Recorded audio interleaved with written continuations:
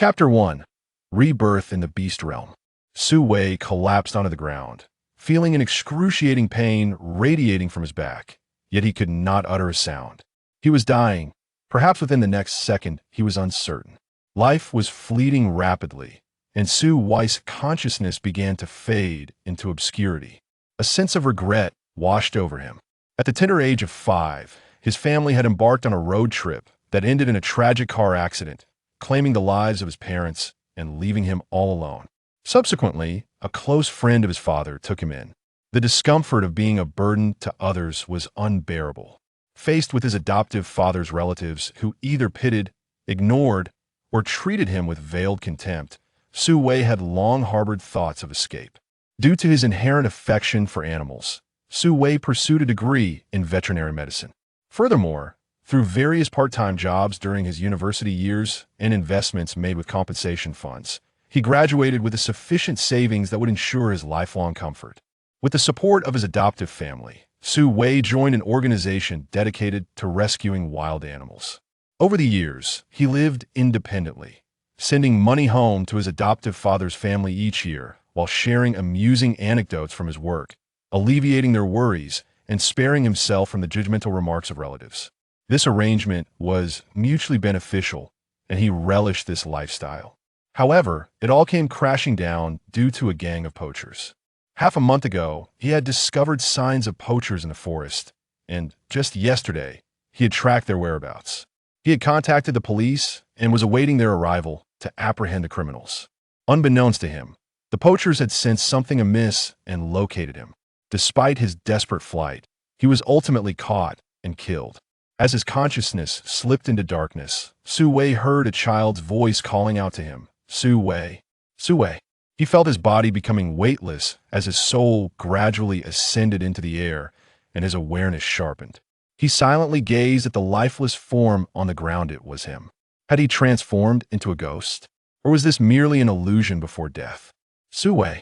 Following the voice, he beheld a chubby little leopard, clearly well cared for by its mother. Seeing Su Wei's gaze, the little leopard raised its paw, perhaps to greet him. Yet, as Su Wei observed the tiny belly that dragged along the ground, he found it adorable, though his spirits were at an all-time low, and even the sight of such a charming creature could not mend his heart. "Su Wei, the time has come. You must return to where you originally belonged." Return? To where? Before Su Wei could voice his thoughts, darkness engulfed him, and he lost consciousness in an instant. He had yet to clarify what it meant to return to his original place. On the Beast Realm continent, before a secluded cave west of the Qinghe tribe, a disheveled man, dirty and ragged, was restrained by 2 tall and muscular young men, while 3 others observed from a distance. Strangely, these individuals were clad in garments fashioned from animal hides, vests, and skirts made of fur, with bare feet. The man, being subdued, wore a garment so filthy that its original color was indiscernible, his body caked in mud, resembling a modern-day vagabond from certain parts of the world. In stark contrast, the 3 men facing him were considerably cleaner, dressed in various animal hide attire, their long hair glossy and well-groomed. The man in the center was strikingly handsome. He held his chin slightly aloft, looking down in disdain at the filthy man. As the dirty figure continued to struggle violently, a flicker of fear crossed the man's eyes as he urged the 2 strong men holding the vagabond, "Zhuo, Sha, hold him tightly.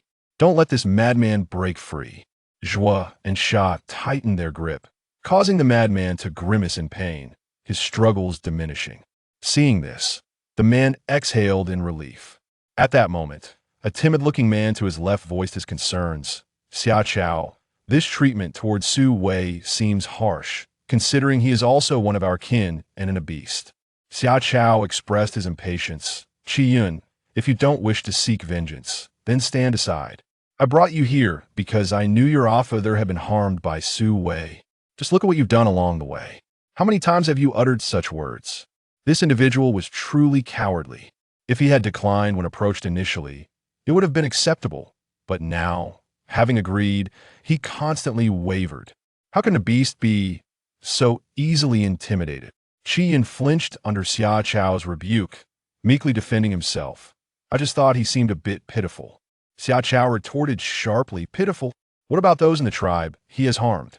I bear a scar from his bite on my hand. Am I not pitiful? Your officer has a gaping wound on his shoulder from him. Is he not pitiful?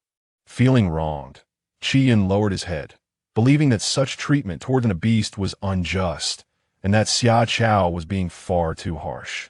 The man standing to the right of Xiao Chao observed Qi Yun's plight with cold indifference, not daring to speak until Xiao Chao had finished berating him. He then gently tugged at Xiao Chao's wrist, offering a calming suggestion. All right, Xiao Chao, Qi Yun did not intend any harm. What matters most now? His gaze flickered towards the subdued Su Wei on the ground, and he leaned closer to Xiao Chao, whispering just loud enough for the others to hear. I know you harbor resentment towards Su Wei for the injuries he inflicted upon you, but he isn't a beast, one of our own. Do not be overly harsh. Xiao Chao shot a sidelong glance at Qi Yun, snorted disdainfully, and after considering his friend's words, replied by Mian, rest assured, I am aware of my limits. I will only let him suffer a little. Upon hearing Bai Mian's words, Qi Yun lifted his head to glance at the gentle Bai Mian, then at the still fierce Xiao Chao, before lowering his gaze once more. How could their personalities differ so drastically, despite being good friends? The two beastmen across from them had also caught wind of Bai Mian's remarks. Although his voice was soft, their keen hearing allowed them to discern his words, even from short distance. Initially, they had been reluctant to partake in the punishment of Su Wei, considering that, despite his madness, he was fundamentally a beast. It seemed illogical for two beastmen to assist three beasts in bullying another beast. Thus, when Xiao Chao approached them, they had firmly declined. Later, however, Bai Mian approached them, clarifying that they were merely to help restrain Su Wei, ensuring he could not harm them, rather than to bully him. The madness of Su Wei was well known when he went berserk.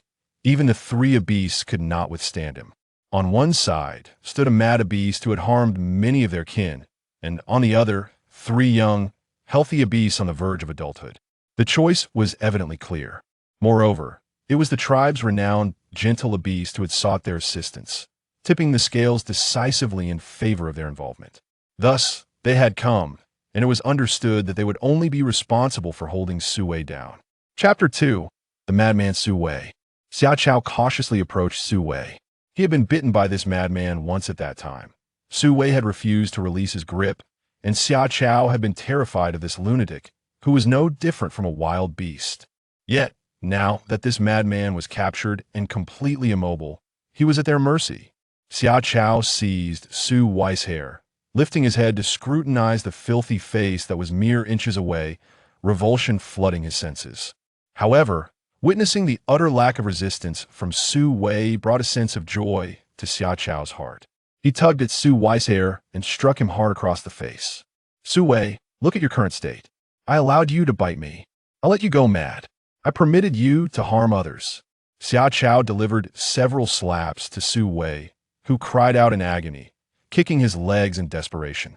In a moment of oversight, Xiao Chao received a kick to his leg, the pain causing him to gasp as he stumbled backward. Seeing this, Bai Mian rushed to support him. Are you all right? Just then, the sound of rustling approached, and the group turned their anxious gazes towards the source. The newcomer was you. You noticed them, and, upon seeing their panicked demeanor, his eyes fell upon Su Wei, who was being held by Zhuo and Sha. The sight of Su Wei's swollen face and bloody mouth sent alarm bells ringing in Yes' mind. It was over. What are you doing? The two beastmen were startled by his furious shout, feeling a pang of guilt, though they had not bullied Su Wei. Overcome by guilt, they loosened their grip slightly. Su Wei, already struggling with all his might, seized the opportunity to break free, propelling himself backward with such force that he fell and struck the back of his head against the ground. The sound of impact echoed ominously. You watched in horror as Su Wei lay motionless on the ground, and he hurried forward to check on him. The others, realizing they might have crossed a line, followed suit. Bai Mian tugged at Xiao Chao, silently urging him to flee. Understanding the implication, Xiao Chao stuttered, "We just intended to teach him a lesson. We didn't mean to truly harm him. WWE should leave now."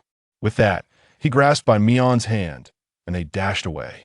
Qian glanced at the unmoving Su Wei before looking back at the fleeing duo, biting his lip before ultimately choosing to follow Xia Chao and by Mian. Zhua and Sha exchanged a grave glance with you, ultimately deciding to follow Xia Cao and the others, as this matter was not theirs to concern. You examined Su Wei's injuries aside from a few slaps on his face. There were no visible wounds on his exposed skin.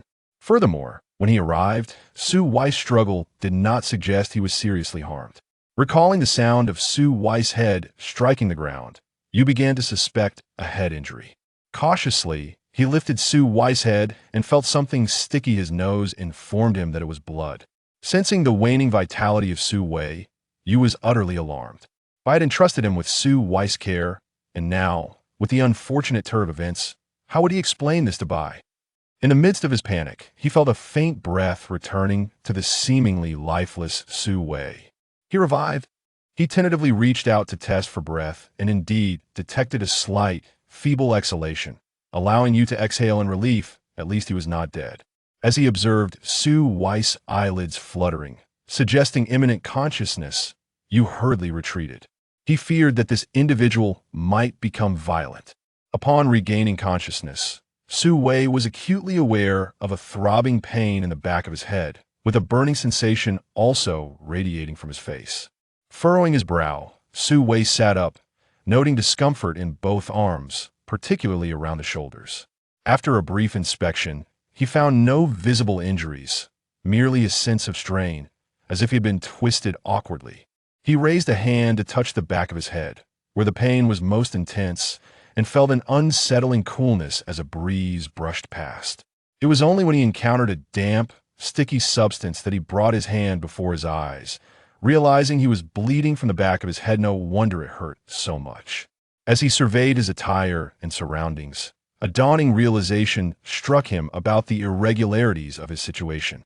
Lying on the ground, he felt a mysterious pain coursing through his body, particularly in his face and head. He remembered being shot in the back before losing consciousness. Now that he had awakened, he should logically be experiencing pain in that area. Moreover, the dirt caked on his body suggested he had not bathed in quite some time. Additionally, the animal hide he wore was not what he donned prior to his demise. Everything felt utterly bizarre: the inexplicable pain, the unfamiliar location, and the strange clothing. Upon further inspection, he found that aside from the large bump on the back of his head, he was no longer bleeding. Rising from the ground, he gingerly moved his sore shoulders. He noticed a cave nearby, and a subconscious instinct told him this was his home. Su Wei. He lifted his foot and slowly approached the cave, which appeared rudimentary and reeked of an unpleasant odor.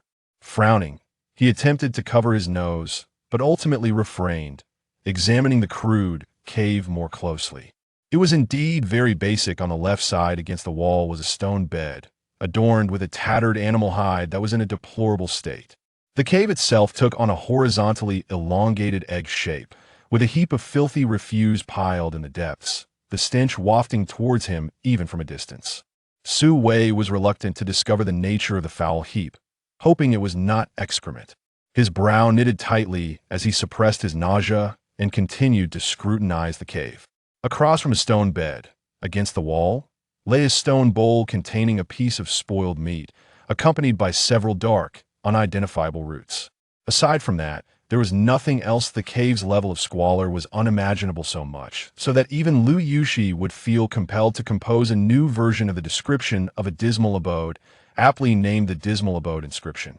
Su Wei gazed at the dirty and chaotic cave, along with his own soiled state, falling into silence. Such conditions he had only witnessed in primitive tribal settings.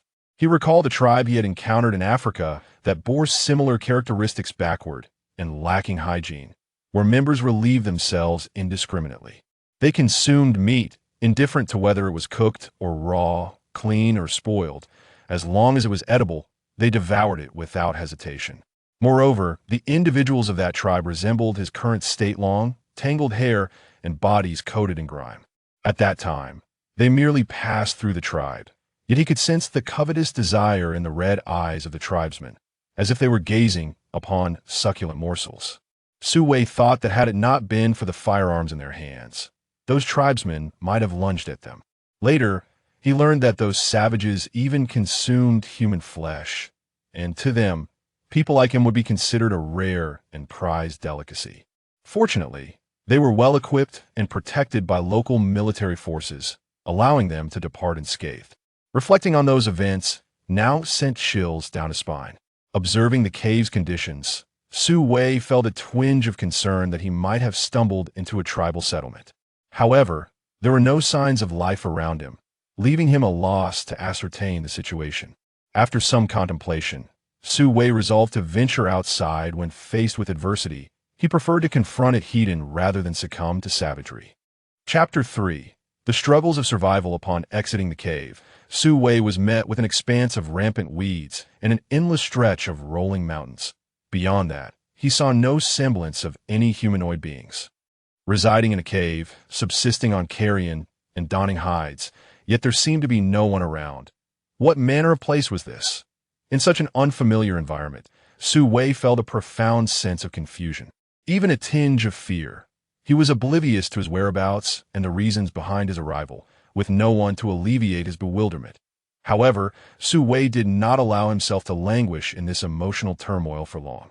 Since graduating from university, he had been engaged in outdoor work, which had inadvertently honed his ability to remain composed in the face of unforeseen circumstances. Confronted with the present situation, he resolved to first address the immediate issues at hand, such as the cave itself and his own unkempt state, followed by the pressing concern of procuring food as for other matters. He would attend to them gradually.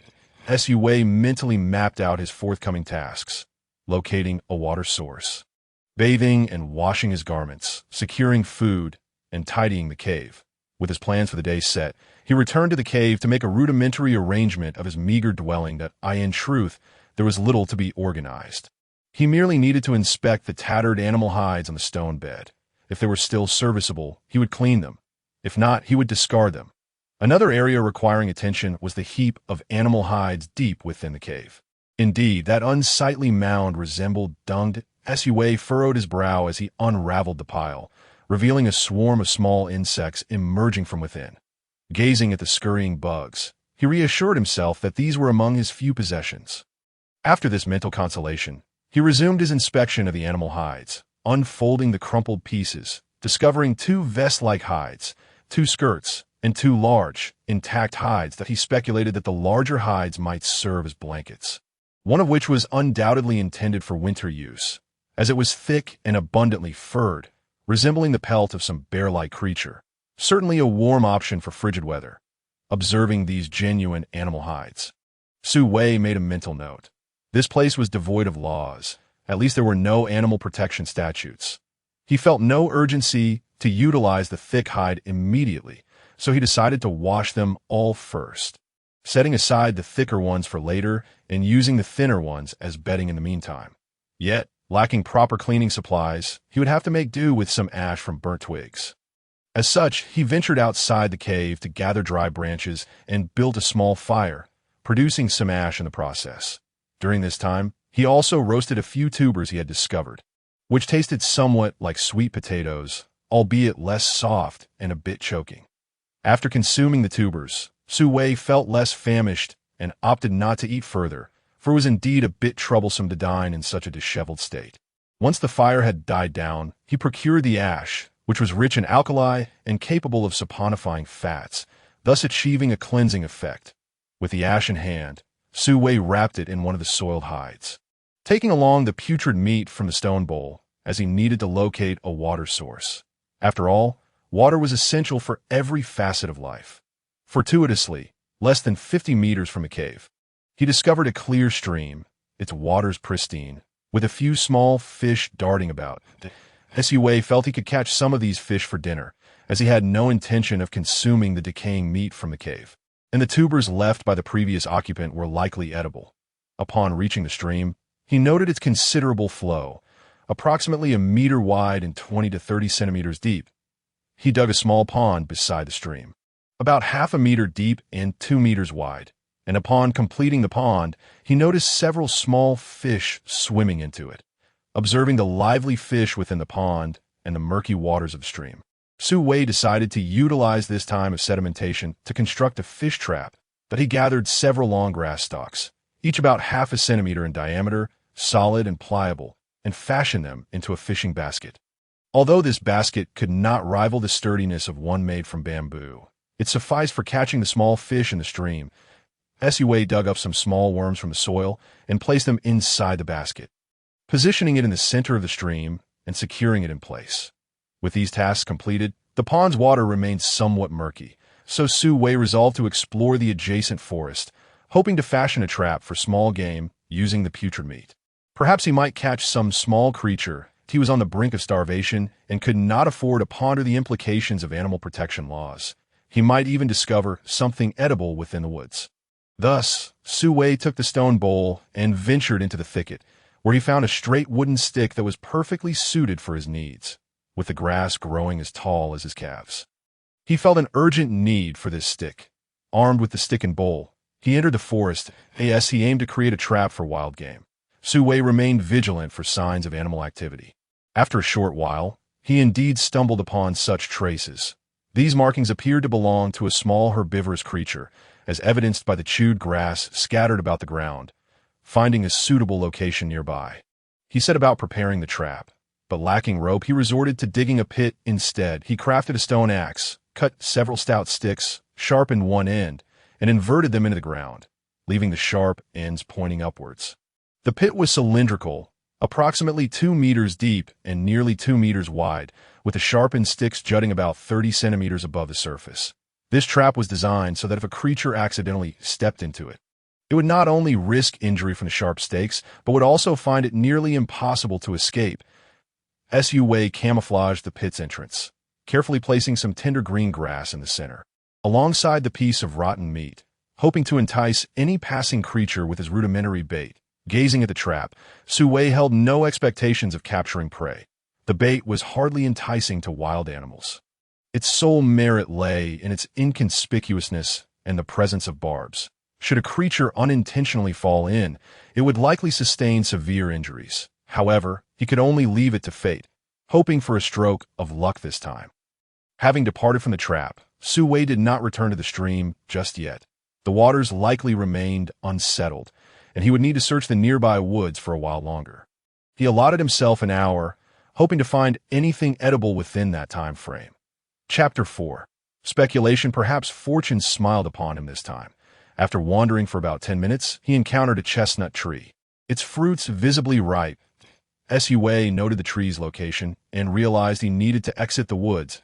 If there were any humans nearby, the wild animals would be exceedingly wary, which could jeopardize the success of his trap.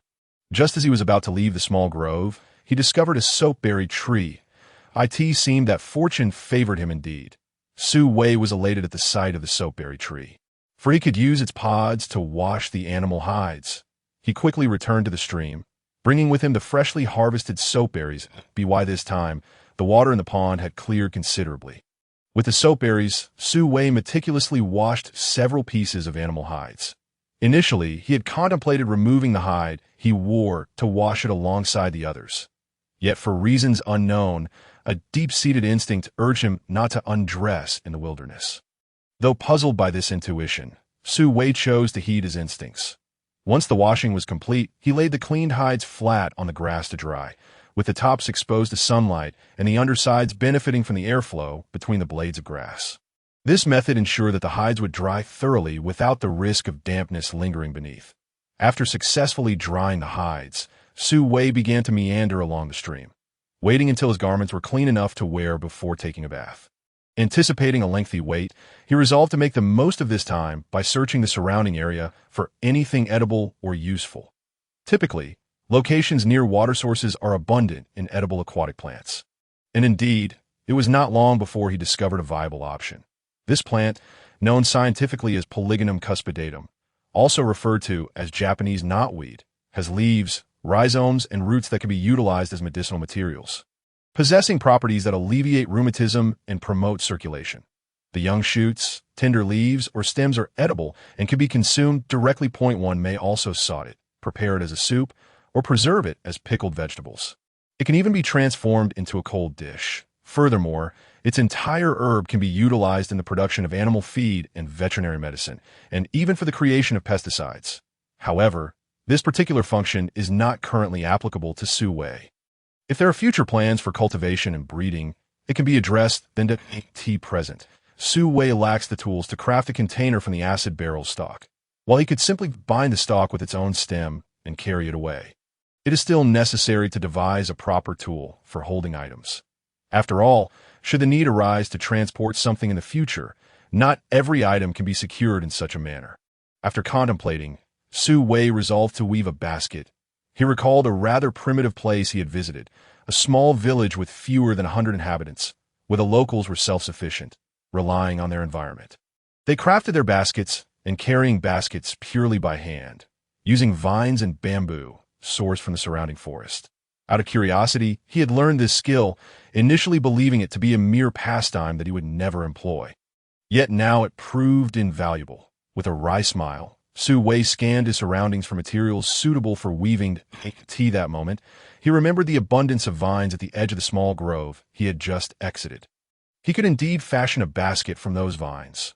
However, recalling the trap located in that grove, he hesitated, though it might not pose any real danger. What if it did? The area with the vines was quite close to the trap, and venturing there now would undoubtedly disturb the local wildlife, rendering the trap entirely ineffective. With this thought, Su Wei decided to postpone his visit, reasoning that the vines would remain there, and the tiger cane would not vanish either. He cast another delighted glance at the tiger cane, feeling assured of his food supply, albeit temporarily, alleviating his anxiety over the lack of sustenance. Continuing to search along the creek with his wooden stick, Su Wei maintained a neutral expression, though his eyes sparkled with delight that he meticulously examined his surroundings, hoping to discover another edible item. However, he found nothing of interest, yet he did not feel disheartened. Having food for the next few days was already a significant relief. Estimating the time since his departure, he surmised that the animal hide clothing should still be drying. Thus, he expanded his search radius, moving outward from the creek by about 200 meters. After a prolonged search, he still did not find anything edible. However, he did stumble upon a valuable herb, great burdock. This herb is renowned for its excellent hemostatic properties and can be used both internally and externally. Internally, it can be brewed into a medicinal decoction to treat symptoms such as hemoptysis, hematochezia, and more. Externally, it can be crushed into a medicinal paste and applied to wounds to facilitate rapid clotting. By the time Su Wei discovered the great burdock, he had already completed a full circuit around the area, and the time was nearly right. He estimated that the animal hide clothing, exposed to the scorching sun, was likely completely dry. Therefore, he promptly harvested the great burdock, uprooting it to take back to his cave for cultivation. If it thrived, he planned to expand its growing area to store it as a hemostatic remedy. After all, it seemed likely that he would spend the foreseeable future in this location, and the cave had little in the way of spare medicinal supplies. Whenever he encountered herbal remedies, he aimed to stockpile them. He even intended to gather more of the tiger cane he had just discovered, drying and storing it for use as a remedy for colds, as it possesses properties that clear heat and detoxify, effectively treating symptoms like coughs and colds.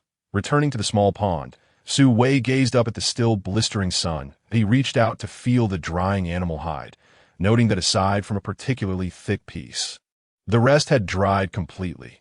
Selecting a set of animal hide clothing, he finally felt ready to bathe, as the odor emanating from his body had become quite pungent after being exposed to the sun. Additionally, the blood on the back of his head had dried, and the faint scent of it lingered unpleasantly in his nostrils. It took Su Wei an hour to scrub himself clean, and by that time, the sun had grown even hotter. Squinting at the blazing sun above, he sought out a lush tree, snapped off a few branches, and fashioned a straw hat.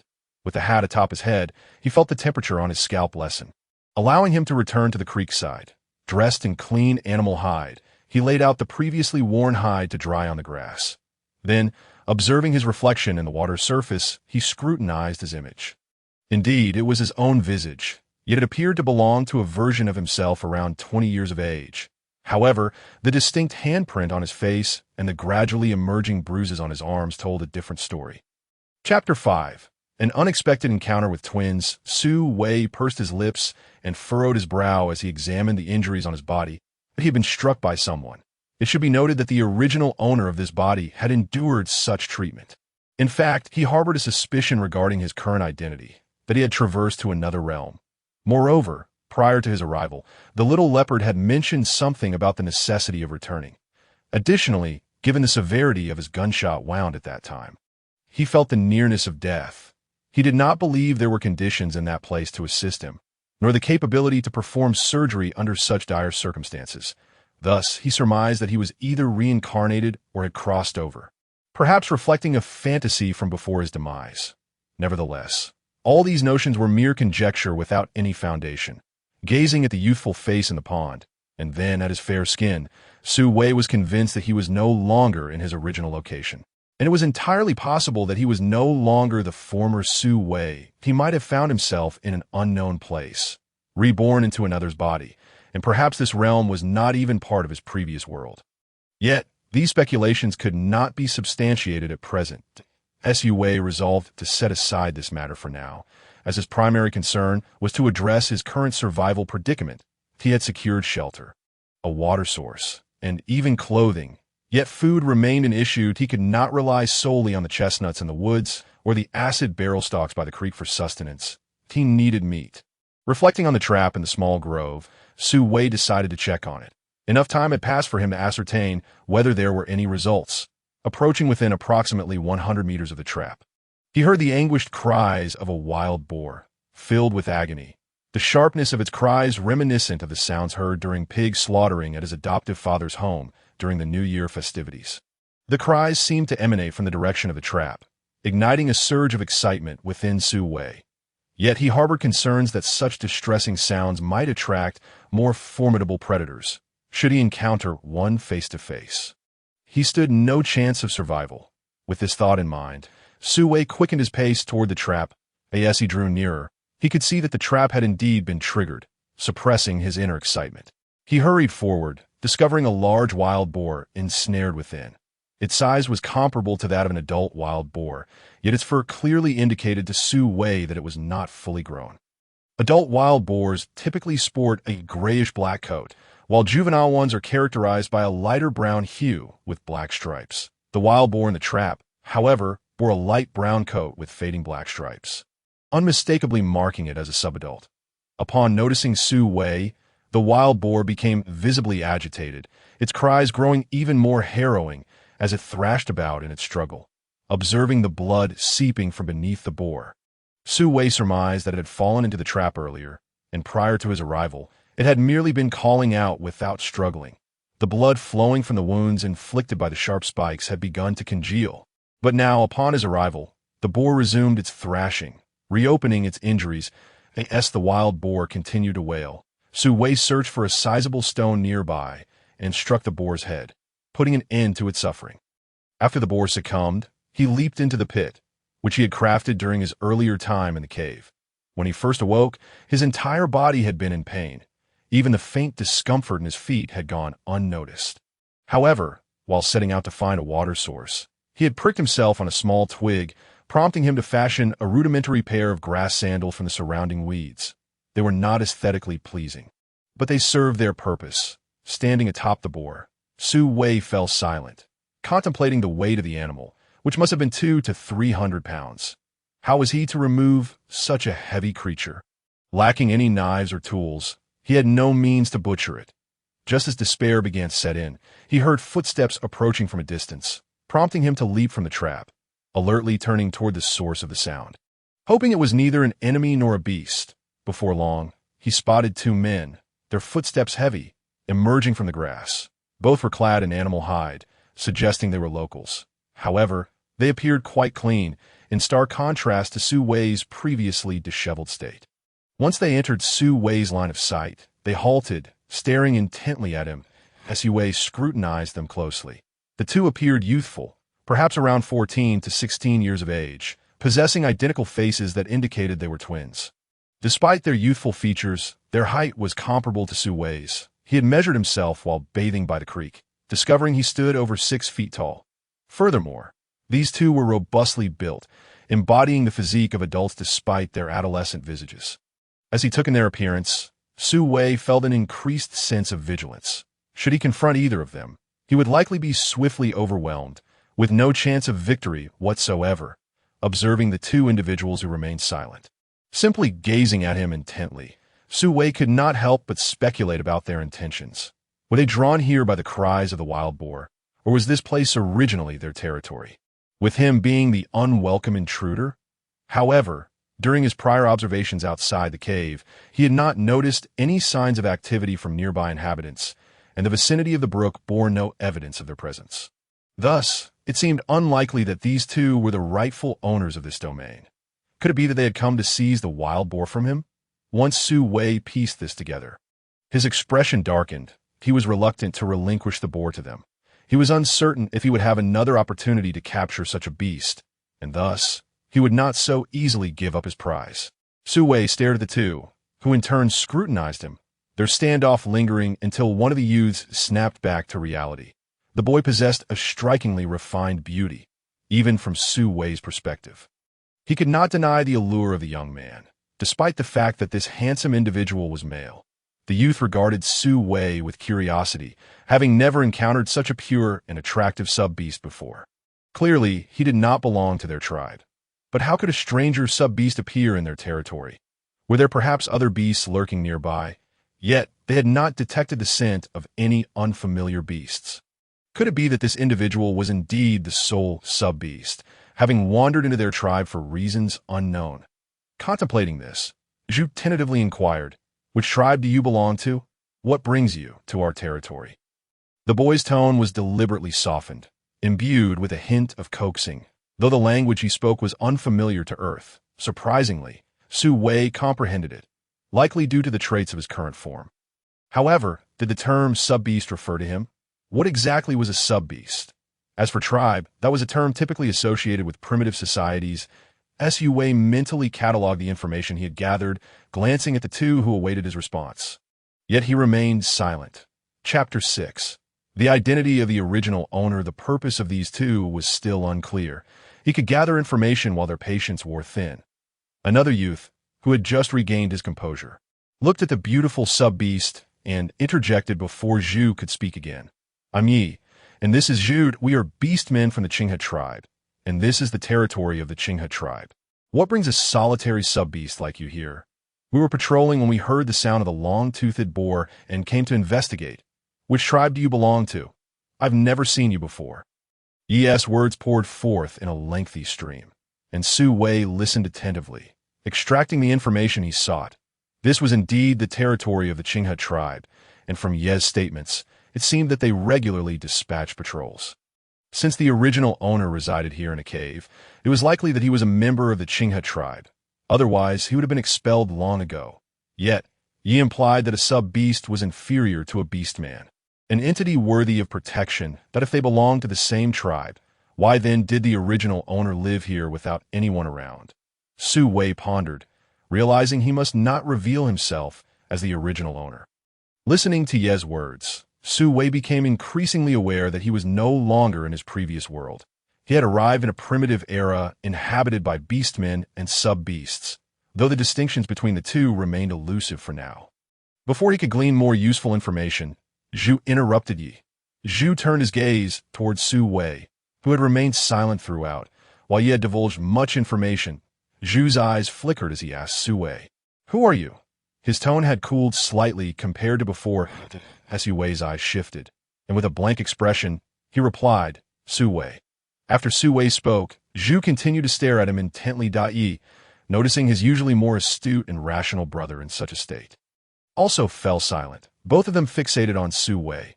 Realizing he needed to say something further, Su Wei posed his own questions. What is a beastman? And what is a sub-beast? Zhu and Yi exchanged glances. Astonished that this sub-beast was unaware of the distinctions between the two, did their tribe not differentiate between beastmen and sub-beasts? Zhu regarded the still-waiting sub-beast before him, skepticism evident in his voice. Beastmen are like us. We can transform into beast forms. Those who cannot transform and possess reproductive capabilities are referred to as sub-beasts. Su Wei's pupils constricted slightly as he absorbed this revelation, feeling as though the worldview he had constructed over the past 30 years was being violently shattered. Zhu and Yi exchanged another glance. Relaxing their guard, a sub-beast who did not know their own gender could either mean that their tribe consisted solely of sub-beasts, or that he had always lived alone. Yi whispered to Zhu, "Zhu, how do you think he has survived?" Zhu shook his head slightly, unable to imagine. Both youths felt a pang of sympathy for this sub-beast, reflecting on the harsh existence he must have endured compared to those in their tribe. Zhu softened his tone, asking, "Which tribe do you belong to? How did you come to be in our territory?" Su Wei snapped back to the present, responding to his inquiries. "I do not belong to a tribe. I merely opened my eyes to find myself here." He was not lying. He truly had arrived in this place upon awakening. The sympathy in their eyes nearly materialized, but the names sounded vaguely familiar. Gazing at the sub-beast before them, they suppressed their curiosity momentarily. To Yi, being the more emotional of the two, could not help but propose, "Where are you living now? If you are willing, you could join our tribe." Zhu pulled at him, whispering urgently, "We have not yet determined his identity. Inviting him to join our tribe recklessly could pose a danger." Realizing the impropriety of his earlier suggestion, Yi scratched his head and explained to Su Wei, "However, this is not a decision we can make. We must return and inform the tribe leader." Su Wei nodded and expressed his gratitude, saying, "Thank you." Suddenly, a thought struck Yi, and he abruptly seized Zhu's hand, exclaiming with astonishment, "Zhu, I recall where I heard his name before. That madman." Zhu, prompted by Ye's remark, also recollected it. Both directed their attention to Su Wei, scrutinizing him closely. This sub-beast bore no resemblance to the madman they had imagined. It was likely just a case of sharing a name. Yi quietly remarked, "I don't think he resembles that madman at all." Zhu concurred, "I agree. Look at him. There's nothing about him that suggests madness." In unison, they said, "So it is indeed possible that it is just a coincidence of names." As Su Wei observed their whispered conversation, his expression shifted, mirroring the fluctuations in his emotions. After deliberating, they concluded that this Su Wei was not the madman they feared, allowing them to relax. However, Yi, concerned about the madman residing nearby, warned Su Wei, "Be cautious living here. There's a dangerous madman. He attacks others without provocation. You must be careful not to encounter him." Su Wei pressed his lips together, realizing that based on their earlier discussions, he might indeed be that madman. Nonetheless, he nodded in agreement, stating, "I have not encountered him, but I will be careful." Upon mentioning the madman, Yi could not help but vent his frustrations to Su Wei. "He was originally one of our tribe. Elders say he was sane in his childhood, but after some trauma at the age of 5, he became unhinged. The tribe leader, fearing he might harm others, relocated him to this area." Yi looked at Su Wei and continued, "Moreover, that person shares your name. He is also called Su Wei." Zhu elbowed Yi, who quickly realized his blunder and hastily corrected himself. "But that person is quite unpleasant. You are definitely not him." Su Wei smiled faintly, and the two returned his smile, treating the comment as a jest. As they delved into this conversation, the three grew more familiar with one another, their initial wariness dissipating. Zhu and Yi edged closer to Su Wei, finally catching sight of the creature in the large pit behind him. Seeing the subadult Lu beast in the pit, they assumed it had accidentally fallen and perished, having been discovered by Su Wei.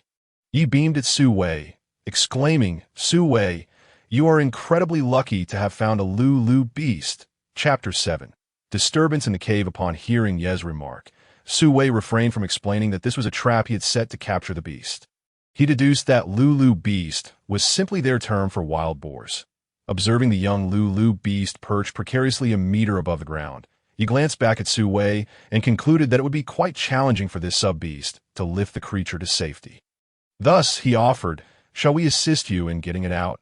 Before their arrival, Su Wei was indeed troubled about how to lift the wild beast, the Lu beast, up. After listening to Ye's suggestion, he decisively nodded and expressed his gratitude, offering to share half of the meat with them. After all, such a large wild boar would be too much for him to consume alone. Rather than let it rot, it would be more prudent to return the favor. Upon hearing this, Yi did not refuse, as the beastmen in their tribe often traded various items for assistance from others. Together, Yi and Zhu managed to hoist the Lulu beast from the bottom of the pit to the surface. In truth, only one person was needed for the task. However, the nature of the pit was such that the beast had settled at the bottom, leaving no foothold for them. Thus, one would hoist the Lulu beast while the other lifted its body. And they worked in unison to heave it towards the mouth of the pit. Once they had thrown the Lulu beast, they noticed the upright wooden spikes at the pit's bottom, stained with blood, which likely caused the beast's demise. Having accomplished this task, they decided to further assist by moving the Lulu beast to the stream nearby and processing it there. Su Wei observed the two working swiftly and skillfully, gaining a deeper understanding of the beastmen in this world. After preparing the meat, Su Wei divided half of the wild boar meat between them. However, they only accepted 2 hind legs. Su Wei recalled the items in his cave and realized he had no salt.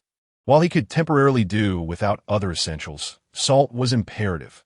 Looking at the two before him, Su Wei tentatively inquired, "Do you have any salt?" The two exchanged glances. In the eastern region of the Beastmen continent where the Qinghe tribe resided, there was a shared salt lake. Anyone living on this continent would not be deprived of salt. This Beastman did not appear to be from this area. So where did he originate from? How had he arrived here? Unbeknownst to Su Wei, the two were filled with sympathy as they gazed at him, leaving him somewhat perplexed. What was going on? He did not reveal his confusion. Instead, he quietly observed the two. Zhu, being more rational than emotional, could not help but feel a twinge of compassion for the pitiful Beastman, and said directly, "We have salt, a lot of it. We can spare you some tea," being even more sentimental. Bluntly added after hearing his brother's words, "The people of the eastern continent do not lack salt. Every inhabitant can retrieve salt from the salt lake."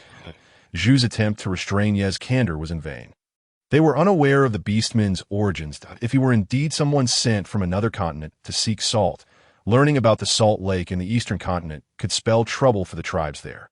Feeling a flicker of uncertainty from Zhu's gaze, Yi leaned closer and whispered defensively, "Zhu, look at him. He doesn't seem like a bad person." Zhu shot him a sidelong glance and replied, "What can we do now?" Though he certainly does not appear malevolent.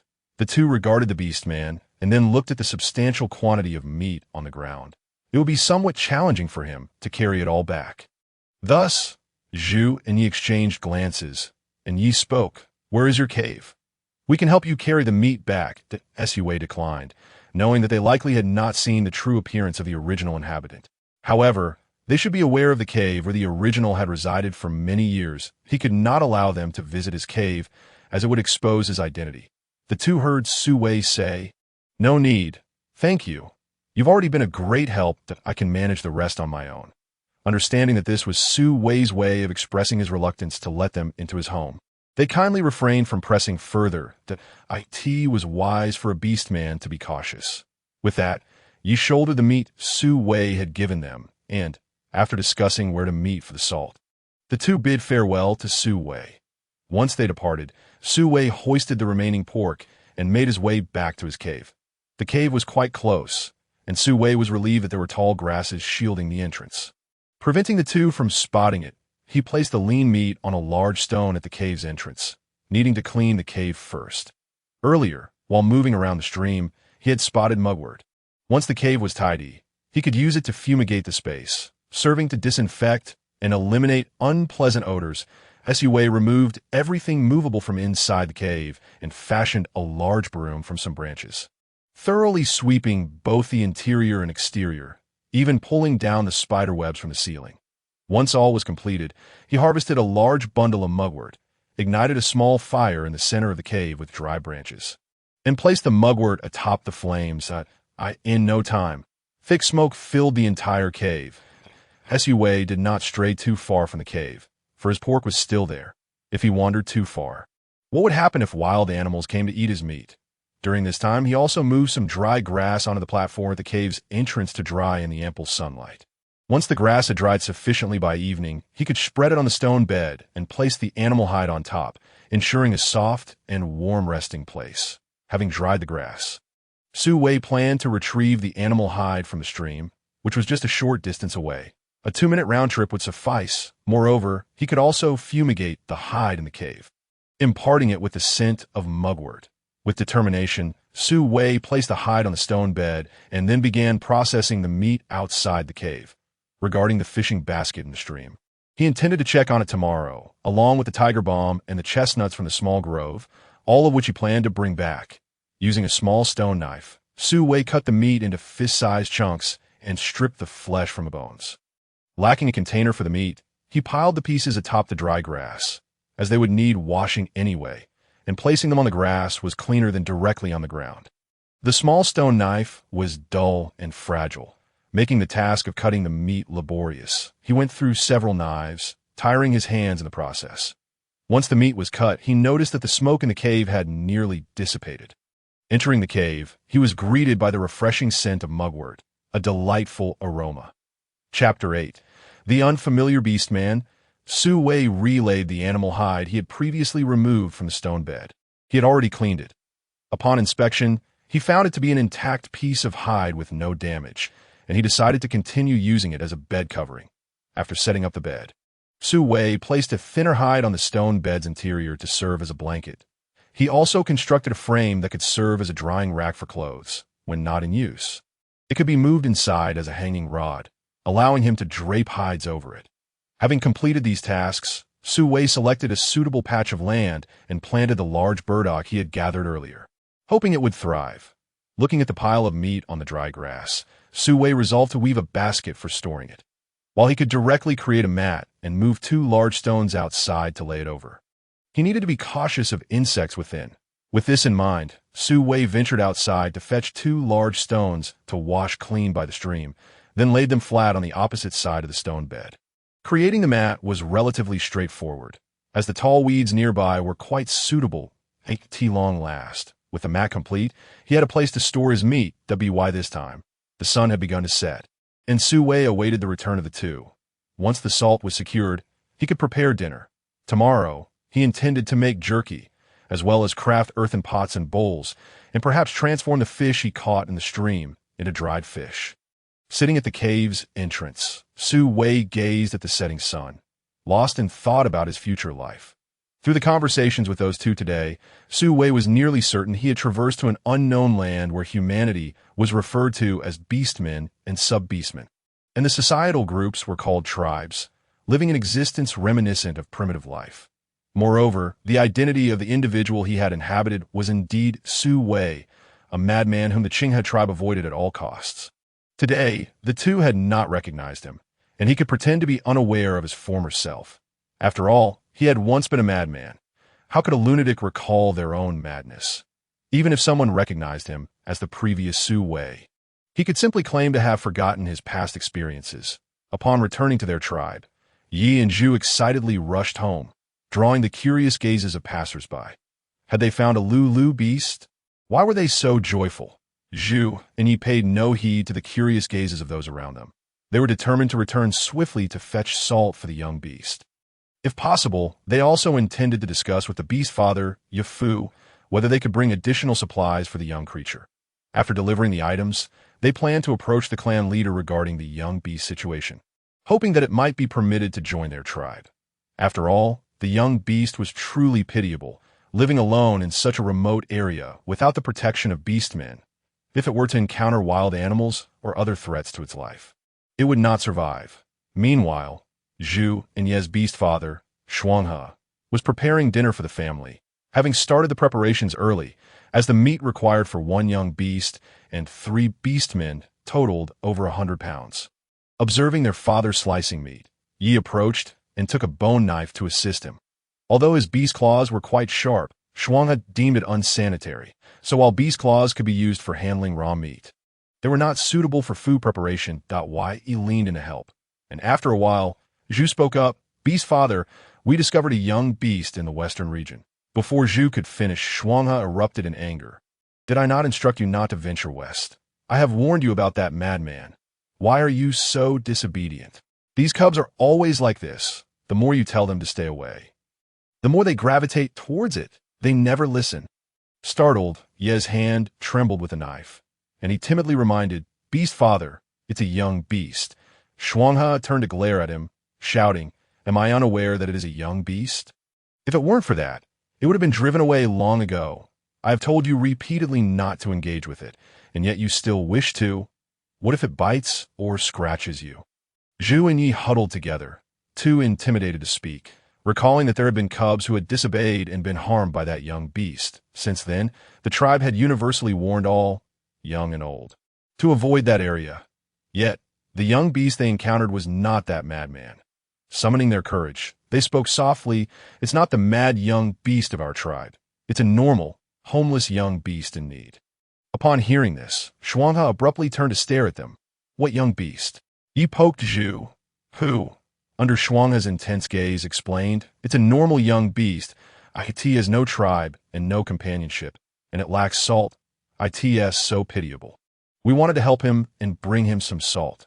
Shuanghe pondered their words, his eyes darting as he considered that although he wished to believe them, the western region was known only for housing a madman. How could a homeless young beast appear there? After much deliberation, he resolved to convey this information to Bai Yong, the mate of the clan leader, Song. Typically, any news regarding young beasts was relayed to Bai Yong for his judgment. Shuanghe wiped his hands, rearranging the wood in the fire to reduce the flames, allowing the meat in the pot to simmer gently, and then he led Zhu and Yi toward Bai Yang's home. Upon arriving, they found Bai Yong and the clan leader, Song, present. Bai Yong welcomed them into the cave, and once seated, he directly inquired, "Do you seek something from me?" In their world, there was no custom of inviting others to share meals. Families were fiercely territorial, and visits were rare. Thus, someone arriving at another's dwelling typically indicated a matter of significance. Shuanghe patted his son's arms, urging them to recount their earlier encounter. Zhu and Yi meticulously detailed their encounter with Su Wei, emphasizing the young beast's plight of being alone and lacking salt. Bai Yong, upon hearing their account, reacted similarly to Shuanghe at first. The western region was akin to a forbidden zone for the Qinghe tribe, generally off-limits due to the madman who resided there. Known for violently attacking anyone who approached, it seemed implausible that a young beast could exist there, let alone one named Su Wei.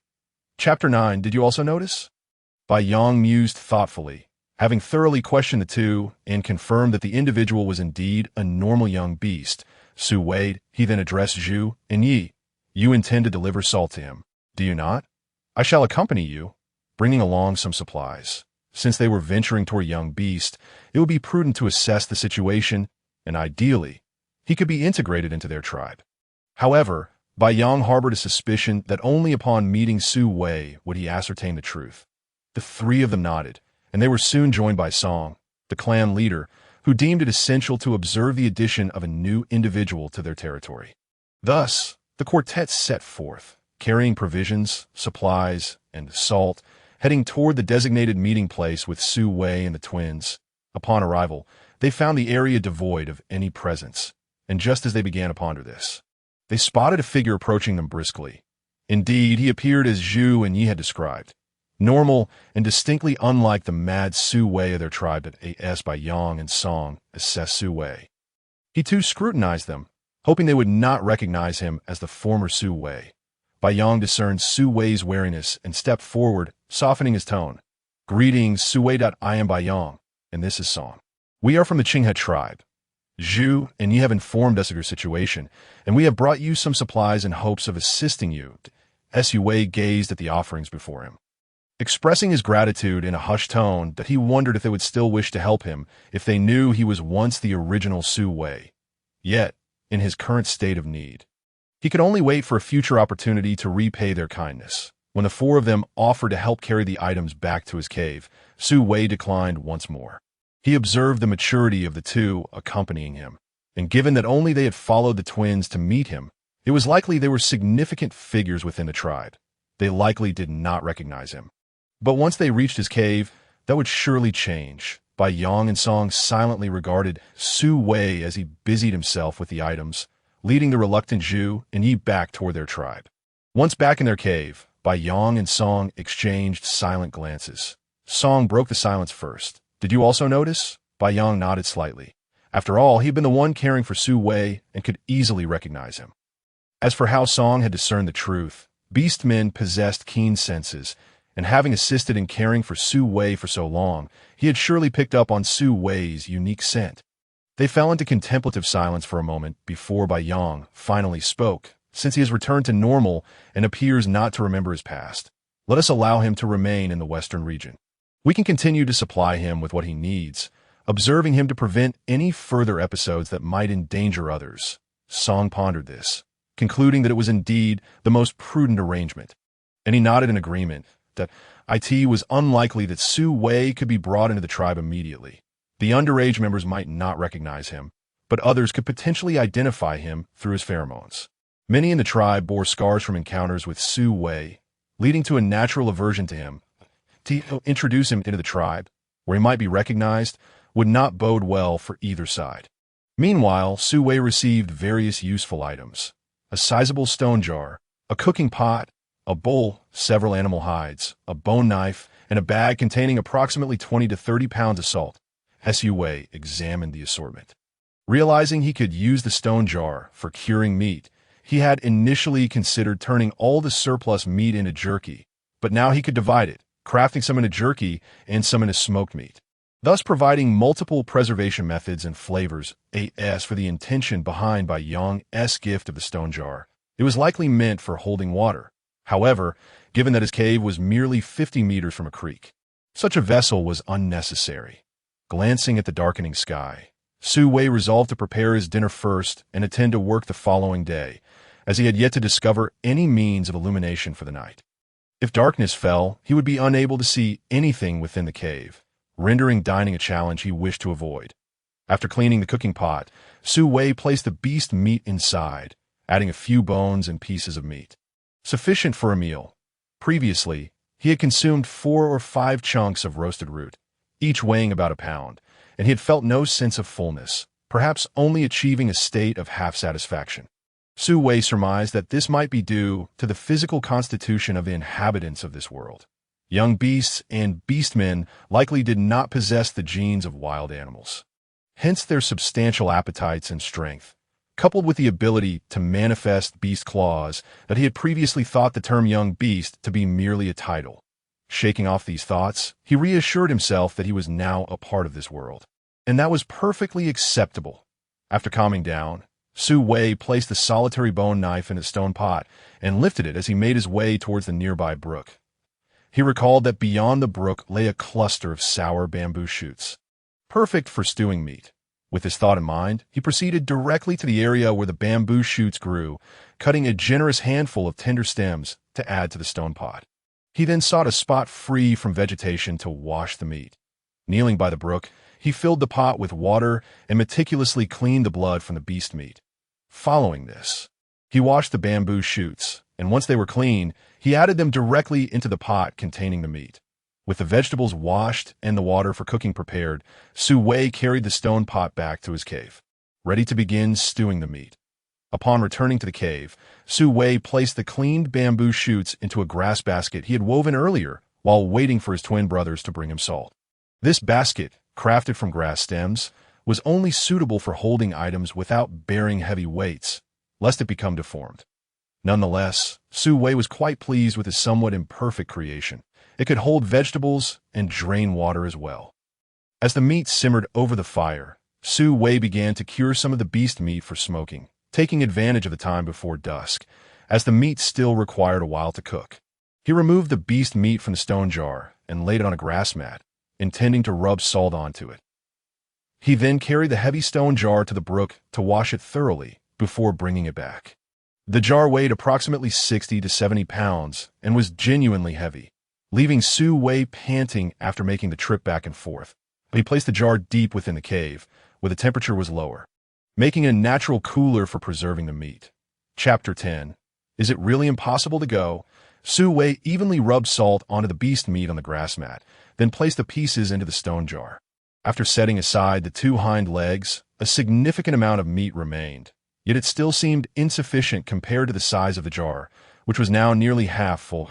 Su Wei wiped the sweat from his brow with his forearm.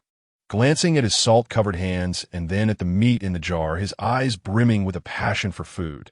The meat would be ready to smoke after being cured for 3 to 4 days. When he ventured out to gather food, he could seek out aromatic plants to enhance the flavor of the smoked meat. That time, He would also fashion a rack to hang the smoked meat in the depths of the cave. As he surveyed the cave, Su Wei felt a twinge of anxiety. If he were to find more food in the future, the cave might not suffice. His gaze fell upon the claw marks on the cave wall, and he pondered whether this cave had been excavated by some creature. He mused about the possibility of seeking assistance from the burrowing beastmen to dig another cave for himself. With a sigh, he acknowledged that his current status was somewhat unsuitable, and it would be best to avoid contact with outsiders.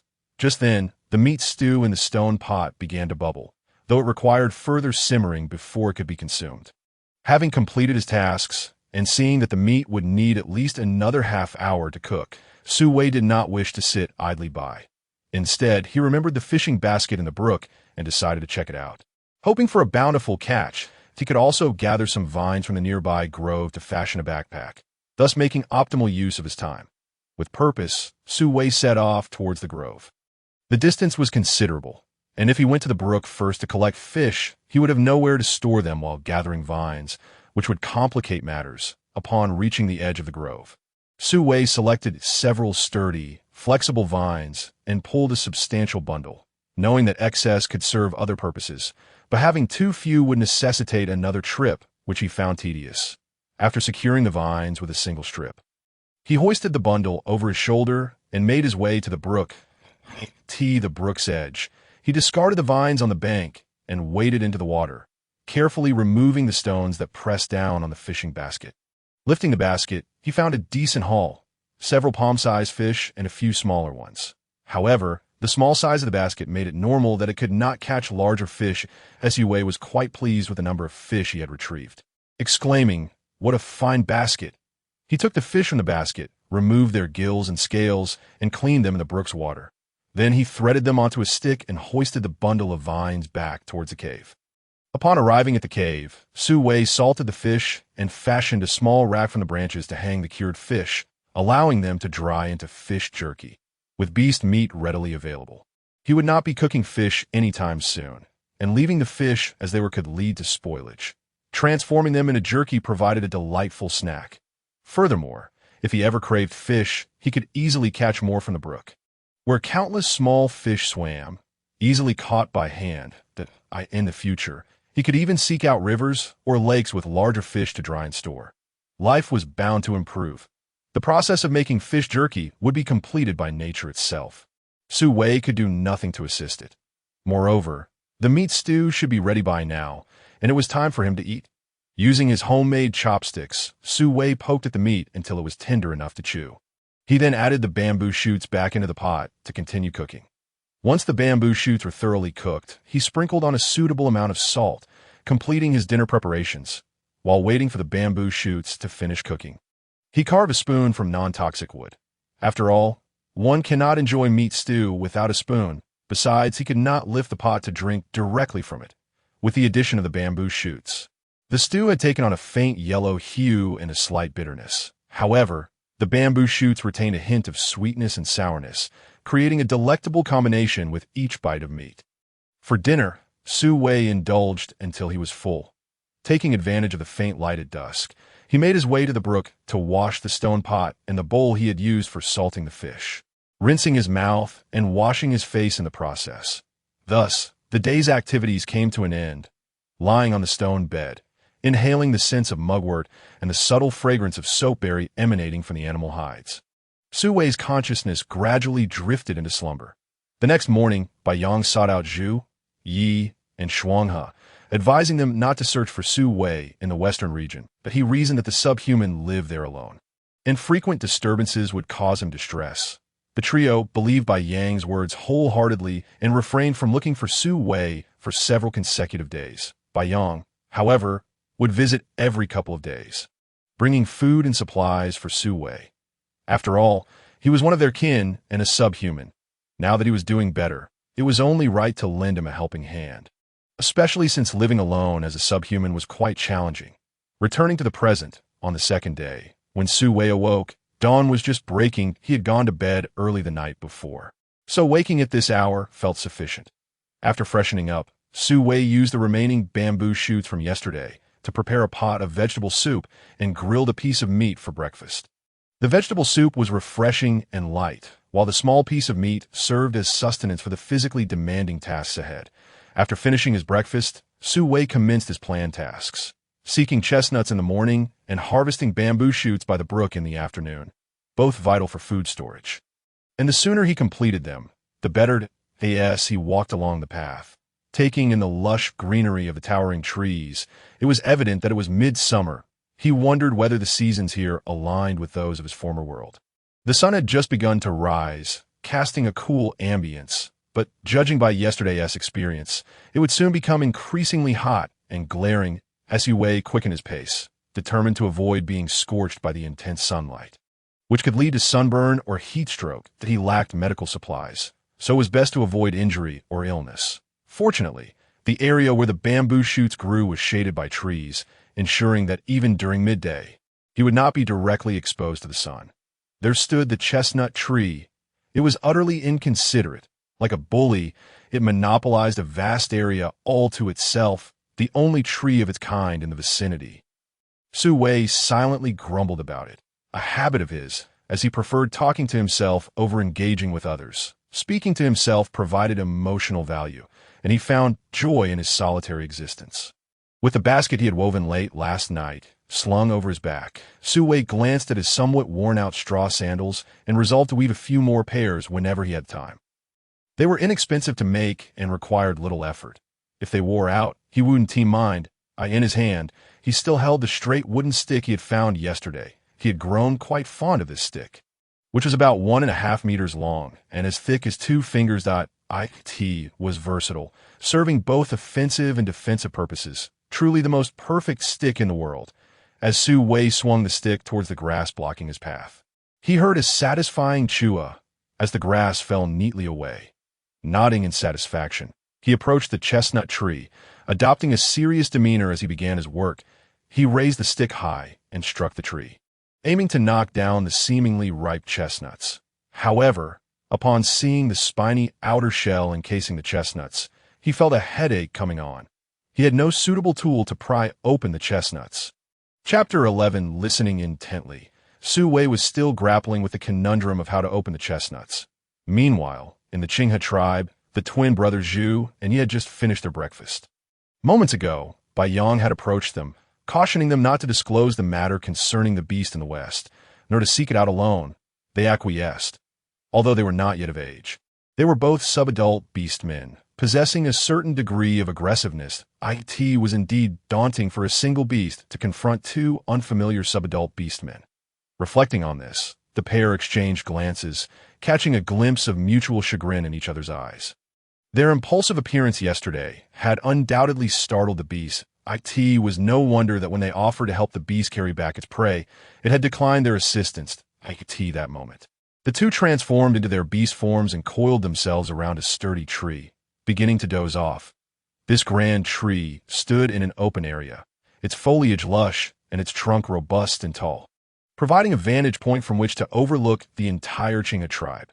Anyone approaching would be easily spotted from their perch, allowing them to whisper without fear of being overheard. Both Zhu and Yi possessed serpentine forms.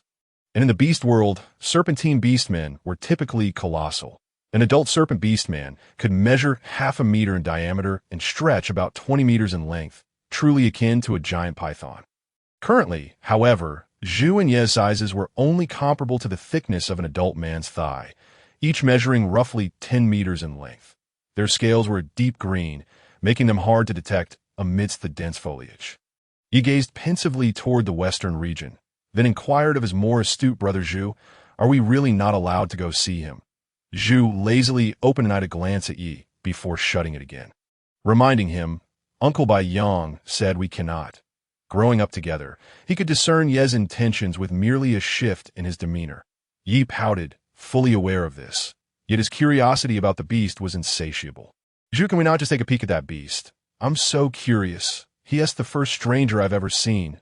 Zhu rolled his eyes at him, recalling how in the past, whenever visitors from other tribes came, you would always be the first to rush forward for a closer look. Yi, undeterred, persisted in his playful coaxing.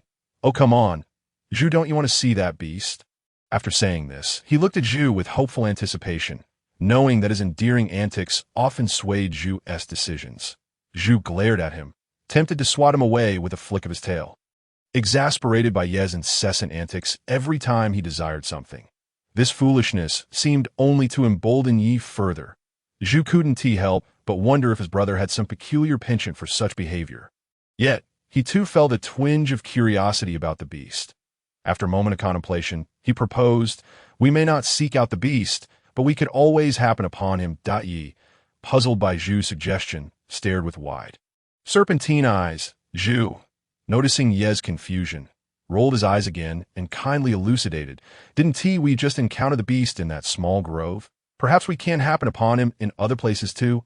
Understanding dawned on Yi, and he excitedly swayed his serpent head, marveling at Zhu's cleverness. "Zhu, you're so smart. I can't believe I didn't think of that. Can we go now?" Zhu was about to nod in agreement when suddenly, two hands encircled them from either side. "What beast?" They both jumped, nearly flicking their tails in surprise. However, the familiar scent in the air soon made them recognize the newcomer, Yu, a close friend from their tribe. Yu, having just reached adulthood, was a member of the hunting team, but had chosen to rest instead of joining them today. He had been napping atop the tree when he overheard the two young beastmen whispering. Transforming into his human form, he landed between them, playfully clutching each of their serpent heads and mischievously inquiring, "What beast? Tell me. Tell me." Startled by Yu's abrupt appearance, their scales nearly bristled in alarm. Yet, after confirming his identity, they were still too flustered to relax before Yu's question reached their ears. Seeing Yu's eager expression, they exchanged glances, feigning ignorance as they shook their heads in a display of puzzlement. Looking at Yu as if to say, "What are you talking about?" We don't understand why Yu was amused by their antics, having overheard their conversation, yet they were pretending otherwise. He tightened his grip on their serpentine bodies and narrowed his eyes. Threatening, "Speak up, or I'll tell the entire tribe about the time you two crawled through the dung of a moo beast when you were little." Yu panicked at this revelation, writhing in an attempt to revert to his human form to escape Yu's hold. But with Yu gripping his serpent head, he found himself unable to transform. Thus, Yu blurted defensively, "What do you mean crawled through? We didn't crawl through anything. We just happened to pass by and got a bit stuck on our tails. We washed it off with bubble fruit several times afterward. It nearly took off our scales." Zhu glared at Yu with indignation. "That's slander. That's defamation. We didn't crawl through any dung." Yu, however, was unconcerned with the specifics of the past. He merely relished the power he held over the two young ones. With a mischievous grin, he teased, "If you don't spill the beans, I'll tell everyone, especially Han." Both boys gasped in horror. Han, being a few months older, was their arch-nemesis. What would happen if he found out about this? Yet Bai Yong had instructed them not to divulge anything regarding Su Wei's affairs. Seeing their conflicted expressions, a glimmer of triumph flashed in Yu's eyes. He added, "Don't worry. If you tell me, I want to share it with anyone else that I promise to keep it a secret." The two boys exchanged glances, torn for a moment, but ultimately, Yu's relentless pressure wore them down. They relented and divulged the details concerning Su Wei, mentioning Bai Yang's orders not to share it with others and not to seek out Su Wei. Upon hearing this, Yu's eyes twinkled with thoughtfulness. "So, you were just discussing whether or not to see that beast." They nodded, indeed quite curious about the creature and eager to observe it further. Zhu explained, "Yes, we were planning to visit the small grove where we encountered Su Wei, hoping we might also chance upon that beast." After exchanging a knowing glance with Yi, Zhu intended to slip away. Aware of Yu's mischievous nature, who knew what trouble he might conjure up next. However, they had underestimated the reflexes of an adult beastman. As soon as they made a move, Yu seized them, insisting, "Take me along, or I'll tell everyone in the tribe about you too." "Fine, fine, fine, Zhu," and Yi exclaimed in unison, glaring at Yu with disdain. This fellow was truly devious, yet having committed to the plan. They had no choice but to lead Yu toward the western region. Chapter 12. Meanwhile, Su Wei had devised a strategy. He could first carry the chestnuts back, leaving them on the platform at the cave entrance to dry. Once the spiky outer shells had become desiccated, he could bind a piece of wood to his foot and gently crush them, thus extracting the chestnuts without the hassle of prying open the prickly shells, which was not only laborious but also perilous. With his plan in mind, Su Wei began gathering chestnuts He couldn't simply reach down to pick them up, for the prickly shells could easily pierce his flesh, causing him considerable pain, something he wished to avoid. Instead, he searched for two slender sticks, about a meter long, and wielded them as makeshift chopsticks to grasp the chestnuts from the ground. After a while, his fingers began to ache, and fatigue set in, yet he preferred this method over the risk of being pricked by the chestnuts. Soon, however, he discovered a technique, as using chopsticks felt second nature to him, allowing for a more dexterous approach despite their considerable length. When the trio finally located Su Wei, they were taken aback to find him in an awkward position, wielding two sticks to pick up the spiky fruit from the ground. They recognized the fruit, but typically avoided it, as even wild beasts tended to steer clear due to its potential to inflict injury. Thus, such fruits would either rot or be collected by small, sharp-toothed creatures residing in the lofty trees. Why you stared incredulously at the beast, then turned back to his companions in shock. Is this beast really living in such dire conditions? Eating that kind of fruit? What if it gets pierced in the mouth? He lowered his voice, excitement bubbling forth. We don't know. When we last saw him, he had just found a freshly dead subadult Lulu beast. How could he be reduced to scavenging for such fruit in just a day? He cast a worried glance at the sub-beast and suggested, shall we help him catch a few wild beasts? That way, he won't have to eat those fruits. The other two agreed with his proposal. For as beastmen, the instinctive sense of responsibility to protect the sub-beast was ingrained in their very bones. They could not bear to see the sub-beast endure such a harsh life. However, you contemplated further. We cannot appear before him. Can we? How then shall we deliver the slain prey to him? The trio collectively bowed their heads in thought, realizing that this indeed posed a dilemma. Zhu recalled the day they first encountered Su Wei, remembering the scene where the Lulu beast lay motionless at the bottom of a pit while Su Wei tried to hoist it out. Thus, Zhu articulated his idea: we can dig a pit in the small grove, toss the prey in there, and pretend it fell in and died. That way, the sub-beast can find the food. Their eyes lit up at this notion, and after some deliberation, they deemed it a splendid plan. Leaf would dig the pit, while the other two were tasked with catching the prey. A small enough catch would suffice to feed a sub-beast for several days, and since he was an adult avian beastman, capturing smaller prey would be a mere trifle for him. Meanwhile, Su Wei had already gathered a substantial basket of chestnuts. He only paused when he had cleared the ground of all visible chestnuts. Stretching his fingers, which were on the verge of cramping, he glanced up at the trees where more chestnuts hung, ripe yet unfallen, deciding to carry the basket back first and return later to shake the trees. He thought that overloading the basket might lead to chestnuts rolling out and pricking him. With a hefty load of chestnuts on his back, Su Wei set off toward his cave. The basket, though seemingly full, was not overly heavy. It was merely the shells that occupied space, allowing Su Wei to return to the cave with ease. The entire basket likely weighed around 20 pounds, while the peeled chestnuts could amount to over 10 pounds if every nut was plump and intact. Upon reaching his cave, Su Wei emptied the chestnuts onto the flat ground outside and spread them out with a stick to ensure they received ample sunlight. Having completed this task, he reshouldered the vine basket and headed back toward the chestnut trees. The small grove was quite nearby, requiring little effort for the round trips. He could see that moment. On the other side of the grove, Yu soared through the air, his keen eyes scanning the ground for prey. Suddenly, he spotted a long-eared beast grazing peacefully. Moving with utmost caution, he began to circle silently, his gaze sharp as a blade, fixated on the long-eared creature. His broad wings remained nearly still, gliding through the air with the help of the rising thermals. Abruptly, the prey's ears twitched, and it ceased its grazing. Why you recognized the moment had arrived. He tightened his wings and plunged down like a dart. The distance between them diminished rapidly. The long-eared beast seemed to sense the imminent danger and frantically attempted to flee. However, Yu was swifter. His wings unfurled completely as he approached the long-eared creature at an astonishing speed. Just as he neared, he extended his sharp claws, gripping the long-eared beast's body like an iron claw. The long-eared beast emitted a piercing scream and struggled valiantly. But it was swiftly subdued by Yu. He presented the long-eared creature to Zhu, who had initially accompanied him in the hunt. Upon spotting the long-eared beast, Zhu noted its robust, youthful form, ample enough to provide several meals for the sub-beast. The two then sought out Leaf, who had already dug a pit, but he sat at the edge, idly waiting for the hunting duo.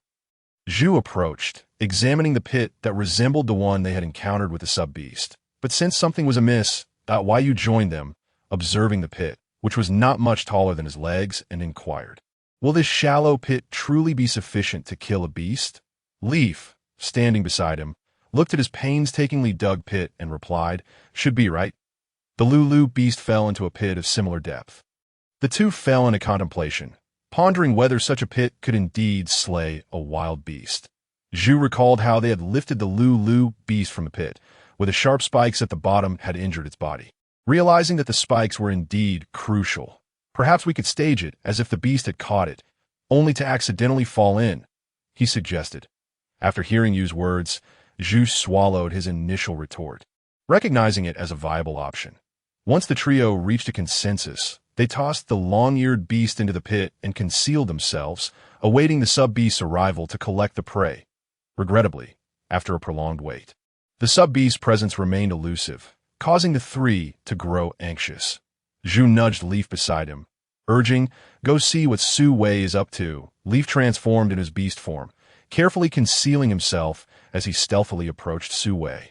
He observed the sub-beast using a stick to knock down prickly fruit from the tree.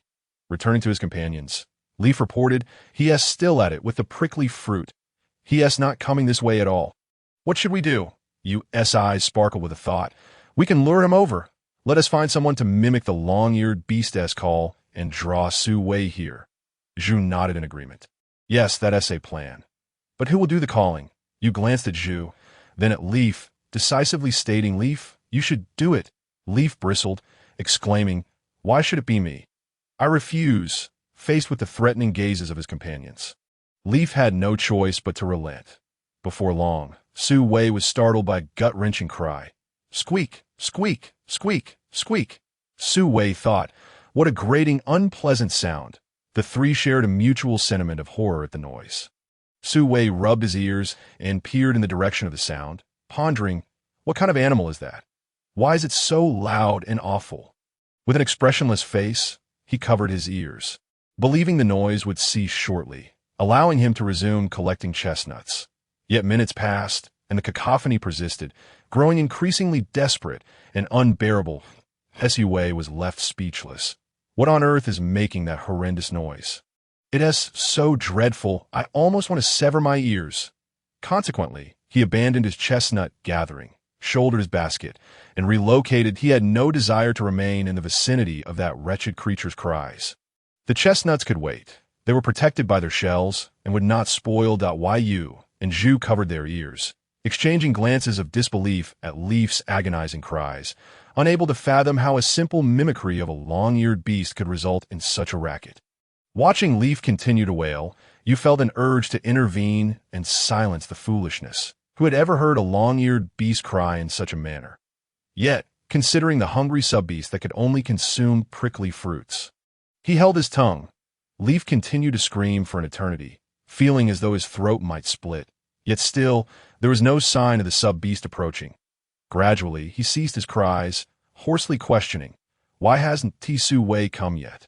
I've been at it for so long. Even if he is in his cave, he should be here by now. Why is it taking so long?" Yu and Zhu were momentarily stunned by his query, their heads buzzing from the noise until Leaf shook their shoulders, snapping them back to reality. What did you say?" Yu replied, feeling as though he might go deaf. Zhu shared a similar sentiment, instinctively wanting to cover his ears at the sight of Leaf's mouth. Seeing their reactions, Leaf raised his voice. "I'm asking, why hasn't that sub-beast shown up?" Yu exclaimed, "Sub-beast?" "Right, the sub-beast." Zhu regained his composure and glanced at Leaf's parched lips, quickly averting his gaze, feeling a shiver run down his spine at the revelation of Leaf's unexpected vocal prowess. Rubbing his throbbing temples, Zhu took a step back, distancing himself from Leaf, and remarked disdainfully, "Is it possible that with a call like that, not even a wild beast would be drawn here, let alone a sub-beast?" Feeling unjustly criticized, Leaf grew indignant. He had worked hard to call out for so long, and now his friends were doubting his efforts. Having grown up alongside Leaf, Zhu understood him well. He could see the frustration bubbling beneath Leaf's surface. So he grasped Leaf's arm, saying, "All right, let us go check on where the sub-beast is." Zhu tugged the irate Leaf toward the direction of the chestnut tree, hoping that the sub-beast had merely found the noise annoying rather than being frightened away. You followed behind, casually picking up the long-eared beast from the bottom of the pit. They would need it later, and it wouldn't do to leave it here, lest some reckless wild beast consume it, leaving them without recourse.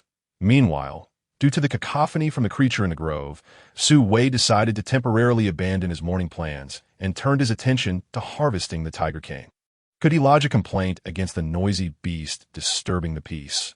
Su Wei returned to the cave to retrieve his bone knife and set off towards a location where he had discovered the tiger's cane the previous day. His backpack also contained a stone axe, as the area near the creek was often frequented by wild beasts. Although these were typically small creatures, they still posed a significant danger to Su Wei. Should he encounter one, the stone axe could serve as a weapon, capable of delivering a fatal blow or at least inflicting severe injury. With a wooden stick in hand, Su Wei struck the ground intermittently while scanning his surroundings for edible items. To his delight, he stumbled upon a variety of wild vegetables, which he diligently gathered and placed into his backpack. The more food he collected, the less he feared running out. He could always dry any surplus vegetables for later consumption. Thus, the more he found, the better. His greatest concern lay in the possibility of finding none at all. Unbeknownst to Su Wei, 3 individuals, Yu Yi and Zhu, followed him at a distance. Wei was astonished to see Su Wei emerge from the cave he recognized so well. He gazed in shock at Su Wei's retreating figure, gripping the arms of his companions tightly. His voice trembled with disbelief as he exclaimed, "What is the name of this sub-beast?" Yi and Zhu exchanged puzzled glances. Perplexed by Yu's sudden outburst, "What's wrong with you?" Yi inquired. "His name is Su Wei. Are you all right?" Yu felt on the brink of madness. How could they question his well-being at a time like this? This sub-beast was the notorious Su Wei. Had he not suffered a head injury? How could he appear so normal just a day later? Was it possible that what he witnessed yesterday was merely a figment of his imagination? No wonder he had found Su Wei's pheromones so familiar, despite never having encountered him before. It turned out they were already acquainted. As Yu's expressions shifted between confusion and realization, Yi and Zhu regarded him with growing concern. What on earth is happening? They wondered. After a moment of astonishment, Yu, wiping his face as if to dispel the incident, feigned nonchalance. "It's nothing. I just suddenly remembered something. Yes, we were supposed to bring food to Su Wei. So let us head out now." Zhu scrutinized Yu, still doubtful. "Are you really okay?" Yu smiled reassuringly. "Of course, I'm fine. What could possibly be wrong with me?" Though Zhu and Yi remained skeptical, they decided to let it go, assuming he was simply acting strangely. Thus, they hastened to catch up with Su Wei as soon as they departed. Yu's demeanor felt he had not left after Su Wei had gone. Instead, he had remained hidden, observing Su Wei until he was certain he was mobile again. Initially, he had contemplated informing Bo about Su Wei's altercation, feeling it was his duty since Bo had entrusted him with Su Wei's care. Yet, deep down, he thought those individuals had done well to teach the troublesome Su Wei a lesson. After all, no serious harm had come of it. Before he could resolve his internal conflict, he was taken aback to see a perfectly normal Su Wei today. Watching Zhu and Yi drift further away, Yu decided to follow, as it would fulfill Bo's request to look after Su Wei. The 3 of them trailed behind Su Wei, Yu's mind swirling with thoughts as he observed Su Wei's seemingly normal behavior and the meticulous state of his person. Surely he was truly better now. Yet he was soon startled to see Su Wei digging a pit. Had he not fully recovered? Why was he already digging? As the pit grew deeper, nearly matching the one he had excavated in the grove moments prior, they watched Su Wei select several saplings, sharpening one end with his bone knife before inserting it upside down into the pit. Finally, he camouflaged the large hole with dry branches and leaves, placing a few yellowish fruits atop the disguise. That moment, you could no longer ponder whether Su Wei was truly sane or not. Having participated in numerous hunts, he recognized the lethal potential of the pit and its concealed spikes. He continued to observe intently. Zhu and Yi were equally astonished. They had initially assumed that the creature had accidentally fallen into the pit, not realizing it had been orchestrated by the sub-beast. As they watched Su Wei's figure fade into the distance, They exchanged glances, silently conveying their desire to remain behind. "I want to stay and see if we can catch prey," Yi stated. Zhu nodded in agreement. "I do too." That Yu's expression had shifted to one of seriousness, his gaze fixed on the pit. This was the first time he had witnessed such a method of hunting. After surveying the environment, Su Wei determined an appropriate spot to dig a trap identical to the one from the previous day, as he lacked the tools to create any other type. Once the trap was complete, he baited it with 2 types of food, one to attract carnivorous animals and the other for herbivores. Today, he had the luxury of fresh meat, having procured it earlier, along with the chestnuts he had painstakingly peeled. High in sugar content, these fruits were particularly appealing to animals in the wilderness, where direct sources of sugar were scarce. Though he acknowledged that the trap might not yield results, yesterday's makeshift trap had instilled a sense of confidence within him. What if this pit did manage to ensnare something? Crafting a trap was a low-cost endeavor, and with plenty of food at his disposal, he could afford to experiment. With the trap set, Su Wei truly set out to gather Tiger's cane. The 3 beastmen positioned themselves at a safe distance from the trap, ensuring they would not scare away any approaching wildlife, while still being able to observe the entire process.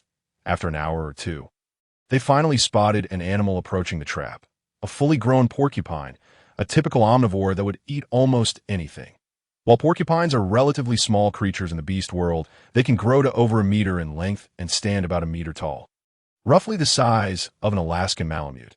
Its back was adorned with spikes over 10 centimeters long, giving it the appearance of a spiky ball rolling through the underbrush. However, while its quills were sharp enough to pierce human skin, they lacked barbs, making them less dangerous than those of another species known for its deadly spines.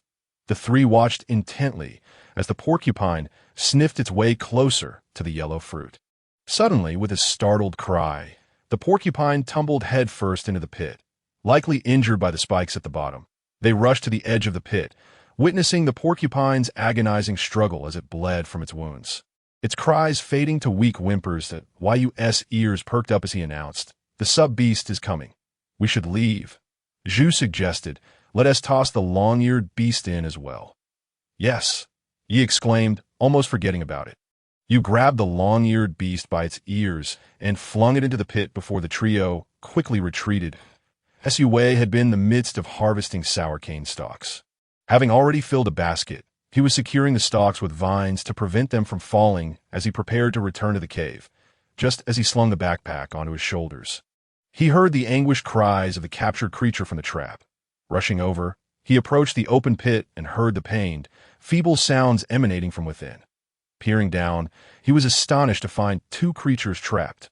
One resembled a rabbit, albeit an unusually large one, while the other bore resemblance to both a porcupine and a hedgehog, its quills evenly distributed across its body, save for its underbelly. Su Wei speculated on the creature's classification. Could it be a hybrid of a hedgehog and a porcupine? Never mind that. As long as it was meat, it would suffice. Carefully, he descended into the pit, tossing the rabbit-like creature aside before avoiding the quills of the other beast and tossing it out as well. Emerging from the pit, he stood over the 2 creatures, glancing back at the sour cane stalks in his basket, lost in thought. How on earth was he going to carry both of these back? Each beast surely weighed 100 to 200 pounds. Though his newfound strength allowed him to lift them, his backpack could not withstand such a load.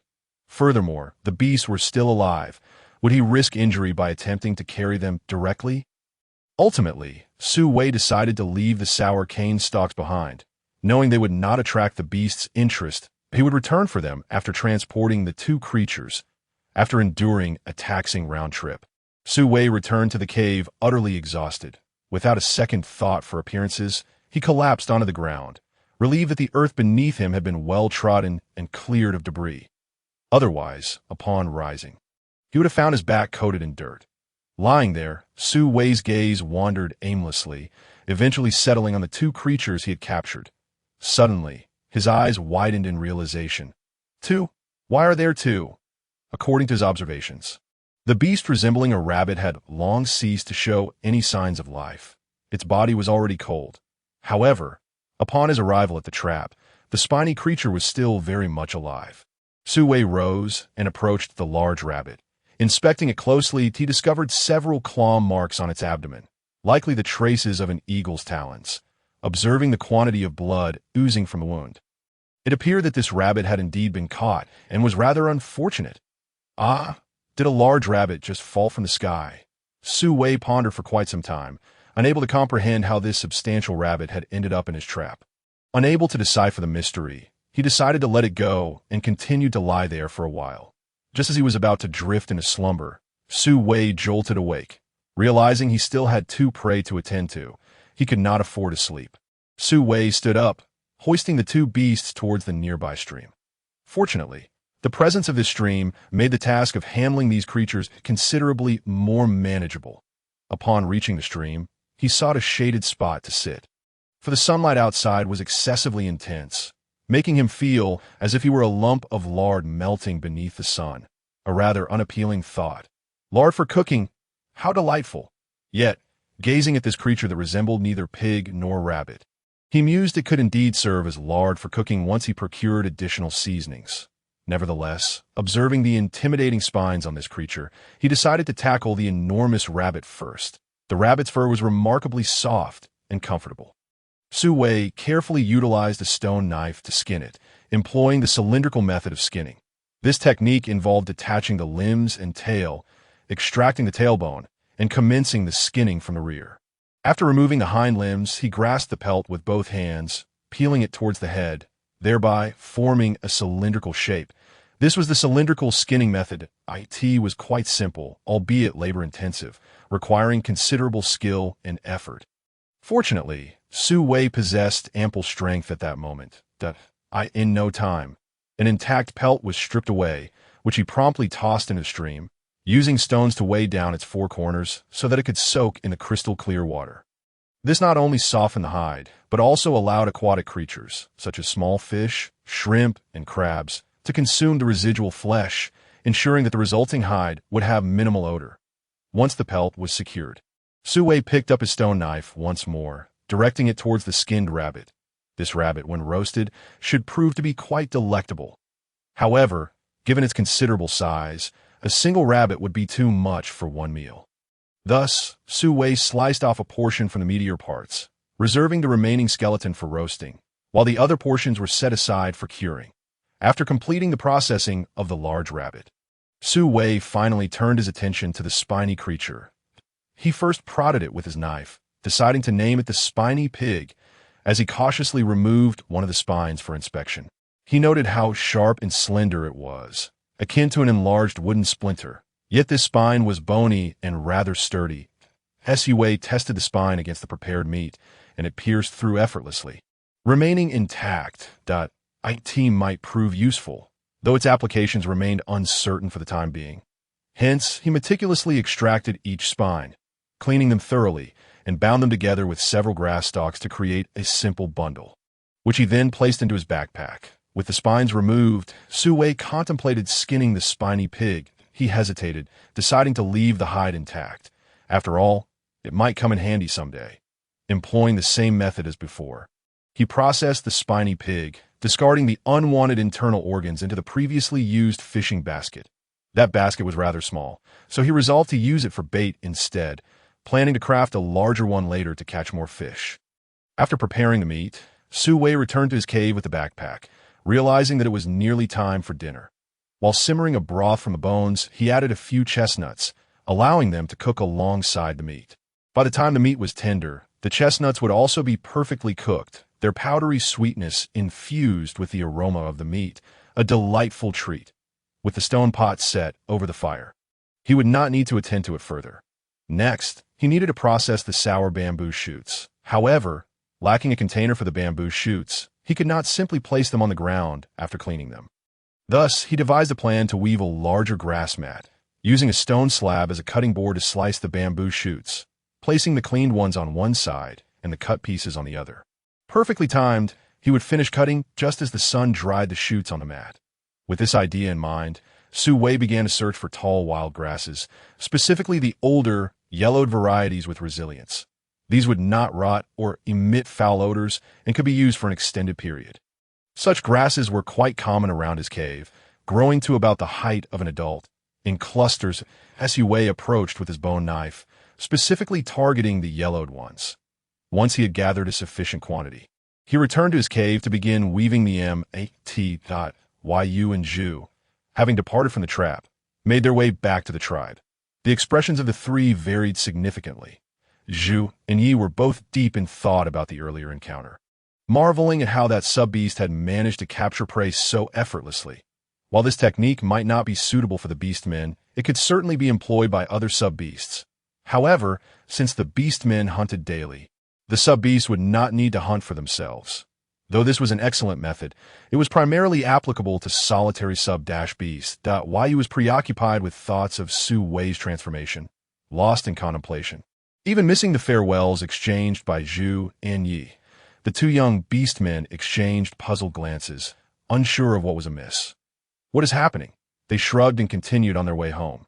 Meanwhile, Yu, while walking, suddenly sensed something familiar rushing past him.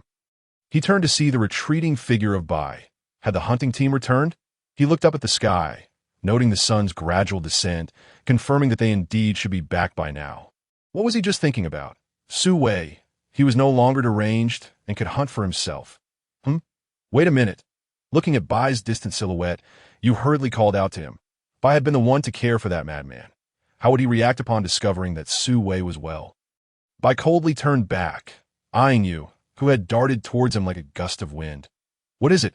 Yu leaned closer, glancing around to ensure no one else was present before whispering to Bai. Bai, today, he recounted everything that had transpired that day, including how Su Wei had dug the traps, their characteristics, and what he had caught. He divulged it all to Bai. You think he is truly better now? Moreover, when Yi and Zhu encountered him earlier, he communicated without any signs of madness. He must be well. A flicker of inscrutable emotion crossed Bai's eyes as he echoed Yu's words. Better? Yu nodded, noticing that his friend's expression remained unchanged. Yet the aura surrounding him had shifted. He took a step back, fixating on Bai's face. Bai interrupted him, his ice-blue gaze piercing through Yu, an overwhelming pressure emanating from him. What transpired during my absence? Under Bai's intense stare, Yu felt the skin on the back of his neck tighten, recalling the events of that day, feeling an inexplicable sense of guilt. A few days prior, Bai had been assigned by the tribe leader to lead a salt-gathering team to the Salt Lake, leaving him with two Gulu beasts to assist in caring for Su Wei, instructing him to deliver food every couple of days. However, shortly after Bai's departure, a sub-beast from the tribe, seemingly in a frenzy, rallied several individuals to confront Su Wei. Despite Su Wei's formidable strength when deranged, he was no match for multiple assailants. Fortunately, it was during his food delivery that he found Su Wei had already taken a beating. While not fatal, the subsequent blow Su Wei received was perilously close to being lethal. The assailants fled in fear upon seeing him, but he could not run. He carefully used a wet hide to clean the wound on Su Wei's head. Relieved to find it merely a minor injury, he had watched Su Wei awaken before departing. Heaven knew how filthy and foul Su Wei's cave was, had it not been for his fear of Bai's retribution. He would have left much sooner. Chapter 16. Guardian, under Bai's frigid gaze, Yu recounted the events of that day, feeling increasingly uneasy as Bai's expression grew colder. Yu nervously shifted the topic. Bai, do you think Su Wei only recovered after being injured? Is it possible that an injury could cure madness? He mumbled, only to be startled into silence by the chilling glare emanating from Bai's eyes. Observing Bai's icy demeanor, Yu realized that those individuals were in for a world of trouble. In his heart, Yu condemned those individuals. While Su Wei's violent outbursts were indeed contemptible, did they not find it disgraceful to bully a solitary sub-beast? Two of them were beastmen. What a disgrace to their kind. Looking at Bai's still sour expression, Yu's gaze wandered aimlessly until suddenly an idea struck him. He grinned and said, Bai, you've been secretly caring for Su Wei, haven't you? Now that he's better, shouldn't you pay him a visit? As he watched Bai's retreating figure, Yu shrank back slightly. Angry, Bai was truly fearsome. Su Wei had only woven half of the grass mat at this time. He had no intention of continuing, for the day was waning, and he needed to finish his meal early to wash up and retire for the night. He gathered all the items left outside the cave into the shelter to prevent them from getting drenched should it rain later. Once this task was completed, Su Wei approached the pot simmering over the fire, where the meat broth was already ready, bubbling away. This time, he opted not to use a bowl. Instead, he employed a wooden spoon to scoop it up. Savoring each bite, it was indeed delectable. The meat was tender and succulent, while the chestnuts offered a delightful sweetness. As Su Wei enjoyed the warm broth, he gazed at the evening glow on the horizon, reflecting that such a leisurely existence was the essence of life. The following morning, Su Wei awoke naturally, greeted by the dawn's light, indicating that it would be another splendid sunny day. Today's tasks included finishing the remaining grass mat, washing the sour bamboo shoots, cutting the sour bamboo shoots, sun-drying them, and transforming the excess meat into jerky for preservation. The meat in the large stone jar had been marinating for a day. It was imperative not to disturb it. However, to make cured meat, he needed to marinate the flesh, and lacking suitable containers, he could only proceed to convert the surplus beast meat into jerky. After breakfast, Su Wei first set about creating the grass mat, mindful that the sour bamboo shoots had been left for a day and needed to be dried promptly to avoid spoilage. This grass mat was merely intended to separate the soil from the bamboo shoots while they dried. So Su Wei did not labor over the details, leaving some roots protruding awkwardly by the time he completed the mat. The sun had fully risen, and he laid the mat out in a spot where it could bask in the sunlight, allowing it to dry while he washed the bamboo shoots. The small fish laid out at the cave entrance had sufficiently dried. After enduring the sun's rays for so long, even the moistest fish could no longer withstand it. Su Wei sampled 2 of them, finding them crisp and perfectly seasoned. Quite a success, he gathered the remaining fish before shouldering the bamboo shoots and making his way toward the brook. The bamboo shoots had yet to be separated from their tender stems. He planned to wash them thoroughly before doing so. Meanwhile, 2 figures trailed behind him at a distance. Bai and Yu Bai's gaze was fixed intently on the moving figure ahead. Ever since he had acquired the means to sustain himself, he had occasionally brought Su Wei gifts. Initially, these were useful items, but when Su Wei fell ill, he either smashed or discarded them. Later, he began offering food, which Su Wei accepted, but after eating his fill, he discarded the leftovers. After the passing of his beast father and adoptive father, it was Bai and Song who took him in, and Yu was their child, making them childhood companions. First, Yu supported Bai's efforts to bring things to Su Wei, understanding the special significance the latter held from their youth. However, after Su Wei's continuous outbursts of violence, Yu lost his desire to assist him, beginning to harbor the same disdain as the rest of the tribe, even struggling to recall the boy Su Wei once was. Nonetheless, he continued to deliver items, albeit less frequently, from twice a day to once. Bai observed the calm and composed figure, firmly convinced that Su Wei had truly improved. As Su Wei walked with the woven basket, he suddenly felt a shiver run down his spine. Instinctively, he turned to look behind him, but saw nothing that a hint of panic crept in. His instincts had always served him well, particularly in the wild when rescuing animals, where dangers often lurked unseen. His intuition had repeatedly guided him away from lurking threats. Just moments ago, he had sensed something amiss, yet the source remained undiscovered. He cautiously surveyed his surroundings, his grip tightening around his sole weapon, a bone knife. At that moment, a deliberately heavy footfall echoed from behind, prompting Su Wei to whirl around. 2 tall men stood before him, each towering over him by at least a head, their physiques well-defined, muscles subtly rippling as they moved.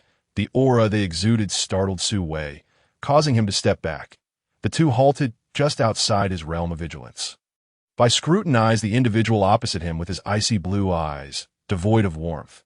Noticing a particular movement from Su Wei, a flicker of unnameable emotion crossed Bai's gaze, melting away a fraction of his coldness as he spoke. Su Wei. My name is B. Yu glanced at his friend, and then at the seemingly normal Su Wei, adding, I am Yu. Su Wei's pupils constricted for a fleeting moment, but he quickly regained his composure. The original host, a madman residing here, had provisions and animal hides, suggesting someone had been caring for him. It was only a matter of time before this caretaker would come looking for the original host and inevitably encounter him. Recognizing him in due course, the shift in Bai's demeanor, from wariness to a hint of warmth, indicated that he was indeed the one who had looked after the original host, for the individual beside him. He appeared to be merely an accessory. Su Wei's gaze shifted between Bai and Yu, observing Bai's attitude towards him. Once Bai's demeanor softened, so too did Yu's. Drawing this conclusion, Su Wei dismissed Yu from his thoughts. Nodding at Bai in acknowledgement while loosening his grip on the bone knife, he awaited the next word from the man before him. However, Bai remained silent, staring at him without uttering a word. Su Wei's brow furrowed imperceptibly. What was the meaning of this? Why the silence? He scrutinized the two men who continued to observe him in silence, pondering whether they were not, in fact, seeking him out. Wait a moment.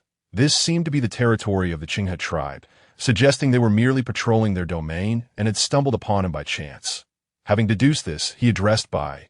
You may continue with your affairs. Please disregard me. I shall take my leave. With that, he took a few steps back before turning swiftly to depart, still harboring skepticism towards the two men, despite one of them being the original host guardian. As Su Wei distanced himself, Yu felt an inexplicable surge of excitement. Bai, look, he truly seems normal. Has he genuinely recovered? Bai's gaze remained fixed ahead, his eyes narrowing slightly at Yu's words that he nodded in affirmation. Indeed, Su Wei had improved. Observing Yu's animated expression, he cautioned, do not disclose to the tribe that Su Wei has recovered. That why you glanced at Bai, his mind racing, and, as Bai fixed him with a penetrating gaze, he straightened his demeanor and nodded in agreement. However, recalling the conversations he had had with Zhu and Yi, he tentatively added, my adoptive father, Beast Father, and those two brothers, Zhu and Yi, are aware of Su Wei's existence. Reading Bai's expression, Yu hastily clarified. However, Zhu and Yi do not know that Su Wei is the former Su Wei. My adoptive and Beast Fathers might have already realized. Bai nodded, his long lashes casting a shadow over his lower eyelid as he replied. No worries, Uncle Bai Yong and the others will not reveal this. Chapter 17. They must be biological brothers once Su Wei had exited the line of sight of the two men. He broke into a run, quickly reaching the brook. Breathless, he glanced back in the direction he had come from, but saw no trace of the two figures. A heavy sigh of relief escaped him. The oppressive presence they exuded was genuinely formidable. After regaining his breath, Su Wei found a large stone in the middle of the brook, perched upon it, and propped his feet up with two smaller stones. The cool water on such a day was refreshing, but prolonged exposure could invite chills, and in this place, where medical resources were scarce, falling ill would pose a significant inconvenience. Once assured that his feet were above the water's surface, Su Wei set about washing the sour bamboo shoots that, as he worked, he noticed the yellow earth at the edge of the brook, observing the nearby yellow mud, which lay at the brook's swiftest point. He saw how the fast-flowing water had eroded the bank, exposing the yellow earth beneath. Recalling the stone pot and stone bowls from the cave, he looked at the sour bamboo shoots in his hands. Could he perhaps make pottery, ceramic bowls, pots, and jars? He had once learned how to make pottery. Back at the base, during moments of boredom, he had watched survival videos that detailed the process of making pottery in the wild. And he had taken the time to research how to do it. This was exactly what he needed. Su Wei etched this idea into his mind. First, he would complete today's tasks, and, if time permitted, he would construct a small kiln. After washing the sour bamboo shoots, Su Wei slung the basket over his shoulder, casting one last glance at the yellow earth, the perfect material for pottery. Upon returning to the cave, Su Wei emptied the bamboo shoots onto the grass mat and sought out a flat stone slab, ready to begin cutting when he heard a rustling sound nearby, clearly deliberate. After all, a person's footfalls would not naturally produce a sound akin to Pia. Pia! Su Wei lifted his head and glanced in that direction. The sound that deliberately drew his attention was likely not a harbinger of danger. It was the same two individuals from earlier. The man, who appeared quite cheerful, was slowly approaching him while carrying an unfamiliar wild beast. Su Wei noted how each step the man took was accompanied by a careful observation of his reactions. Reminiscent of the cautious approach one adopts when feeding severely injured wildlife upon bringing them to a rescue station. Su Wei. It's a rather subtle sensation. He rose to his feet, fixating on the movements of the two men. The one bearing the beast set it down 3 meters away from him. The creature resembled a deer, yet its size was comparable to that of a moose. Silently, Su Wei observed the beast, and then the two men. The man in the back bore a neutral expression, clutching a medium-sized hide bag. He edged slightly closer to the man in front, though only marginally. He placed the hide bag on the ground and addressed Su Wei, saying, "Su Wei, we've brought you some food." Su Wei cast a glance at Bai, who still seemed intent on being his guardian. He regarded the man's sky-blue eyes and cautiously uttered a word of thanks. Realizing he might not actually require a guardian, Wei Yu looked at Su Wei with curiosity, astonished to see him composed and not in a frenzy. However, his fondness for Su Wei remained minimal. Yet, the man had overlooked him since earlier. It was one thing to ignore him before, but now he was delivering provisions. Bai noted Su Wei's vigilant posture and nodded, saying, "I will return later. If you need anything, just let me know." Upon hearing this, Su Wei understood that the visitor bore no ill intent, alleviating some of his wariness. "Thank you," he replied. Bai regarded him, a plethora of unexplainable emotions stirring within him. Compelled by these feelings, he pointed at the sour bamboo shoots on the mat and remarked, "This grass is not palatable. If you find yourself short on food, I will bring you more next time." Su Wei glanced at Bai and thought that if not for his youthful appearance, he might have mistaken him for the original owner's father. However, the inhabitants of this world were different from those of his previous life. They possessed the genes of beasts, with a complex expression. Su Wei looked at Bai. Could he truly be the original owner's father? Contemplating this, Su Wei scratched his head and said, "I was ill previously and just recovered yesterday, so my memory is a bit muddled. May I ask how old you are?" He initially intended to inquire directly whether Bai was the original owner's father, but worried about the potential awkwardness of mistaken identity, he opted for a more general question about age. Planning to ask about familial ties if the answer suggested a significant age difference, Bai studied Su Wei intently before responding. 20. Su Wei exhaled in relief. Fortunately, he was not a father. Once assured that they were not related, Su Wei glanced at the items on the ground and explained, "This plant is only edible in its tender shoots. The older parts are used for medicinal purposes." The Bai's eyes flickered with interest. Medicinal properties? Where had this person acquired such knowledge? Yu peeked from behind Bai, examining the sour bamboo shoots on the mat. Indeed, they were edible. Some parts had a sweet and sour taste, while others were purely bitter and unpleasant. However, could these be utilized as medicine? They refrained from probing further into the specifics of the remedy, recognizing that everyone harbored their own secrets. Like a tea that moment, a beastly roar echoed from the direction of the Qinghe tribe, prompting all three to turn their heads. Unaware of its significance, Su Wei observed the grave expressions of the two, suggesting something serious had transpired. He swallowed his curiosity. Bai turned back to Su Wei, stating, "I will return." Su Wei nodded. It was quite possible that this individual was the original owner's elder brother. After bidding farewell to Su Wei, the two men departed at an astonishing speed, looking at the hide bag and the wild beast. Su Wei felt a sense of relief. He could forego venturing outside for several days and focus solely on his pottery.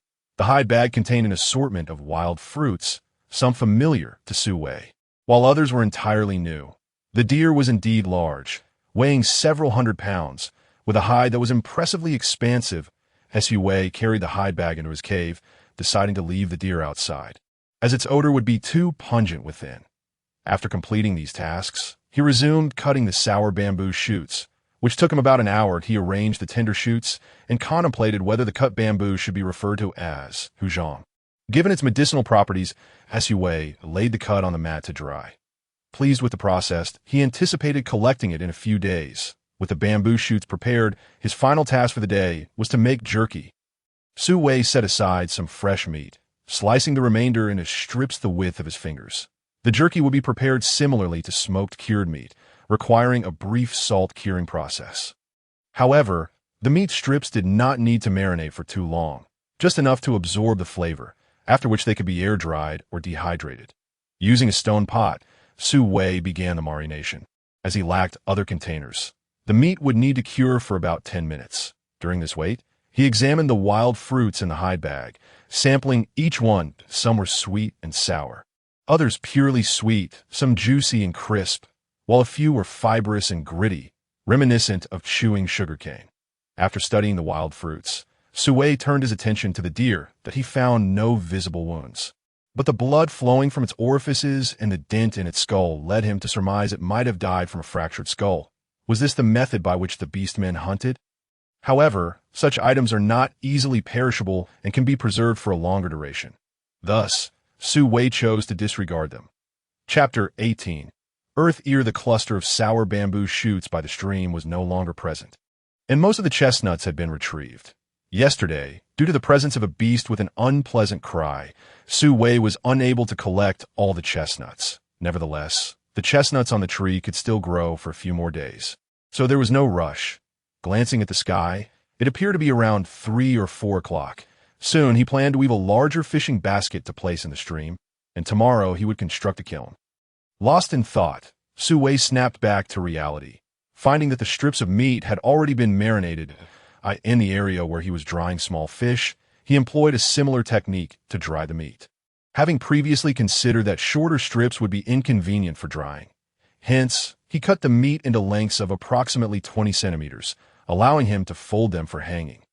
Once the meat strips were hung, Su Wei strolled towards the edge of the small grove where some vines remained. With these vines, he would weave a sufficiently large fishing basket. After crafting the basket, he placed it in the stream, tossing in the entrails of the 2 beasts caught yesterday, then weighted it down with stones to prevent it from being swept away. The following hours were spent waiting for fish to enter the basket. Dinner that evening consisted of roasted meat and sour bamboo shoot soup, with the meat brushed with a layer of wild fruit jam he had made, lending it a sweet and sour flavor. Accompanied by a bowl of wild vegetable soup, the meal was refreshingly satisfying. As he dined under the setting sun, Su Wei felt drowsy. After washing up by the stream, he promptly retired for the night. The next day dawned bright and clear. Su Wei retrieved the tiger cane herbs and dried meat he had collected the previous day from the cave entrance to sunbathe. Curiously, he was alone in the cave. Unguarded, and logically, there should have been small animals attempting to pilfer his belongings during his absence. However, for several days now, no such animals had appeared, nor had anything been stolen, which struck him as odd. Yet, Su Wei did not dwell on this mystery for long, as he lacked a better method to safeguard his possessions and could not remain in the cave indefinitely without foraging for food. Hence, he considered the issue unsolvable. He planned to construct a door if time permitted, and if he could find something for illumination, he would seal the cave entrance, leaving only a door. While he lacked the tools for a modern door, he deemed it feasible to bind thicker wooden sticks together to fashion a makeshift door. Turning back to glance at the unprotected cave, he proceeded westward. His primary task for the day was to dig yellow earth for the kiln and subsequently create pottery. If time allowed, he would contemplate other endeavors. Upon reaching the stream, Su Wei casually picked up a stick and began to excavate yellow earth. Placing the collected soil into a wicker basket, he had lined the basket with the skin of the porcupine he had procured yesterday, preventing mud from soiling the basket and stopping any leakage during transport. His basket was becoming quite full, and he resolved to make a few more for various purposes, lest it become overloaded with repeated use. After digging nearly half a basket of yellow earth, Su Wei lifted it to test its weight. It was not too burdensome. With sufficient yellow earth collected, he returned to the cave and found an appropriate spot outside to pour the soil. He then began to dig the foundation, as he intended to fire a pottery jar with a diameter of at least half a meter to a meter. Thus, while the kiln was not small, it was not overly large either. After establishing the foundation, Su Wei used the earth he had just excavated to construct the kiln, knowing that the quality of the soil required for a kiln was not as demanding as that for pottery. To enhance the soil's cohesion, he added a bit of dry straw, forming a sturdy base that he then ignited a fire beneath the kiln to aid in drying it, concluding his work on the kiln for the day. Tomorrow, once the base was dry, he could proceed with the upper portion. With the remaining time, he focused on crafting pottery. The pottery needed to be air-dried to prevent cracking during firing. This process required patience, and it was possible that the kiln would not even be ready for firing in time. The creation of pottery was meticulous. First, one needed to select the right clay, which should comprise both sticky clay and earthenware clay. The yellow earth he had dug from the stream was considered good sticky clay. Next, impurities had to be removed, requiring the extraction of larger particles from the soil, after meticulously sifting through the dirt to remove stones. Su Wei poured clean water into the soil and began kneading it. Once the consistency was suitable, he commenced shaping the pottery that, if conditions permitted, this process could be done on a potter's wheel. However, lacking such facilities, Su Wei had to rely on manual labor. Initially, he struggled with the technique. Either the edges were too thin and cracked, or they were too thick, resembling a stone pot more than pottery. After several attempts, Su Wei finally shaped a perfectly symmetrical small bowl, approximately 10 centimeters in diameter. Though small, it marked his first successful endeavor, and he cherished it dearly. With newfound experience, Su Wei was able to produce more satisfactory pieces. He opted not to create more of the small bowls, but instead fashioned larger soup bowls, crafting 3 of those, along with 2 pots and a jar. The jar proved to be the most labor-intensive due to its size, making it challenging to manage, and it ended up slightly warped. Nevertheless, Su Wei was elated to have created it. After completing the jar, he turned his attention to crafting a pickling jar, which also proved difficult. However, he was brimming with time and energy, ultimately succeeding in its creation as Su Wei transported the pottery into the depths of the cave to dry naturally. Having accomplished this, the morning had barely passed, and he felt his task had been completed unusually early. He resolved to find something else to occupy his time. The small grove lay to the southwest of him, while the stream was directly in front of the cave. Not far from it. Over the past few days, he had explored a radius of several hundred meters centered around the small pond. This afternoon, he intended to venture further afield, hoping to discover other sources of food. Such a life would not disdain an abundance of food. With determination, Su Wei cleaned the basket used for the yellow earth, strapped it on his back, and took the beast skin bag given to him by the beast man for collecting wild fruits. He set off towards the northeast, hoping for a bountiful harvest that day. As he journeyed, Su Wei encountered only some wild vegetables, which he gathered one by one. Though their quantity was meager, he believed that little by little, it would accumulate. Before long, the vegetation ahead began to thin, indicating a lack of edible resources. Just as Su Wei contemplated changing direction, he noticed a cluster of green objects on the ground that seemed familiar. Approaching the site, he crouched down and prodded it with a small stick, discovering it to be earth ear, scientifically known as Nostoc commune. It belongs to the cyanobacteria family and is rich in nutritional value, particularly protein. This delicacy was delightful to eat, albeit challenging to clean. Observing the clusters of earth ear surrounding him, Su Wei estimated it would take several hours to clean them all. Nevertheless, for the sake of sustenance, he began to collect them one by one, placing as many as he could into the beast skin bag, intending to dry any excess for future storage. Chapter 19 in the Chinga tribe. Zhua and Sha limped along, having returned from the salt-gathering expedition yesterday. The members of the salt-gathering team were all young and robust beastmen, particularly Bai, whose strength ranked among the top within the tribe. Having just reached adulthood, his prowess was impressive, garnering admiration from the younger beastmen. However, Bai was known for his cold demeanor and limited interaction with others, beastmen. They were inherently combative, and despite understanding that they could not match Bai's strength, they still yearned for a chance to spar with him. Yet, due to his disposition, opportunities had never arisen. Strangely enough, last night, Bai approached them, expressing a desire to spar, though puzzled as to why he sought them out. The chance to train with one of the tribe's strongest beastmen, even if they would soon lose, was too valuable to pass up. They agreed without fully contemplating the reason. The outcome was that both were thoroughly beaten by Bai. It was a one-sided affair, devoid of any genuine sparring. They quickly realized that Bai simply wanted to thrash them, though the reason behind his aggression eluded them. Could it be that they had crossed Bai in some way elsewhere? With people surrounding them, including the sub-beasts they admired, the two, feeling emotional, confronted Bai, demanding to know why he had attacked them. In response, Bai merely stated, "You may bully the sub-beast, but do not allow others to bully you." The two were momentarily taken aback. It was only upon recalling Bai's assistance to the madman in the west that they comprehended that their actions in aiding the sub-beast to bully Su Wei had come to Bai's attention. While the two felt somewhat indignant, insisting they had not bullied Su Wei and had merely assisted the sub-beast, they dared not voice their thoughts under Bai's icy gaze. Zhua rubbed the injury on his lower back. Wincing in pain, perplexed as to why Bai would defend that madman with such severity, Sha echoed his sentiments, indignantly remarking, "Indeed.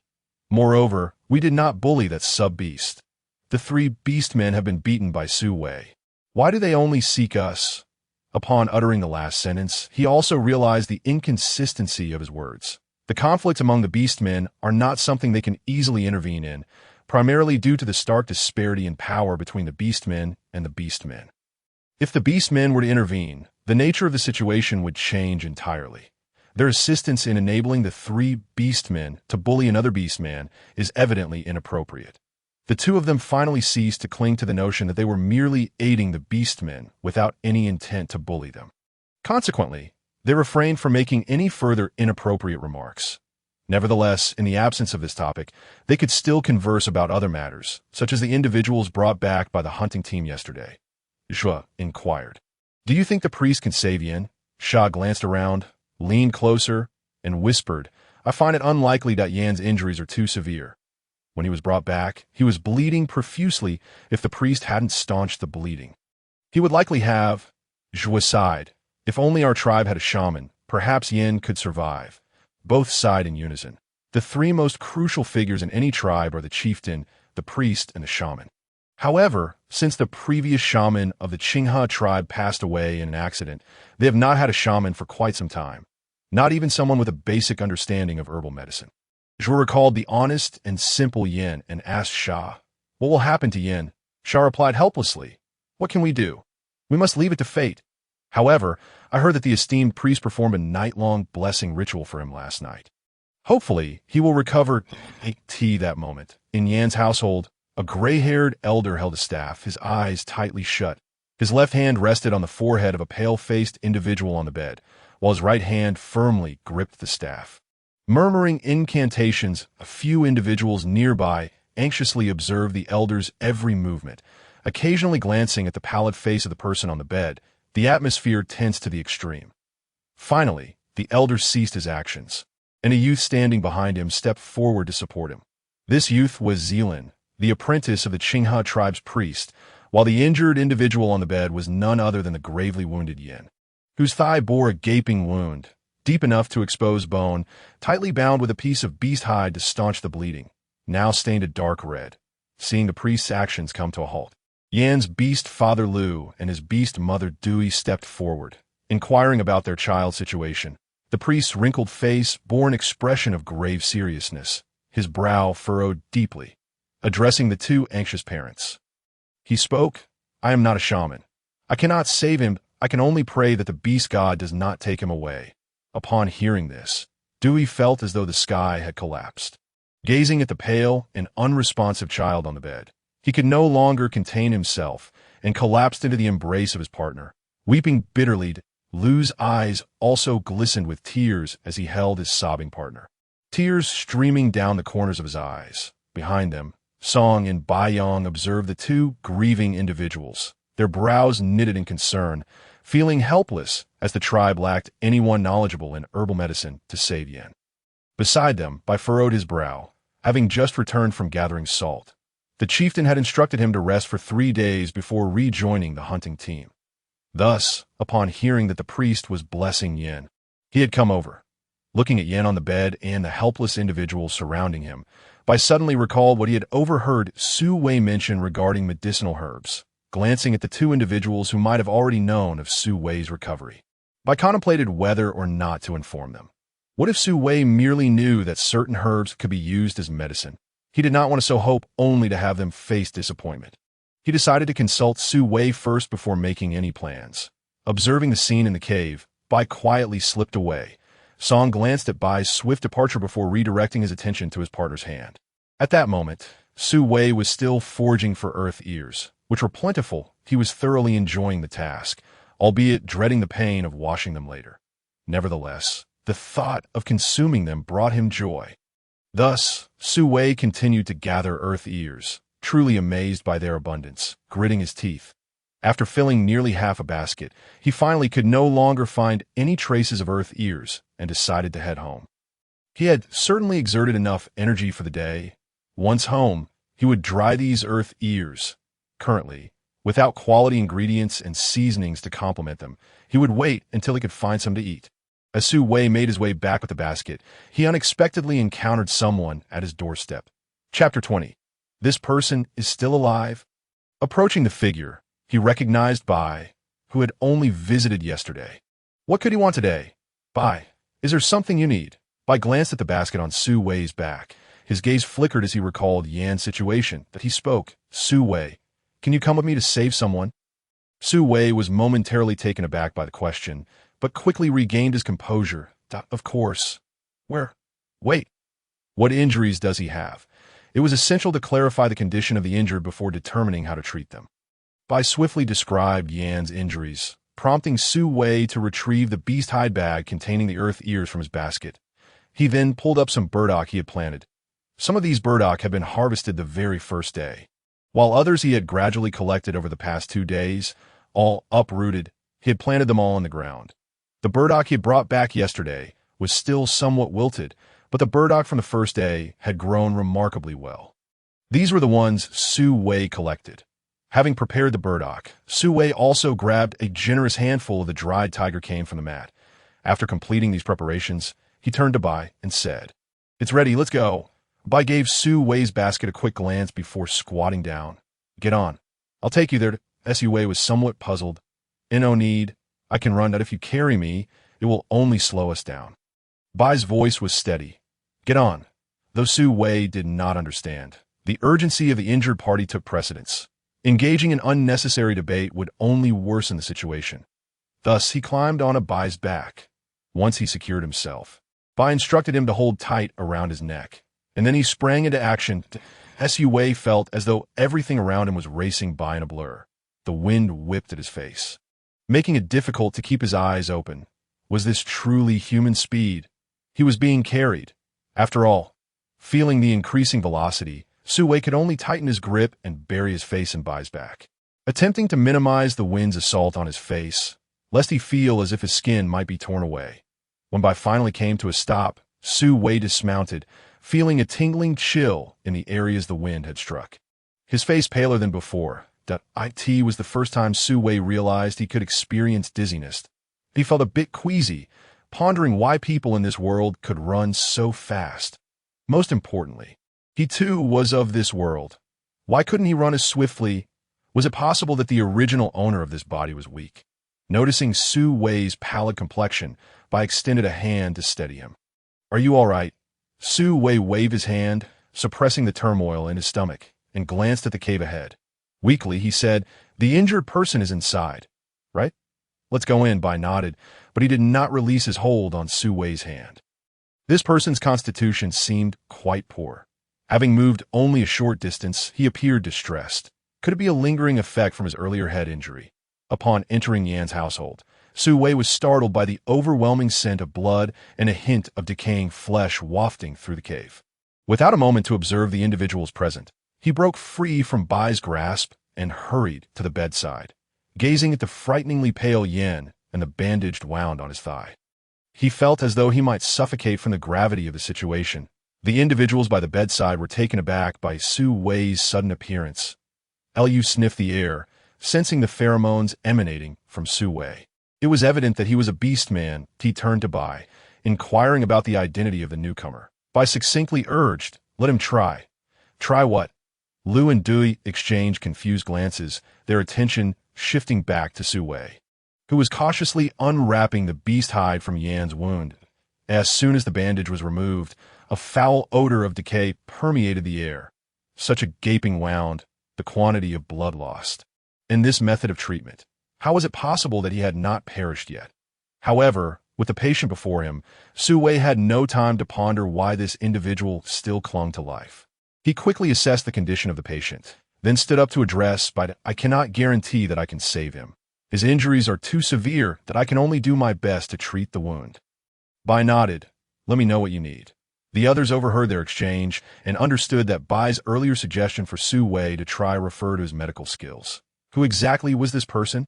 Why did Bai bring him here to save Yan? Upon hearing Bai's assurance, Su Wei acknowledged him with a nod. "First, find 2 people to help hold his arms and legs still. He must not move. I need to cut away the necrotic tissue from his wound, and the process will be excruciating." The group quickly gathered around, their eyes fixed on Su Wei. After exchanging glances of uncertainty, they ultimately turned their gaze to the ailing Yin on the stone bed. Finally, Lu gritted his teeth and chose to trust this newcomer. They had no other options. It was better to take a chance than to watch Yin suffer and die. Lu declared, "I will help." He released his partner's hand, offering a comforting pat, and stood by the bed, awaiting Su Wei's instructions. Su Wei glanced at him and continued to articulate his needs: several basins of warm water, with one containing a measure of salt for washing his wounds, and a sharp knife. Upon hearing this, Duyi was about to busy himself. These items were readily available in his home, requiring no special search. Observing Di turning to leave, Su Wei called out to him again, requesting a very fine needle and a thin thread for suturing the wound.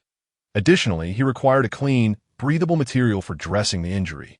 Lacking these supplies, he could only communicate his requirements, hoping that these indigenous individuals might recall such items or their equivalents. Although he specialized in veterinary medicine, his previous fieldwork had not afforded his companions any proper medical facilities. They had relied solely on their veterinary skills. Why should veterinarians be limited to animals? Humans are also sentient beings deserving of care. The priest's murky eyes remained fixed on Su Wei, and upon hearing his words, a glimmer of insight flickered within his gaze as he regarded the dazed Elan supporting him. He nudged the latter, urging the foolish child to assist. Aside from his frail frame and the injured man on the bed, anyone else capable in the cave should be mobilized. Had they not noticed Su Wei diligently grinding herbs in a stone bowl? Su Wei borrowed a stone bowl from Duyi, crushing the great burdock into a medicinal paste and setting it aside for later use. Duyi went to boil water, while Bai Yong sought to inquire which household possessed a fine needle. He could procure the thread derived from the fibrous veins of a tree. This tree, known as the broad-leaved tree, bore leaves as large as banana leaves, yet their texture was soft and rough, unlike the smoothness of banana leaves. Chapter 21. Saving lives after a while. The first to return was Bai, who had fetched a bone knife. He possessed a remarkably sharp blade fashioned from the hardest bone of the bone beast, likely the most resilient material in this world, which should meet Su Wei's requirements. Song and Lu had not departed. They were assisting in restraining Yan's limbs. In the absence of Su Wei's directives, they lent their help to Duyi in boiling water, with Song even returning home to fetch a sizable stone pot.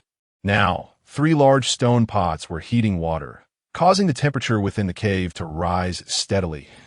Su Wei was sweating profusely. Just as he contemplated wiping the perspiration from his brow, he suddenly sensed an intense gaze upon him. This scrutiny had been present since he entered the cave, but he had been preoccupied with Yin-'s condition, thus neglecting it momentarily.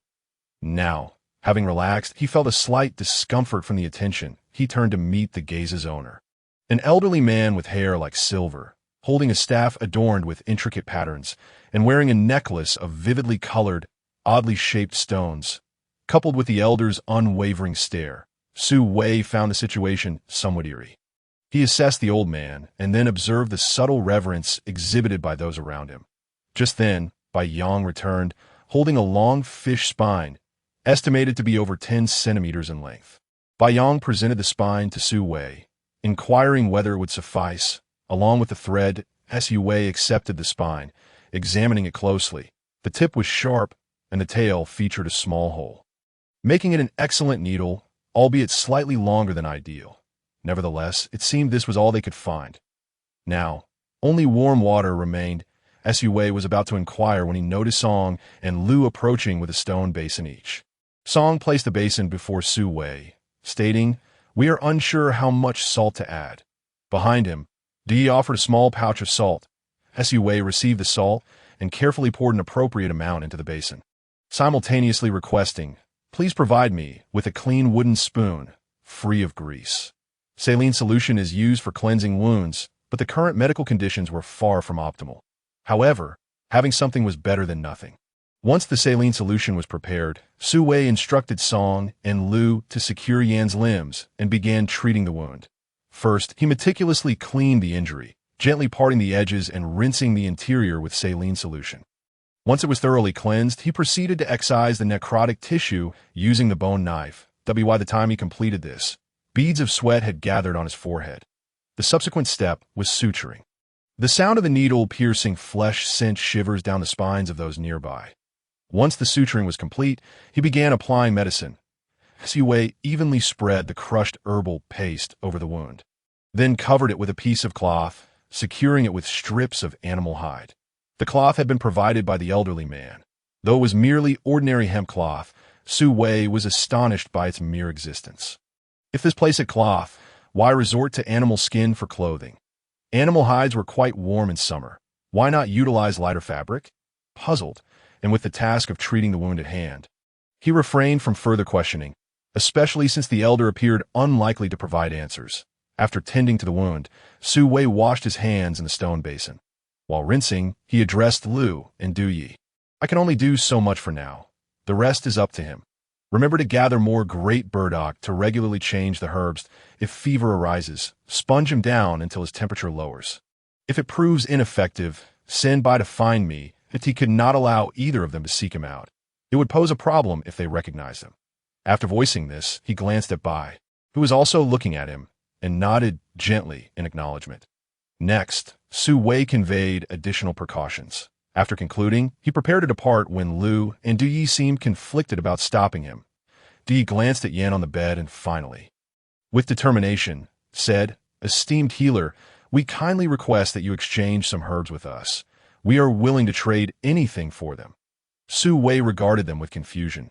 Was great burdock in short supply? Had they not seen several plants at the cave entrance when they arrived? What were they attempting to trade for? Bai stepped forward to clarify for Du Yi, "We do not know where to find this herb." Hsu Wei was even more perplexed. He pointed outside the cave, where great burdock swayed in the wind. "Isn't there one right there?" The group turned to follow his gesture, astonished to discover the herb was so near. Just crush it into a paste and apply it to his wound. You can also use this herb to make a soup for him to drink, as it possesses certain hemostatic and analgesic properties. Lu and Du Yi eagerly agreed. Hsu Wei slung his backpack over his shoulders, preparing to leave. The longer he stayed, the greater the risk of being recognized. With his affairs concluded, he decided to make his exit. Bai followed him out, and once outside the cave, he squatted down. Hsu Wei had witnessed Bai's speed upon arrival and was no longer concerned about the burden of his pack. He was like a human taxi, remarkably swift. Inside the cave, Song and Bai Yong observed the departing figures, exchanging glances but remaining silent. When they turned back, they found the priest gazing at them with a profound expression. The two felt a twinge of guilt as they averted their eyes from the priest's penetrating gaze, their attention returning to the unconscious Yan. Though Yan's complexion remained pallid, he appeared less tormented than before. Song recalled the herb Hsu Wei had pointed out at the cave entrance. He turned and carefully excavated the great burdock, returning to present it to the group. Lu and Du Yi took it from him, examining it closely to ensure they could identify it in the wild before returning it to Song. The priest glanced at the great burdock, then at Yin, instructing Song, "When Bai returns, you and he should come to my cave. I have matters to discuss with you." Song nodded respectfully, replying, "Very well. I will inform Bai." Dazilon, positioned behind the priest, had his eyes fixed on the great burdock. Once the priest finished speaking, he diverted his gaze to assist him. Song observed the priest's retreating figure, then turned to Lu and Du Yi, saying, "If you need anything, seek us out. We shall take our leave." Lu nodded, and after they departed, only he and Du Yi remained in the cave. Alongside the comatose Lu gently wrapped his arm around his partner's shoulders, reassuringly saying, "Do not worry. You will care for Yin here according to the healer's instructions while I gather herbs." Inside the cave, Du Yi found little to occupy himself with, yet he watched the sweat on Yan's forehead, a remnant of the pain endured during the healer's treatment. Though he had not awakened, he occasionally emitted soft groans of discomfort. As Du Yi pondered, tears welled in his eyes. Thankfully, that healer had been present. Otherwise, Yin? Wiping away the corners of his eyes, Du Yi resolved not to succumb to sorrow. He procured a basin of warm water and began to gently cleanse Yan's body with a clean piece of animal hide. Chapter 22. Has he returned? As for Hsu Wei, upon arriving at his cave with Bai, he was gently set down. Hsu Wei exhaled softly, still acclimating to Bai's remarkable speed. Bai's brow furrowed slightly as Hsu Wei steadied his racing heart and observed Bai's expression, filled with curiosity about their relationship. Bai, I seem to have forgotten some of our past. What exactly is our connection? Su Wei inquired. He cautiously began to speak, concerned that if there truly was a connection between them. Forgetting it could be somewhat hurtful, especially since this person had aided him on several occasions. Bai fixed his gaze upon him, conveying a sense of reciprocity. You help me. I help you, Su Wei. Perplexed, looked back at him in confusion. Bai proceeded to clarify, reiterating, You once assisted me in your childhood. Now, I am here to assist you. Su Wei responded with a realization. So it is the kindness from childhood that this person has remembered and frequently reciprocated towards the original owner. What a remarkable gesture to hold such gratitude for so long. Could it be that this fellow is simply that loyal, viewing even a drop of kindness as deserving of a fountain of gratitude? Su Wei cast a glance at Bai, whose expression remained inscrutable. In truth, he had many more questions he wished to pose, but it seemed their relationship had yet to reach a level conducive to casual conversation. Their bond was merely one of gratitude and reciprocation. Never mind.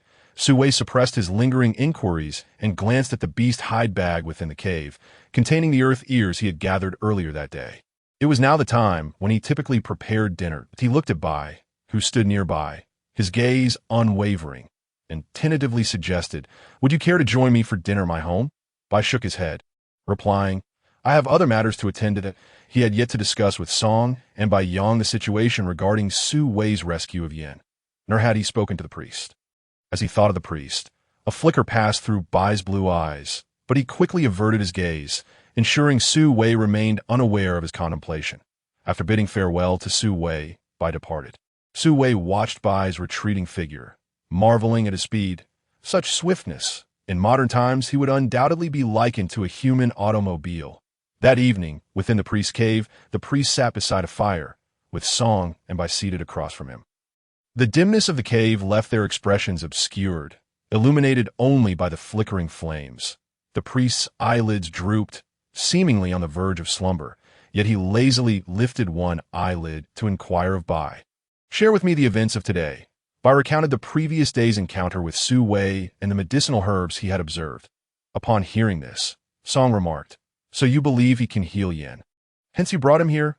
Bai nodded in affirmation. Song furrowed his brow, recalling Su Wei's past afflictions. After all, Su Wei was once ill. You are unaware if he is entirely healed or merely in a transient state. Should he not be fully recovered, any complications during Yan's treatment could be detrimental. Nevertheless, he understood that at that moment, aside from seeking out Su Wei, there were no other means to save Yan. Yet a thought lingered. How did Su Wei acquire knowledge of the shaman's craft? Bai merely gazed at him in silence. Song, observing Bai's reticence, felt an inexplicable notion that Bai possessed some knowledge of the situation. But before he could inquire further, the priest gestured for him to cease questioning. Enough of that. Return home for now. That I wish to speak with Bai. Song, with a resigned glance at the priest, noted the secrecy between the two. Both were figures of significant importance, one the tribe's priest, the other its future heir. Surely, they would not wish harm upon the Qinghe tribe. The following morning, Su Wei rose early and submerged the earth ears in a stream. He had returned too late the previous day to wash them, so he had left them untouched. Upon checking, he noticed they had begun to wilt, but that was of little concern. Soaking them would restore them. He placed the earth ears in a backpack to soak, allowing them to absorb water while the current washed away any impurities, facilitating easier cleaning. As the earth ears soaked, Su Wei wove a mat from grass to assist in the cleaning process. This mat wasn't constructed from bamboo, thus lacking the strength for heavy loads, but he resolved to create various woven items once he acquired bamboo. After completing the mat, he poured the soaked earth ears into it. With their increased weight, the water in the stream was insufficient to carry them away. Su Wei then cleaned the backpack and rinsed the earth ears, placing the clean ones back into the bag. An hour later, the earth ears were finally clean, weighing approximately 10 pounds. After finishing, Su Wei laid them out on the woven mat to dry in the sun. Approaching the cave's entrance, he placed the mat atop the backpack. The grass mat lacked structural integrity, causing it to sag slightly, but he paid it no mind, as long as it did not fall to the ground. Once securing the mat, he fashioned a triangular support structure using 3 sturdy wooden sticks. then tied vines around the apex to create a supportive net, ensuring the mat would not collapse under the weight of the earth ears. With the support network completed, he placed the mat atop it, and indeed, it did not sag. The mat rested comfortably, basking in the sunlight. Observing the support structure and the haphazardly arranged items within the cave, Su Wei pondered, contemplating the creation of a shelf or cabinet to organize the clutter. However, he decided it would be best to prioritize the construction of the kiln first. The base he had crafted yesterday should be dry by now.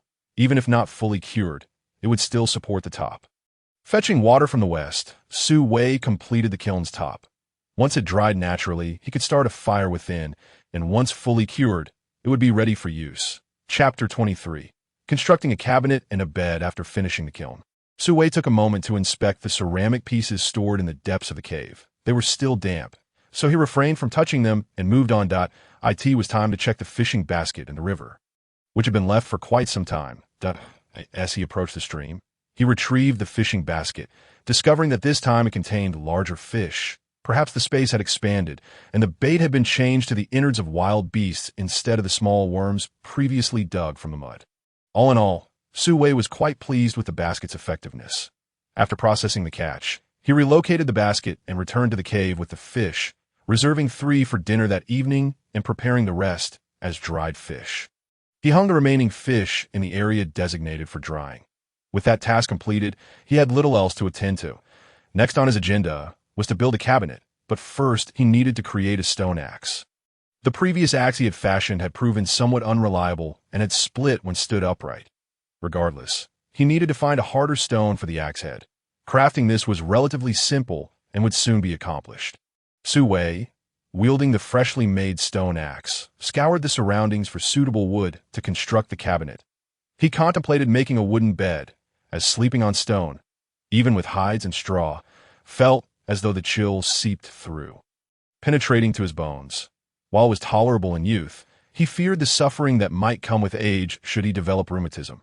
Nevertheless, he resolved to focus on the cabinet first, as one must eat one bite at a time and tackle tasks step by step.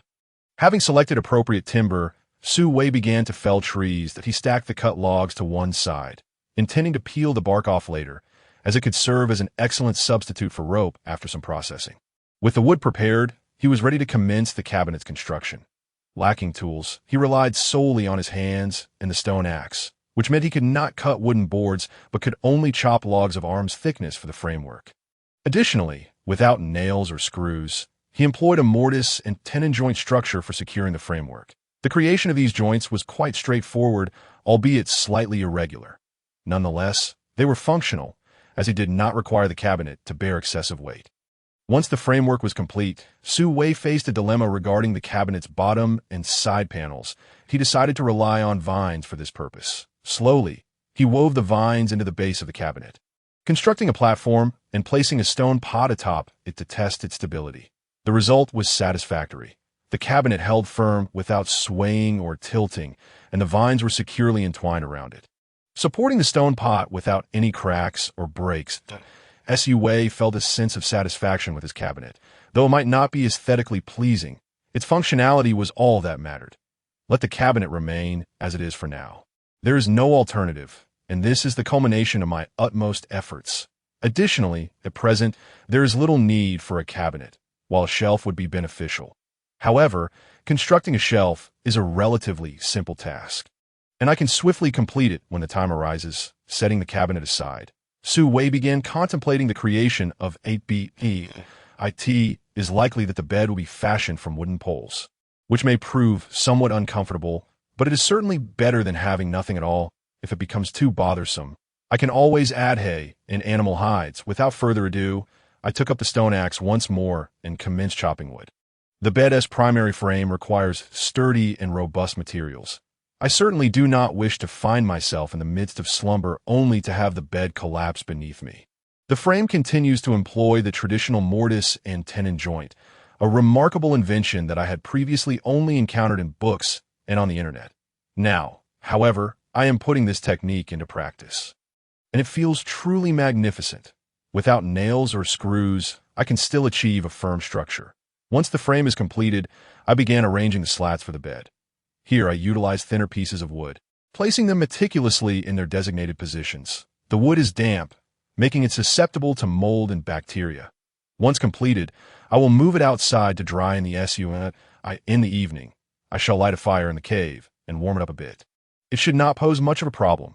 The bed is finished, measuring 2 meters in length and 1.5 meters in width. I carried it outside to bask in the sunlight while also collecting additional hay to dry. This dried hay will serve as a mattress, for the wooden bed is indeed quite rough. With both the bed and cabinet completed, I settled onto a wooden stool and gazed vacantly at the wilderness beyond.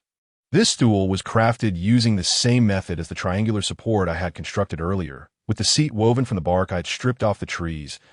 It is sturdy enough to support my height of 1.80 meters without issue. What should I pursue next? It seems there is little to be done. In truth, there is. I ought to forage for some herbs and explore the surrounding environment. Who knows what useful items I might discover.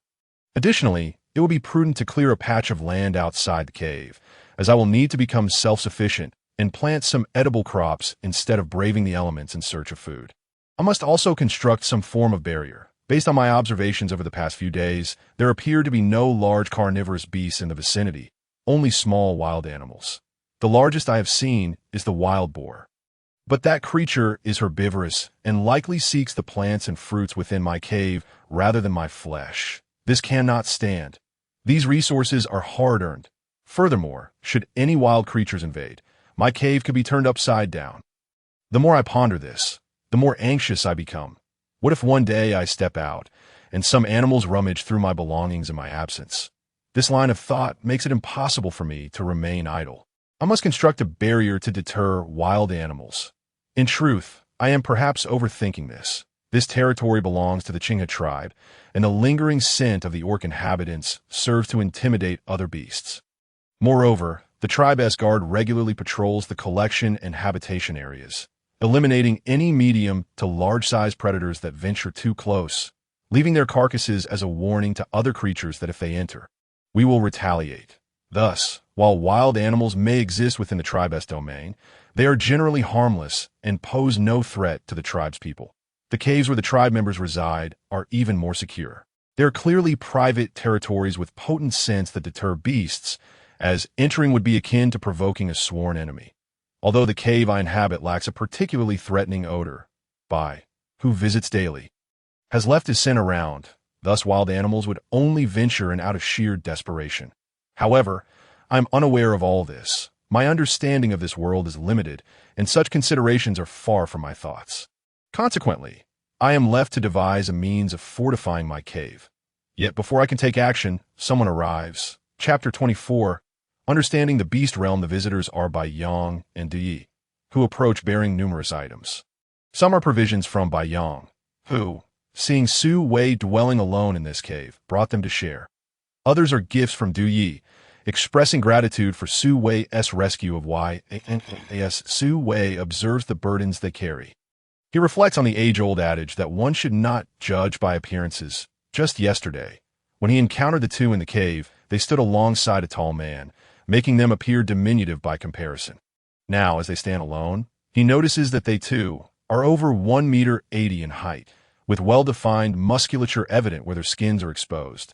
Though they are men with solid, powerful physiques, their demeanor exudes a gentle aura, akin to that of a nurturing mother. Approaching within 2 to 3 meters of Su Wei, they set down their loads. Bai Yong regards Su Wei with a complex expression mirrored by Du Yi, who has lived in the tribe for over 50 years. As Su Wei's beast father and adoptive father were childhood companions of theirs, and when Su Wei was born, the tribe rejoiced. Who could have foreseen that he would succumb to madness at the tender age of 5? Subsequently, the two met their untimely demise during a beast tide, leaving the deranged Su Wei and his 4-year-old brother Yang behind. Due to Su Wei's affliction, Yang was forced to abandon his only family and live among the tribe's homeless cubs in a great cave. Without the pheromones of family, Yang's survival was uncertain. The tribe had previously provided orphan cubs with a piece of redstone to substitute for familial pheromones, facilitating their growth. However, in recent years, redstones have become exceedingly scarce, leaving the cubs in the great cave uncertain of their fate. Observing Su Wei's current state, Yi could not help but feel a surge of happiness for Yang. With the presence of familial pheromones, Yang should thrive healthily. Yet, this thought soon became complicated. If Su Wei were to fully recover, it would be a relief. But if in truth, when Su Wei visited Du Yi's home to treat Yin, Du Yi had not recognized him until Yang came by later that night to inform him. As Su Wei perceives the fluctuating expressions on their faces, he feels bewildered and somewhat uncomfortable. Why are they regarding him in such a manner? Not wishing to linger in this awkward atmosphere, Su Wei finally speaks up. Is there something you need from me? After all, he hardly knows these two. And they have brought so many items. Surely, it is a gesture of thanks for what transpired yesterday. Du Yi is the first to respond. Su Wei, thank you for saving Yin. These are few items I have prepared. I hope you will accept them. Regardless of Su Wei's past, he has undeniably saved his child, and gratitude is due. Su Wei visibly startles at the mention of his name. Has this person recognized his identity? However, since no disdain or animosity is evident, it seems the original owner did not harm them. And so he replies, "You're welcome." He is not particularly familiar with them. Their relationship is limited to that of a patient and a family member of the patient. Moreover, judging by their demeanor, they do not seem eager to engage in conversation. Du Yi observes Su Wei's hesitance to speak, which reminds him of Su Wei's adoptive father. Both are silent and composed, disinclined to converse, yet consistently considerate of others. However, Su Wei's demeanor suggests he does not wish to share much, leaving Du Yi to wonder if his previous thoughts were too transparent. Only after the two have spoken does Yang add, "These are items that I had previously intended to give you. Please review them, and if you find anything lacking, let me know. After this delivery, should you require anything, you'll need to barter with the tribe." Su Wei nods in acknowledgement, glancing at the items on the ground. Truthfully, he lacks for nothing at present. Even if he did, they likely could not provide it. However, out of respect for their intentions, he inspects the offerings carefully and finds them to be quite ample. Among them are several pieces of animal hide, 2 bone knives, and various other items. Indeed, he is not in want of anything. Having completed his inventory, Su Wei shakes his head at them. "Thank you both. But I currently have no needs." Yang responds, "Very well. Should you require anything, feel free to seek me out. If you are unsure of my whereabouts, you may ask Bai, as he visits daily. Su Wei is taken aback. Does this mean Yang intends to oversee him indefinitely? Visiting every day? Just as he contemplates this, Yang preempts his inquiry. "You may inquire with Bai directly. He will share his own matters with you." Su Wei opens his mouth, then closes it again. "Very well. He will wait until Bai comes next to clarify."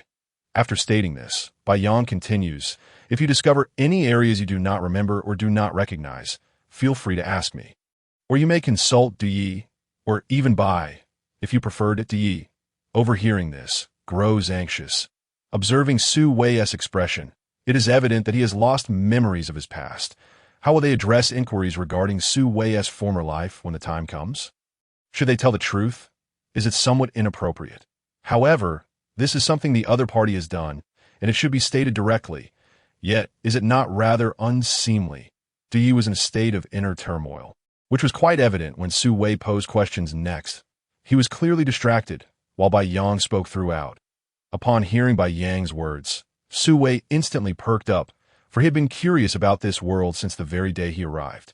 He truly knew nothing about it, relying solely on his mindset of adapting to circumstances to maintain his composure. Otherwise, another person might have crumbled under the torment of such an entirely unfamiliar and insecure environment.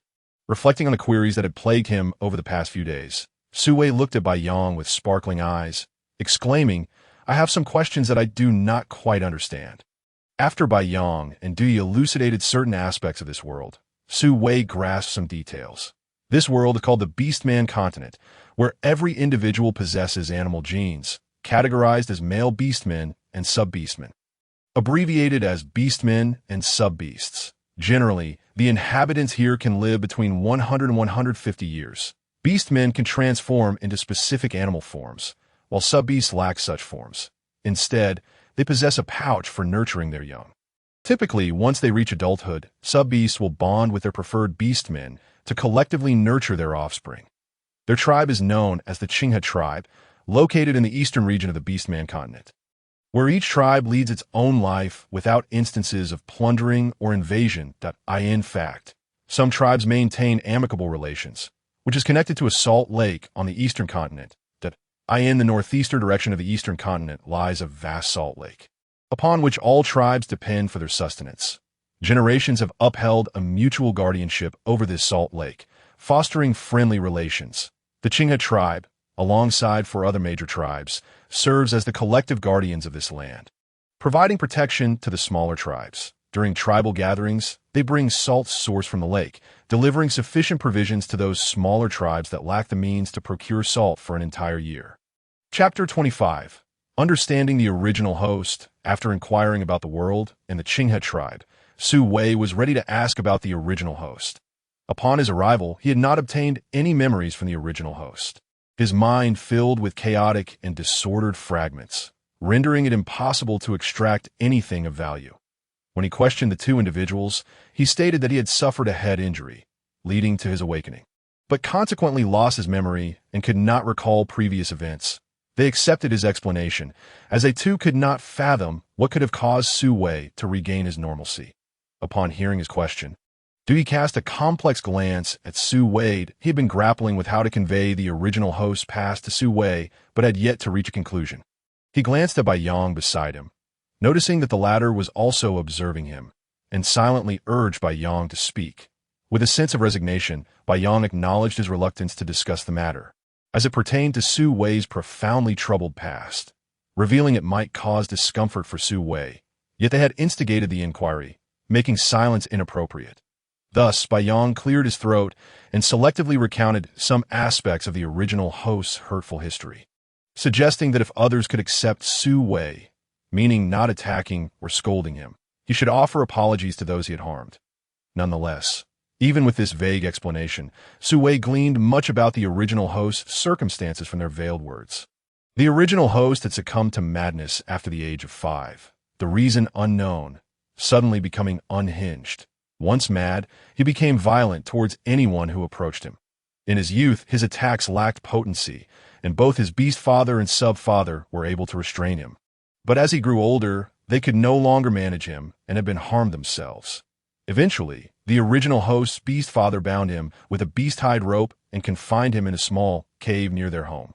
While continuing to care for him, it was not until the original host turned 16, when his brother Yang Gang had just turned 4, that calamity struck point one day, shortly after the cold season. The area where the Chingha tribe resided was suddenly besieged by a beast tide. Many beastmen joined the guard to protect the tribe. After the beast tide subsided, Su Wei's beast father had perished, and his sub-father, caught off guard by the sudden onslaught, had been injured by a small wild beast. Without a shaman to tend to his wounds, he too succumbed, leaving only the deranged original host and his 4-year-old brother in the beastman continent. Every cub requires the pheromones of kin to thrive. Without them, they are prone to premature death. Even if they survive to adulthood, their strength will be inferior to their peers, potentially weaker than sub-beasts. Consequently, the Chingha tribe initially intended for Yang to stay with the original host. But due to the original host's tendency to attack anyone who approached, including Yang, the tribe deemed it unsafe for them to remain together. Ultimately, after discussions among the tribe members, Yang was moved to live with the young cubs in the large cave, while the original host remained in his original cave. However, without the control of his beast father and sub-father, the original host frequently escaped and caused unprovoked harm. Consequently, the tribe decided to relocate Su Wei to the most secluded area of the Chingha tribe, which is where he currently resides. Tribe members would occasionally bring food for the original host, and thus he grew to adulthood in that isolated space. Just a few days before he regained his sanity, he unexpectedly recovered. Observing the inquisitive gazes of the two, Su Wei turned away nonchalantly. The original host had not truly recovered. He had likely perished. He had not forgotten the wound on his head upon arrival. The original host most likely died from that injury, and then he entered this body, with his own soul intact. Therefore he was normal. However, in the eyes of others, it appeared as if he had merely been cured of madness. Su Wei chose not to explain this. How could he? Would he tell them that he was not the original Su Wei, but rather someone from another world? Wouldn't that lead to him being captured and branded as a malevolent spirit? Having concluded his inquiries, Su Wei found himself momentarily devoid of questions. The information he had received today was overwhelming, and he required time to process. As the two finished speaking and noticed his silence, they prepared to take their leave, keeping track of the time as the collection and hunting teams were expected to return. As the leader of the collection team, Bai Yong had responsibilities to oversee the distribution of the harvest, while Dui needed to return to care for Yin, who had sustained injuries. The tribe leader, Song, had granted them 3 days to tend to Yin, during which their household provisions would continue as usual. Initially, they had assumed that Yin would certainly perish after 3 days. Who would have thought that Su Wei would come to his rescue? And by noon today, Yin had awakened, his wounds gradually healing. Reflecting on Yan's recovery, Dui looked at Su Wei and felt compelled to inform him. Su Wei, Yin has awakened, and his wounds are healing. Thank you so very much. Gazing at the pure and virtuous Su Wei, Dui noticed his previous impressions of Su Wei gradually fading. People are capable of growth. The former Su Wei was a thing of the past. Now, they would observe the present Su Wei. Hoping that he would continue to embody this virtuous demeanor, Bai Yong bid farewell to Su Wei, and Dui regained his composure to say his goodbyes before following Bai Yong back. Su Wei watched their retreating figures and sighed. He was a person who cared deeply about others' perceptions, which had rendered his previous existence burdensome, prompting his desire to escape the crowd. Thus, he could discern their thoughts through their demeanor.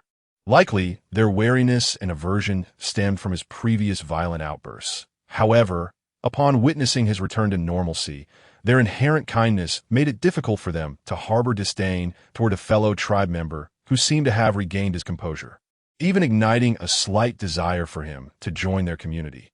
Yet, due to his past actions, they could not fully accept him, leaving them in an awkward limbo between acceptance and rejection.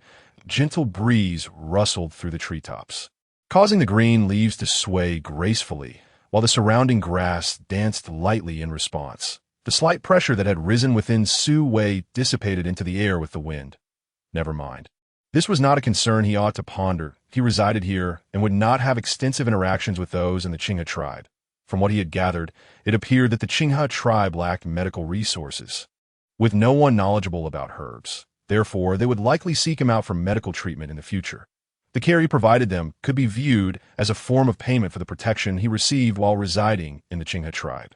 After all, it seemed that, barring unforeseen circumstances, he would be living here moving forward. Venturing outside was perilous. He had heard tales of wild beasts that devoured humans, which sub-beasts were generally unable to combat. Although he had studied some combat techniques in the past, he still felt a sense of trepidation when faced with wild beasts. Chapter 26. Grilled meat on stone. Once the two departed, Su Wei began preparing dinner. Today, he planned to make grilled meat on a stone slab. First, he needed to find a suitable stone slab, one that had a slight depression in the center. Otherwise, the oil would leak out during the meal. After cleaning the slab, he began slicing the meat, which he had obtained from the deer that Yu and Bai had brought earlier, specifically cutting a leg from the deer. Since the deer was no longer whole, it would spoil quickly, and Su Wei intended to process it by tomorrow. However, he lacked a stone jar, and the earthen jars would take several days to complete. He had no means to marinate the meat. Crafting a stone jar posed a headache, as he had no proper tools, making it seemingly impossible. It appeared he would have to resort to making jerky instead. And no matter, jerky is still edible. Su Wei no longer wished to dwell on such thoughts. He sought to relax and prepare his evening meal. After thoroughly washing the meat, he meticulously sliced it into thin pieces using a bone knife, seasoning it with salt before setting it aside. Next, he turned his attention to crafting a condiment that he began by making a fruit jam, utilizing ingredients he had found outside as well as those gifted by Bai and Bai Yong. He concocted one sweet jam and one sour jam, both of which he placed in small stone bowls. Following this, he prepared a dish to cleanse the palate. As consuming roasted meat continuously could become rather monotonous, he decided to create a wild vegetable soup. However, he possessed no other ingredients aside from sour bamboo shoots, so sour bamboo shoots soup it would be. During his foraging for earth ears, he had stumbled upon a few wild vegetables, but their quantity was insufficient for a proper soup. Nevertheless, he would include them as he set the stone pot over the fire to simmer. Su Wei began grilling the meat. He placed a stone slab over the flames and, once heated, used a piece of fatty meat to grease its surface. After a thin layer of oil formed, he proceeded to place the marinated meat onto the slab. The sound of the alternating fatty and lean beast meat sizzling on the stone was delightful, and soon the rich aroma wafted through the air. Thanks to the prior seasoning, the meat was ready to be enjoyed as soon as it was cooked. Sue picked up a piece of grilled beast meat, dipping it into a bit of sour jam before savoring it. Although he used only a small amount of sour jam, it imparted a unique flavor to the meat, the tart fruitiness complementing the roasted meat splendidly. He also sampled the sweet jam, but found it less delightful than the sour variety. Gazing at the full stone bowl of sour jam, Sue decisively opted to stick with it, saving the sweet jam for beverages or other uses, ensuring nothing went to waste. Once the water in the stone pot reached a boil, Sue added a pinch of salt before introducing the sour bamboo shoots. In a short while, the bamboo shoots were cooked to perfection that he ladled a bowl for himself, enjoying the grilled meat paired with wild fruit jam, followed by a comforting bowl of vegetable soup. Happiness was indeed that simple. Just as Sue relished his meal of meat and soup, Bai arrived. Sue set down his chopsticks and stood to greet him, noticing the bee skin bag slung over Bai's shoulder. Curious about what treasures it might contain, Bai gently placed the bag down and opened it, revealing an assortment of eggs, various sizes and types, including two massive ones comparable to ostrich eggs. Bai presented one of the large eggs to Sue, explaining that it was a giant winged bird's egg and quite delicious. Sue accepted it, weighing it in his hands. It was substantial, surely requiring a lengthy cooking time for boiled eggs, and the same for scrambled eggs. As Sue's mind began to wander, Bai closed the bag and tucked it into Sue's embrace, urging him to consume the eggs soon to prevent spoilage, that if he wished for more, Bai would gladly bring more in the future. Snapping back to attention, Sue was taken aback by the sheer number of eggs being gifted to him. "Thank you," he exclaimed, with a pile of eggs in his arms. He recalled the earth ears that had yet to dry. He called out to Bai, who was about to leave, proposing by, "Let me treat you to a meal. I will make scrambled eggs with earth ears for you to try with all these eggs." Bai regarded Sue, pondering whether this beast man was unaware of the customs of his kind. Indeed, he was oblivious. Typically, members of the hunting party would feast outside before returning with their spoils, often abstaining from food for a day or two.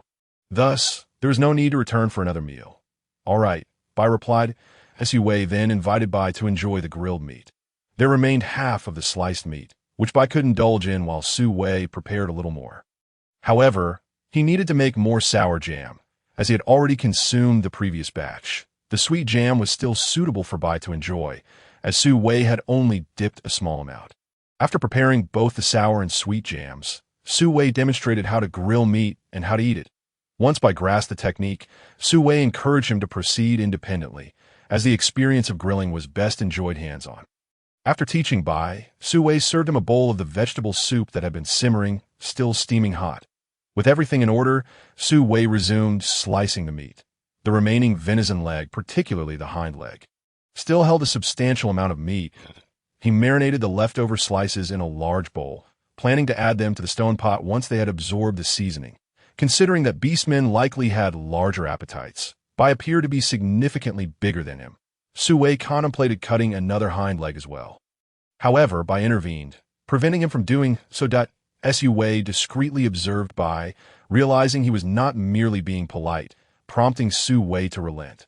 When it came time to scramble the eggs, Sue suddenly remembered that the primary reason for Bai's visit was to enjoy a meal of scrambled eggs. Now, Bai was likely full from the grilled meat. Sue smacked his forehead in frustration. Had he consumed too much meat and dulled his wits? He glanced at Bai, who was leisurely savoring his grilled meat. The quantities of jam in both bowls appeared to be roughly equal, suggesting Bai was satisfied with the flavors. However, Bai would still be having scrambled eggs, so it was wise to save some appetite for later. "But that's all right. The eggs can always be saved for tomorrow." Bai paused in his eating, swallowed the piece of meat he had been chewing, and said, "Then let us have them tomorrow. You should join me." "Very well, tomorrow it is," Sue agreed. He laid down a grass mat beside the grill, sitting comfortably and picking up the bowl of sour jam he had previously enjoyed. Bai glanced at Sue seated on the ground, and then shifted his gaze to the chair he occupied. Bai's chair was a rustic wooden seat Su Wei had found outside, bound with vines and topped with a thick grass mat. Due to the time and effort involved, Su Wei had only crafted that one chair and had yet to make a second.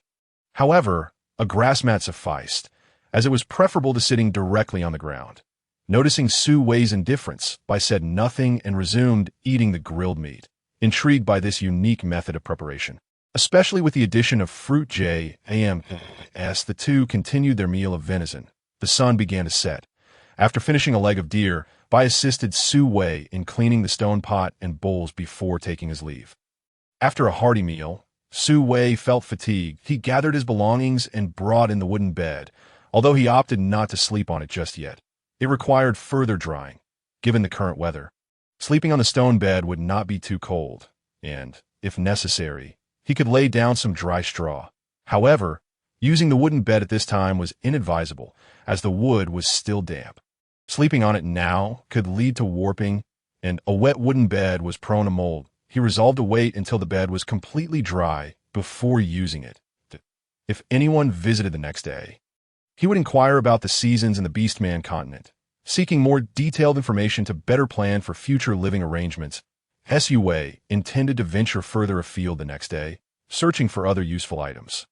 He was growing weary of a diet consisting solely of beast meat and sour bamboo shoots. Discovering ingredients like scallions, ginger, garlic, or chili peppers would be a delightful bonus. During a previous conversation with Bai Yong and the others, Su Wei had expressed his curiosity about why no wild animals had invaded his cave. Bai Yong had explained the situation, mentioning the pheromones of beastmen and beastmen. When discussing the pheromones, Bai Yong seemed hesitant, as if he wanted to say something but held back due to certain reservations. However, recalling their earlier mention of the original owner's brother, Yang, in conjunction with the earlier discussion on pheromones, Su Wei began to connect the dots. He was willing to take on the responsibility of caring for that child, as he had taken over the original owner's body. It was only right to look after the brother. Yet, considering his past actions and reputation, whether the child would even want to come was another matter entirely. Moreover, the tribe's approval was another hurdle. He decided to wait and see if they were all willing. He would have no objections. He had conveyed this to Bai Yong and the others. Observing their expressions at the time, they seemed intrigued but also apprehensive due to his previous erratic behavior. Nevertheless, he had no qualms about raising a young one. With a basket slung over his back, Su Wei ventured into uncharted territory, wielding a sturdy stick in hand. His basket held 2 bone knives, topped with a straw hat and clad in simple grass sandals. Compared to his previously refined traveling gear, this was a significant downgrade. But what of it? He would take it as it came. Survival was not a concern. After all, even if he were to struggle, what mattered most was his happiness and contentment. Nothing was truly unacceptable, except for venomous snakes. Su Wei jumped in fright as a snake suddenly darted out at him. Thankfully, he had a stick. Otherwise, he might have been bitten. Did snakes now act like dogs in this era? Gritting his teeth. Noticing the patterns on the snake's body, he recognized it as a venomous one. If bitten, he could very well meet his end right there. As the snake swiftly slithered away, Su Wei cautiously tapped the grass ahead with the tool he held, ensuring that nothing else would spring forth from within before daring to step forward. Throughout the journey, Su Wei felt akin to a lie detector. His suspicion heightened. Any slight irregularity triggered a belief that something might threaten him. It was not until he ventured into a grove, where the underbrush was less dense than outside, that he finally felt a semblance of relaxation. This moment, he became acutely aware of a discomfort brewing in his head and heart. He sat down on the spot, taking a considerable time to regain his composure before rising again. In this grove, where the terrain was relatively flat, Su Wei primarily traversed these areas, feeling the tension in his mind noticeably ease. This was indeed his second chance at life. He could not afford to be careless, for who could say if a third opportunity awaited him? Thus, Su Wei commenced his exploration of the woods. Reassured that the underbrush posed little threat, yet remaining vigilant against any lurking beasts, he retrieved a bone knife from his backpack, gripping it tightly as he remained alert to his surroundings. After a while, Su Wei's gaze fell upon a vibrant red fruit, reminiscent of chili peppers, yet he had never seen such peppers growing atop a tree of considerable height. This tree stood over 3 meters tall. adorned with numerous chili-like fruits. Although unsure of what exactly it was, the resemblance to a pepper ignited within him a compelling urge to investigate further. If this truly were a chili, the culinary possibilities were boundless. Especially since he had not experimented with new flavors in recent days. Su Wei contemplated plucking it directly, but hesitated, fearing it might not be a chili at all, but rather some inedible or poisonous fruit. Instead, he found a familiar leaf nearby. Wrapping it around one of the red fruits before plucking it, he placed the chili-like object on the ground and cautiously sliced it open with his bone knife.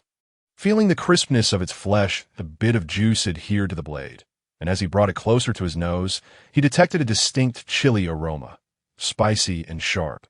The fruit resembled a chili in appearance. Yet he remained uncertain whether its flavor would match, worried it might possess toxic properties. Just then, a voice echoed from behind him. "Warning, you can't eat that. It will cause stomach pain." Startled, Su Wei turned to see Bai, who had arrived earlier than usual. Bai, noticing the confusion on Su Wei's face, assumed he was curious about how he knew the effects of the fruit. He stepped closer and explained, "Previously, you encountered this."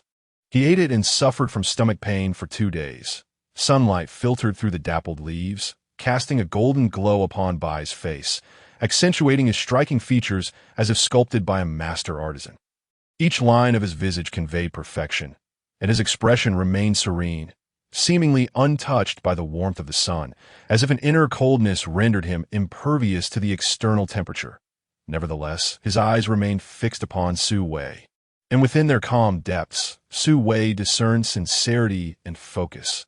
After exchanging a few glances, Su Wei found himself unable to withstand Bai's intense gaze. He believed in Bai's words, yet the temptation to taste the chili lingered.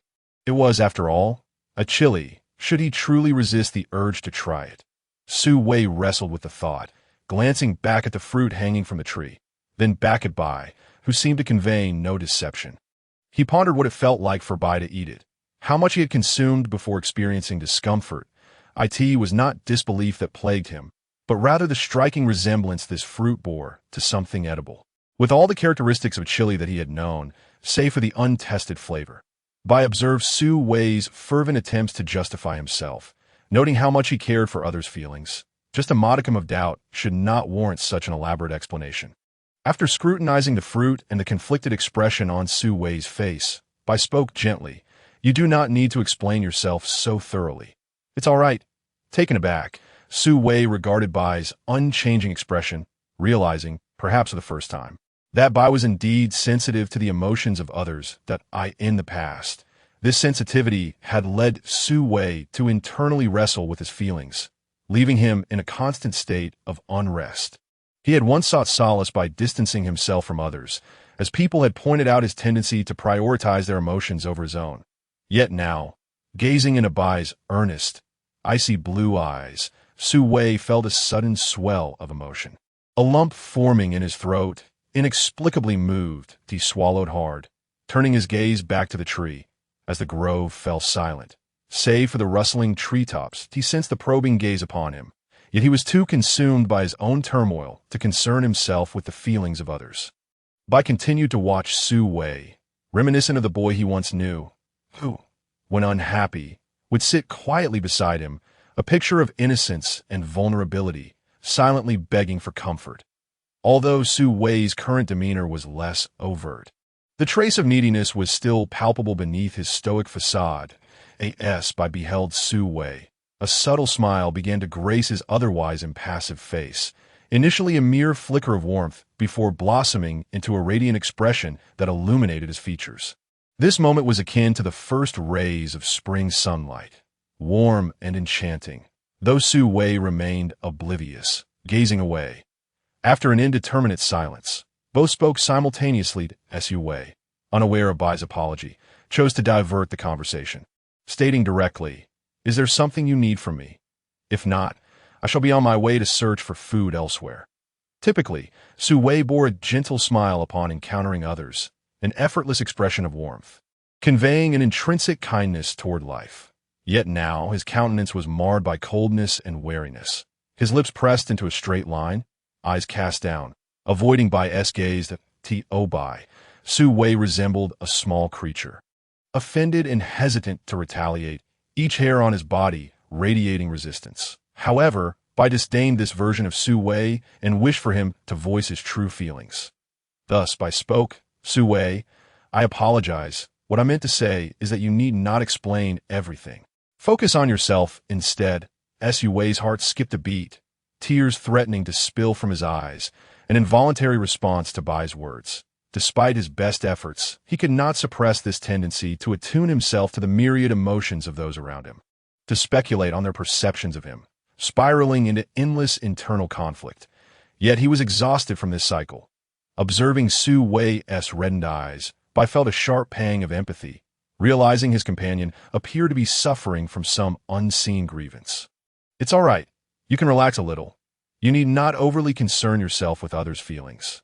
Your own well-being is what truly matters."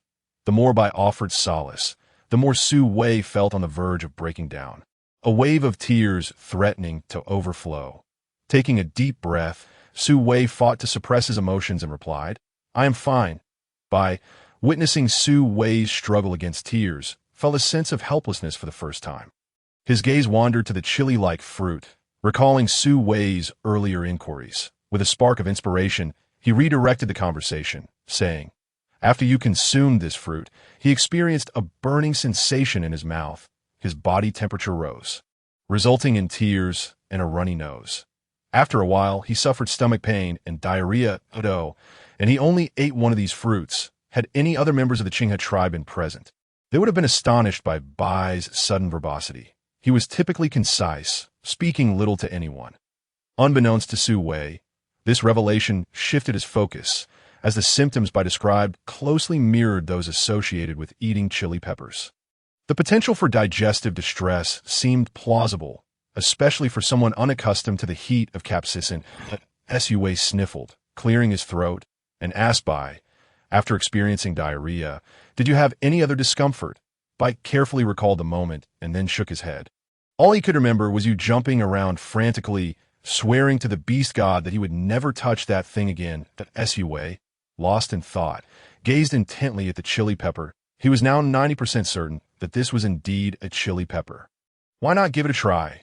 Looking at the vibrant red color, Su Wei swallowed, realizing that this might be a bit spicy. What the heck? He decided to go for it. However, just as he was about to reach out to pluck it, Bai stopped him. Bai had not taken his eyes off Su Wei, and could easily discern his intentions from his expressions and actions. Thus, the moment Su Wei made a move, he intervened. Su Wei looked at Bai in confusion, wondering what he was doing. Bai firmly stated, "You cannot eat it." Su Wei reassured him, "Don't worry, I am quite confident that this is a chili pepper. Nothing will happen to it, might just be a bit spicy." Observing Su Wei's mood returning to normal, Bai felt a subtle smile forming in his eyes, yet he continued to prevent Su Wei from reaching for the chili pepper. As a fully grown beast man, Bai stood about 2 meters tall, towering over Su Wei by a head. His muscular build, honed from frequent hunting, made him appear significantly larger than Su Wei, effectively blocking him from access to the chili. Su Wei glanced at Bai's resolute gaze and then at his sturdy arms, realizing that he was simply being prohibited from taking it. Chapter 29. Stir-fried chili with meat. Bai declared, "You cannot." Su Wei tried to explain, "I only want to eat a tiny bit." "Really?" As he spoke, he gestured to indicate a grain of rice-sized portion. Bai pursed his lips, conceding. Seeing his agreement, Su Wei sidestepped him and reached up to pluck one from the tree. Holding it in his hand, he noted its smooth texture, reminiscent of a chili pepper. He cautiously took a small bite and confirmed that it indeed had the flavor of a chili pepper. Though not overwhelmingly spicy, an acceptable level of heat. At this point, Su Wei was utterly convinced that this was indeed a chili pepper. His joy surged, and his eyes sparkled with delight, as if stars were twinkling within them. A radiant smile blossomed on his face, his lips curving upwards to reveal pearly white teeth, his eyes crescent-shaped, exuding pure exuberance. Seeing Su Wei so elated, Bai couldn't help but chuckle, wondering why he was so happy. Su Wei turned back to Bai, still holding the half-eaten chili pepper. But before he could speak, he was momentarily taken aback by Bai's smiling face. Yet, at that moment, the chili pepper consumed all his attention. "Bai, this is really a chili pepper. It can be eaten, but it's a seasoning, so don't eat too much, or you might end up like you. This is a wonderful find, but I had never tasted chili peppers and could not fully grasp the significance of Su Wei's words. Yet seeing Su Wei so excited and animated lifted his own spirits. Su Wei declared, "Let us pick some take back. We can dry them to make chili powder, and then I'll prepare a delicious meal for you to try." Bai nodded gently, following Su Wei to gather the chilies in places that Su Wei couldn't reach. He effortlessly extended his arm to pluck them, though the highest ones remained out of reach. Bai initially contemplated climbing the tree to retrieve them, but was deterred by Su Wei, who pointed out that even though these chilies weren't very spicy, contact with the skin could still be uncomfortable. So he decided to leave the highest ones be. Later, he fashioned a makeshift tool to bring down the upper ones, intending to save seeds to plant outside his cave. With such a large chili plant, he would have to worry about chilies in the future. They gathered enough chilies to fill a large basket and a bee skin bag, which Su Wei had conveniently packed before their departure. Su Wei secured the bee skin bag with a grass stalk and tied it to the basket with vines, just as he was about to bend down to lift the basket. Bai intervened. Bai crouched down, effortlessly hoisting the basket on his back, then casually asked Su Wei, "Where to now?" Su Wei was taken aback. "Huh? Oh, back to the cave." Bai nodded and began walking towards Su Wei's cave. Su Wei stood momentarily stunned before hurrying to catch up with Bai, who moved with ease. Su Wei soon abandoned the idea of asking Bai for the bee skin bag, as he was finding it difficult just to keep pace with him. Su Wei jogged to match Bai's long strides, but it was clear that he could not keep up. Fortunately, Bai noticed Su Wei lagging behind and subtly slowed his pace, allowing Su Wei to catch up. Upon returning to Su Wei's cave, Bai set the basket down outside at Su Wei's direction that Su Wei intended to keep some of the fresh chilies for immediate cooking while drying the rest to make chili powder. Grateful for Bai's help, Su Wei decided to cook a meal using the chilies as a reward for him. Without delay, he directed Bai to sit aside and rest while he began preparing lunch. First, he made the promised scrambled eggs, sautéed with wild mushrooms, followed by stir-fried meat with chilies. He planned to add some sour bamboo shoots for extra flavor, believing it would taste delightful. However, he would need to process the deer he had, as it was his only source of fresh meat at the moment. After informing Bai, Su Wei took a sharp bone knife and approached the deer. However, Bai preemptively lifted the deer and headed towards the creek. Su Wei stared, dumbfounded. "Wait, brother, you're being far too kind. You're the guest, how can you take over the host chores?" "Wait, let me do it. You should rest." Before Su Wei could finish, Bai had already set the deer down by the creek. Looking back at him, Su Wei acknowledged that the creek was indeed close to his cave. Reluctantly, he followed with the bone knife in hand. In the end, Bai transformed his claws into sharp tools. Skillfully skinning the deer and cutting it into manageable pieces, Su Wei barely touched the meat before it was all processed. Watching Bai glance back at him with a look of innocence, Su Wei fell into silence. "Thank you," Bai replied. "You're welcome." Su Wei wrapped the deer meat in its skin to take back to the cave and cut a large piece of fatty meat to render into beast oil for cooking. He sliced the fat into pieces, placed them in a stone pot with a bit of water, and added the fat slices to prevent the pot from cracking as the fat rendered in the pot. Su Wei didn't need to pay it much attention, so he took 5 chilies to wash by the creek and then sliced them into strips, though the chilies were scant, barely filling a stone bowl. Considering it was Bai's first experience with chili, this amount would suffice for stir-frying the meat. The large stone pot could cook up to 10 pounds of meat at once, so even a small amount of chili strips would impart some flavor. With the chili strips prepared, Su Wei began cutting the meat. He had asked Bai how much he could eat, and Bai had replied that an adult beast man in human form could consume over 20 pounds of meat in one sitting. While in beast form, it depended on size. Bai did not elaborate on how much he could eat in beast form, merely observing Su Wei intently, causing Su Wei to feel slightly uneasy and shift his gaze. Noticing Bai's behavior, Su Wei chose not to pry, thinking that perhaps there were customs he couldn't disclose. He wasn't overly curious. After gauging Bai's appetite, Su Wei began cutting the meat accordingly, estimating around 30 pounds, ensuring there would be enough when combined with the sour bamboo shoots and the scrambled eggs. Once he finished cutting the meat, Su Wei checked the pot of rendered fat to prevent it from burning and then sat down to let it continue rendering. Strangely, despite sitting beside someone he hardly knew, Su Wei felt no discomfort or awkwardness. It was as if they had coexisted like this before. But how could a newcomer like him, who had just arrived in the beast world, have ever interacted with someone who had grown up here? Su Wei found himself puzzled, wondering if he was experiencing some extraordinary hallucination. Bai observed Su Wei, who was obliviously stirring the meat in the pot, his expression shifting from calm to curious to astonished. Bai wondered what was troubling Su Wei, finally asking, "What's wrong?" Su Wei snapped back to reality. "Oh, I'm fine, really." Chapter 30. Confirmation. Bai fixed his gaze on Su Wei for a long moment before finally looking away. Thinking that everyone had their own secrets, Su Wei and Bai sat closely together, and after he spoke, he inexplicably felt the temperature around them drop, despite sitting by the fire. But glancing at Bai's unchanging expression, which seemed to reflect a gloomy mood, Su Wei began to suspect the reason, yet he knew he could not voice it. Who would believe him if he said he was not the original owner of this body, but had crossed over? He would likely be sent to a mental institution. The reasons cannot be divulged, that is certain. Thus, Su Wei could only disregard Bai's discontent. Fortunately, the beast oil was soon ready. Su Wei ladled out the oil residue into a large stone bowl and sprinkled a pinch of salt atop it. He tasted a piece first.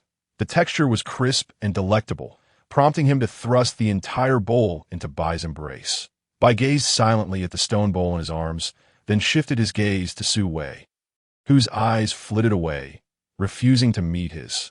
Suddenly, his mood brightened. He fetched 2 twigs from outside to use as chopsticks, a technique Su Wei had taught him the previous day. He picked up a piece of oil residue and savored it leisurely.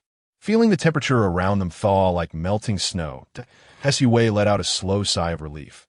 Bai was his first friend here, or at least he hoped so, as he did not wish for the other to harbor any ill feelings. With the beast oil prepared, Su Wei commenced the stir-frying of the beast meat. First, he ladled out the excess oil from the pot, then added the meat, stirring it until it changed color to that point. He tossed in strips of chili, needing only to ensure the chili was cooked through before adding salt. A hefty 30 pounds of meat proved somewhat laborious to stir-fry, and halfway through, Su Wei felt his arm muscles ache. Ultimately, it was Bai who took over the spatula and finished cooking the meat. Once the meat was done, Su Wei repurposed the stone pot that had previously held the meat to contain the stir-fried dish.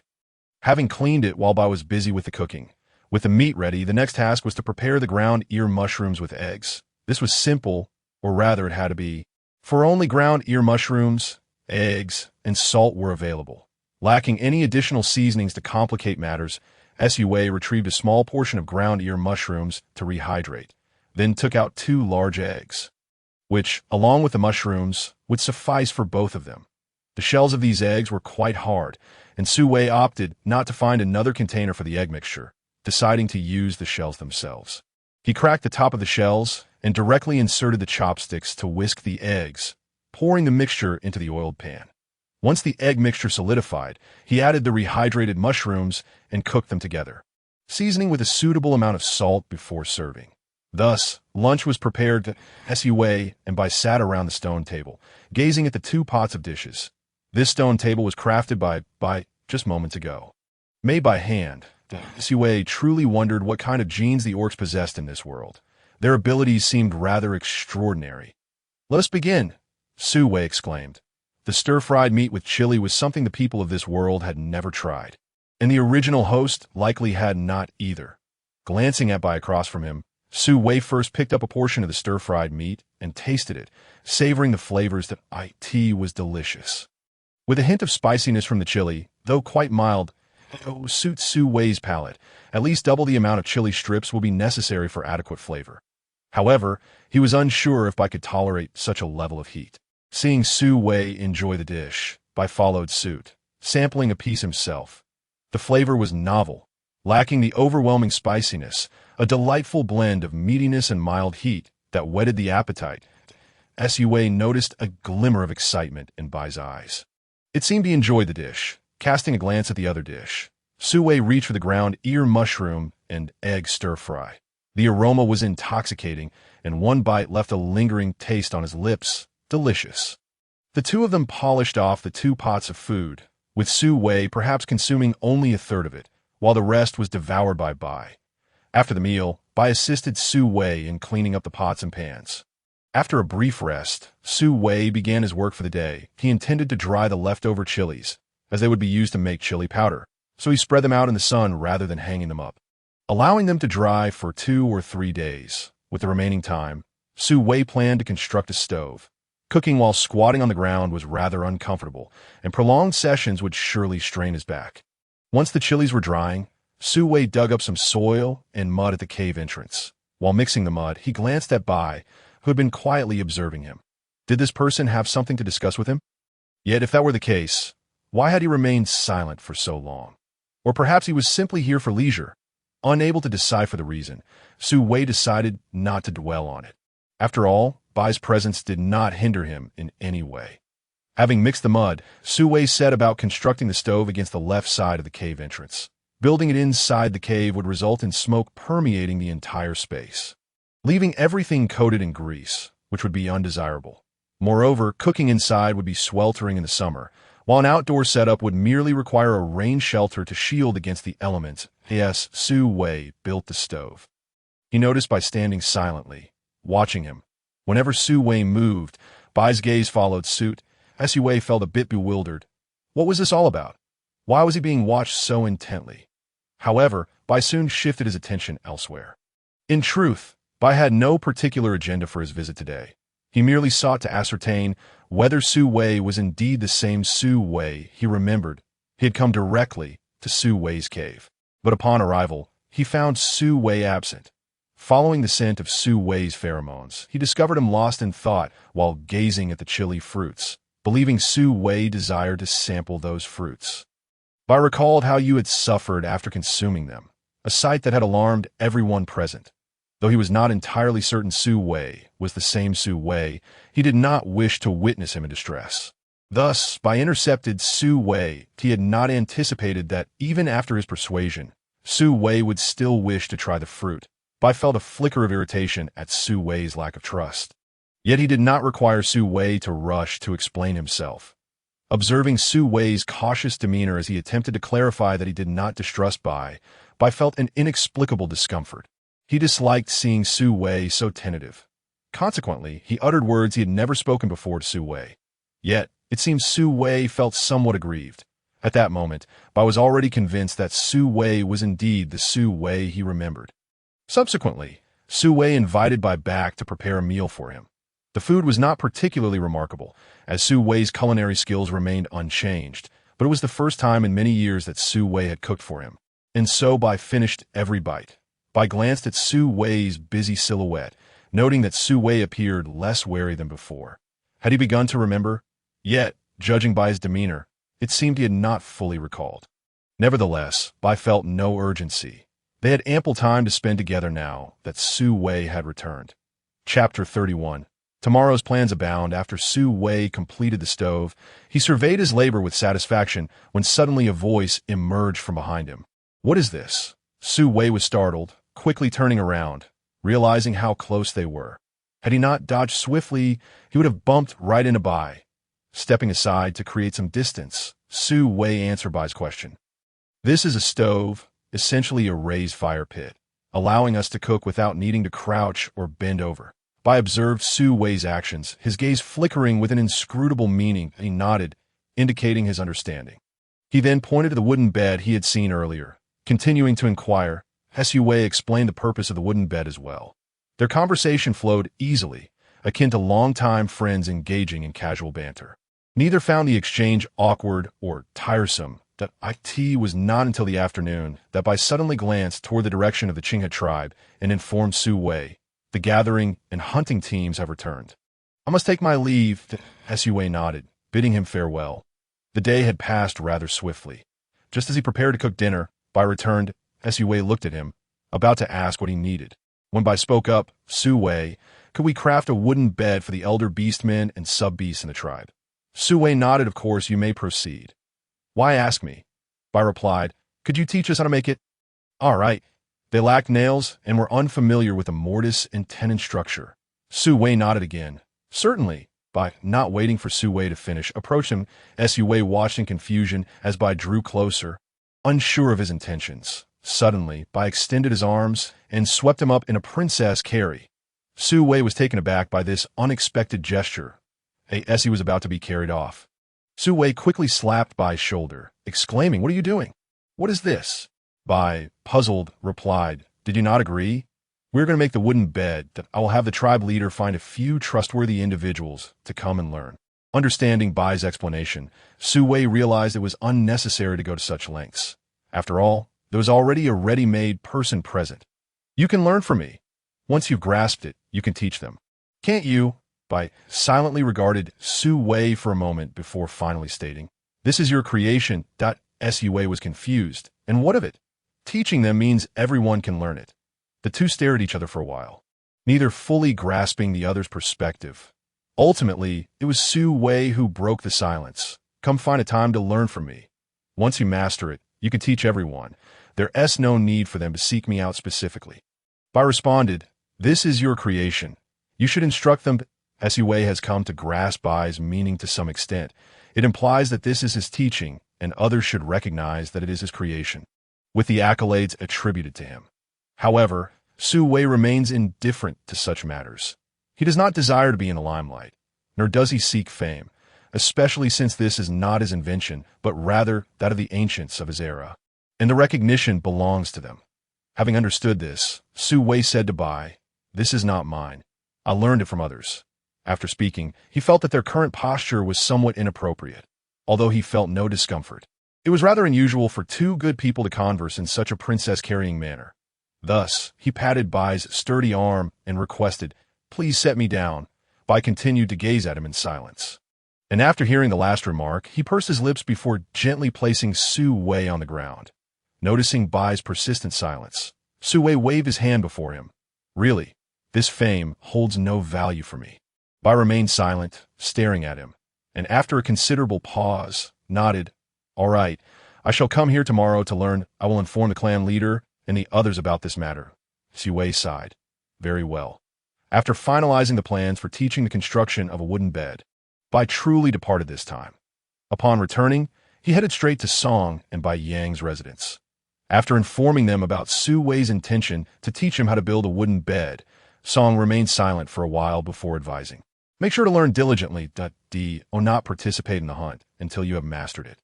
Learn to craft the wooden bed swiftly, and then teach the clan members, striving to ensure that everyone in the tribe can sleep on wooden beds as soon as possible." Bai nodded in agreement and shared the news about the chili peppers with Bai Yang, who had been listening attentively. Upon hearing Bai discuss the numerous benefits of chili peppers, Bai Yang was intrigued. Moreover, these could be dried and turned into chili powder for storage. This meant that during the cold season, they could still enjoy chili peppers. After Bai shared this, Bai Yang nodded emphatically, stating, "I will take the gathering team to collect the chili peppers." Having concluded this discussion, Bai took his leave. He had his own cave. Every beast man moves out to find a cave of their own after reaching adulthood, typically enlisting the skilled diggers from the Great Cave Tribe to excavate it. While they could dig themselves due to their strong claws, it was not their forte, and they risked collapsing the cave. Thus, it was common for them to hire experts from the Great Cave Tribe. With just one medium-sized beast capable of excavating a cave conveniently. Upon returning to his own cave, Bai casually grilled some meat before lying down on his bed. Generally, they would not transform into their beast forms, as it consumed more energy and required additional nutrients. While lying on the bed, Bai reminisced about the moments spent with Su Wei today. He had drawn close to him several times when Su Wei was unaware. Inhaling the scent of the pheromones emanating from him, it was reminiscent of his childhood. During the years when Su Wei was unhinged, although the scent had remained familiar, it felt as though something was missing. Today, however, that elusive essence seemed to have returned. As he pondered this familiar aroma, Bai's mind relaxed, and he gradually drifted into slumber. Meanwhile, Su Wei had just fallen asleep, but found it difficult to do so for long. He began to plan for the next day's arrangements. The meat in the stone jar was nearly cured, and he could start smoking the cured meat. However, he lacked suitable branches for smoking. Perhaps he could use the branches outside? The kiln was also nearly dry, and once it was thoroughly heated the following day, he could begin firing pottery. He would check if the clay pieces were dry, and if so, commence the firing process. Additionally, the large rabbit hides that had been soaking in water should now be free of flesh and membranes. making them ready for tanning. With all these thoughts in mind, Su Wei realized that he had quite a lot to attend to the next day. He also needed to teach Bai how to construct the wooden bed. Lost in these thoughts, Su Wei turned over, curled up, and fell asleep. Chapter 32. Making egg dumplings early the next morning after washing up and finishing breakfast. Bai arrived just as Su Wei was finishing washing the dishes. Since Bai was present, Su Wei decided to first teach him how to build the wooden bed. The meat could cure for another day. By the time they completed the wooden bed, it was already noon. Upon seeing Su Wei begin to cook, Bai quietly left without a word. Su Wei was momentarily taken aback, just as he was about to call out, only to realize that Bai had already vanished from sight. His speed is astonishing. With bird eggs at hand, Su Wei decided to prepare egg dumplings and grill some meat on a stone slab, which could also accommodate roasting chili peppers, creating a truly delectable meal. Just as Su Wei was slicing the meat, he noticed Bai returning, carrying an animal resembling a horse on his shoulder. Curiously, Su Wei watched Bai, puzzled as to how he had captured such a creature. Was it a gift for him? It must be intended for him. Otherwise, Bai wouldn't have brought it here. Bai approached Su Wei, informing him, "This long-hoofed beast is for you to eat. It is still alive, but quite weak. You can tether it with vines, and it will find food on its own. When you wish to eat it, you can kill it." Su Wei nodded, observing the semi-conscious long-hoofed beast. So it wasn't dead yet? He took a thorn from a thistle and punched a hole in the beast's nose, threading a vine through to create a makeshift nose ring, then tied the vine to a large tree. The area was abundant in grass, providing ample sustenance for the long-hoofed beast. Turning to Bai, Su Wei called out, "Bai, would you like to join me for stone slab grilled meat? We also have egg dumplings." Bai gazed at Su Wei, pausing for a few seconds before softly nodding. "Yes, I would like to eat that." Su Wei invited Bai to sit down and offered him several pieces of previously dried fish, instructing him to wait patiently while he prepared the filling. Bai watched Su Wei's busy figure and then looked at the dried fish in his hand, feeling that this scene was strangely familiar. As if a parent were preoccupied with tasks while offering their child a treat to keep them occupied, Bai pressed his lips together, silently nibbling on a dried fish. The filling consisted of sour two-broad beast meat. Once the filling was ready, Su Wei began preparing the egg mixture, which required an appropriate amount of salt, then mixed it thoroughly. The stone slab Su Wei intended to use for grilling was quite large. He planned to allocate half for grilling meat and the other half for making egg dumplings, as it was best to enjoy them while hot. Thus, after preparing the filling and egg mixture, Su Wei commenced slicing more meat. The small amount he had previously cut was insufficient for both him and Bai. With the meat prepared, Su Wei boiled a pot of earthen mushroom and egg drop soup using the earthen mushrooms and eggs. Then brought the stone pot to the two of them, first serving a bowl to Bai, handing him the chopsticks and encouraging him to start with the grilled meat while he began to make the egg dumplings. Su Wei ladled some egg mixture onto the heated stone slab, which quickly spread into a circular shape. Before the egg mixture could solidify, he placed a portion of the meat filling inside. Once the egg mixture had set into a skin, he folded one side over the filling and waited until the filling was cooked through before it was ready to eat. Su Wei sampled the first egg dumpling himself, wanting to ascertain its flavor. If it was off, he could adjust the seasoning. The taste was acceptable, albeit slightly lacking in flavor.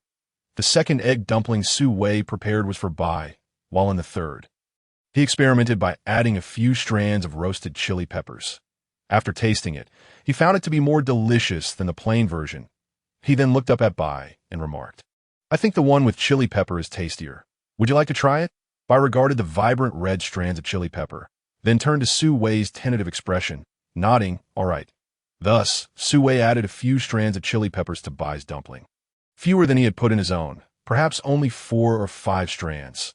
The chili pepper strands he had sliced were quite thin, making the addition nearly undetectable. Bai silently observed the strands of chili pepper Su Wei had added, perhaps doubting whether he could even taste them. Su Wei, "I can eat chili peppers," he stated. Su Wei was momentarily taken aback, recalling the small amount of chili he had added and finding it rather amusing. Noticing Bai's seemingly speechless expression, Su Wei chuckled softly and explained, "I was worried that since it was your first encounter with chili peppers, your stomach might not adapt well." Bai, feeling resigned, replied, "It's fine. I can handle it." In the ensuing moments, Su Wei added a touch of chili to the egg dumplings, which Bai also sampled. Observing his expression, it was evident that he experienced no discomfort. After preparing a few more egg dumplings, Su Wei commenced grilling meat. The meat would cook on its own once placed over the heat, allowing Su Wei the freedom to multitask, alternating between crafting egg dumplings and savoring the grilled meat. After a while, Bai emulated Su Wei's technique and began making egg dumplings himself, executing the task with remarkable proficiency, as if he had mastered it completely. Noticing Bai's skill, Su Wei relinquished control and allowed him to work independently. Their meal extended over an hour, during which the long-hooved creature awoke, startled and attempting to escape. However, the ring on its nose restrained it, causing pain with every struggle, compelling it to emit a series of distressing cries. After a considerable time, realizing that the two did not intend to harm it, and feeling hunger pangs of its own, the creature ceased its lamentations and began grazing on the grass. Once satiated, Bai took his leave, having learned to craft wooden beds that he intended to return and practice on his own before imparting the knowledge to others in the tribe.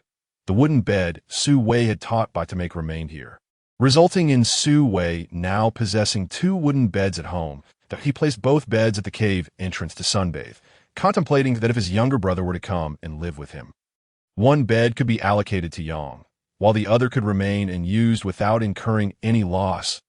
As the afternoon wore on, there was little to occupy his time but there was still preparation for firewood. As in the coming days, he planned to smoke meat and fire clay, which would require a substantial amount of fuel. For smoking meat, wet wood is preferable, as the more smoke produced, the better, ideally using fragrant wood for an enhanced flavor. In modern practices of smoking meat, orange peels are often added to the fire, imparting a delightful citrus aroma to the cured meat. However, lacking orange peels and not yet having found any suitable fruits to peel, he had no substitutes. For firing clay, dry wood is essential, as it burns more efficiently, releasing greater heat and sustaining higher temperatures. Thus, he resolved to prepare the wet wood first, focusing on smoking the meat. Alas, he had forgotten to inquire if Bai knew which types of wood yielded pleasant aromas when burned. Would Bai return tomorrow, or would he have to wait another 2 days? Never mind, he thought. This was his first attempt at smoking meat, and he sincerely hoped to achieve perfection. Thus, he decided to prepare dry, firewood and tan animal hides this afternoon. The large rabbit hide that had been soaking in the stream for quite some time needed to be processed today. Given the opportunity, Chapter 33, Tanning Animal Hides for Tanning the Hides, Su Wei employed the oil tanning method, applying animal fat evenly across the skin and repeatedly pounding and kneading it to soften the hide. This process typically requires several hours of diligent effort until the hide becomes pliable. After completing the tanning, Su Wei felt as though his hands belonged to another. After washing the tanned hide in clean water, he straightened and bound its edges to lay it flat, exposing the entire surface. He then placed it under natural sunlight to dry, making it ready for use. Once the tanning was finished, Su Wei found himself utterly exhausted. Contemplating the deer hide he had just skinned the day before and the lively long-hooved creature's hide nearby, Su Wei pondered. Did he truly need these hides? Ultimately, he reluctantly raised a hand to cover his face, acknowledging that he indeed required them. He intended to fashion clothing from these hides for warmth and protection against the cold. Previously, he had heard from Bai Yang and others about the seasons in this world, which are entirely different from those in the modern era. Here, there are only 2 seasons, the hot season and the cold season.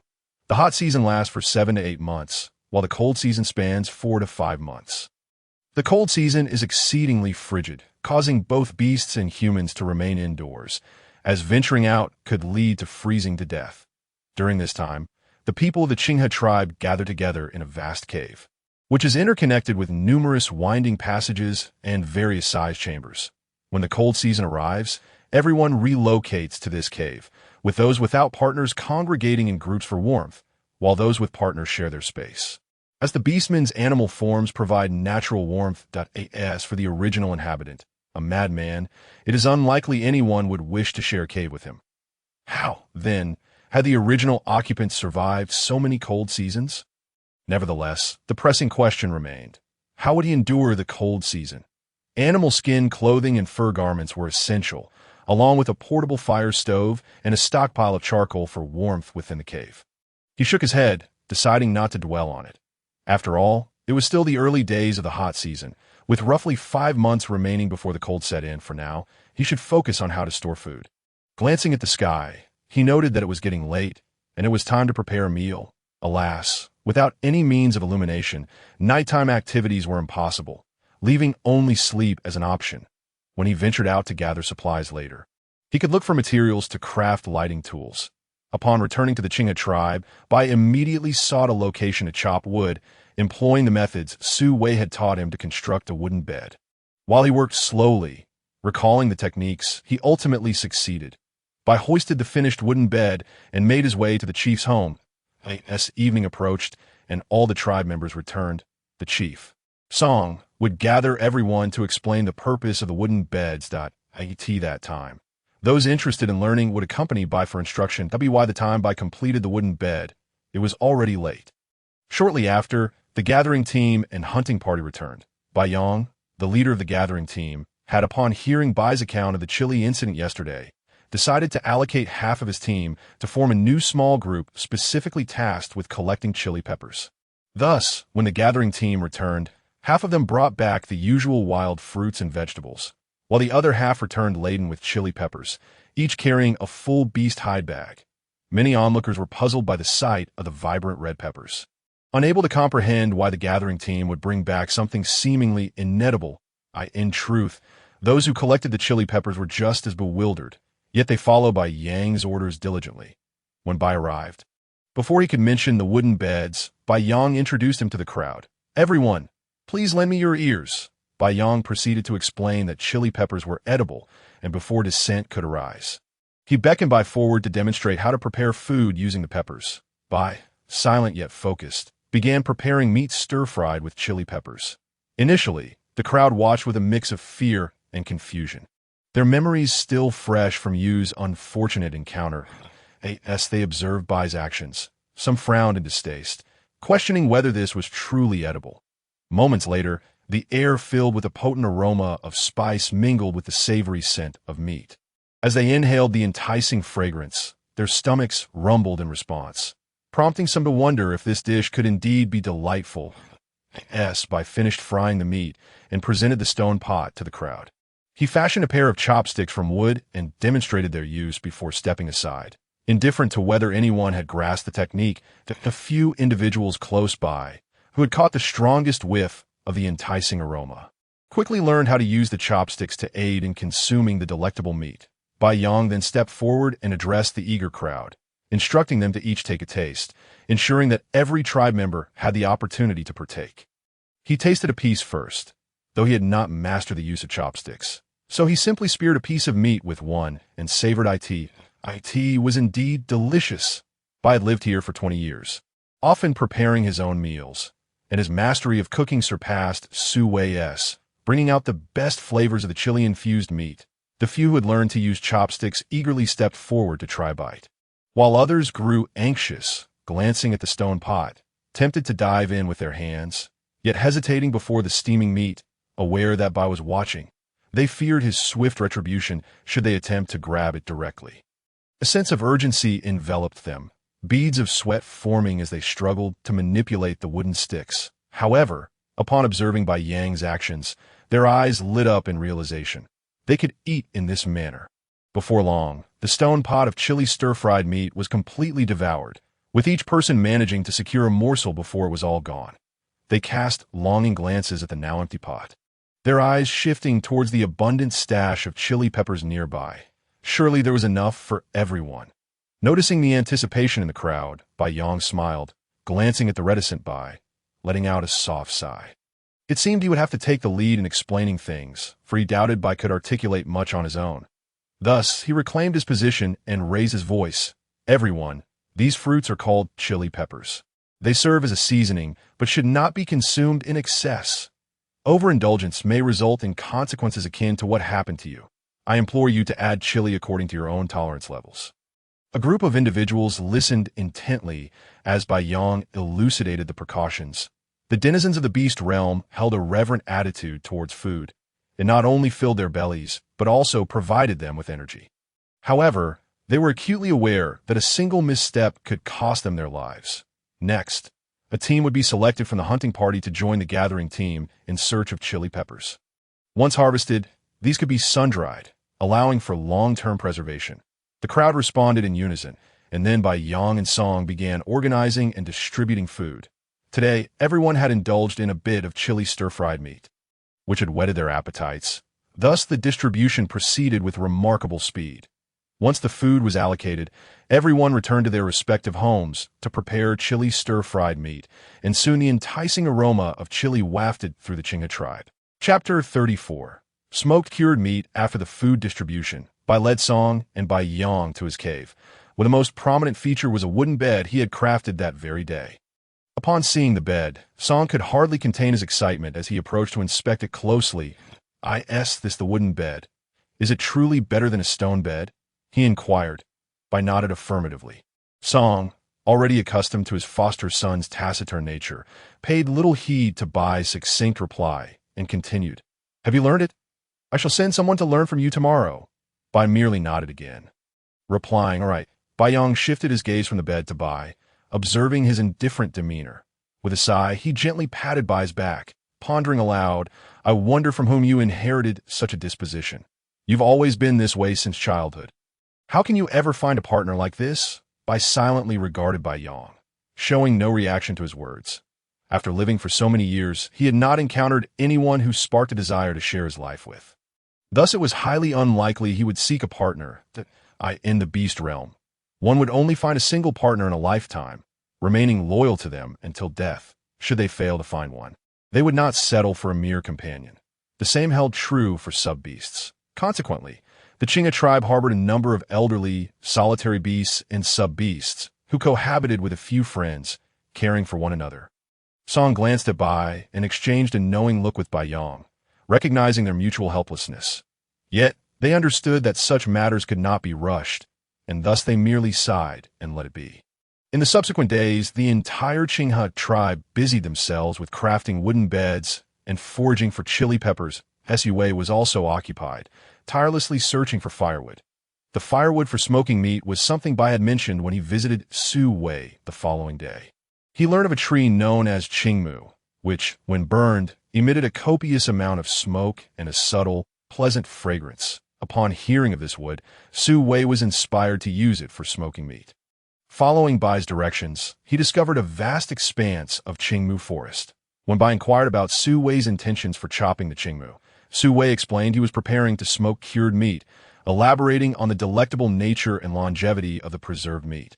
Noticing the glimmer in Bai's eyes, Su Wei was somewhat puzzled until he learned the reasoning behind it. The people of the Chingha tribe did not store food during the hot season, as the high temperatures would hasten spoilage. Consequently, they typically engage in extensive hunting and gathering toward the end of the hot season, transforming beast meat into jerky to prolong its shelf life. However, wild fruits and vegetables could not be preserved similarly. In the fortnight leading up to the cold season, temperatures on the beast continent plummeted drastically. During this time, the beasts endeavored to capture prey as much as possible, taking advantage of the low temperatures to preserve food. By the time the cold season arrived, they subsisted on minimal rations, merely ensuring they did not starve. Yet, even under such circumstances, their stored provisions remained insufficient, leading to dire shortages by the season's end, leaving many to rely on snowmelt for sustenance, resulting in numerous starvation deaths. Thus, upon hearing Su Wei's assertion that smoked cured meat could be preserved for an extended period, Bai's interest was piqued. If this method could be imparted to the Chingha tribe, they would not lack food during the cold season. Upon understanding the situation, Su Wei readily shared the method for producing smoked cured meat with Bai, also offering some techniques for preserving wild fruits and vegetables. After listening, Bai remained silent, quietly assisting Su Wei in chopping a significant amount of Qingmu firewood. Noticing that Su Wei's firewood supply was dwindling, he filled the cave with dry firewood. Su Wei, gazing at the cave brimming with firewood, was on the verge of tears from overwhelming joy. There was enough wood to fire his pottery. His face flushed with excitement. He repeatedly thanked Bai. Bai, somewhat perplexed, could not fathom why his modest assistance in gathering firewood brought Su Wei such elation. prompting such profuse gratitude. It should have been he who expressed gratitude toward Su Wei, for it was his method that enabled them to stockpile more food, ensuring the safety of more tribe members through the cold season. After preparing the firewood for Su Wei, Bai prepared to depart. As he needed to begin instructing the tribe on crafting wooden beds, he had only stepped out while others were busy chopping wood, and now it was nearly time to return. Once Bai had left, Su Wei began preparing to smoke the cured meat. Considering that he would need to produce smoked, cured meat in the future, he decided to construct a dedicated smoking house, roughly 5 square meters in size and about 3 meters high. The entire framework was built from clay, a mixture of yellow clay from the creek and ordinary soil, possessing a certain degree of stickiness. The roof was thatched with dry grass, forming a conical shape. The door was fashioned from leaves, creating a thick curtain that could be easily lowered during smoking. With the smoking house completed, all that remained was for the earthen walls to dry before it could be utilized. To expedite the drying process, Su Wei burned the weeds and dead branches collected from around the cave within the smoking house, raising the temperature to evaporate the moisture from the walls. During this waiting period, Su Wei also tended a fire in the kiln, as once the kiln was sufficiently heated, he could begin firing pottery. He had checked the clay bodies earlier and confirmed they were thoroughly dried. He hoped there would be no cracking during the firing process. The next day, after finishing breakfast, Su Wei began transporting the marinated meat outside. Halfway through, Bai arrived. Su Wei knew he had come to observe his process of smoking cured meat. So he continued with his task that he tied the meat with vines, hanging each piece within the smoking house. Once all were hung, Su Wei ignited a fire inside the smoking house using flint, then placed Qingmu branches atop the flames. These branches, laden with dense foliage, completely enveloped the flames upon contact, and soon thick smoke began to billow from the smoking house. Once he ensured there were sufficient Qingmu branches, Su Wei exited the smoking house. Knowing that there was no need for further intervention, he merely needed to monitor the smoke, adding more branches as necessary when it diminished. Inhaling the delightful aroma of the burning Qingmu branches, Su Wei remarked to Bai, "This is the primary process for smoking cured meat. Once the meat has fully changed color, it will be ready to eat. At that point, we can hang the smoke-cured meat on a rack in a well-ventilated, dry area." Bai observed the smoking house, now shrouded in white smoke. Since his arrival, he had been fully engaged in the process and had come to understand it, as Su Wei had explained the structure of the smoking house while hanging the meat. Upon hearing Su Wei's words, he nodded gently, fixing his gaze on Su Wei's face. "All right, I will inform the chief that I am in the forest." A youthful man with a strikingly handsome face glared resentfully at the harmonious duo. This individual was Bai Mian. Chapter 35.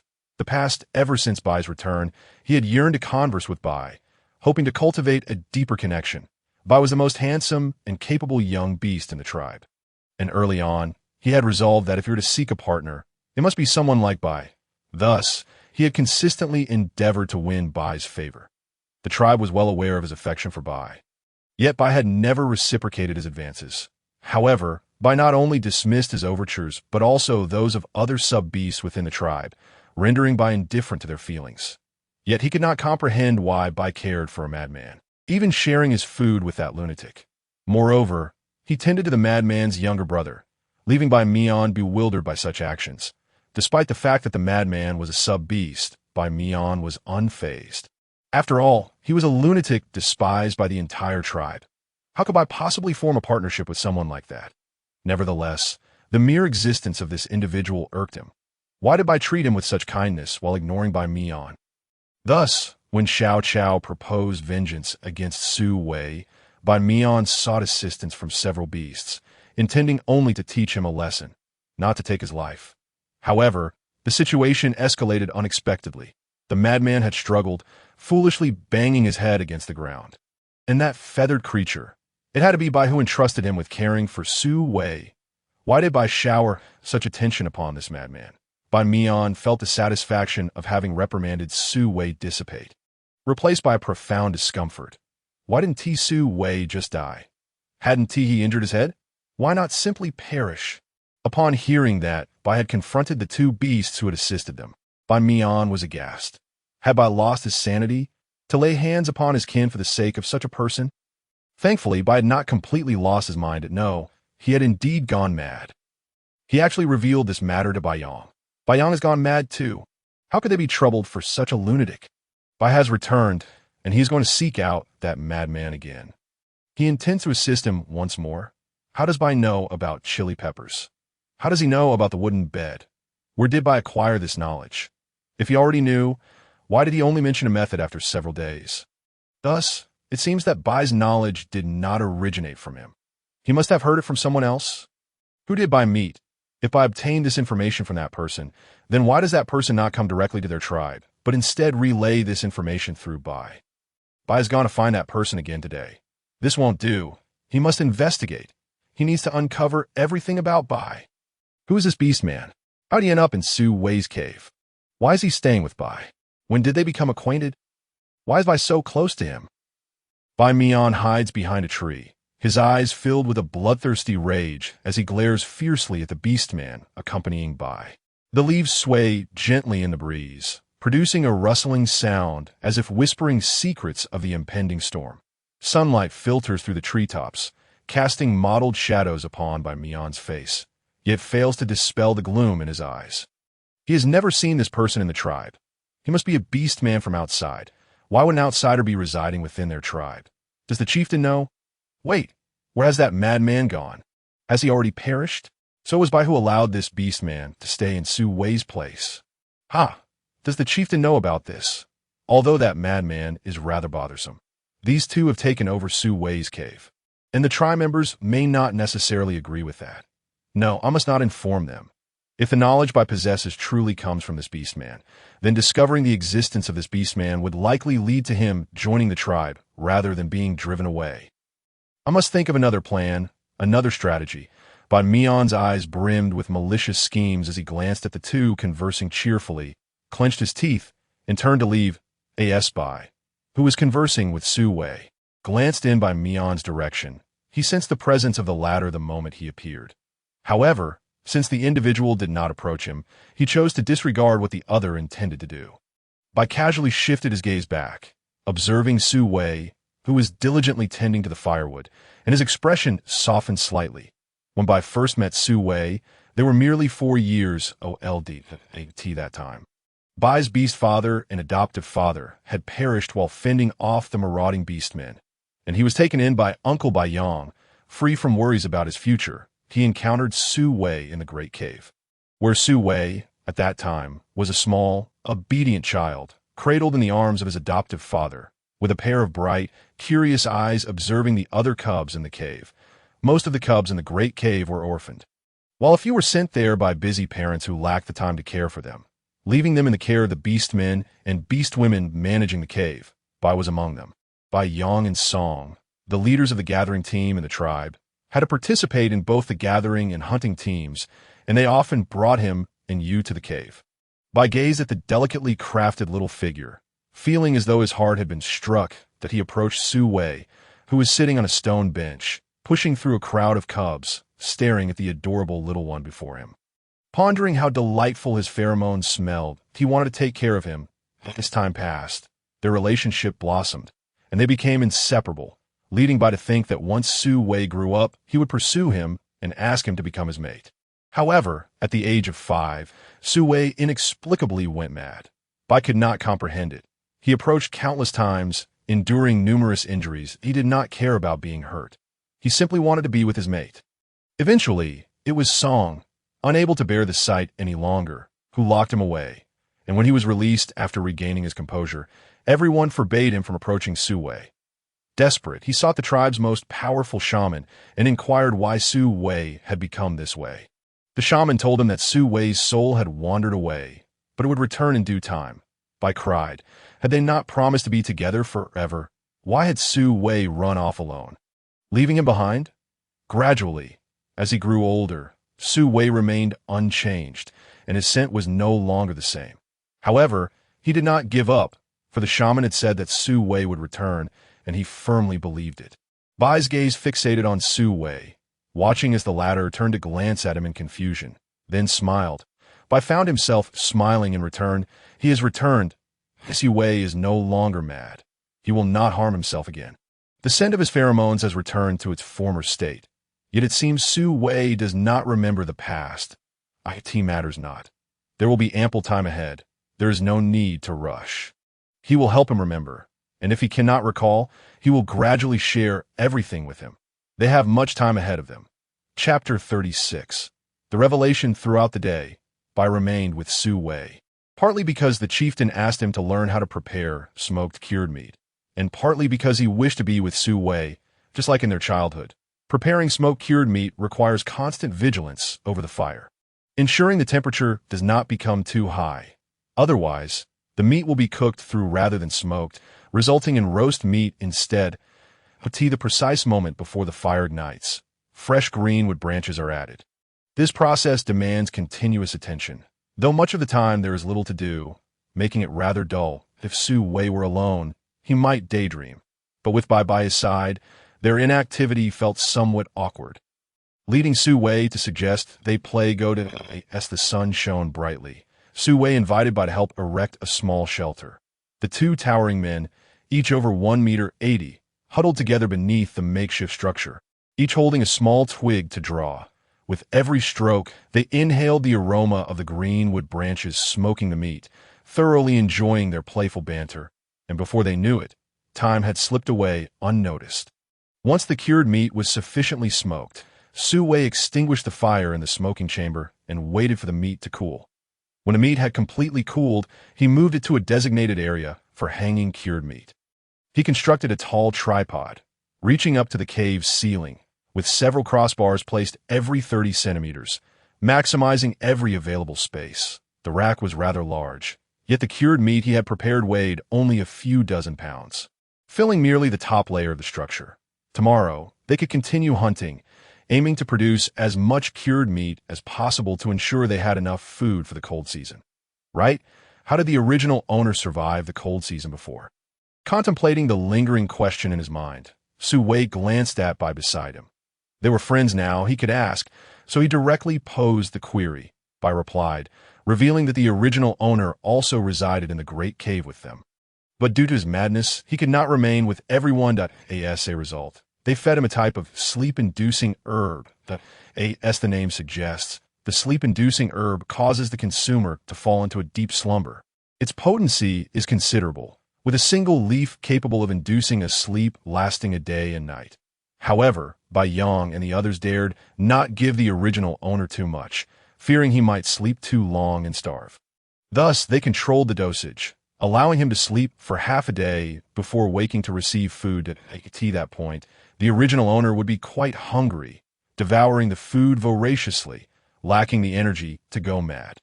And the food was mixed with the sleep-inducing herb, leading him to fall into slumber once more. Su Wei found it difficult to articulate his feelings upon hearing this, yet it was indeed an effective method. Once the cured meat was finished, Bai took his leave, intending to return and inform Song of the method for making smoked cured meat, hastening the construction of the tribe's smoking chamber, as the entire tribe's food supply required a substantial smoking area, and considerable quantities of beast meat were necessary. Bai Mian, who returned early, wandered absent-mindedly, observing Bai and the beastman together, an inexplicable sense of crisis welling up within him. Bai had never been this close to any beastman before. He feared Bai might wish to bond with that beastman, but if they truly became mates, what would he do? His mind raced with various schemes, his entire demeanor exuding a restless energy. Suddenly, he heard a voice. "Zhu, it has been ages since we last visited Su Wei. When can we go see him again?" Another cool, youthful voice responded. "Why the urgency? There have been so many matters in the tribe lately. When would there be time to visit? Besides, why are you so fixated on that beastman?" Yi, feeling a bit embarrassed by Zhu's inquiry, scratched his head and replied, "I don't know why, but I find Su Wei's scent appealing. It makes me feel comfortable." Zhu distanced himself from Yi with a look of disdain, exclaiming, "Stay away from me. You're so creepy." Yi, hearing this, became flustered and protested. "That's not what I meant. I'm not a creep. I meant that his pheromones give me a sensation similar to what my adoptive father and the others give me. Now what you think?" Bamboo found himself staring at Yi, realizing that he had misunderstood him. He initially thought this young man had come to his senses and developed an affection for a particular sub-beast. Yet, It turned out to be nothing of the sort. However, Bamboo too felt a certain comfort in the presence of that sub-beast. Enjoying his company, Yi, noticing Bamboo's silence, assumed he was still under the wrong impression and exploded, "Bamboo, are you out of your mind? I do not fancy that sub-beast. No, I'm not the type to be attracted to him." Startled by Ye's outburst, Bamboo saw that Yi was genuinely upset and hurried to placate him. I understand. I've heard you. In fact, I feel something similar." Suddenly, Bamboo sensed an unfamiliar presence nearby and turned sharply towards the direction of Bai Mian. Upon recognizing him, he relaxed. He knew Bai Mian well. He was one of the most popular young sub-beasts in the tribe, admired for his gentle demeanor, and many beastmen wished to become his partner.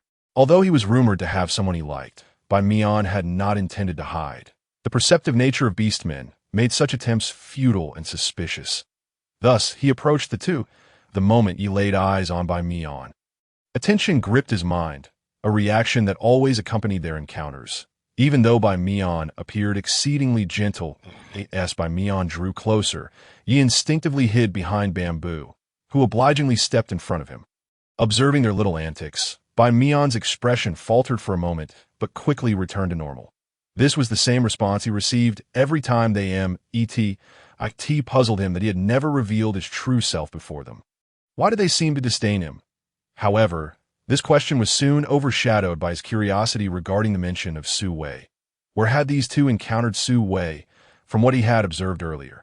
Su Wei was no longer present, or was there another sub-beast who shared the same name? What an unfortunate name it was. Why was it that everyone associated with it seemed to cling to Bo?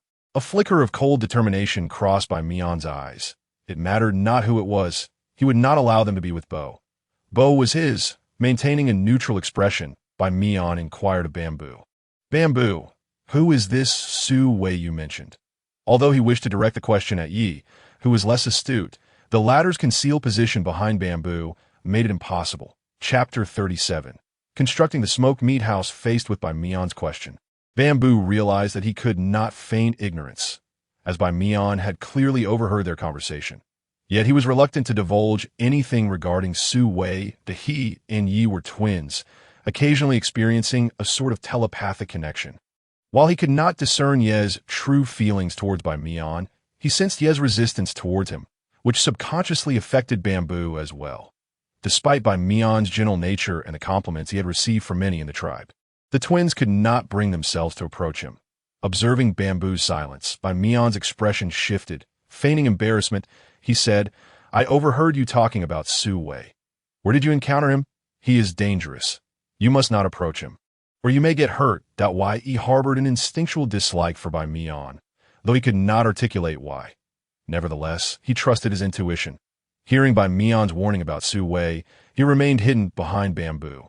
Mumbling, "He wouldn't hurt us." After receiving a jolt from Bamboo's elbow, he cautiously peeked at Bai Mian before falling silent. Bai Mian's gaze flickered at Ye's words. Why would he assert that Su Wei would not harm them? Su Wei's madness was widely acknowledged.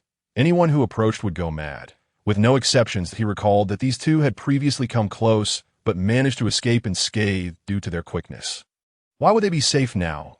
Bai Mian leaned forward, scrutinizing the timid Yi, and asked with curiosity, "Yi, why would Su Wei not harm you?" Prompted by Bamboo's earlier reminder, Yi refused to answer Bai Mian's question, instead poking Bamboo in the side. Bamboo caught the hint and replied to Bai Mian, "We have matters to attend to, so we shall take our leave." Without waiting for Bai Mian's reaction, he pulled Yi away. Bai Mian watched their retreating figures, his expression darkening. Truly, those two were insufferable little brats, just like the brother of that madman, utterly oblivious to their circumstances. Lowering his gaze, Bai Mian contemplated the remarks he had overheard, how they praised Su Wei's pleasant pheromones and insisted he would not harm them. However, from what he had witnessed earlier at Su Wei's cave, he was certain that Su Wei was no longer there. Where had they encountered him? Contemplating the several beastmen who had been overly attentive to him, Bai Mian donned a gentle smile. No matter. He would find a way to uncover the truth. Meanwhile, Bo hurried back to the tribe, making a beeline for the chief's cave, after discussing Su Wei's method for preserving beast meat with Song. He was instructed to learn this technique from Su Wei today, while Song awaited his report in the cave. Upon Bo's arrival, he informed Song about the construction of the smoked meat house, a concept that Song had never encountered before.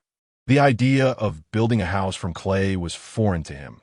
Perhaps no one in this continent had ever heard of it. Realizing the significance of this information, Song struggled to comprehend its importance. He instructed Bo, "Go tell the priest about this, that I will gather everyone for a meeting." Bo nodded and promptly headed to the priest's residence. That evening, the key members of the Qinghe tribe convened to discuss the construction of the smoked meat house and subsequent hunting strategies. The Qinghe tribe was the largest among all the tribes in the eastern continent, comprising around 300 members, with nearly 200 being beastmen, of which approximately 70% were adult males. These adult males belonged to the hunting teams, usually requiring only 3 20-member squads to gather enough food for the entire tribe for a day. One of the squads typically assisted in transporting the prey, not participating in the hunt itself, which illustrated how pent-up these beastmen must have felt. The attendees of the meeting were primarily the captains of various squads, although they did not understand why the chief had ordered them to cease hunting. They complied with his command. Meanwhile, Bai Yong and the leaders of the gathering teams were instructed to construct the house, with Bo teaching them how to build it. Nevertheless, the tribe members attending the meeting expressed their confusion. Yet they resolved to follow the orders. The next day, the members of the Qinghe tribe were bustling with activity, as the hunting teams dispatched 5 squads to participate in a hunt, while the gathering team retained 2 squads, with the rest continuing their regular gathering activities. Song continued to lead the hunting team, while Bai Yong guided 2 squads of sub-beasts to learn from Bo how to construct the smoked meat house. Some sub-beasts mixed clay with their hands, their movements swift, yet their eyes occasionally darted towards Bo, or more specifically, the straw hat perched atop his head. The onlookers were filled with curiosity, wondering what it was and why they had never seen anything like it before. They pondered whether they could ask Bo to teach them. Bai Yong glanced at the intrigued group, and then at Bo's headgear. Suspecting it was something Su Wei had taught him, he wondered if it was wise for the two to spend time together. But observing Bo's demeanor, he seemed rather content, suggesting their interactions were harmonious. Bo had been visiting that area daily. After teaching them how to make wooden beds, he left without a care for whether the others had learned anything. If Su Wei continued to behave normally, Bai Yong would be pleased to see Bo and him getting along. However, he could not shake the memory of the chaotic state Bo had been in when he learned of Su Wei's madness during their childhood. Among the crowd was Bai Mian, who had initially intended to avoid the mud, but found himself willing to engage in it simply because Bo was present like tea that moment. He gazed at the straw hat on Bo's head, momentarily forgetting that he assumed Bo had made it himself. Looking at Bo's handsome face, Bai Mian felt a faint blush rise to his cheeks. He approached Bo, gently inquiring, "Bo, what is that on your head?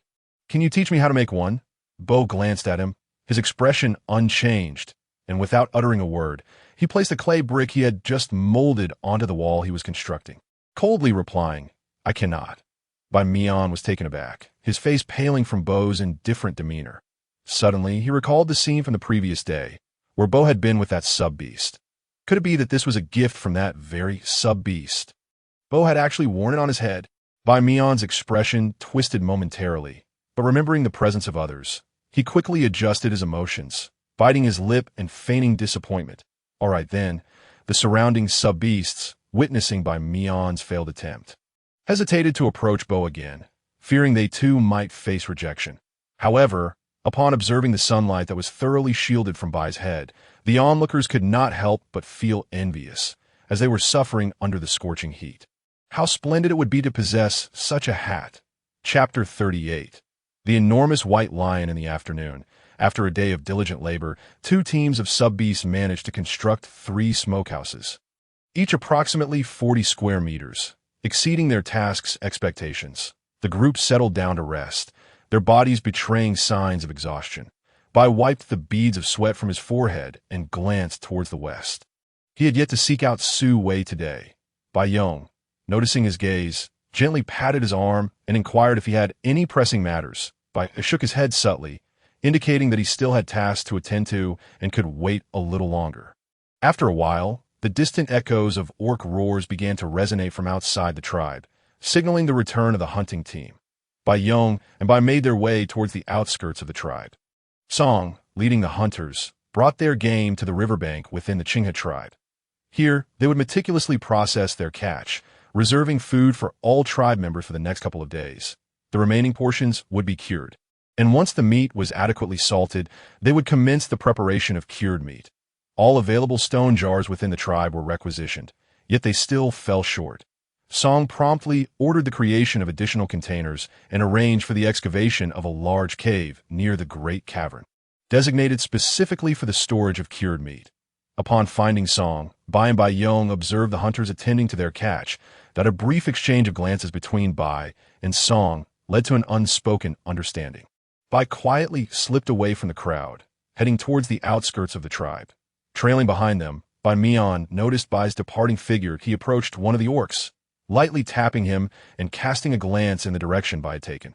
The orc immediately comprehended his intent and discreetly followed Bai as previously arranged. Bai followed the scent and located Yu, who was seated beneath a large tree beside the carcass of a sizable beast. Upon spotting Bai, Yu sprang to his feet and asked, "Are you heading out now?" Bai nodded, transforming into his beast form, effortlessly hoisting the beast onto his back without requiring Yu's assistance before setting off. Bai's beast form was that of a mutated white lion, its snow-white mane shimmering with silver under the sunlight, resembling a sacred battle robe. His robust physique boasted distinctly defined muscle lines, each step exuding an elegant ferocity. You gazed at the receding figure of the white lion and couldn't help but exclaim how striking it was, before transforming into his beast form and soaring back towards the tribe. Su Wei's task for the day was pottery firing. After breakfast, he placed the thoroughly dried clay pieces into the kiln, igniting the fire to commence the firing process, given that the pottery was being fired outdoors. And the constructed kiln lacked professional precision. Su Wei could only strive to meet the necessary conditions for successful firing. For instance, the firing temperature for pottery typically ranges from 1000 C to 1200 C and requires at least 72 hours. If the pottery does not exhibit a red or orange hue by the end, the process must continue 3 days and nights. Su Wei felt he might not complete the pottery in time and could succumb to exhaustion first. However, there was no alternative. The firing must proceed. When Bai arrived, Su Wei was grilling meat. His dinner was simple, consisting of roasted meat and a bowl of vegetable soup. The kiln faced the cave where Su Wei resided, designed with the consideration that he would need to monitor it even at night. Hence its proximity. Su Wei positioned himself between the kiln and the cave, providing him with a sense of security. Upon Bai's arrival, Su Wei turned to investigate the noise, only to be startled by the sudden appearance of the colossal white lion. This white lion stood over 3 meters tall and measured more than 4 meters in length. A veritable behemoth, bearing upon its back a creature approximately its size. The species indiscernible to Su Wei was rendered speechless by this astonishing sight. What on earth was this? How could it be so enormous? Before he could process the situation, the white lion spoke. "Su Wei, it is I." Its deep, resonant voice resonated in Su Wei's ears. Though the voice seemed familiar, Su Wei failed to recognize it, having momentarily forgotten that he was in a world where people could assume beast forms. Hearing the lion speak only fueled his desire to flee. A lion of such magnitude that could also converse. Surely it must be some sort of monster. Seeing Su Wei's inclination to escape, Bai promptly discarded the beast he was carrying, leaping back into his human form and swiftly reaching Su Wei's side, grasping his arm to prevent his flight. "Su Wei, why are you running?" Captured, Su Wei instinctively turned to strike the person who had seized him. But upon seeing Bai's face and hearing his words, his body relaxed involuntarily. Bai?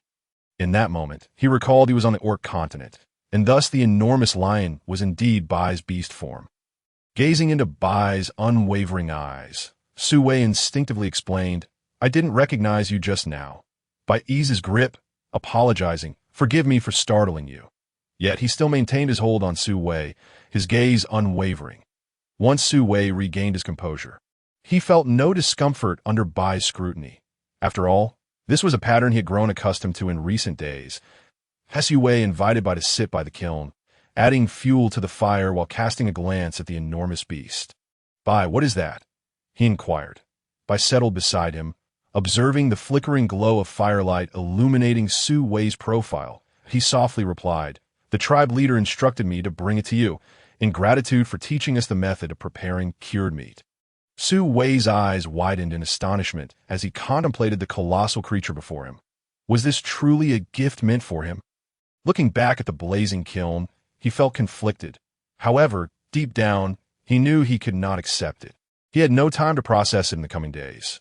After all, once the beast began to spoil, it would be too late. With a sigh, Su Wei addressed Bai, "I cannot accept it. I won't have the time to handle it in the next few days. Rather than letting it rot here, it's better for you to take it back." Bai regarded the continuously burning kiln, surmising that this was indeed what Su Wei intended to focus on. He pursed his lips and inquired, "What do you need to do? I can assist you." Su Wei glanced at Bai, who had just transformed back and was clad only in a bee skin skirt, his upper body bare, revealing musculature that resembled a masterpiece sculpted by a master artist. Every inch of his skin concealed a harmonious blend of power and beauty. His shoulders were broad, muscles firm and full, flowing seamlessly into his arms with each movement, exuding both strength and elegance, as though every muscle were meticulously designed. Upon witnessing Bai in this state, Su Wei felt a sudden surge of warmth and smiled broadly. He patted Bai's solid muscles, expressing his gratitude before mentioning his request for assistance. "Then let me thank you in advance." Chapter 39. Pottery firing. Su Wei truly found himself in dire need of assistance. He would have to vigilantly tend to the kiln for 3 consecutive days and nights without sleep, a feat that could prove fatal. Casting a glance at Bai, Su Wei explained the tasks he was undertaking. Bai was unfamiliar with the concept of pottery firing, but he comprehended that Su Wei intended to remain vigilant at the kiln for 3 days and nights without rest, which seemed untenable. After Su Wei spoke, he observed Bai's serious expression before articulating his request for help.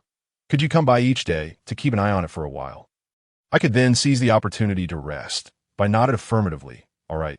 Su Wei added more fuel to the kiln, then entered the cave to fetch a chair for Bai, along with a piece of beast skin blanket. Bai accepted the chair and glanced at Su Wei before taking the beast skin blanket. Being an orc, the evening's cooler temperatures were inconsequential, rendering the blanket somewhat unnecessary for him. The two of them sat beside the kiln, and as night fell, Su Wei urged Bai to return and rest normally, assuring him that he could simply come back in the morning to assist with monitoring the kiln. Bai remained silent, merely observing him for a moment before transforming into his beast form. This time, his beast form was not as colossal as when Su Wei had first seen him. Su Wei watched in amazement as Bai demonstrated his ability to freely shift between forms, witnessing him fluctuate in size until he settled at stature nearly resembling his human form. Once transformed, Bai lay down behind Su Wei, resting his head where he had previously sat, while the back half of his body leaned against Su Wei. Unaware of the situation behind him, Su Wei gazed at Bai's shimmering fur illuminated by the firelight, then glanced down at the uneven, rocky ground, feeling an unexpected urge for cleanliness on Bai's behalf. He stood and entered the cave, causing Bai, who had been lazily resting his head on his paws, to suddenly lift it as Su Wei stood, his blue beast eyes fixated intently on Su Wei's departing figure. His tail, previously swaying gently, now flicking in agitation. Su Wei had no intentions of doing anything particularly special. He merely retrieved a mat from within the cave, one he had woven previously, intended to serve as a mattress atop his wooden bed. Due to its intended use, the mat had been woven larger than necessary. Su Wei approached Bai's resting place, instructing him to rise so he could lay down the mat. He then beckoned Bai to recline once more. Bai settled onto the mat, his paws gently pressing down upon it. Observing Su Wei attempting to sit beside him on the chair, Bai patted the space he had created with his body, indicating, "Sit here. I can shield you from the wind." That he remained in the same position as before, his entire beastly form lying on its side, with a substantial space in the middle, just ample enough for a person to occupy. Su Wei had always harbored a fondness for small creatures. Upon witnessing Bai transform into his beastly shape, he was tempted to reach out and touch him. However, considering that Bai possessed human consciousness, he refrained, realizing that such an action would be akin to harassment. Now, upon hearing Bai speak, he pressed his lips together, suppressing the urge to smile, and cautiously seated himself in the vacant space. Due to the presence of a straw mat, Su Wei chose to sit cross-legged upon it. Opting not to use a stool, in front of him was a kiln, radiating a pleasant warmth, while behind him, the plush figure of a great lion shielded him from the cool breeze blowing from the rear. Su Wei draped his original fur blanket over his curled legs, though it did little to stave off the chill. Suddenly, a large furry head nudged close to him, and Su Wei nearly succumbed to the impulse to stroke it. Yet, he ultimately restrained himself. Noticing that Bai had closed his eyes, he turned his gaze back to the flickering flames within the kiln, allowing his thoughts to drift into emptiness. Bai opened his eyes, glanced at Su Wei, and shook his ears before resuming his slumber, his tail swaying languidly behind him. Abruptly, a white tail draped over Su Wei's legs. His mind was entirely vacant, and he did not ponder how the tail had come to rest upon him. He merely observed it for a moment before giving it a gentle tug. Then, leaving it undisturbed, he was in a state of oblivion, utterly oblivious to the slight ruffling of fur on Bai's body. The man and beast sat quietly beside the kiln. As dawn approached, Su Wei yawned, his eyes bloodshot from fatigue. Suddenly, he felt the large tail on him stir slightly. Having stayed up all night, Su Wei felt as if his mind had momentarily ceased functioning. He sluggishly lowered his gaze to the tail, blinked his tired eyes, and slowly turned his head to face Bai's large head, inquiring, "What is it?" His voice was hoarse from the sleepless night. Upon seeing Su Wei's current state, Bai instantly sat up, shedding his previous languid demeanor. He nudged Su Wei with his head, urging, "Sleep." Su Wei rubbed his throbbing temples, vigorously massaged his face with both hands, feeling somewhat rejuvenated. Clearing his throat, he replied to Bai, "I will eat something first before I rest." Bai transformed back into his human form and sat beside Su Wei, holding a piece of meat he had taken from him as he roasted the meat. He occasionally cast worried glances at Su Wei that moment. Su Wei appeared relatively well. Aside from the red veins in his eyes revealing his lack of sleep, he showed no other signs of fatigue, even exuding an overly vibrant energy. Had it been anyone else, they might have genuinely believed Su Wei to be in good spirits. However, seated beside him was Bai, an adult beast man, who could discern from the pheromones surrounding Su Wei that he was, in fact, quite exhausted. Bai could not fathom why Su Wei presented himself with such vitality, which only deepened his concern for him. Therefore, after Su Wei finished the roasted meat, Bai firmly pressed him down onto the straw mat, covering him with his own blanket. Noticing Su Wei's startled eyes widen at his sudden action, Bai placed a hand over Su Wei's eyes, feeling the warmth radiating from Bai's palm. Su Wei's expression turned serious as Bai's voice dropped to a low tone, laced with an undeniable authority. "Sleep?" After a brief moment of silence, Su Wei adjusted the blanket around him, closed his eyes, and succumbed to sleep. Bai withdrew his hand, positioning himself at Su Wei's feet, quietly guarding the kiln while occasionally glancing at the sleeping Su Wei.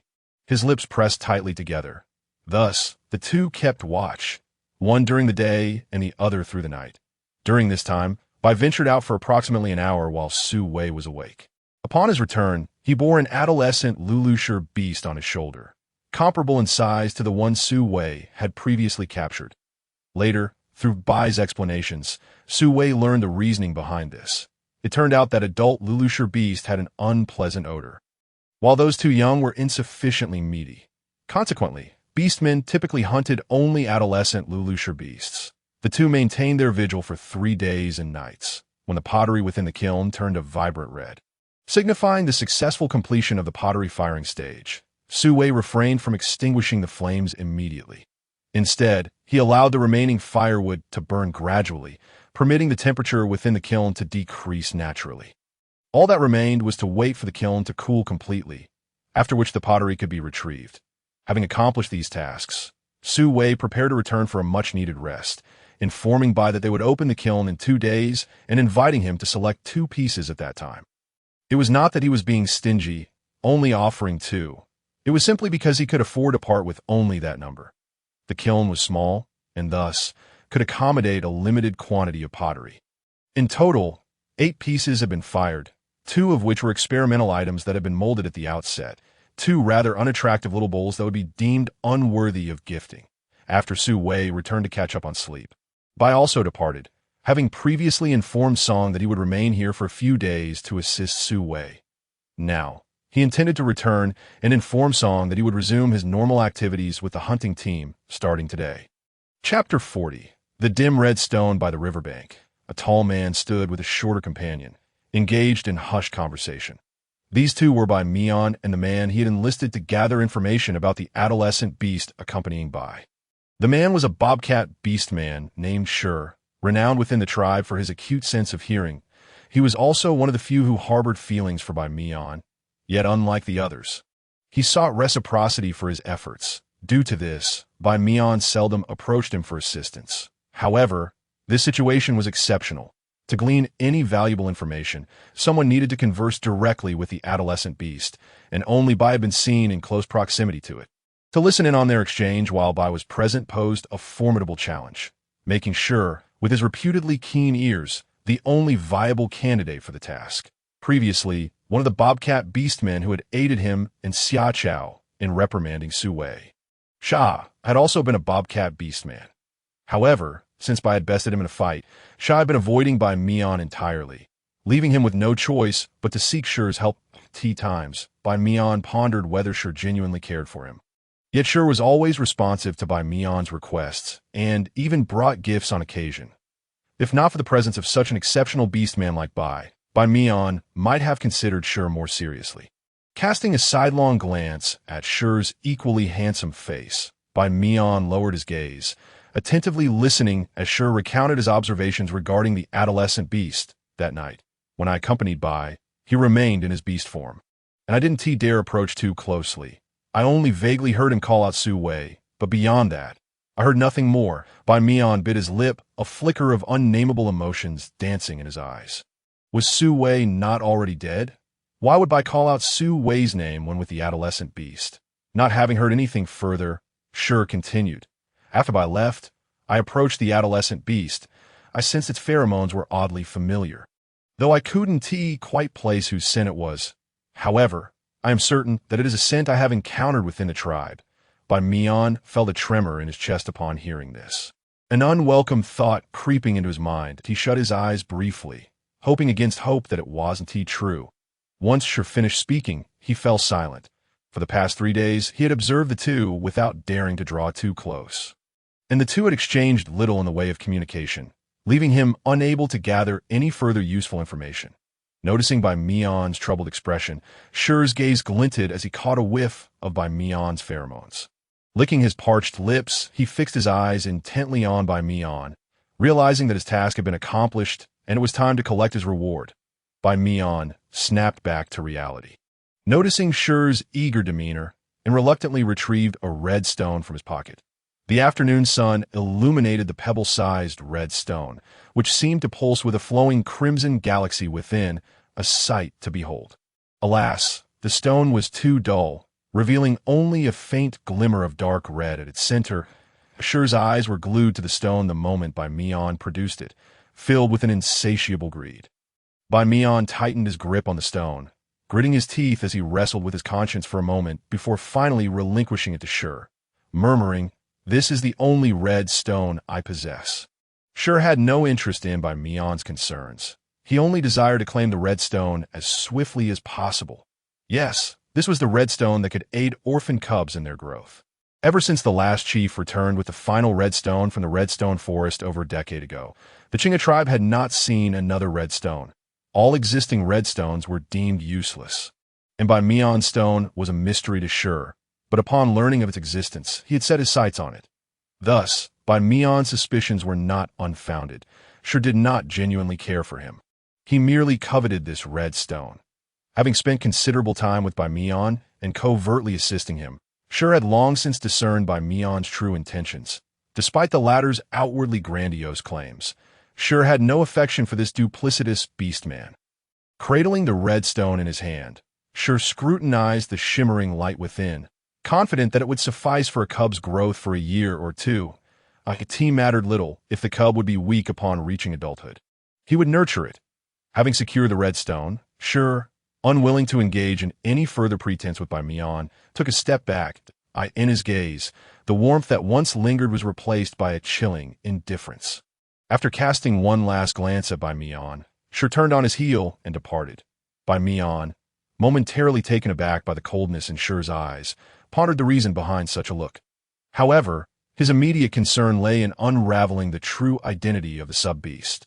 As for Shi, he could afford to wait until he had the opportunity to extend a friendly gesture, for it was evident that Shi harbored affection for him. Reflecting on his previous conjectures, Ban Mian felt a sudden jolt of realization. It was time to verify his thoughts. After all, he had yet to uncover the true identity of the sub-beast. If it turned out that he was not Su Wei, he could find some solace in that. Ban Mian's mind raced as he recalled individuals from the tribe who had seen Su Wei's true face. Bai Yang was out of the question. He could not let Bai Yang be privy to this matter. Xiao Chao had never encountered him, and Shi Yin had also not met Su Wei. But Jing Mu, he could indeed help, having cared for Su Wei alongside Bai Yang during the cold season. Jing Mu must have seen Su Wei's true visage. With this thought in mind, Ban Mian set out to find Jing Mu and identify the sub-beast. Jing Mu, known for his gentle demeanor, was not a talkative individual, except when it came to Bai Yang, whom he attempted to flirt with, much to his own annoyance. Unfortunately, Ban Mian was unable to locate Jing Mu and learn that he had gone out to gather supplies. It was to be expected, as most young, vigorous sub-beasts accompanied the gathering expeditions. Ban Mian, having opted out of the activity to hear Shi's account of the sub-beast, was left to wait until evening for Jing Mu's return. He might even have to postpone his inquiry until the following day, for the dangers of the night wilderness were too great, and he was unwilling to gamble with his own life. Shi, having acquired the red stone, made his way to the cavern where the homeless cubs resided. The beastmen guarding the entrance greeted him warmly, recognizing him as a familiar face. Shi, here, to see Gui Qiu? One of them inquired. Shi, well acquainted with them, nodded in acknowledgement and asked, "Where might he be? I wish to speak with him." The man gestured in a particular direction, saying, "He's over there, playing with the cubs. You can go right ahead." Expressing his gratitude, Shi walked towards the indicated spot. Chapter 41. Gui Qiu and Shi in the clearing before the cavern. 4 or 5 small beastmen were frolicking in their beast forms, surrounded by 2 children observing the lively scene. One child, around 5 or 6 years old, bounced excitedly around the playful cubs, while the other child, watching with gentle eyes, smiled warmly, though his gaze remained fixed on his companion, wary of any potential mishaps. Gui Qiu observed the small beastmen engaging in playful antics, while keeping an eye on Wei Bao, who had just recovered from a fever and still exhibited a slight cough. Suddenly, Gui Qiu seemed to sense something. Raising his head to see Shi standing there, looking at him with a gentle expression, Gui Qiu's eyes sparkled with delight as he glanced at Wei Bao, ensuring he was all right, and then hurried towards Shi. "Shi, you've come." Shi caught the boy as he leaped into his arms, chuckling as he ruffled his hair and lifted him up. "I have something to discuss with you. Let us find a quieter place." Gui Qiu, brimming with joy at Shi's arrival, nodded eagerly, though he tightened his grip around Shi's neck, signaling that he had something to share as well. Shi paused, and Gui Qiu turned back to the watching cubs to say, "Be careful, you lot. Don't get hurt." The cubs chorused their agreement, for Gui Qiu was the eldest among them, and they were inclined to heed his words. After exchanging farewells, Gui Qiu departed with Shi. Transforming from his previously reserved demeanor, Gui Qiu chattered animatedly with Shi along the way, recounting the day's events in the cavern, commenting on the peculiar clouds above and the oddly shaped tree, and remarking on the beauty of a particular stone. Shi, far from being impatient, listened intently, his eyes filled with tender warmth as he held Gui Qiu securely in his arms, responding occasionally with gentle affirmations. Upon reaching Shi's cavern, Gui Qiu finally paused, his bright eyes fixed on Shi. "Shi, what's on your mind? Is there something you wish to tell me?" Shi set him down on a stool and crouched before him, transforming his ears into their beast form to listen carefully for any sounds around them. Once assured that they were alone, he retrieved the red stone from his pocket and presented it to Gui Qiu. "Take good care of this. Remember to carry it with you every day. It will be beneficial for you." Gui Qiu accepted the red stone, his youthful innocence unaware of its significance to his age. Most young cubs born after the previous generation were oblivious to the existence of the red stone, a decree from the former tribe leader. Rather than allowing the cubs to harbor false hope only to face despair, it was deemed better to obliterate the very notion of its existence. Without hope, they would not become consumed by it. Thank you, Shi. I will cherish it. Gui Qiu believed this to be a gift from Shi.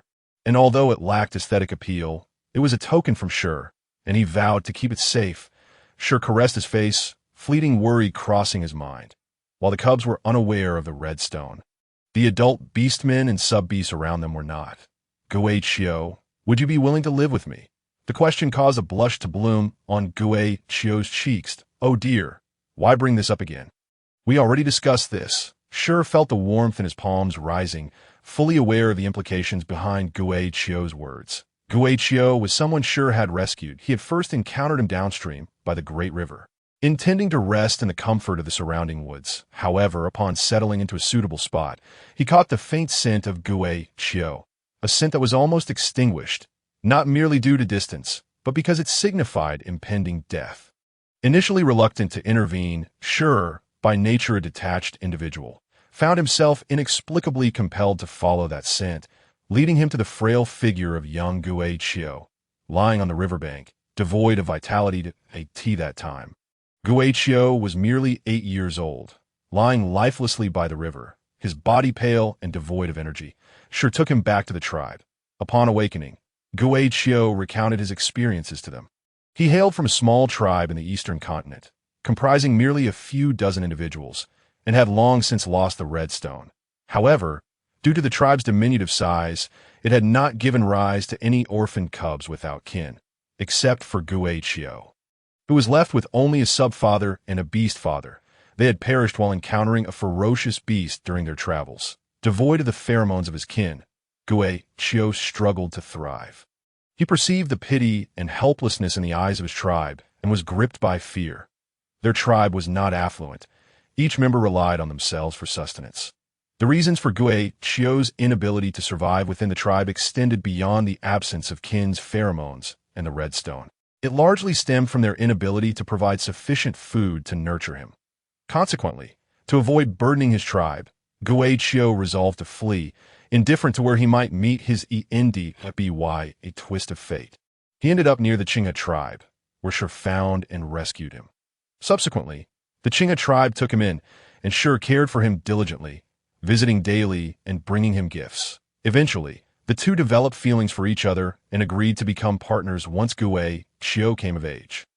Though Gui Qiu did not comprehend why Shi broached the subject now, he nonetheless responded to Shi's inquiry. Shi, too, recalled their promise. However, what he intended to convey was not merely that. He cupped Gui Qiu's face in his hands. Leaning in closer as he softly voiced, I am speaking of the present. If you desire, I can approach the tribe leader right now and arrange for you to move into my cavern today. Once you come of age, we shall become partners. Gui Qiu was certainly willing to tea this moment. His face was flushed crimson, his cheeks cradled in Shi's hands. Feeling too shy to speak, he could only nod, his soft cheeks gently brushing against Shi's palm. The tender sensation seemed to burrow into Shi's heart, softening it profoundly. When Shi found the clan leader, Bai was already engaged in conversation with him. Observing Bai's impassive visage, Shi recalled the incident of eavesdropping on his dialogue with that sub-beast. Bai carried the scent of the sub-beast's pheromones. Shi sniffed. The aroma was indeed familiar, yet he could not recall where he had encountered it before. Bai had come to discuss the matter of returning to the hunting team with Song. That be why the time Shi arrived. Their conversation had concluded. Song looked at Shi and inquired about his purpose for visiting. Unbothered by Bai's presence, Shi directly expressed his desire to live with Gui Qiu. Caring for the young was a well-known principle among all adult beastmen and sub-beasts, so upon hearing Shi's words, Song did not suspect any ill intentions towards Gui Qiu. Moreover, the two shared mutual affection and were both willing. Song had no reason to oppose. After consenting, Shi returned home directly to prepare for Gui Qiu's belongings. Chapter 42. He Su Wei Bai glanced at Shi's retreating figure, offering it little thought. He turned back to bid farewell to Song, preparing to tidy up his cave, which had been neglected during his stay at Su Wei for the past few days, likely accumulating a layer of dust. The following morning, Su Wei did not venture out to rest. The large beast Bai had brought back was only half processed. Upon his return, Bai had gifted him a larger stone pot than the previous one, claiming it was for preserving meat. Along with a hefty sack of salt, Su Wei accepted these offerings, planning to marinate the beast meat today before taking a rest. While washing the pot and preparing the meat, Su Wei pondered the unusual dynamics he experienced with Bai. Why was it that he could readily accept such assistance from Bai, a person with whom he shared no familial ties? In the past, he would have never accepted such generous gifts from friends without reciprocating, as he believed in the principle of fairness, ensuring his friends did not suffer loss. However, it seemed his friends did not share this view. They interpreted his actions as a desire to distance himself from them. He felt wronged and had attempted to explain, but it appeared no one listened. Yet, with Bai, he felt the inclination to reciprocate, albeit without urgency. Was it possible that he had indeed been drawing boundaries in the past? No, that couldn't be right. His bond with his friends had not changed. Su Wei found himself confounded, yet he trusted his feelings. If he regarded them as friends, why did he not extend the same to Bai? After finishing the meat preparation, he still could not resolve this dilemma, ultimately giving up, as it was too taxing on his mind. Having completed his sole task for the day, Su Wei decided to clear his mind. However, this felt rather dull. Perhaps he should find something to do, like crafting a backpack. He had intended to make a few more, but had never found the time. So now was a perfect opportunity to eat tea this time. In the Qinghe tribe, Bai Mian was pulling Jing Mu towards Su Wei's home, deliberately avoiding the crowd. Today, those who knew of Su Wei's existence had all gone out. So, although some noticed their direction was westward, they merely glanced and did not inquire further. When Jing Mu returned yesterday, he had been assisting Bai Yang in organizing the gathered items by the time they finished. The sun had already set, and exhaustion took over. He quickly devoured the roasted meat his family had left and fell asleep.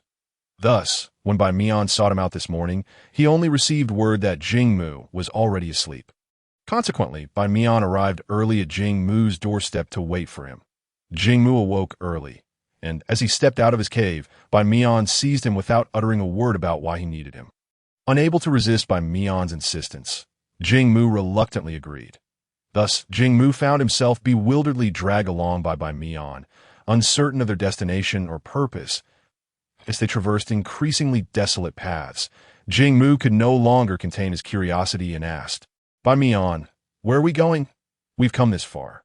What on earth are we doing?" Bai Mian surveyed the surroundings, ensuring no one was nearby before leaning closer to Jing Mu's ear. "I believe I saw someone whom I suspect to be Su Wei. However, I have never seen his true appearance. Did you not care for Su Wei with Bai Yang before? You should have seen him. Come with me to confirm if it is indeed him." Upon hearing Su Wei's name, Jing Mu felt a surge of reluctance. He had witnessed Su Wei's madness firsthand, which had been truly terrifying, and he dared not approach. Thus, he wriggled free from Bai Mian's grip, shaking his head and waving his hands. "I won't go. I won't go. Find someone else. I do not wish to be near him." His face was a canvas of resistance. Bai Mian, taken by surprise, tightened his hold. And seeing Jing Mu's fierce refusal, he had no choice but to say, "That person is normal, not insane that we will only take a distant glance. We won't approach." Jing Mu, still trusting him, felt the lingering fear of Su Wei's violent madness resurface. He confirmed, "You promise? We will only look from afar." Bai Mian, slightly impatient yet understanding the necessity of Jing Mu's cooperation, maintained a gentle demeanor, reassuring him repeatedly until Jing Mu relented and accompanied him. However, as they drew near enough to spot Su Wei's cave, Jing Mu adamantly refused to proceed any closer. Bai Mian felt like rolling his eyes. At such a distance, what could they possibly discern?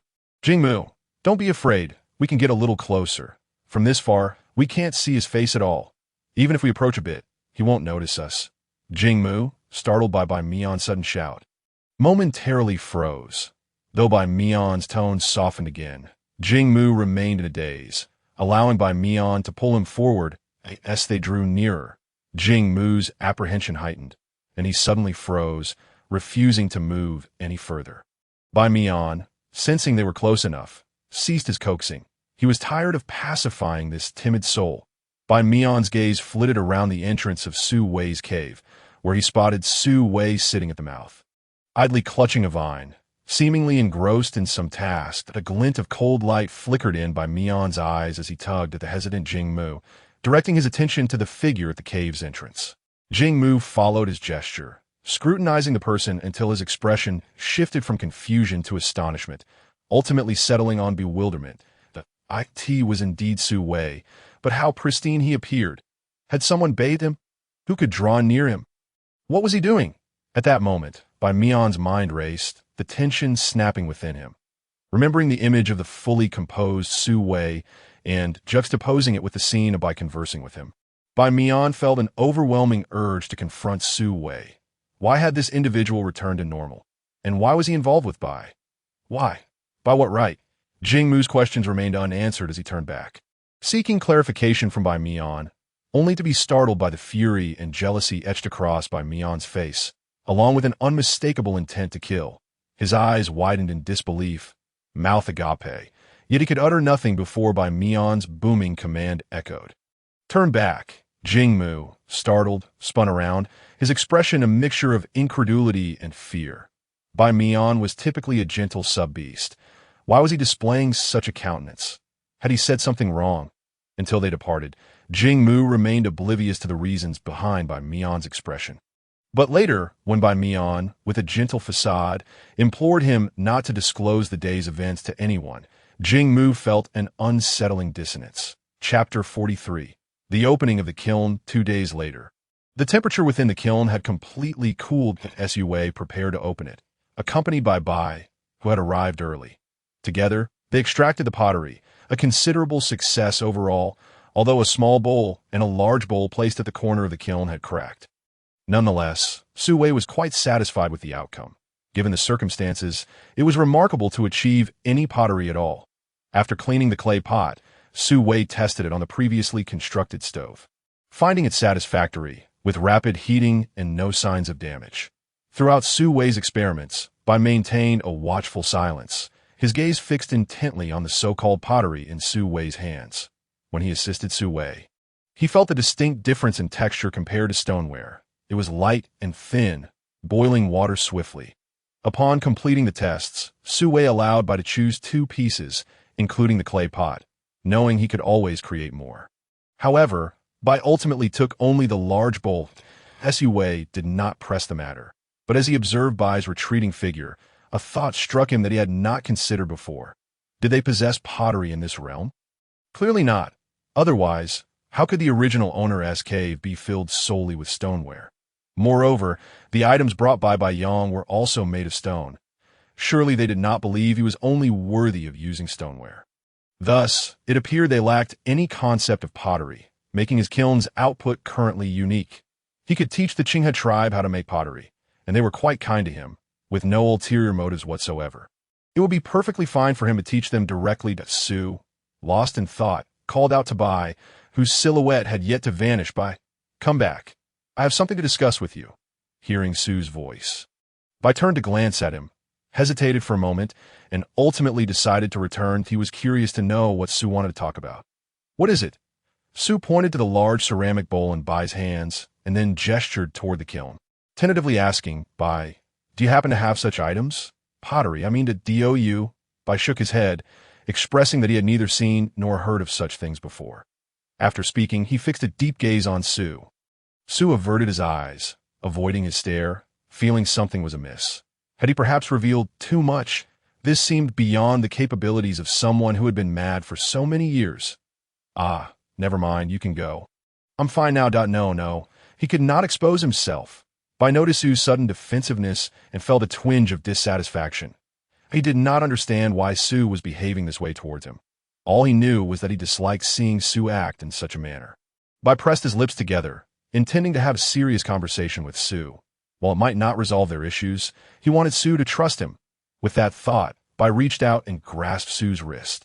Fixing his gaze intently on Su's face, Su, I have something to say to you. Su was startled by his earnest demeanor. Fearing it was something serious, he nodded. Go ahead.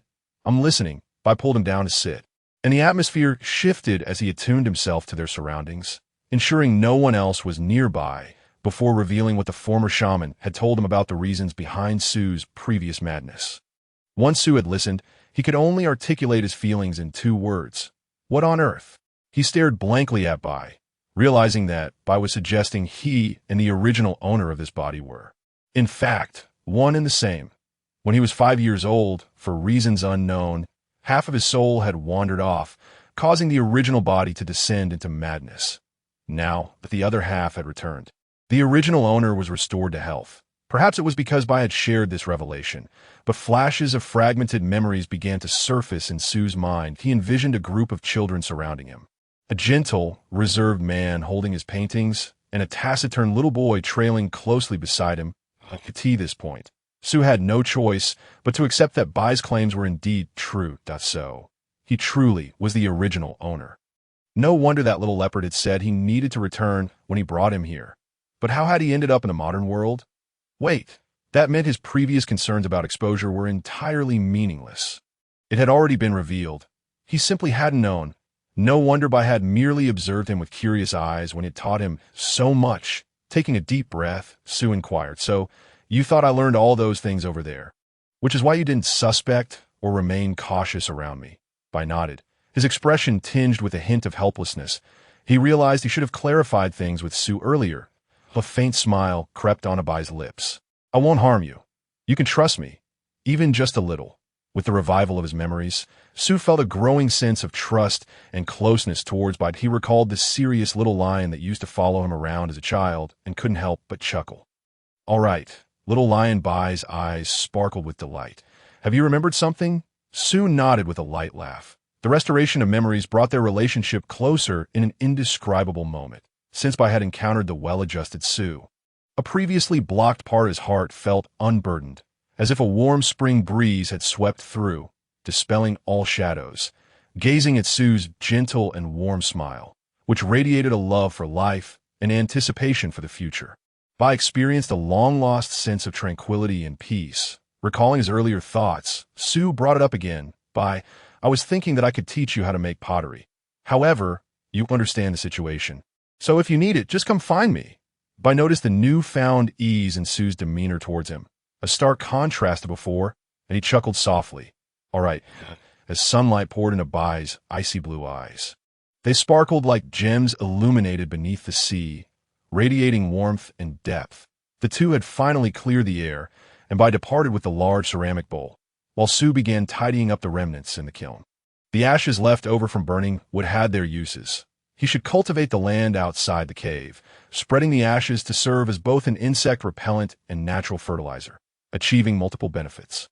The broken fragments of pottery could be crushed and blended into the clay to form ceramic pieces, also preventing cracking during the firing process. Everything was valuable. He decided to keep it all. Chapter 44. The Animal Skin Scroll. Bai, carrying the large ceramic bowl, found Song.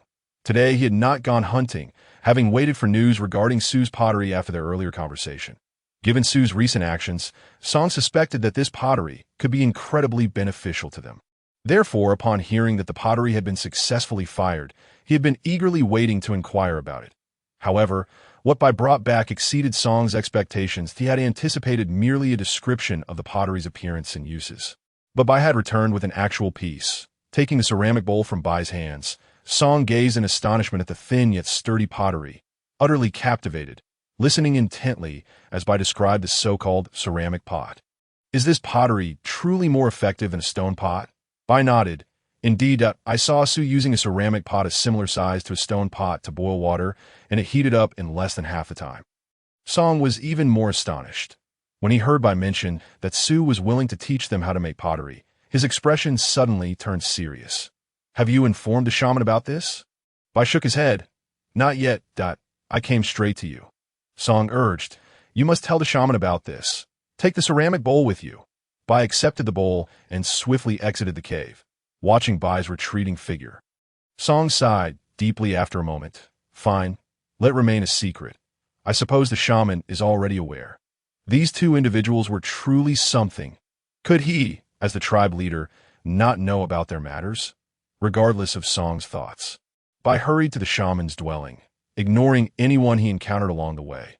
Observers assumed he was in a rush and, although puzzled, did not stop him to inquire. It wasn't until he reached the shaman's dwelling that Bai slowed his pace.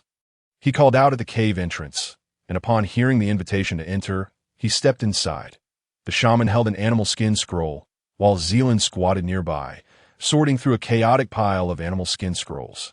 Upon Bai's entrance, Zealand did not glance at him, remaining focused on his task. The shaman, noticing Bai's arrival, did not put down the scroll in his hand. His piercing eyes scrutinized Bai, taking in his entire appearance, and paused when he noticed the large ceramic bowl Bai was holding. Bai, what brings you here? Bai stepped closer, presenting the ceramic bowl to the shaman and reiterating what he had previously shared with Song. The shaman accepted the bowl, contemplating it thoughtfully while instructing Zealand. Zealand, you may step outside for a moment and return shortly. Zealand gently acknowledged, all right. The shaman gestured for Bai to sit. Bai remained silent, pulling a chair to sit across from the shaman. Before he could settle in, the shaman spoke again. Come sit beside me. Bai hesitated briefly before moving his chair next to the shaman. After examining the large ceramic bowl, the shaman gently set it down and unfolded the animal skin scroll he had been holding between them. Bai's gaze followed the shaman's hand movements, trying to decipher the unclear patterns on the scroll. The shaman continued unfurling the scroll without hearing a single question from Bai, leading him to feel somewhat exasperated. His authoritative demeanor faltered. Bai, ask me something. Bai chuckled at the shaman's insistence. Complying, shaman. What is this? The shaman shot him an annoyed glance. This child is becoming less charming with age. He used to be quite delightful to tease, but now he is utterly unamusable. Only Zealand remains somewhat endearing, albeit too serious. Who knows where he learned that from? Reining in his chaotic thoughts, the shaman pointed to a specific area on the scroll for Bai to see. Look at this. Does it seem familiar? Bai examined closely, noting a horizontally positioned semicircle. It does seem familiar. There are such shapes everywhere in the tribe. Observing Bai's expression, the shaman realized he was not connecting the dots. Clicking his tongue in frustration. Look at this ceramic bowl. Does it not seem familiar? Bai's eyes widened in realization, nodding as if struck by sudden understanding. The shaman, exasperated by Bai's response, rolled his eyes, regretting that he had engaged in a guessing game with such a dense individual. After a moment of jest, the priest's demeanor became solemn as he pointed to a specific area, declaring, "This is the pottery." This section was adorned with a myriad of ceramic bowls, pots, and basins. Bai, still grappling with the information, nodded occasionally while listening to the priest's words. This animal skin scroll was left behind by the previous high priest. Each successive priest has examined this scroll carefully, yet much of its content remains indecipherable. Myself included, Bai felt a sense of unease upon hearing this. Pottery had only emerged today, so why did the ancient scroll, steeped in history, contain references to pottery? The priest, keenly observing Bai's expressions, recognized his comprehension of the implications and squinted his eyes in satisfaction. There is another aspect. The patterns depicted bear a striking resemblance to the wooden bed you were previously taught about. You learned that from him, did you not? His tone was filled with certainty. Bai's gaze flickered, and he nodded without reservation. Having laid the groundwork, the priest began to unveil his true intentions. You must bring Su Wei here so he can examine the contents of this animal skin scroll. Sensing Bai's hesitation, the priest added, I will not disclose this to anyone else, nor will I allow others to discover his presence. Bai regarded the priest, then the scroll, and merely stated, I will speak with him. Whether he wishes to see it or not is his choice. The priest nodded. That is only natural. This ceramic bowl is indeed a valuable find. Ensure that the clan leader brings people to learn. And remember to reward them. Bai nodded resolutely this time. Understood. The priest squinted. Now, go fetch Zeilon. You may leave. Bai pressed his lips together, a hint of pink creeping onto his ears. He picked up the large ceramic bowl and walked outside. A gift from Su Wei that he intended to keep. Having lived many years, the priest could easily discern Bai's subtle intentions as he rolled his eyes, thinking how this lad had ignored the advances of many beasts in the past, but was now not willing to let go of a gift from someone he liked. After Bai departed, Zeilon entered the cave, greeting the priest before proceeding to tidy up the pile of animal skin scrolls. Observing the young lad, the priest's eyes twinkled as he inquired, Little Zeilon, do you have someone you fancy? Zeilon looked up at him, a hint of exasperation in his gaze. Priest, I am already 18. The name you called me as a child no longer suits me. The priest, undeterred by this, pressed for an answer. Zeilon replied earnestly, No, and you cannot prefix my name with little." The priest feigned ignorance, sighing dramatically as he turned away. What a bore. Chapter 45. Building the kiln. Having gained the priest's approval, Bai returned to discuss the situation with Song, deliberating on how to learn pottery from Su Wei. Bai Yang, and you were also present. The few who knew Su Wei's true identity, that why you tentatively suggested, why not have Su Wei come to the tribe to teach us directly? Bai's icy blue eyes bore no trace of emotion as he looked at you. Hu felt a shiver under his gaze and quickly added, after all, no one in the tribe would recognize him in his current form. Without a moment's hesitation, Bai dismissed the proposal. No, someone could recognize his pheromone scent. Song pondered for a moment. That is indeed a valid concern. Noticing Bai's quick glance, Song raised a hand to signal him to remain patient and listen. Most in the tribe have not encountered Su Wei. Those who did only caught a whiff of his scent in their childhood. Furthermore, Su Wei has not mingled with others for many years, making it even rarer for someone to identify him. Bai interjected, many of the tribe's youth, your age, have interacted with Su Wei and his family. Song continued, simply dispatch them or ensure they do not come into contact with Su Wei. It should be manageable. Bai pondered deeply, his lips pressed tightly together. Bai Yang reassured him, do not worry. We will keep a watchful eye on him and ensure his safety. That why you chimed in, yes? We will protect him. Bai hesitated but eventually nodded. Pottery was vital to the tribe, yet Su Wei's safety was equally paramount, and he vowed to safeguard him. After the four reached an agreement, Song asked Bai, how many people will be needed? Bai regarded Song. Uncertain, Song replied. Bai Yang inquired, where will this take place? Bai shook his head, unsure. Bai Yang continued, you glanced between the perplexed elder and Bai, carefully asking, what do we need to prepare? Bai looked at you. I do not know. They exchanged silent glances, rendered speechless. How could they organize anything without knowledge? Bai, feeling the tension in the air, broke the silence. I will ask Su Wei. The three could only nod in agreement. Resigned to this course of action. With the discussion concluded, Bai departed to the west of the Qinghe tribe. Su Wei had cleaned the kiln and returned from the creek with fresh clay, preparing for the next batch of pottery. Primarily focusing on ceramic pots and jars, as he molded the clay, his thoughts wandered far and wide, pondering the possibilities of discovering materials like quartz or kaolin to glaze the pottery. If he could find different types of clay, he could create various ceramics. If he could locate clay containing oxides, he could even produce black pottery. Stop, stop, he admonished himself, growing increasingly fanciful. Once the clay was shaped, he placed it deep within the cave to dry, this time incorporating powdered ceramic shards to enhance the success rate. With the pottery ready, Su Wei commenced preparing dinner, utilizing the fired ceramic pot to stir-fry eggs with sour bamboo shoots, followed by roasting a piece of meat. Growing weary of the same fare after several days, he resolved to seek new ingredients the following day. After dinner, while the sky remained bright, Su Wei settled into a wrought tan chair he had crafted during his free time. Designed for comfort, allowing him to sit cross-legged upon it as he gazed at the sunset. He nearly dozed off, only to be roused by the sound of Bai's approach. Su Wei sat up, yawning, and upon finishing, wondered if he appeared too relaxed. Bai, is there something you wish to discuss? Their relationship had evolved into that of friends, and it was possible Bai was merely seeking company. Bai shook his head, drawing closer to Su Wei and squatting down. Observing his movement, Su Wei raised his arms to guide Bai's hands. Tilting his chin toward the cave, there are wrought tan chairs inside, like the one I am sitting on. Go fetch one. Bai glanced at the chair Su Wei occupied, nodded, and soon emerged with a similar wrought tan chair, placing it beside Su Wei and sitting down next to him. Once seated, Su Wei asked, what brings you here? Bai imitated Su Wei's relaxed posture. You mentioned teaching us pottery. I came to inquire how many people will be needed, where to build, and what materials are required. Su Wei was taken aback by the barrage of questions. Scratching his head. Let me think. For the entire Qinghe tribe, we would certainly need a large kiln.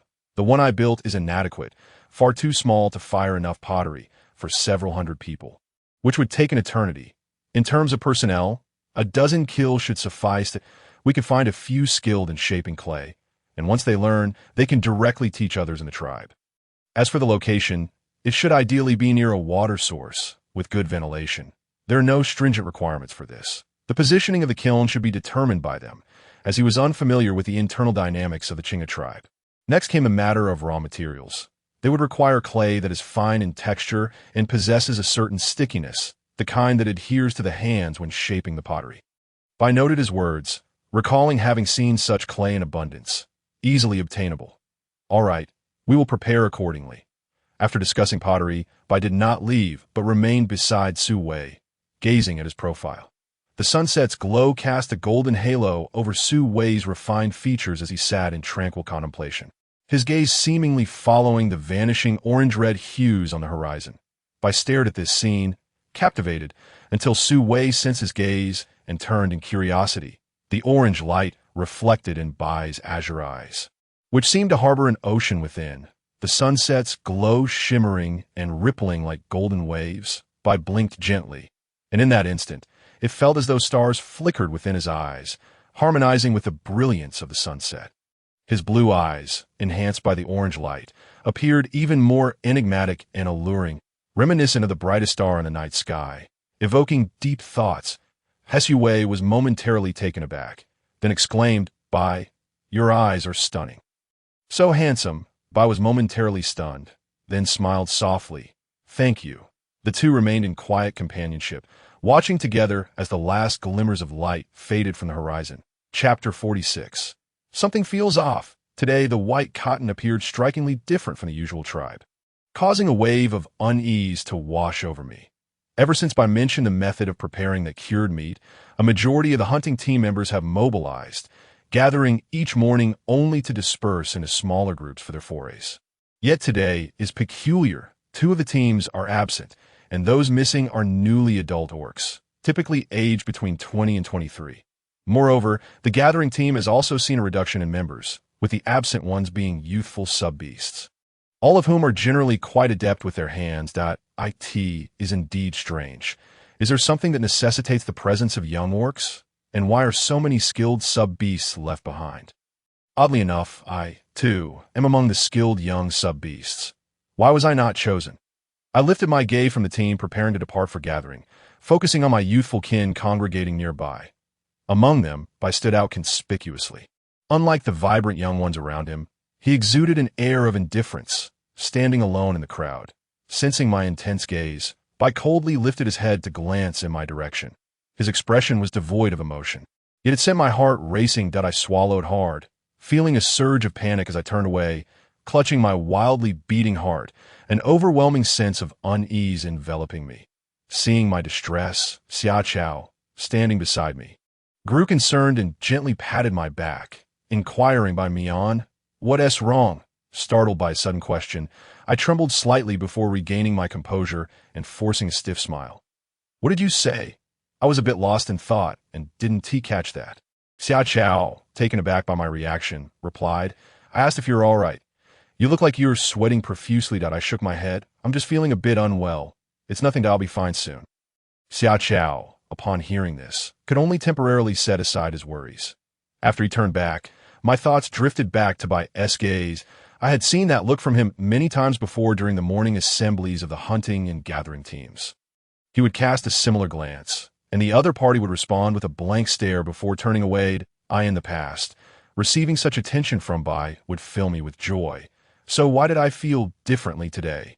No, something is definitely amiss. Why do I feel this way? I must stay and observe. Bai glanced in the direction of my intense scrutiny, spotting me, and furrowed his brow. I had already made my stance clear before. Yet this sub-beast refused to relent. Bai shut his eyes, attempting to dismiss the thought of me. Once he arranged the tasks at hand, he would seek Su Wei to bring him to the tribe to teach everyone how to craft pottery. Thinking of Su Wei, Bai's previously cold demeanor softened slightly, and Yu, who had been standing beside him, sighed in relief. With Bai's aura no longer threatening, Yu regained his liveliness, playfully draping an arm over Bai's shoulder and teasing. "Bai, soon you'll be using those white paws to dig in the mud. What are your thoughts on that?" Bai, a white lion by nature, cats generally loathe mud, and white lions even more so, could only grimace at the thought of becoming a filthy creature. You couldn't help but relish the idea, laughing. I recall when you were young, a tiny patch of mud stuck to your fur, prompting you to leap into the water for an extended wash. Even your adoptive father worried you might rub all your fur off. Bai fixed you with a blank stare, causing you to fall silent instantly. Clearing his throat, he asked, "Where exactly will we be digging this mud?" "Letting you have your fun." Nan, another young orc involved in the kiln construction, had been watching the banter unfold. Unable to contain himself, he laughed at Yu's misfortune that while Yu rolled his eyes at Nan, "You're enjoying this too much." Nan retorted, "You're the foolish one. I've told you countless times, I'm not a dog. I'm a wolf. Did you fly too high and lose your brain along with your sight?" Ignoring the banter, Yu landed a final blow. "What a ridiculous wolf. How could anyone forget your woof-woof barking? Your beast father even thought he had wild dog genes in his lineage. Silly dog." Nan's face flushed with rage. "That was when I was young. I didn't know how to bark properly. And you dare bring that up?" Yu smirked. "What is wrong with that? Silly dog." "Nan, you were just like me when you were young."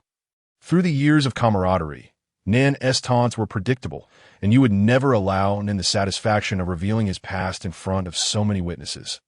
All right, good dog. Don't bark," Nan bristled. "Ive told you I'm not a dog." Good. You're a good boy."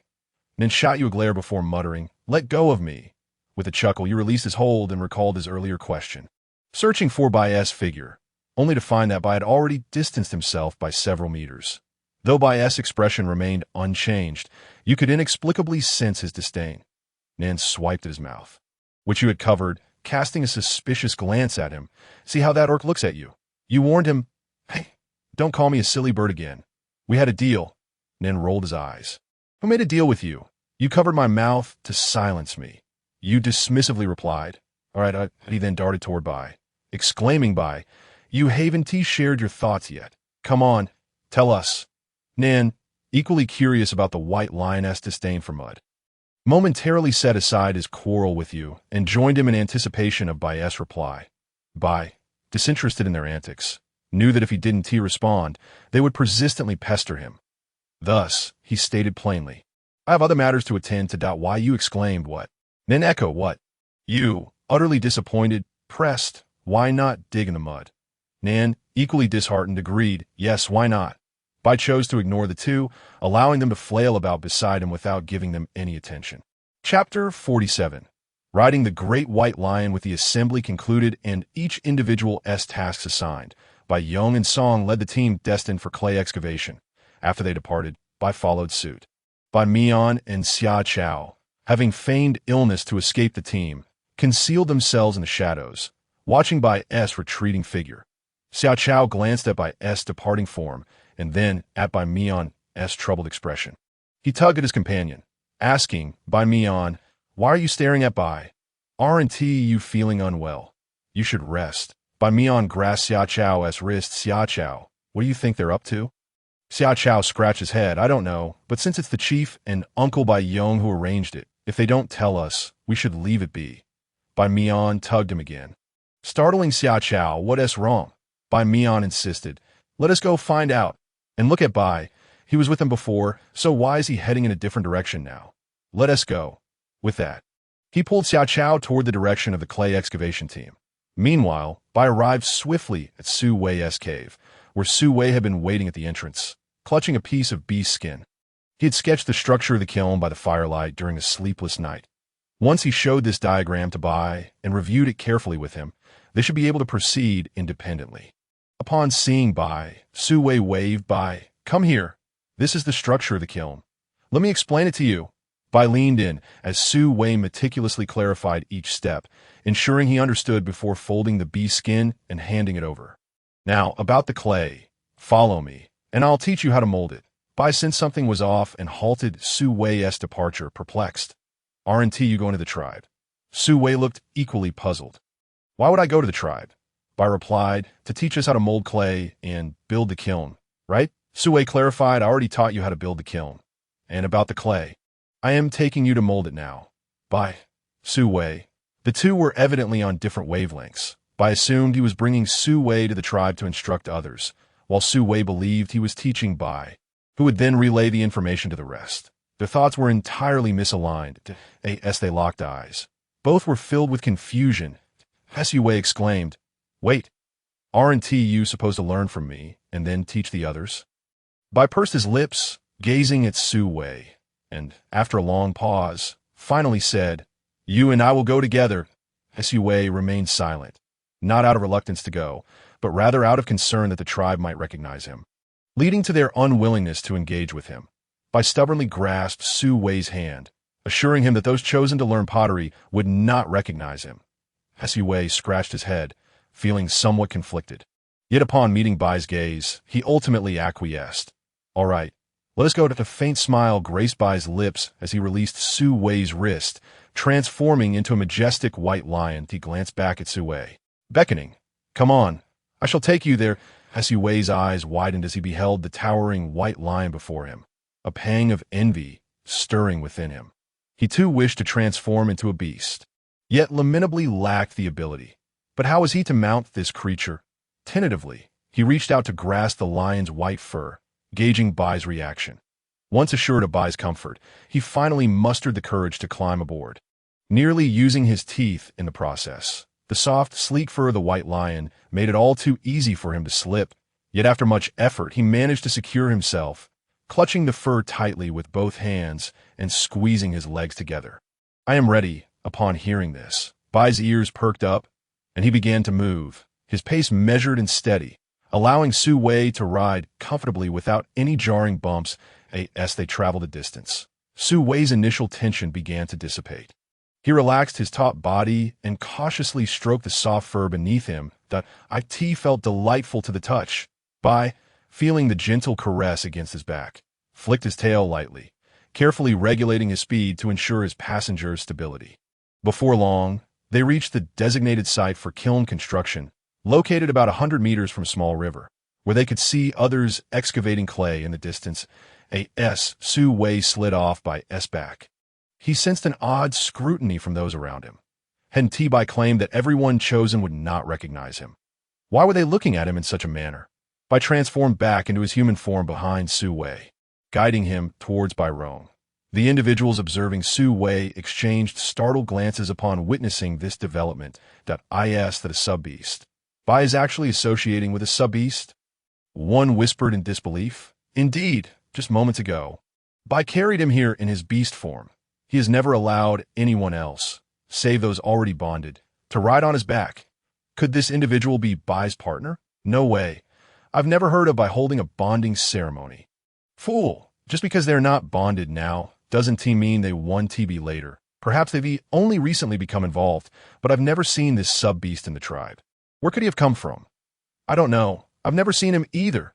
The crowd buzzed with speculation about Su Wei's identity, and indeed, as Bai had asserted, they failed to recognize his true self. Hearing the hushed whispers behind him, Su Wei felt an inexplicable anxiety. Were they discussing him? What could they possibly be saying? Had they recognized him? Bai, sensing Su Wei's unease, gently squeezed his wrist to redirect his focus, reassuring him, "Do not fret. Everything is fine." Su Wei exhaled softly and nodded. Yet his ears betrayed him, instinctively straining to capture snippets of the conversation, which yielded nothing of substance. They were not far from Bai Rong now, and soon they stood before him, accompanied by several sub-beasts selected to learn pottery alongside Su Wei. Nearby, a mound of clay lay waiting, beside which a small pond had been excavated specifically for mixing with the clay. Bai Rong addressed the group. "These individuals are among the more skilled in our tribe. Having them learn alongside you will facilitate the process." Su Wei nodded in agreement. "All right." He led the group to the clay, instructing them on kneading and shaping the material, entering the flow of work. The learners were not particularly talkative, each intently observing his movements, and before long, Su Wei's tension began to ease. Noticing Su Wei's return to composure, Bai retrieved the animal skin scroll Su Wei had given him earlier, and together they began to construct the kiln with the assistance of the gathered sub-beasts. The atmosphere was vibrant and industrious. While in the nearby woods, two individuals observed the scene unfold. Chapter 48. Identity revealed. Xia Chao watched the gentle Bai Mian beside him, whose expression, though still warm, sent a shiver down Xia Chao's spine. He struggled to quell his emotions, attempting to shatter the suffocating atmosphere with a soft inquiry. "Bai Mian, what troubles you? What occupies your thoughts?" Bai Mian gazed at the bustling crowd before turning back with a tender smile. "Xia Chao, look at how busy they are. Let us lend a hand." Yet the smile did not reach his eyes, and Xia Chao felt a pang of fear at this unfamiliar side of Bai Mian. Bai Mian offered no chance for refusal, firmly pulling Xia Chao towards the activity. As he sensed Xia Chao's subtle resistance, Bai Mian realized he had momentarily lost control of his emotions, revealing his true nature to Xia Chao. With a soft exhale, he reined in his expression, restoring the previous warmth. Xia Chao, I apologize. I was simply feeling unwell and startled you. Xia Chao regarded him with suspicion. If you're unwell, why not rest? Why insist on helping others? Surely that would only exacerbate your condition. Bai Mian's carefully maintained facade faltered, inwardly cursing the foolishness of his companion. Yet it was precisely this simplicity that had drawn him to form a friendship, as it made it easier to manipulate Xia Chao into serving as a shield. With this thought, Bai Mian's eyes gleamed. I'm feeling much better now. Let us assist them. I just spotted someone who looks familiar. Xia Chao, not surprised by Bai Mian's straightforwardness, asked, Who? Bai Mian tugged him along. Follow me, and you shall see. Moments later, they arrived before Su Wei. Xia Chao, gazing at the unfamiliar sub-beast before him, turned to Bai Mian in confusion. Who is this? I have never seen him in our tribe. Bai Mian smiled charmingly as he introduced, This is Su Wei. He has been ill and was residing in a cave to the west. Hence you would not have encountered him. You recognize him now, don't you? The playful lilt in his voice hung in the air like a still moment, causing an abrupt silence that Su Wei, initially puzzled by the intentions of the two before him, froze upon hearing Bai Mian's words. The surrounding crowd similarly stood motionless, having comprehended Bai Mian's declaration. Their actions halted as they stared blankly at Su Wei. Is this the madman? Xia Chao exclaimed, his eyes widening in shock. Su Wei, what did you end up here? His voice rang out, loud enough to pierce through the clamor of those constructing the kiln and digging for clay nearby. Su Wei. What's Su Wei? Oh, that madman. Why is he here? Bai, upon hearing the commotion, immediately set aside his tasks and strode towards Su Wei, with Song and Bai Rong following suit. The sub-beasts who had been learning pottery alongside Su Wei instinctively recoiled. Standing several meters away, their gazes wary. Su Wei, feeling the hostile scrutiny and disdain from those surrounding him, felt his heart clench. He pressed his lips tightly together, staring at the individual who had revealed his identity, someone he had never encountered before. Why had this person known his name upon sight? At that moment, Bai swiftly approached Su Wei, positioning himself protectively at his side. Bai Mian, witnessing this scene, struggled to maintain his composure, a flicker of jealousy crossing his features before he regained his previous demeanor. Su Wei, why are you silent? Are you unwell? He inquired. The individuals who had drawn near instinctively took a step back, fearing Su Wei might lose control again. Xia Chao, harboring a pre-existing disdain for Su Wei, had previously sought to confront him. Hearing Bai Mian's question, he let out a derisive laugh. Su Wei, are you about to lose your mind again? Bai's icy glare pierced through Xia Chao as he instinctively shielded Su Wei, asserting he is well. Xia Chao, momentarily daunted by Bai's fierce gaze, softened his tone, though his sarcasm lingered. How can we be sure he is truly fine? Bai Mian, observing Xia Chao's retreat, felt a surge of disdain. Useless! Fool! Yet, recalling his objective, he feigned concern. Xia Chao, do not speak so harshly of Su Wei. True, he has harmed you before, but he should be fine now, as Bai claimed. This insincere counsel not only reminded those present of Su Wei's past transgressions, but also suggested that his recovery was not guaranteed, leaving room for doubt should he relapse. Bai Mian reveled in the growing wariness of the crowd. Pushing further, Bai, how can we be certain that Su Wei is truly recovered? What proof do you have that he will not relapse? Ha! I did not harbor any doubts about you. I merely inquired, if this poses a challenge for you, feel free to refrain from answering. As those around him heard this, they remained vigilant towards Su Wei while simultaneously entertaining an inappropriate thought. Why did Bai Mian seem somewhat aggressive? The crowd discreetly cast a glance at Bai Mian, observing his gentle and friendly demeanor, and shook their heads, beginning to doubt if they had been molding clay for too long, their minds muddied. After all, Bai Mian was merely inquiring in a very amiable manner. How could they have such thoughts about him? It was precisely this statement that triggered Xia Chao's response, as if he had found a steadfast ally. His demeanor turned resolute as he grasped Bai Mian's wrist, standing united against Bai. Indeed, how can you prove that Su Wei is truly well? This remark struck a chord with Su Wei, who now recognized the underlying hostility directed at him. Had he previously harmed this individual? How could one provide proof? He could not simply declare that his soul had once been incomplete, leading to his madness, and now that it was whole, he was healed. Who would believe such a tale? If he were to voice such a claim, he might be deemed a malevolent spirit himself. Not responding would imply an acceptance of his inability to provide proof, which suggested that Bai was also uncertain of his recovery, thus bringing him to the tribe and introducing a potential threat. What a disaster that would be! Su Wei sighed, conceding that acknowledging his identity was not inherently problematic. After all, he was indifferent to whether he ventured into the Chinga tribe.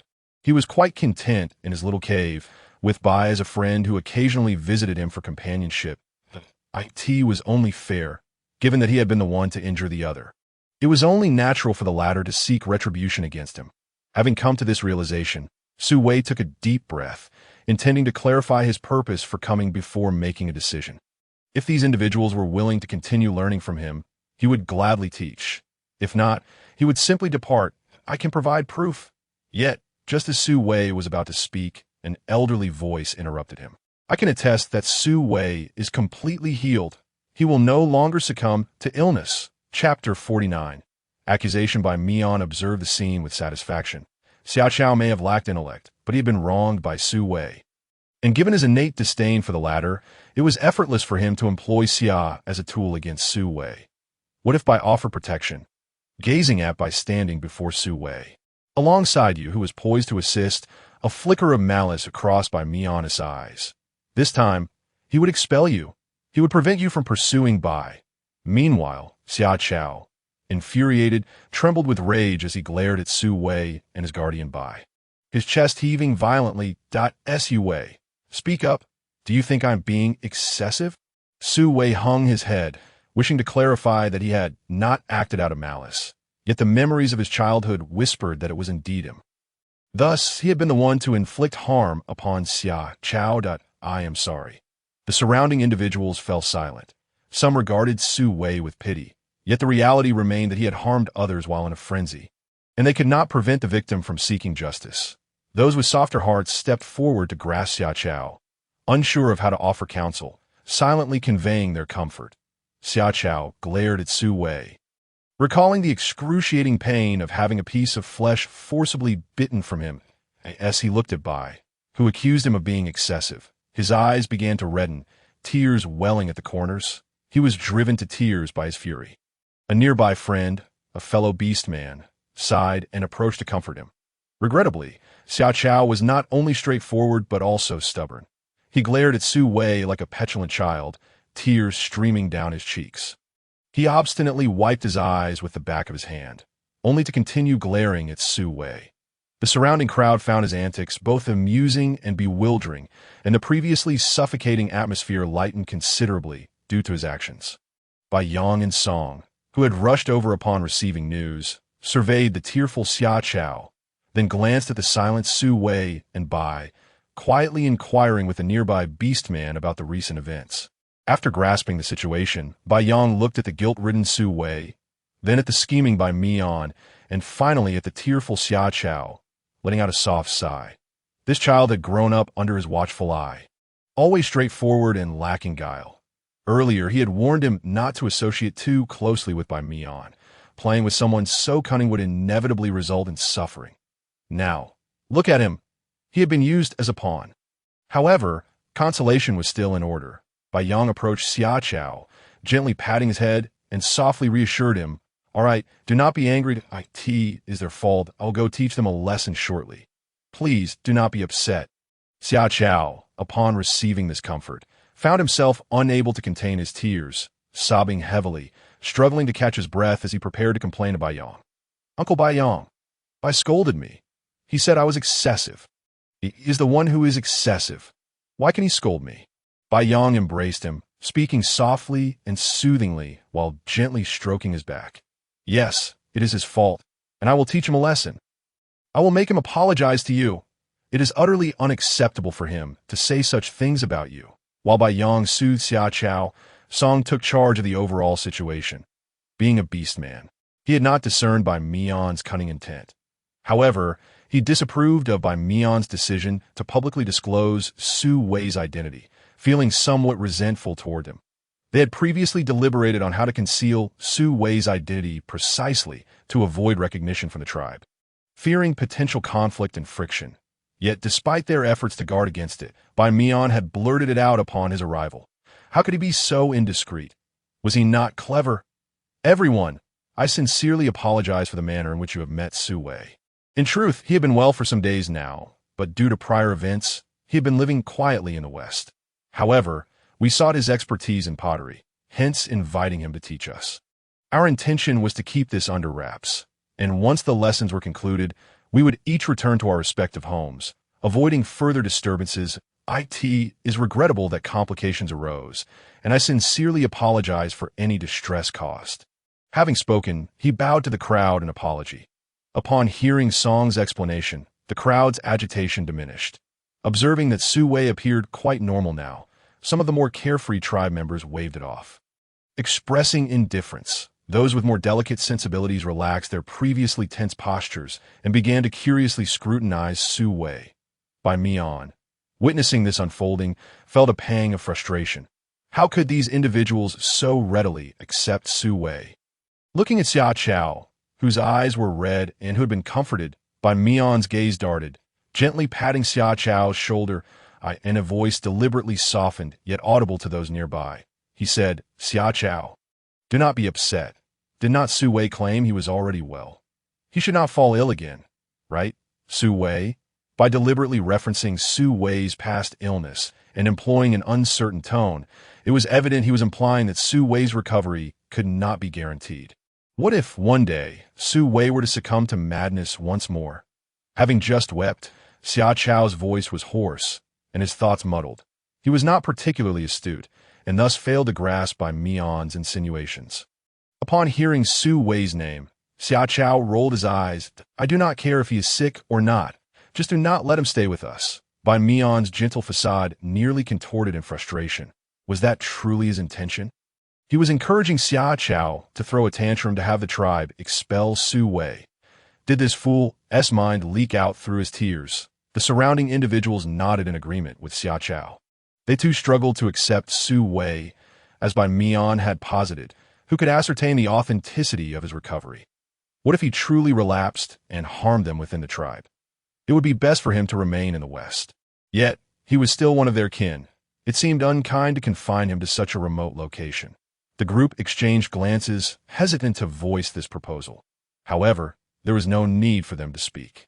Su Wei himself held this intention, that I will continue to reside in the West, and shall not enter the tribe. His voice was somewhat hoarse, and, as the crowd turned towards him, they saw Su Wei gazing at them with an expression of deep remorse. Those who met his gaze felt a twinge of compassion, but memories of Su Wei's previous madness quelled any burgeoning sympathy. Bai, observing Su Wei's seemingly normal demeanor, was filled with concern. He sensed Su Wei's anxiety. "He is truly well. I can vouch for it." An unexpected voice shattered the tense atmosphere, drawing the crowd's attention. It was the priest who had arrived. Chapter 50. Mediation Zealand supported the priest as he approached Su Wei, offering a gentle nod of acknowledgement that Su Wei returned the gesture, recognizing the priest's friendly demeanor. The priest was aware that they were to engage in pottery today and had even participated in selecting the kiln's location. He had initially come to observe the beast man who had once lost and regained his soul, but upon arrival, he found himself witnessing this scene. Let us assist this child, he thought. That to return just to be bullied by his kin is truly unfortunate. Su Wei is genuinely well now. Though he has made mistakes in the past, those actions were beyond his control. Shall we not grant him an opportunity? Xia Chao stood nearby with a sullen expression, contemplating how she wished to deny him the opportunity. However, the high priest had already spoken. Observing her demeanor, the priest discerned her reluctance and spoke softly. "All right, Xia Chao, do you not recall how your grandfather Qing often remarked on the chill of the bones? Since he began using that wooden bed, has he not felt much improved? That bed was indeed a lesson from Su Wei. Upon hearing this, Xiao Chao cast a sidelong glance at the silent Su Wei and huffed in response. The priest continued to persuade, for the sake of your grandfather's comfort, could you not grant Su Wei a chance? Would that not be agreeable? With evident reluctance, Xiao Chao replied, fine. The priest's sharp gaze pierced through to Bai Mian, a man who had lived long enough to have seen a myriad of schemes. If this individual wished to play tricks before him, he should consider the implications carefully.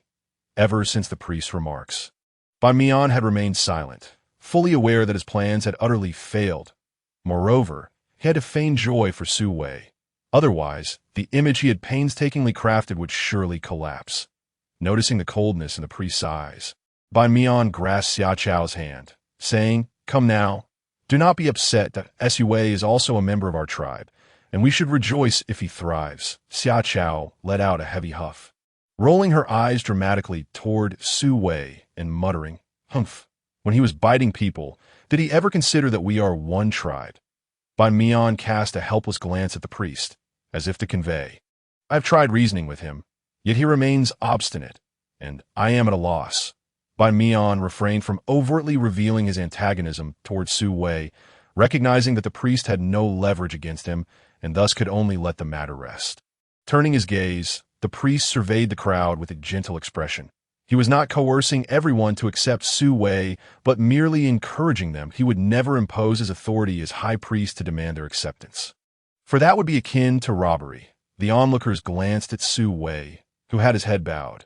Some nodded in tentative agreement to accept him, while others remained silent, neither opposing nor affirming the notion. The priest withdrew his gaze, fully anticipating this outcome, for Su Wei's past misdeeds were notorious, and it would take time for the tribe to embrace him. He then addressed Su Wei softly, Su Wei, it is all right now. You may resume your duties. As Su Wei met his gaze, his long eyelashes casting a shadow across his eyes in the sunlight, obscuring his emotions, he nodded gently. The priest, unable to decipher Su Wei's feelings, waved his hand to the surrounding crowd.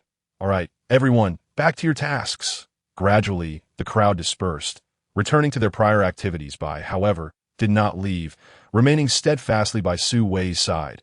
His typically impassive eyes were now filled with concern as he observed the multitude around them.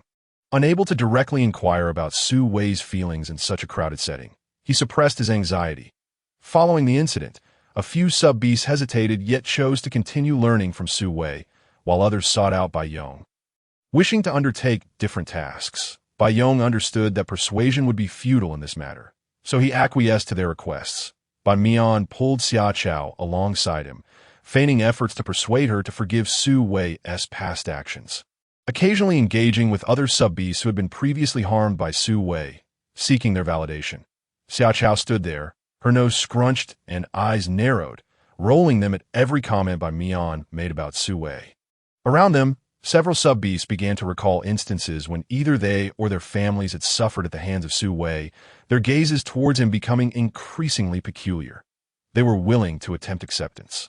Yet the reality of his past actions loomed large. Bai had been closely following Su Wei since earlier. Observing the shifting glances from the surrounding crowd, he shot a cold look at Bai Mian. Noticing Bai Mian's faux innocence in return, Bai felt powerless. As a beast man, he could only fret in silence before the sub-beasts. Yet he glanced toward Bai Yong, who was observing from a distance, signaling him to divert Bai Mian's attention. Bai Yong had long since noticed Bai Mian's subtle maneuvers and found it vexing.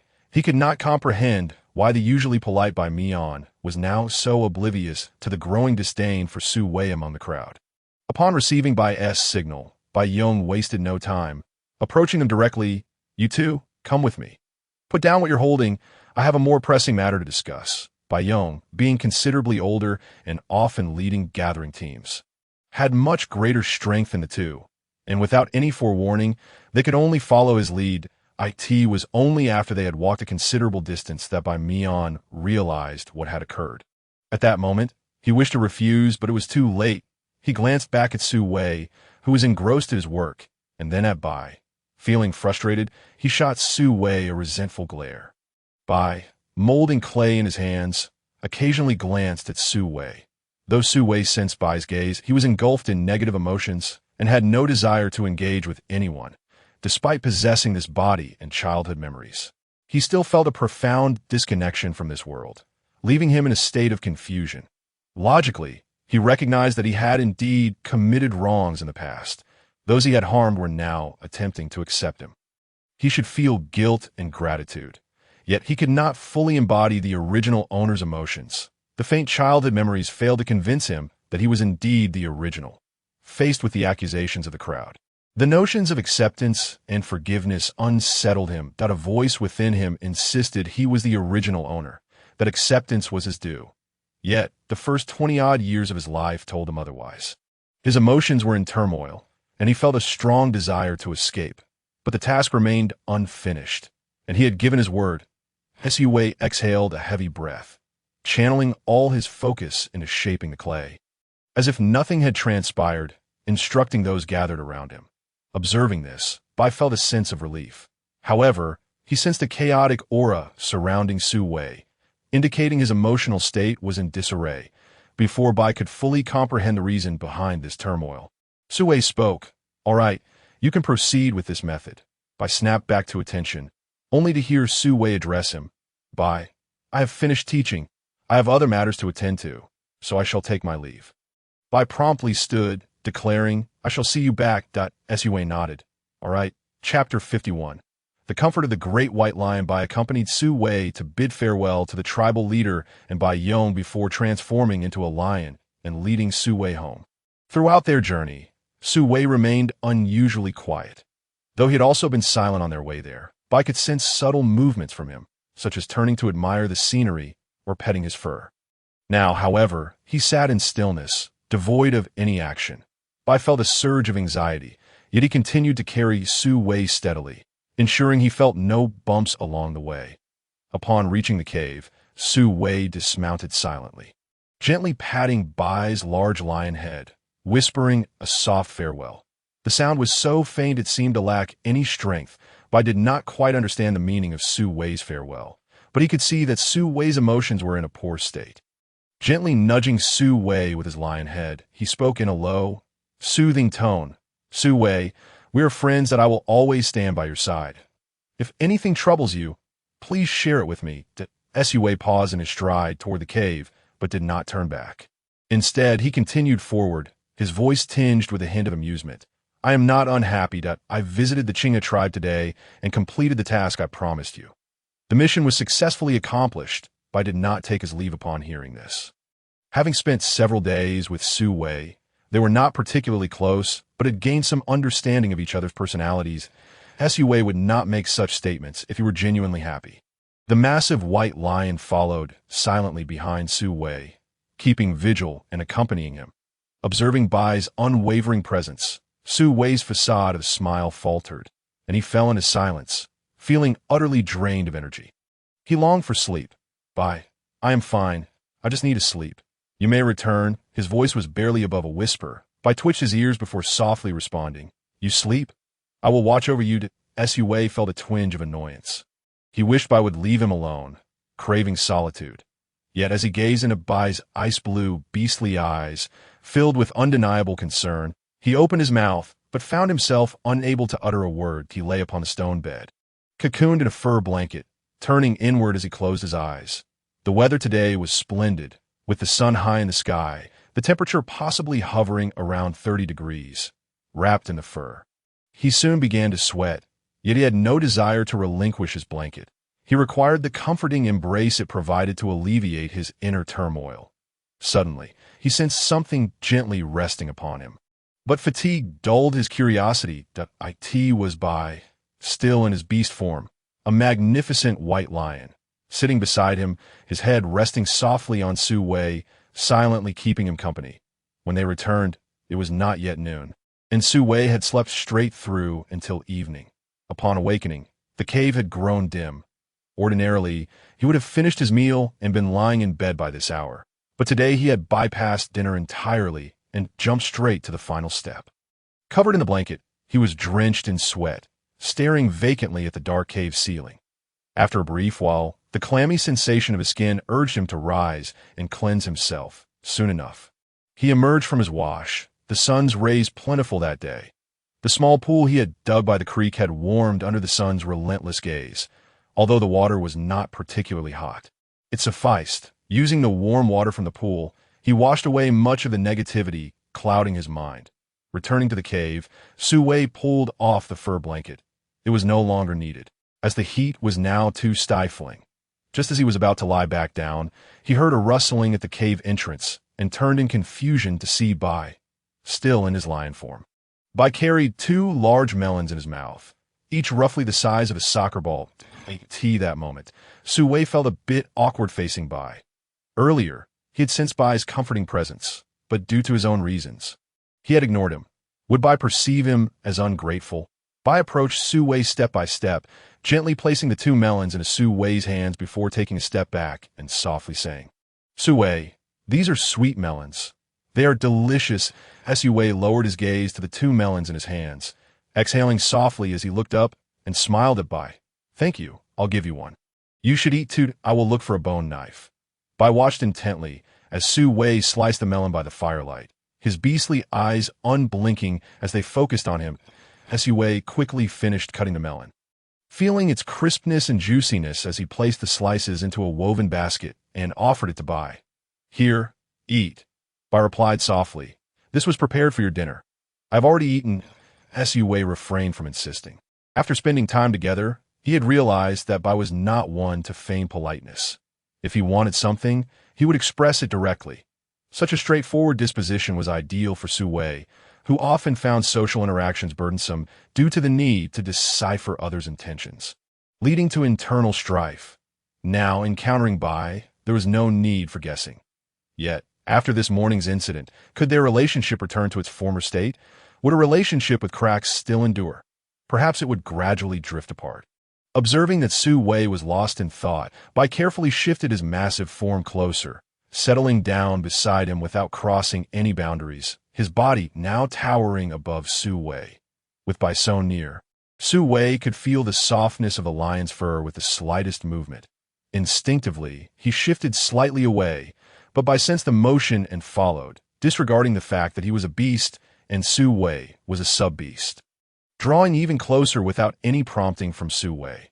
Though Su-wei felt a hint of confusion, he did not retreat. It was not offensive. After all, perhaps it was because Su-wei had only recently arrived in this world, with no one to clarify the distinctions between beasts and sub-beasts, that he lacked a sense of boundaries in his interactions, that he was still pondering that both were male, and that it was perfectly acceptable for good friends to be close, without it being inappropriate. Unfortunately, while Su-wei thought this way, Bai did not share the same sentiment. Observing Su-wei's unguarded demeanor, Bai's beastly eyes glimmered in the firelight, contemplating how to convey to Su-wei the boundaries of interacting with beasts. Chapter 52. I am an adult. I will take responsibility for my actions. Bai contemplated that if Su-wei did not understand the boundaries between beasts and sub-beasts, he would remain by Su-wei's side, guarding him against other beasts. Meanwhile, he softly addressed Su-wei. About this morning. Su-wei's heart sank at those words. He dreaded such heartfelt conversations. Yet this was his first friend in this world, and Bai was only looking out for him. Still, he was reluctant to listen. "Bai, it's nothing. It was my fault. They did nothing wrong." Bai regarded Su-wei, opening his mouth to speak, but was interrupted by Su-wei's insistence. "It's fine. I don't often go into the tribe. I am quite comfortable living here. I like it here." As he spoke, Su-wei suddenly realized he might have misspoken. What did he mean by liking to be alone?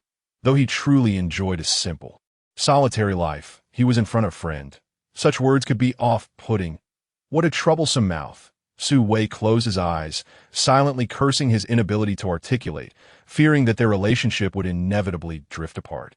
"What I mean is," Bai leaned in closer, the proximity abruptly interrupting Su-wei's spiraling thoughts. He looked up, puzzled, thinking it was rather close, and why was Bai encroaching upon his space when there was ample room elsewhere?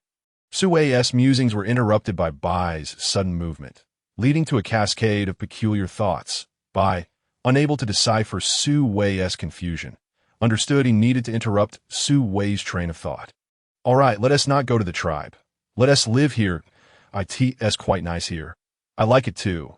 Tomorrow I'll find someone to help me dig a cave here, and then I'll move in." You can teach me how to make that stone slab barbecue from before, can't you? Su Wei was momentarily stunned. Upon hearing Bai's question, he dumbly replied, sure that Bai's tail swayed gently behind him, and his expression softened. Thank you, Su Wei snapped back to reality, his eyes widening in disbelief. Wait, why are you moving here? Bai replied lazily, I enjoy being alone as well. Su Wei clearly did not believe him, leaning back slightly. Skepticism evident on his face. Bai, noticing Su Wei's doubt, shifted back into his human form, sitting beside Su Wei, and handed him a piece of melon from the basket, then grabbed a small stick to poke the fire. Fueling ITDS, Su Wei observed Bai's actions and listened to his calm voice recounting childhood tales. He took a bite of the melon. It was crisp, reminiscent of cantaloupe, yet lacking its fragrance and sweetness.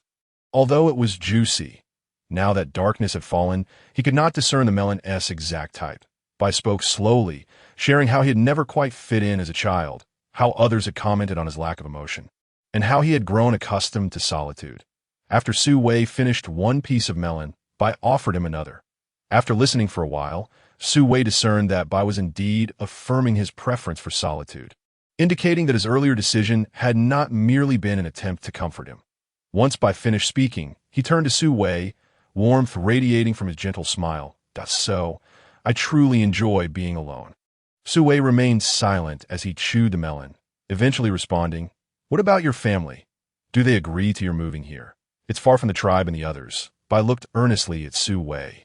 Let me answer your first question. I am an adult beastman. Upon reaching adulthood, beastmen typically leave their family homes to establish their own caves. Every beastman at this stage is capable of making independent decisions, and families are generally supportive. Su Wei remained silent, chewing the melon without meeting Bai's gaze, nodding slightly in acknowledgement. Seeing Su Wei's silence and lack of eye contact, Bai's emotions were inscrutable, yet he did not break eye contact. Continuing, now, regarding your second question. Noticing Bai's pause, Su Wei glanced up curiously, but before he could lower his gaze again, Bai cupped his face with both hands. Bai locked eyes with Su Wei, speaking each word deliberately. As an adult beastman, I could traverse the distance to the tribe in half the time it takes to eat half a melon. Su Wei was taken aback by his sudden movement, and before he could break free, he heard Bai's words, which left him in a state of shock. Previously, Bai had carried him from this very spot to the home of the injured, and at that moment he had felt the speed was astonishingly swift. Little did he expect it could be even faster. Is this the speed of the beastmen? Before he could fully recover from his astonishment, he heard Bai continue, Su Wei, I have come of age. Every decision I make is thoroughly considered, and I can bear all the consequences. Su Wei was momentarily stunned. Unsure of how to respond, he certainly understood this. Yet there were those who, despite making their own choices and actions resulting in adverse outcomes, always placed the blame on those close to them, forcing others to shoulder the consequences. However, he forgot that this was not the world he had previously known. The people here might not act in such a manner. He was merely instinctively trying to persuade, to avoid the risk of being reproached by a dear friend. Bai tightened his grip on Su Wei's face, drawing the distracted boy back to reality. Su Wei, this is my choice. I wish to stay here. I want to be here with you.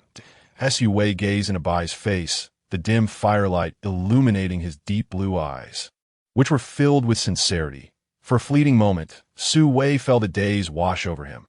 Upon hearing the last sentence, he did not quite catch what Bai had said. He leaned forward slightly, squinting his eyes to focus on Bai's lips, wishing to discern his words clearly. Bai held his face, creating a bit of distance, and with a slight shift of his gaze, he said, You haven't eaten your melon yet. Hurry and eat. After that, go to sleep. Released by Bai, Su Wei felt a moment of confusion. Seeing that Bai did not wish to continue the conversation, he simply acknowledged with an "oh" and began to munch on the melon from the basket. After listening to Bai's words, Su Wei's mind was filled with thoughts about whether Bai truly intended to move here. However, this place was quite nice. A water source was right at the doorstep. Food was available, albeit with fewer people. Yet, as Bai had mentioned earlier, he did not particularly enjoy interacting with others. So moving here seemed quite suitable.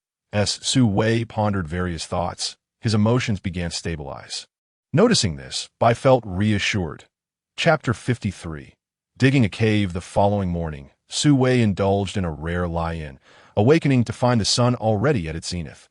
After a lengthy nap the previous afternoon, he had tossed and turned all night, finally managing to fall asleep, only to be plagued by nightmares. Now awake, he felt as though both sides of his head were at odds, each wanting to distance itself from the other. Rising from bed, he finished off the remaining melon from yesterday and prepared to set out in search of food. For the past few days, he had found no other vegetables and had been subsisting solely on meat. Feeling as if he had consumed nothing but meat for an entire month, he decided he would not eat meat for a while. It had become too greasy, with a basket strapped to his back. He fashioned a straw hat to shield his head from the sun and took up the stick he had been carrying. Su Wei set off toward the cave's entrance. Today, he planned to explore the forest behind the cave, changing direction in his search, and the higher elevation would allow him to see further, potentially spotting something useful in the distance. His hair had been hastily cut with a stone knife due to its disarray, and since he had a wound on the back of his head, he had only trimmed it a little, as the stone knife was not very sharp. Cutting too close would tug at his scalp, risking further injury to the wound. This had resulted in his hair being unevenly short in places. Had by not questioned the state of his hair after spending several days together, Su Wei touched the back of his head. The wound, treated with the large thistle he had gathered after bathing, had completely healed, leaving only a slight hard scar. Logically, such a severe wound should not have healed so quickly. After all, it had only been a few days. However, one could argue that with such a grievous injury, he should not have survived at all. Well, it seemed this matter defied logic. Su Wei let his hand drop, no longer entangled in thoughts that offered no answers. He continued on his way when, suddenly, he heard a sound, a rustling, accompanied by the sound of falling stones, which struck him as odd. Curious, he looked up and saw, merely 10 meters from his cave, a large hole had inexplicably appeared. The sound of stones tumbling forth, emanating from within. Who is digging a hole? Su Wei cautiously approached, and soon spotted by emerging with a stone roughly the size of a yoga ball. Su Wei exclaimed, "Wait, do you possess such strength?" Bai hurled the stone aside and locked eyes with Su Wei. Beastmen had keen hearing. He had heard Su Wei stirring and had refrained from seeking him out, planning to establish the new cave before finding Su Wei. Yet fate had orchestrated their meeting sooner. As Su Wei took a few steps closer, he was not surprised to see Bai, for Bai had mentioned last night he would be bringing someone to dig the cave today. However, how exactly would they dig this cave? With this thought in mind, Su Wei moved in closer to peer into the cave. Seeing Su Wei's curiosity, Bai called him to the entrance of the cave. And Su Wei felt no embarrassment. He was genuinely intrigued. Upon arriving at the cave's mouth, he beheld a giant earth porcupine diligently excavating the cave. Why giant? Because this creature was several times larger than an ordinary earth porcupine. Typically, earth porcupines measure between 90 to 140 centimeters in length and weigh between 60 to 80 kilograms. The one digging the cave exceeded 2 meters in length. Goodness, it stood taller than an adult when upright. Su Wei gaped in astonishment at the enormous creature. How could an earth porcupine be so large? Bai followed his gaze. Though he did not comprehend what an earth porcupine was, he recognized it referred to the beast man in his animal form that was currently digging. In the Qinghe tribe, every member wishing to relocate would either seek an unoccupied cave or enlist the help of the earth-dwelling tribe's beastmen, who were remarkably swift at digging. Typically, a cave for beastmen could be completed in half a day, and the compensation was modest. Merely a small wild beast would suffice. Bai had gone early to find a beastman from the earth-dwelling tribe. The earth porcupine, known as Tu, was among the faster diggers in that tribe, and the excavation was nearly complete. Noticing Su Wei's curiosity, Bai elaborated on the process of hiring beastmen from the earth-dwelling tribe to dig the cave. Su Wei was indeed interested, especially upon hearing that he could hire beastmen for the task, as he wished to expand the cave. His original brother was still within the tribe. After the events of yesterday, it should have spread throughout the tribe that he had returned to normal. So his brother should be coming back. First, he would inquire about his brother's wishes. If he wanted to come, they could expand the cave together. If he chose not to, it would not matter, as the expanded space could accommodate other items. With this in mind, Su Wei shared his thoughts with Bai. After their heartfelt conversation the previous night, Su Wei felt their relationship had not grown distant, but remained as amicable as before. I also wish to find someone to help me expand the cave. What should I do? Bai replied, I can help you find a beast man. What kind of excavation do you envision? Su Wei wished to dig into the existing cave from both sides, creating 2 living spaces, one for himself and one for his brother. And additionally, he planned to excavate a storage room deep within the cave for winter provisions, after Su Wei articulated his vision. Bai observed Su Wei's cave thoughtfully, then glanced at his own before saying, May I adopt this approach? I also wish to dig a storage room. Su Wei nodded, of course you can. Just communicate with that earth porcupine. Bai responded, All right. As Su Wei watched Bai approach the earth porcupine, he hesitated, wanting to ask when the beast man would be able to assist him in digging, but Bai was preoccupied with his own tasks. So he decided to wait. Once Bai had relayed his requirements to two, he returned and stood beside Su Wei, glancing at the baskets Su Wei carried. Are you heading out now? Su Wei nodded. Yes, I want to look for some wild vegetables. I'm tired of eating meat every day. Bai glanced at the beast man in the cave, who was busy digging, and told Su Wei to wait a moment while he spoke to the beast man. After a brief conversation, Bai emerged and said to the puzzled Su Wei, Let us go. I will accompany you. Su Wei observed the earth porcupine, feeling a mix of anxiety. Shouldn't someone be watching? What if the excavated cave had unsatisfactory aspects that required adjustment from the beast man? Bai noticed his apprehension and leaned closer, whispering, No need to worry. If you are dissatisfied with the excavation, you can ask him to modify it without additional compensation. Su Wei nodded in understanding. All right then.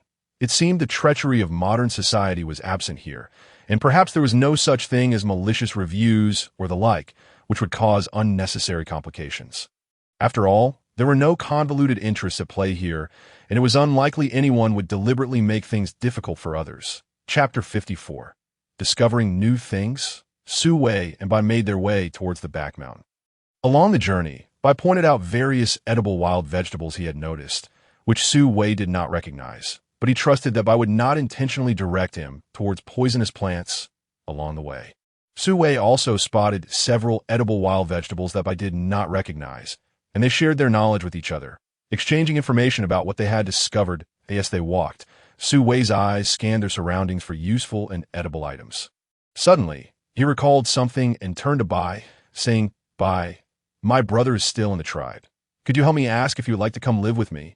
If he doesn't want to, he can stay in the tribe, but if he does, once I find someone to expand the cave, he can move over. First, it would be prudent to ascertain whether he intends to come. If he declines, then so be it. Bai nodded in agreement. Furthermore, regarding the assistance in excavating the cave, what sort of remuneration should I prepare? Upon hearing this, Bai pressed his lips together and ultimately divulged to Su Wei that, as per his specifications, approximately 1 medium-sized beast or 2 smaller ones would suffice. Su Wei nodded, acquiescing. Bai then grasped Su Wei's arm, asserting, I will assist you. Su Wei, taken aback for a moment, broke into a smile, replying, All right, thank you. After their exchange of pleasantries, Su Wei scrutinized Bai with an evaluative gaze, his mirth dissipating as his expression turned serious. Previously, he had heard from Bai Rong and others that the beasts outside the tribe were perilous, and that sub-beasts had little chance of survival when venturing out. Hence, he had always set traps for hunting in the vicinity of the cave. Perhaps due to the scarcity of beasts in the area, his traps did not always yield success, and the majority of the beast meat he consumed was provided by Bai. Bai, thank you. Bai, upon feeling Su Wei's grip on him, remained perplexed yet motionless, his eyes filled with confusion as he regarded Su Wei. After observing him for a moment, and then appearing lost in thought, Su Wei earnestly expressed his gratitude once more. This only left Bai more bewildered. What in the world was happening? Su Wei, what is it? Su Wei, realizing the oddity of his previous statement, clarified, Thank you for the beast meat you sent me earlier. Bai blinked, momentarily perplexed as to why this had suddenly come to mind. You have already thanked me for that. No problem. It's fine to express gratitude again. Oh, I just thought of a method for capturing prey. Could you assist me? Bai, feeling a tinge of annoyance at the change of topic, preferred a less formal interaction. Sure, what do you have in mind? I haven't fully formed my plan yet. I just wanted to ask if you could drive a herd of beasts to a designated location. Su Wei's expression twisted for a fleeting moment, reminiscent of a shepherd dog. However, his eyes sparkled with anticipation as he gazed at Bai.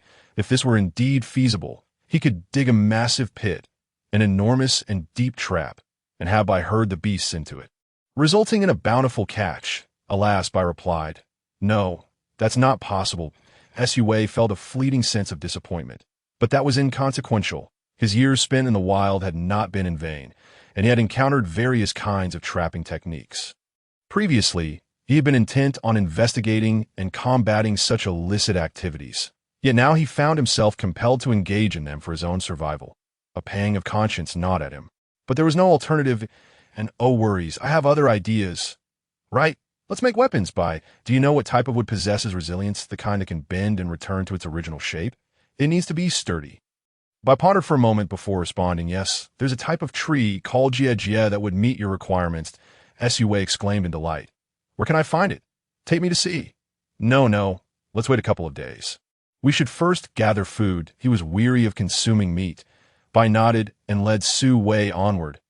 As they ambled along, they filled a substantial basket with wild vegetables and fruits. The environment in this world remained untainted, with the wild edibles being entirely natural and healthy. Although they lacked exquisite flavors, the absence of technology and harshness was truly the best. During their foraging, they stumbled upon a particularly sour fruit. Sue, upon seeing it, intended to pick some, but Bai intervened, cautioning that the fruit was exceedingly tart and unpalatable. Sue, ever obedient, heeded Bai's advice, but his gaze lingered on the abundant fruit hanging from the trees, each nearly the size of a goose egg, perfectly shaped and reminiscent of a dream fruit. Ultimately, he decided to pluck some, reasoning that they could be used in soup or as a seasoning, akin to the sour papayas consumed in certain southern regions of modern times. Now, with the addition of chili peppers, he could dry them and make chili powder and perhaps try dipping the sour fruit in it.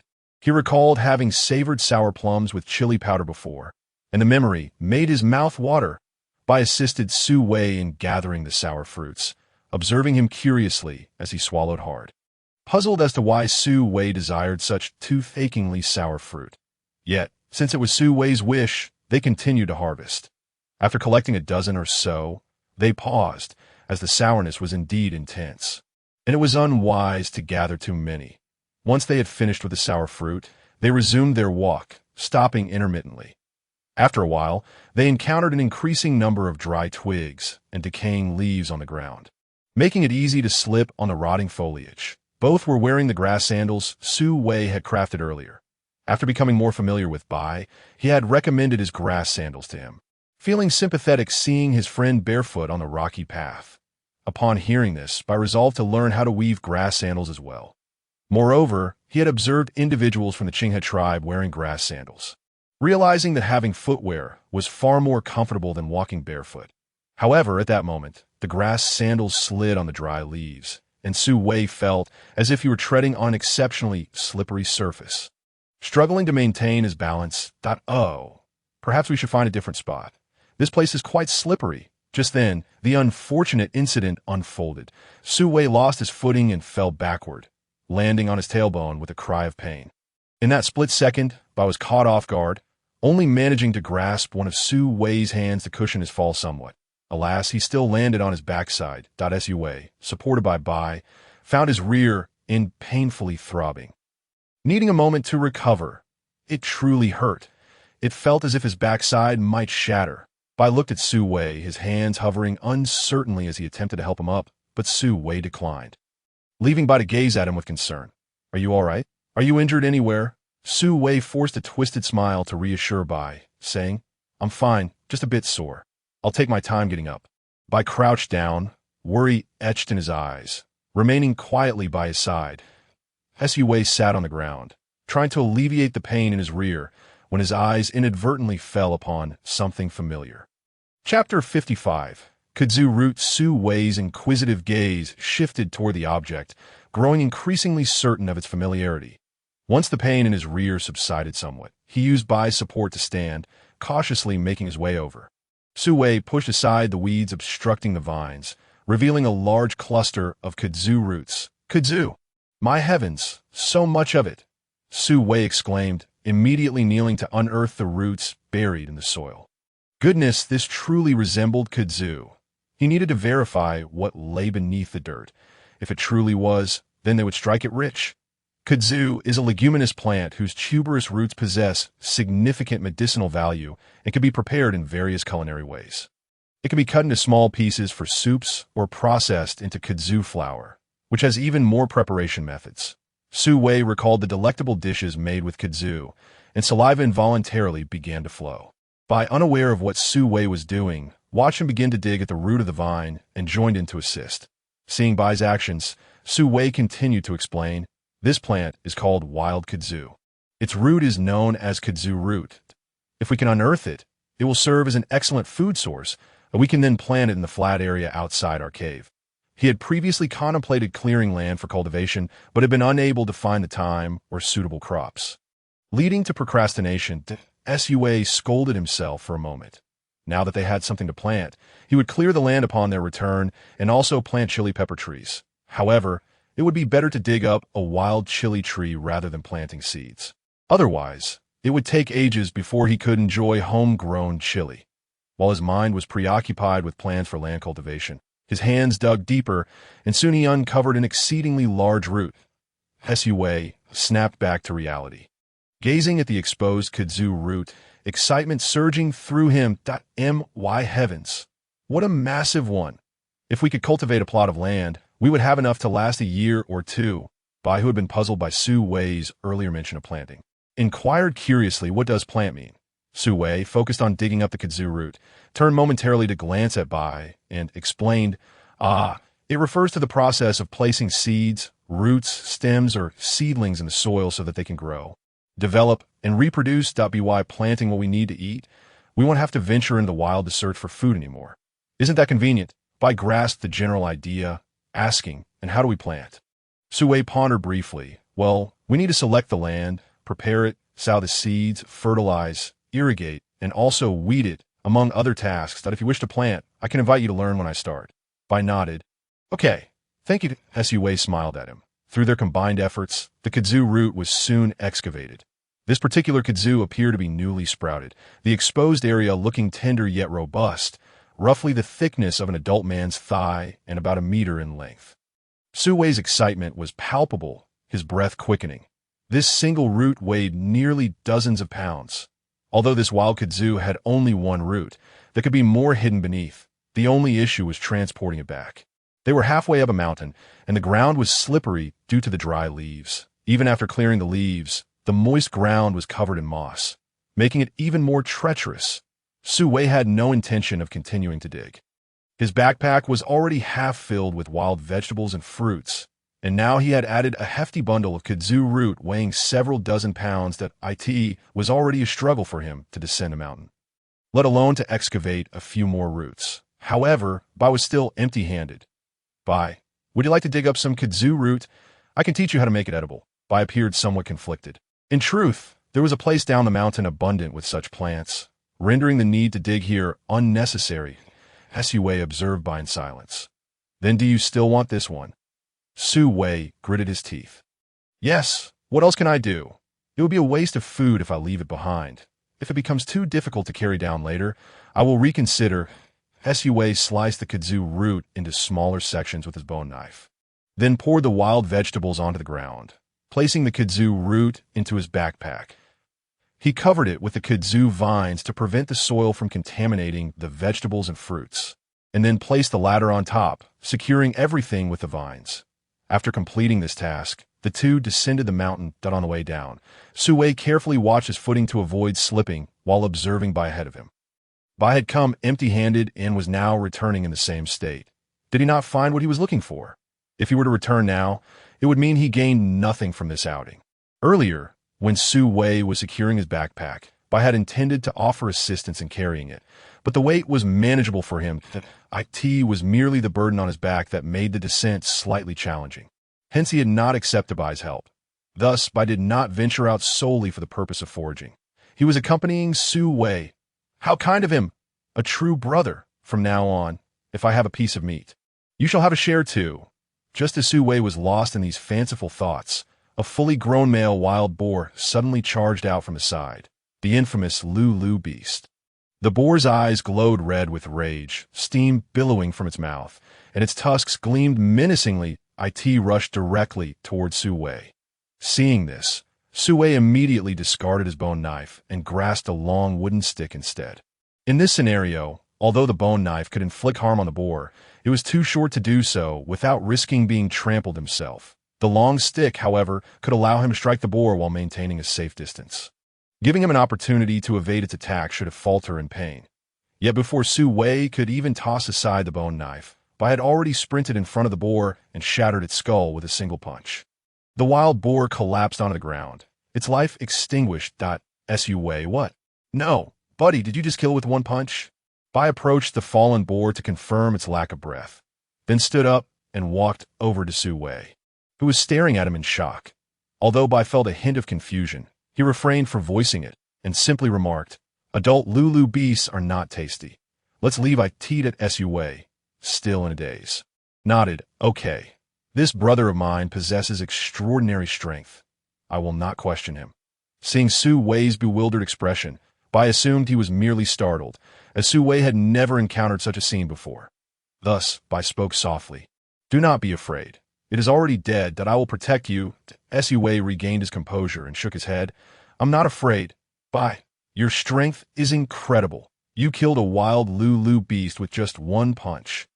How was that even possible? Just like how Lu Zhishan defeated the villain with 3 punches, you shattered the boar's skull with a single strike. Perhaps you should take an oath of brotherhood?" Su Wei smacked his forehead, closing his eyes, overwhelmed by the astonishment of the moment. Chapter 56. Acceptance and Apology. Bai was not expecting Su Wei to bring this up. He glanced at the wild boar and then at his own fist. It was not as formidable as it seemed. This type of boar was not particularly dangerous, merely a mid-sized beast, often used by young beastmen for practice. For an adult beastman, what he had just done was a simple feat. Nevertheless, Su Wei regarded him with admiration, and Bai smiled at him. "Thank you." Upon seeing Bai smile, he was strikingly handsome, the kind of beauty that dazzles. If one were to overlook his muscular physique, he would undoubtedly be considered a stunningly beautiful man. His smile at that moment was breathtaking, instantly softening the prior brutality of having killed the boar. Su Wei returned the smile and picked up the bone knife. "Let's be on our way." "Thank you for protecting me."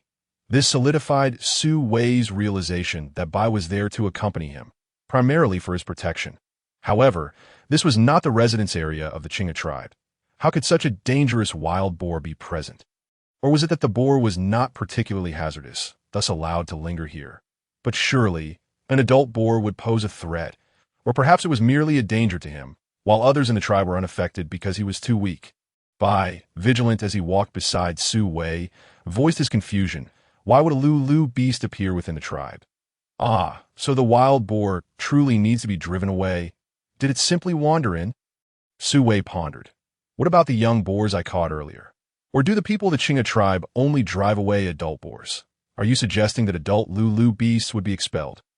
Bai glanced at Su Wei, explaining, "No, all Lulu beasts are driven away. Adult Lulu beasts pose a significant threat to young beasts and cubs, and they tend to guard their young, making them even more dangerous. Thus, the tribe expels every single Lulu beast." Su Wei was taken aback and shared the earlier incident of capturing a young Lulu beast. Bai furrowed his brow. How could this happen?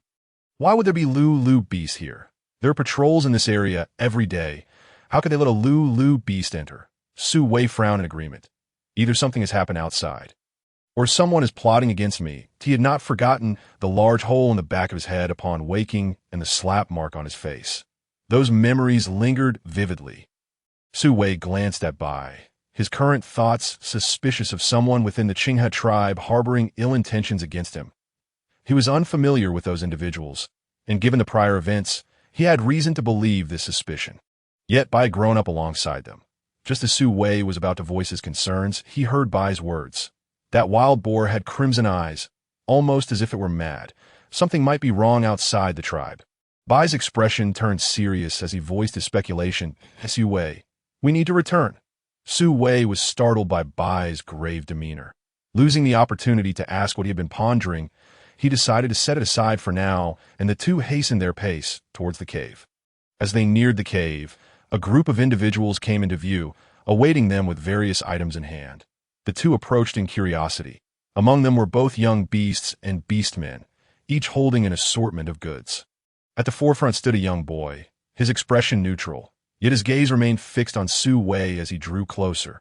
Upon closer inspection, Su Wei noticed the boy, who appeared to be around 5 or 6 years old, with a pair of striking green eyes that seemed to mirror his own. When they were within earshot, the tribe leader, Song, spoke first. Su Wei, congratulations on your recovery. Due to some previous circumstances, we had to relocate you here. And I sincerely apologize. Now that you are well, you may choose to move into the tribe or remain here, as per your preference.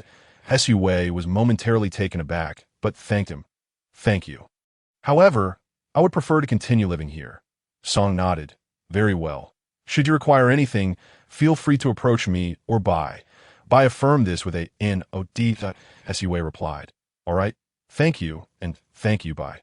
After Song finished speaking, he stepped aside, and in the next moment, the young beast who had first challenged Su Wei upon learning of his identity stepped forward.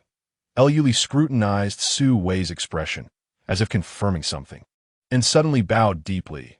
I am sorry, Su Wei. It was wrong of me to view you through the lens of the past. I apologize. Afterward, he bowed deeply once more. That Su Wei was taken aback by his sudden gesture. Instinctively waving his hand, it's fine. No need for that. Wait, you were not like this yesterday. An older young beast beside Lu Li, looking both shocked and bewildered at Su Wei's response, stepped forward and placed a hand on Lu Li's shoulder. Lu Li is quite straightforward. He treats everyone the same way. Please do not take offense, he said reassuringly. Su Wei smiled at the amiable elder. It's all right, truly. As the surrounding individuals saw Lu Li approach, they too gathered around, expressing their apologies for their previous unfriendliness toward Su Wei, as well as congratulating him on his recovery.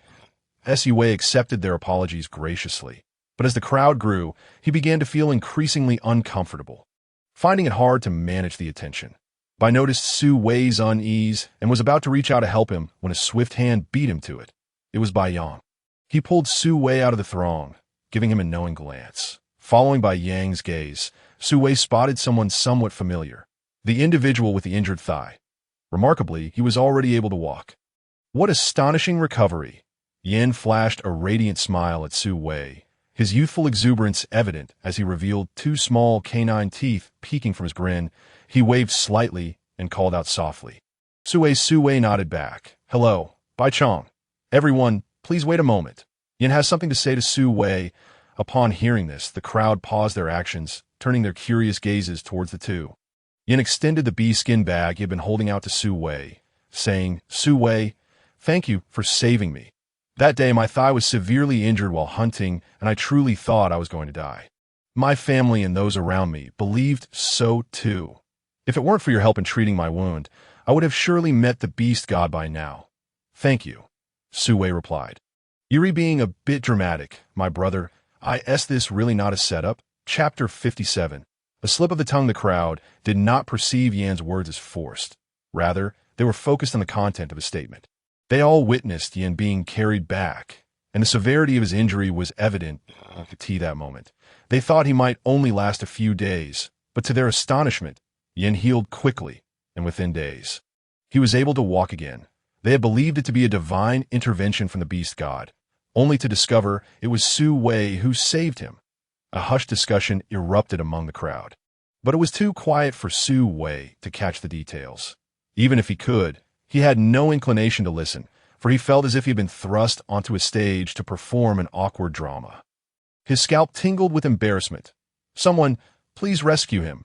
Before Su Wei could gather himself, another figure approached. Yan's adoptive father, Dui the adoptive beast. He walked towards Su Wei, grasping his hands with a voice thick with emotion, making Su Wei suspect he too had been coerced into this dramatic performance. Yet, Duye's expression was genuine, his eyes red and filled with gratitude as he looked at Su Wei. Thank you for saving Yin. If it weren't for you. As he spoke, tears streamed down his face, rendering him speechless. Su Wei could feel the authenticity of his emotions and wished to offer comforting words. But having never consoled anyone before, He simply allowed Du Yi to hold his hands. Yin watched from the side, his expression growing serious. He had only heard of Su Wei's recovery last night and had yet to recover from his astonishment. Learning from his adoptive father that Su Wei was the one who healed him left him even more shocked. They had decided to express their gratitude to Su Wei the very next day. They had initially come bearing gifts, but before they could set off, Bai Chong had approached them, prompting Yin to perform in front of everyone. Although it seemed simple to express his gratitude, the sight of the crowd's attention made it difficult for him to speak. Despite managing to convey his thanks, he felt a wave of awkwardness wash over him, which Su Wei also sensed. However, once his adoptive father stepped forward, Yin remembered their true purpose for being there. They had come to thank Su Wei, and whether it was a performance or not, their ultimate goal remained unchanged, merely differing in the presence of an audience. Realizing this, Yin earnestly thanked Su Wei once more. Hearing the child's clear voice nearby, Du Ye's earlier anxiety and heartache from Yan's injury surged forth, causing him to break down in tears. The crowd shifted their focus from Su Wei, rushing to comfort Du Yi. Stepping back to allow them space, Su Wei suddenly heard a child's voice beside him. "Brother!" Looking down, he saw the green-eyed child from before up close. The resemblance was striking. He bore a 6 or 7-point similarity to Su Wei. Surprised, Su Wei thought, could this be his brother? What was his name again? Hello, Su Wei found himself momentarily at a loss for the child's name, unable to leave him hanging, and awkwardly responded. However, Yang did not mind. He had been born when his brother was in a frenzy, so it was understandable that he wouldn't recognize him. "Brother, my name is Yang. I am your brother," Su Wei replied. "Hello? Yang. I am Su Wei. Your brother." Yang nodded, tentatively reaching out to grasp Su Wei's hand, his bright green eyes fixed on Su Wei's reaction. Noticing the child's eagerness, Su Wei smiled gently and took his hand, leading Yang aside as the crowd's attention shifted away from them. He knelt down to meet Yang's gaze. "Yang, do you want to live in the tribe, or would you prefer to stay here and live with me? I will strive to take care of you." Yang looked at Su Wei, his voice resolute as he declared, "I want to live with you." Su Wei patted his head, laughing, "All right, I will take care of you." After comforting Du Yi, the crowd began to assist Su Wei in organizing the items they had brought as gifts. Each person contributed generously, resulting in quite a large sum. But everyone present was warm-hearted, so much so that there was hardly any need for Su Wei to lift a finger. Several of the adoptive beasts pushed him aside, leaving a rather slender adoptive beast to stay with him, suggesting he converse with someone his age. Unfortunately, Su Wei was not a social butterfly. He found it challenging to strike up a conversation with someone he did not know well. Nevertheless, the adoptive beast was kind, noticing Su Wei's awkward smile and initiating a topic of conversation, which gradually made Su Wei appear more at ease. "Su Wei, has your injury on your head improved?" Upon hearing this, Su Wei felt a flicker of confusion. He did not know this person, nor had they met before. His hair obscured the back of his head, hiding any signs of injury that he glanced at Yang beside him, who was worryingly inspecting his head. How had this person noticed? Moreover, Bai had spent so much time with him and had not detected his injury. Did this person genuinely see his wound? "What injury on my head?" Su Wei maintained a smile, inquiring softly. The adoptive beast was Qi Yun, who had previously caused trouble for Su Wei alongside Xia Chao and Bai Mian. Hearing Su Wei's inquiry, he sensed something amiss, but, seeing no change in Su Wei's expression, dismissed his concerns. "Just the injury at the back of your head. T should be fine now, right? I looked at it several times from behind and didn't see any wound. Thankfully, you've recovered. Otherwise, we would have... What would have happened?"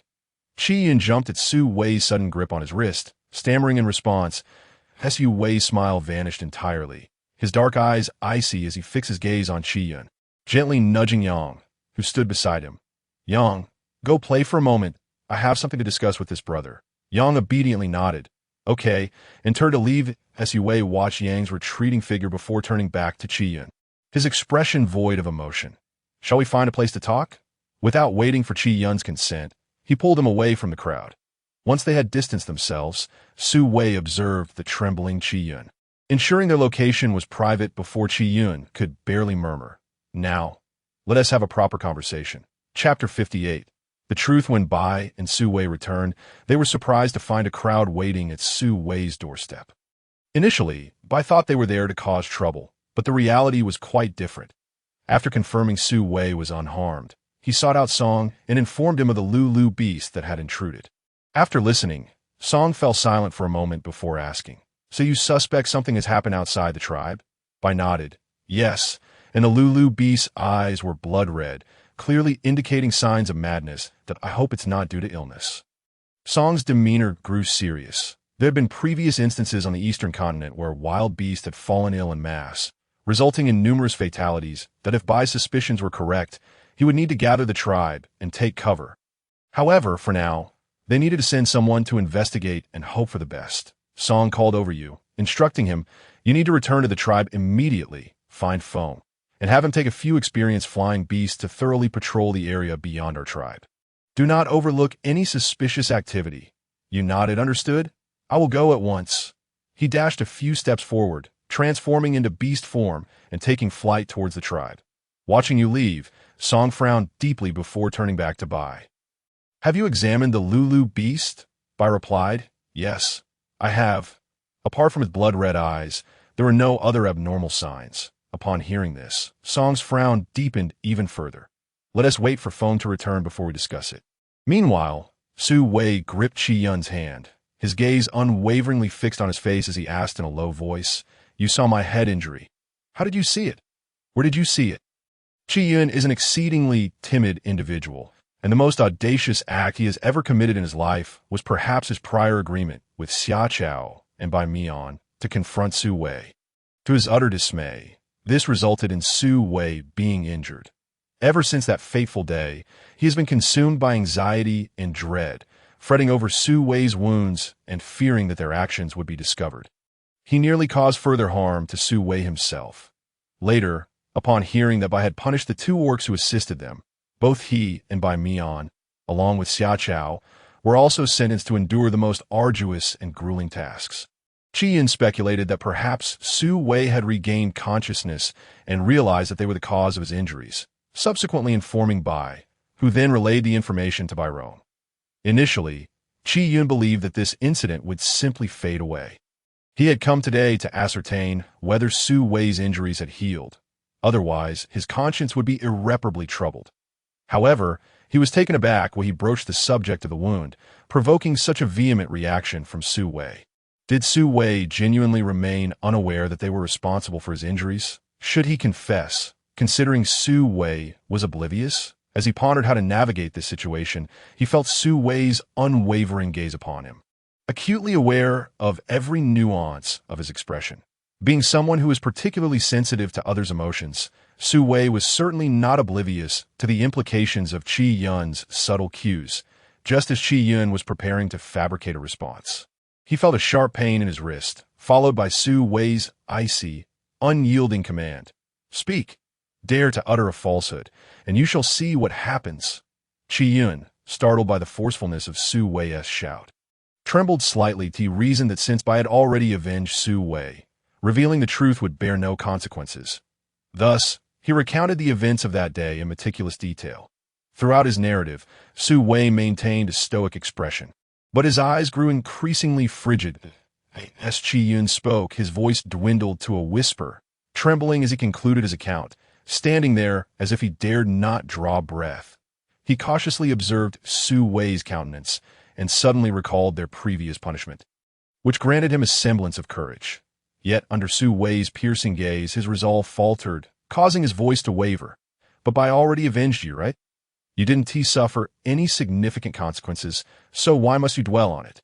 He refrained from voicing the last part, for Su Wei's expression had grown even more fearsome. He felt that uttering those words might provoke a violent reaction as Su Wei, feeling a weight lift from his chest upon hearing of Bai's retribution, inhaled deeply and inquired, "What did Bai do?" Qi Yun sensed a slight easing of the oppressive atmosphere surrounding him, allowing him to straighten his previously hunched back. "I'll tell you. He beat those two orcs quite thoroughly. I witnessed it. Noses bloodied and faces bruised. Moreover, he went and complained to Bai Rong." Su Wei glared at Qi Yun, who had begun to raise his voice in indignation. "Lower your voice." Qi Yun instinctively shrank back, lowering his tone, and he also informed Bai Rong, which got us punished by Bai Rong to wash those filthy, hard, and foul-smelling animal hides for several days. Upon hearing this, Su Wei furrowed his brow. He had felt a twinge of dissatisfaction at the thought of the two orcs being beaten mercilessly, only to learn that the three sub-beasts merely faced the task of washing hides. Was his life worth so little? Ah! Qi Yun, noticing Su Wei's increasingly dark expression, felt a surge of apprehension and began to wish to distance himself. He tugged at his wrist, murmuring, "Su Wei, now that you've finished questioning me, may I leave? Please let go." Su Wei tightened his grip on Qi Yun's wrist, coldly demanding, "You truly did not participate in that incident?" Qi Yun, shivering, nodded vigorously. "No, I truly did not take part." Su Wei scrutinized him, letting out a derisive laugh. "Indeed, you did not participate. You merely observed passively and did nothing." Unable to endure the accusation, Qi Yun retorted, "I couldn't have stopped them. What was I supposed to do? Besides, I never harmed you." Su Wei regarded him with a steely gaze. Finding his audacity appalling, it was evident that Qi Yun's cowardice and incompetence rendered him incapable of acting, yet he was eager to witness the conflict, likely wishing he could intervene. Humph. Now that accountability was being sought, he used his own cowardice as an excuse, deflecting blame onto others. Disgusting. Qi Yun, stealing glances at Su Wei, felt the mounting dread in Su Wei's terrifying gaze. His body trembled uncontrollably, and he dared not utter another word. With a sudden burst of energy, he broke free from Su Wei's grasp and sprinted towards the clan members, fleeing as if pursued by a specter. Su Wei watched him go, a cold smile creeping upon his lips. That wasn't he indeed a ghost, one who had died twice? His gaze fell upon Bai, who stood beside Song, engaged in a serious discussion. Without a flicker of emotion, Su Wei averted his eyes, choosing not to linger on them. Meanwhile, Bai had finished his discussion with Song. They had been deliberating over Su Wei's situation. Since Su Wei had recovered, he was now a member of the Qinghe tribe. The earlier incident of harm was to be set aside, as they had compensated those injured by Su Wei, who had expressed no desire to pursue the matter further. However, Su Wei's decision to reside in their midst posed a challenge. Yet, considering Su Wei's capabilities, he could manage on his own, and if he struggled, the tribe would assist him, for he had imparted invaluable knowledge to them. This was his due. After concluding their discussions, Bai instinctively began searching for Su Wei, and, just as he spotted him, he was met with a cold glare, prompting him to divert his gaze entirely. What had transpired with Su Wei? Earlier, his demeanor had been amiable. How could it change so drastically in such a short span? Bai, puzzled, did not hesitate to inform Song of his intent to seek out Su Wei. Chapter 59. Interrogation upon locating Su Wei. Bai's first words were, "Su Wei, what is the matter?" Since hearing that Bai had merely given those individuals a minor reprimand, Su Wei found it increasingly difficult to restrain his extreme thoughts. Why had he paid the ultimate price? While Bai had only delivered a light punishment to two of them, and the three sub-beasts had been tasked with menial chores, was it sufficient to merely incur a minor cost to absolve the reality of having taken his life? Did the entire tribe treat such matters with a light hand, or was it only in his case? Su Wei's breathing grew labored, his chest feeling as though it were being crushed by a heavy stone. As his frustration intensified, he heard Bai's question, and he lowered his gaze, attempting to mask the chill in his eyes. "It's nothing," he murmured, trying to withdraw his hand from Bai's grip. Bai sensed something amiss and noticed Su Wei's desire to escape his hold. A flicker of confusion crossed Bai's eyes, yet he instinctively tightened his grasp on Su Wei. "What is it?" he inquired softly, his tone gentle and soothing. Su Wei exhaled a shuddering breath. Bai had been the first person to extend kindness to him since arriving in this world. Aiding him in numerous ways, he did not wish to let uncertainty taint his perception of Bai or jeopardize their relationship. Nevertheless, if this matter remained unaddressed, it would become a thorn in his heart, increasingly painful over time, potentially fracturing their bond irreparably. Su Wei lifted his gaze, devoid of emotion, and surveyed those assisting him around the cave. He grasped Bai's hand firmly, fixating on him, searching for any flicker of expression that might betray his thoughts. "What penalties does your tribe impose on those who intentionally harm their kin?" Bai hesitated for a moment, then answered without thinking, "It depends on the severity of the offense. If the harm is minimal, They are assigned menial tasks. For more serious infractions, they may be banished to the outskirts of the tribe, and for egregious offenses, they are expelled altogether. Those expelled bear the mark of the priest and are condemned to wander alone. Forever shunned by other tribes, a jolt of realization struck Su Wei. Was it true that his death had been treated lightly? A surge of rage ignited within him, making it difficult to breathe. He exhaled heavily, his grip on Bai's hand tightening involuntarily. Then why were Bai Mian and Xia Chao merely punished with menial tasks of washing filthy hides? Su Wei's fury caused his voice to rise. Attracting the attention of those nearby, he closed his eyes, attempting to regain control over his emotions and lower his voice, but the accusatory tone slipped through. Why were they treated so leniently? Are they special? Or am I simply unimportant? Su Wei did not genuinely wish to question his worth. After all, this was Bai, the Bai with whom he had shared so much time, who had always been by his side. Yet he could not suppress the need to voice his doubts. He glared at Bai, fearful that he might utter something implying Su Wei's insignificance. Seeing Bai momentarily taken aback, his heart raced, and his eyes glimmered with unshed tears from prolonged tension. Bai felt the tremors in Su Wei's grip and used his free hand to clasp Su Wei's shoulder, his voice steady and reassuring. You are undoubtedly important. It's merely that their offenses were comparatively minor. Hence the lighter consequences that I've already given those two assisting orcs a thorough reprimanding. They received a harsher punishment. However, I could not intervene with the 3 sub-Bs, as an orc. It would be inappropriate for me to retaliate against them for their actions against you. Certainly, if you feel the punishment is too lenient, you may challenge them yourself, and then confront them on stage. This is the only legitimate way to seek retribution. Otherwise, should you resort to private retaliation, you would face penalties.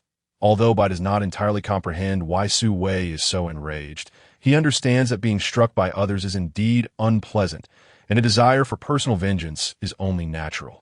With this thought in mind, Bai glanced at Su Wei's frail form and said, "You need not worry about being unable to defeat them. I shall assist you. Once you are capable of overcoming them, then you may challenge them." Upon hearing Bai emphasize his importance, Su Wei felt a wave of relief wash over him. However, before he could fully catch his breath, Bai's subsequent words caused him to burst into laughter.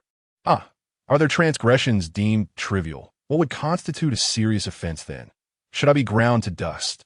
Bai furrowed his brow, discomfort settling within him, not from Su Wei's outburst, but from the notion of Su Wei being ground to dust.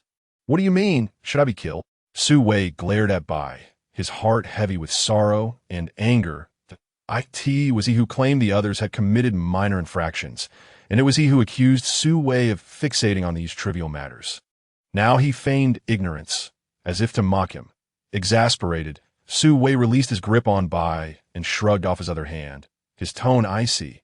"It's nothing." Bai sensed the shift in the atmosphere and grasped Su Wei's arm as he prepared to turn away. His voice laced with urgency. "What do you mean Bai killed? Did they not merely slap your face?" Su Wei, already growing impatient from being held back, found Bai's next words infuriating. "What do you mean by they slapped my face?" Su Wei stared at Bai, who met his gaze, and, as Bai saw Su Wei turn back, he reached out with both hands to seize him. "First, explain why you claim they killed you at this moment." Su Wei was somewhat bewildered. Not resisting Bai's grip, he scrutinized Bai's expression, noticing genuine confusion without a hint of deceit. Thus, he recounted the entire saga to him in detail. Once Bai processed the information, his expression darkened, his eyes ablaze with rage and indignation at being deceived. After Su Wei finished speaking, he furrowed his brow as he assessed Bai, then inquired, "What about you?" Bai gazed back at Su Wei, finally grasping the reason for Su Wei's earlier fury. He was aware of Su Wei's return from the dead, thus he believed wholeheartedly in Su Wei's assertion that they had killed him. Bai had previously mentioned that if the punishment was too light, one could challenge them to vent their frustrations. Bai closed his eyes, recalling the words he had uttered earlier, feeling a rush of heat rise to his head. He felt embarrassed by his own statements. On the day you were injured, I was on my way back with salt, so I was unaware of the extent of your injuries, that why you told me you were struck by them. And when I inquired where, he hesitated and said you were merely slapped. I initially thought he was avoiding my request, but But it turns out he was concealing the truth. Su Wei stared at Bai, feeling utterly speechless. Had Bai not pressed him for clarity moments ago, would their relationship have crumbled due to this inexplicable misunderstanding? Bai comprehended the entire situation, and his fury surged. Let us go speak with the chief. They must be punished. Chapter 60.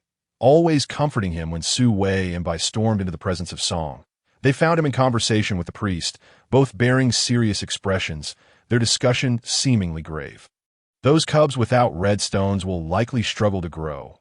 One said, I have dispatched people to scour the eastern regions, yet not a trace of red stones can be found. Alas, let us provide them with ample food and care. As long as they grow, that will suffice. If they are weaker, so be it. With the tribe's protection, they shall face no peril. Very well, I shall ensure that those at the Great Cave take good care of them. As their hushed conversation continued, Su Wei and Bai approached, catching snippets of their discourse. Noticing the two, Song and the priest ceased their discussion. Bai, Su Wei, what brings you here? Song inquired. The priest remained silent, his gaze fixated on Su Wei, eyes glimmering with an inscrutable expression. Upon hearing Song's question, Bai nodded decisively and recounted the near-fatal incident involving Su Wei, omitting the detail of Su Wei's previous death. He could accept Su Wei's experiences, but he understood that not everyone could. Thus, he chose to conceal that particular truth. Su Wei exchanged a glance with Bai, understanding why Bai referred to it as an accidental death. After all, the notion of someone dying and returning to life is unfathomable in any era.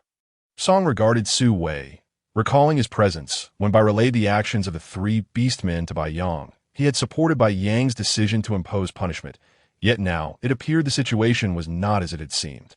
He looked at Bai, astonished. Are you saying they assaulted Su Wei? How could this be?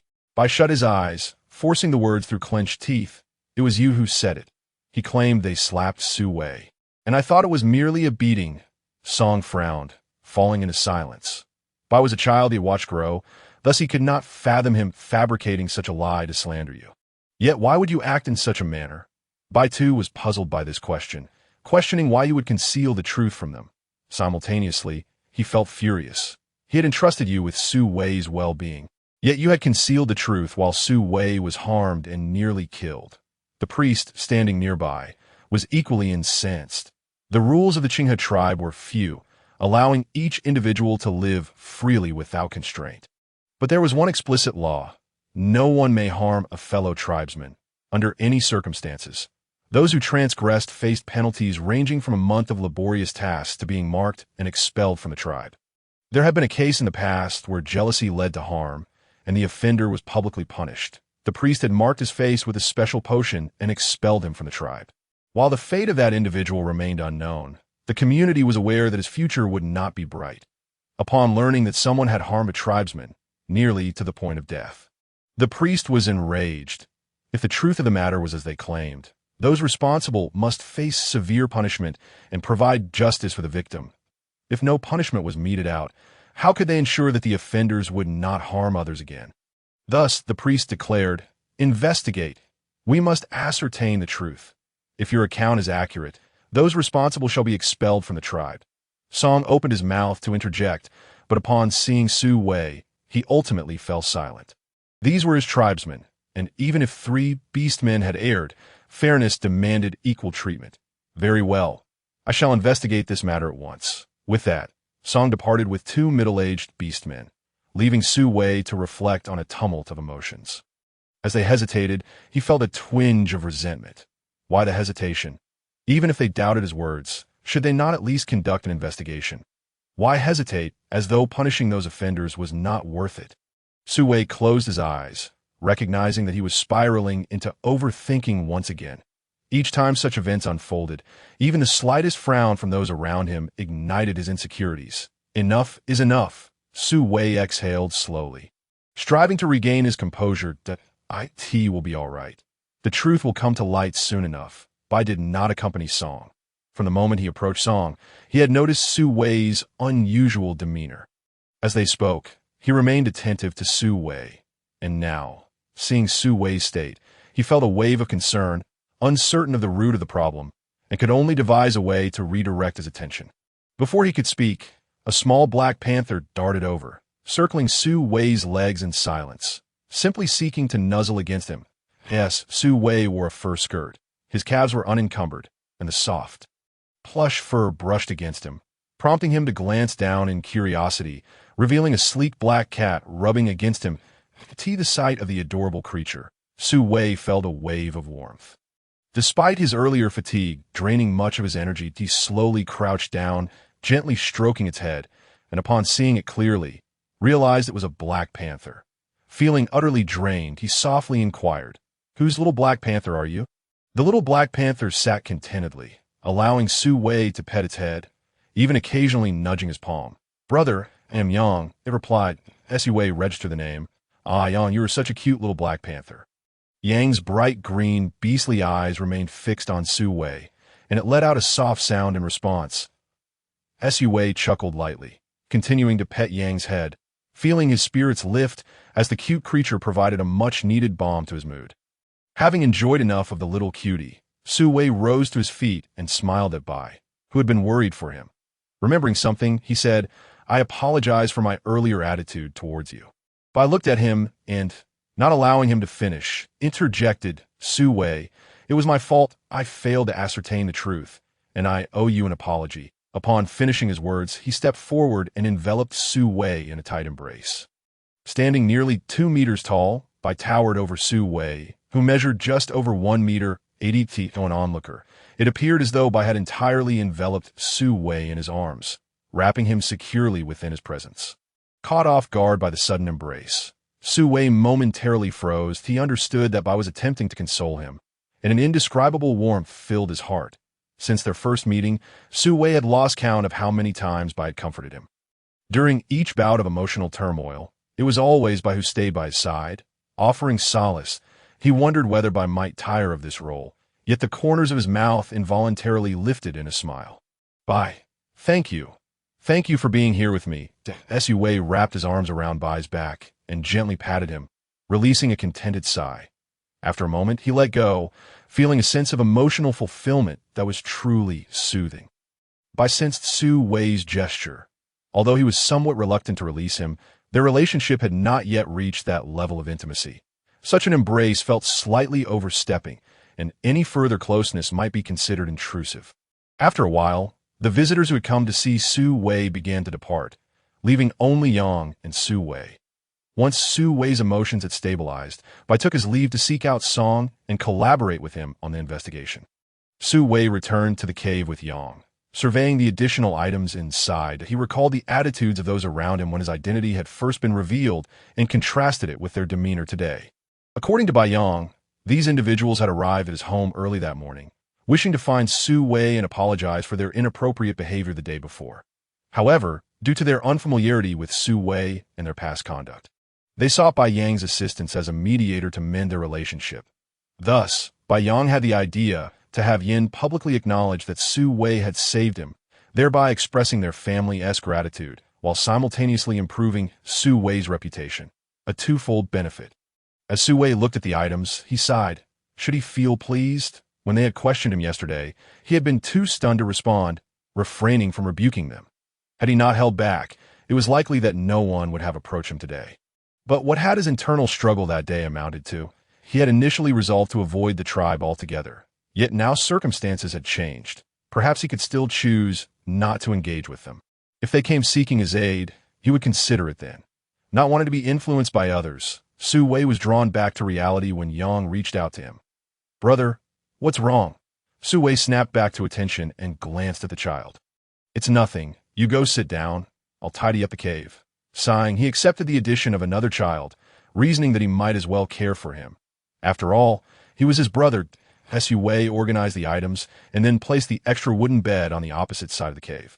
Constructing a makeshift frame around it and draping animal skins to create a curtain, thus fashioning a separate sleeping area.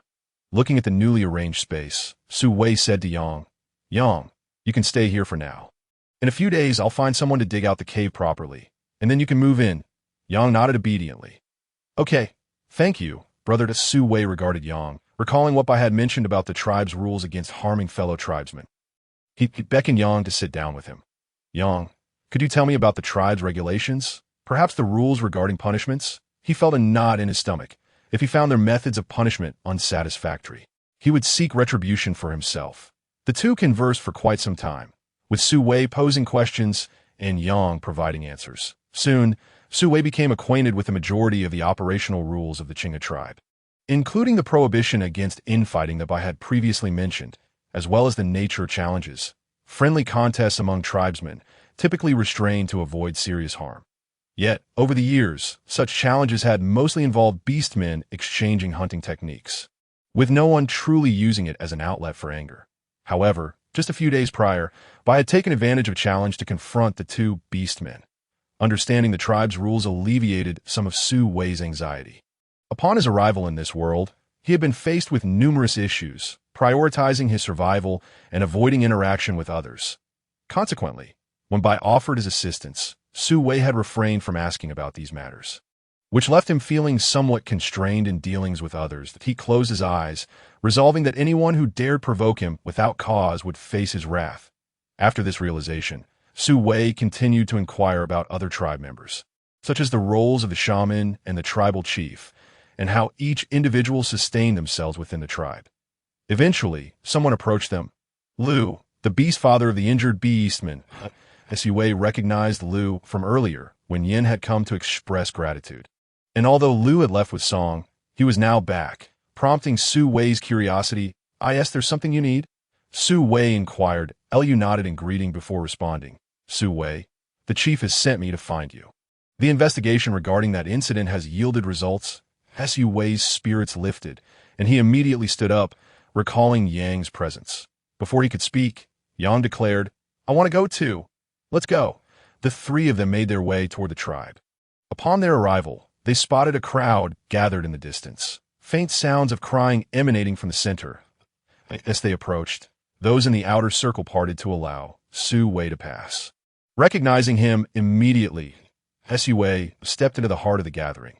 As the events unfolding were directly related to him, in the center, Song stood with the shaman and Bai Yang flanking him, facing 5 individuals who appeared utterly terrified. Sha, Zhua, Xia Chao, Bai Mian, and Qi Yun. The rules of the Qinghe tribe are clear. Under no circumstances may any tribesman harm another. Why did you injure Su Wei? You nearly killed him.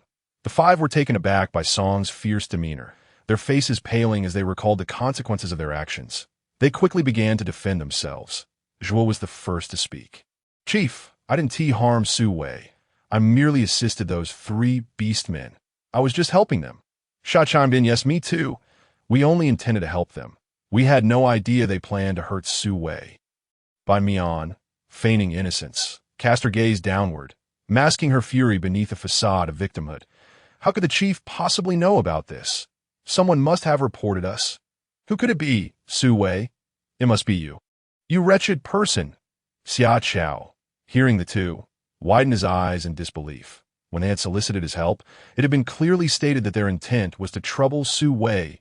They had eagerly agreed, nearly taking matters into their own hands. But now that they were in hot water, they sought to shift the blame. You two are lying. You were fully aware of their intentions and even helped restrain Su Wei. You think you can evade responsibility now? Not a chance.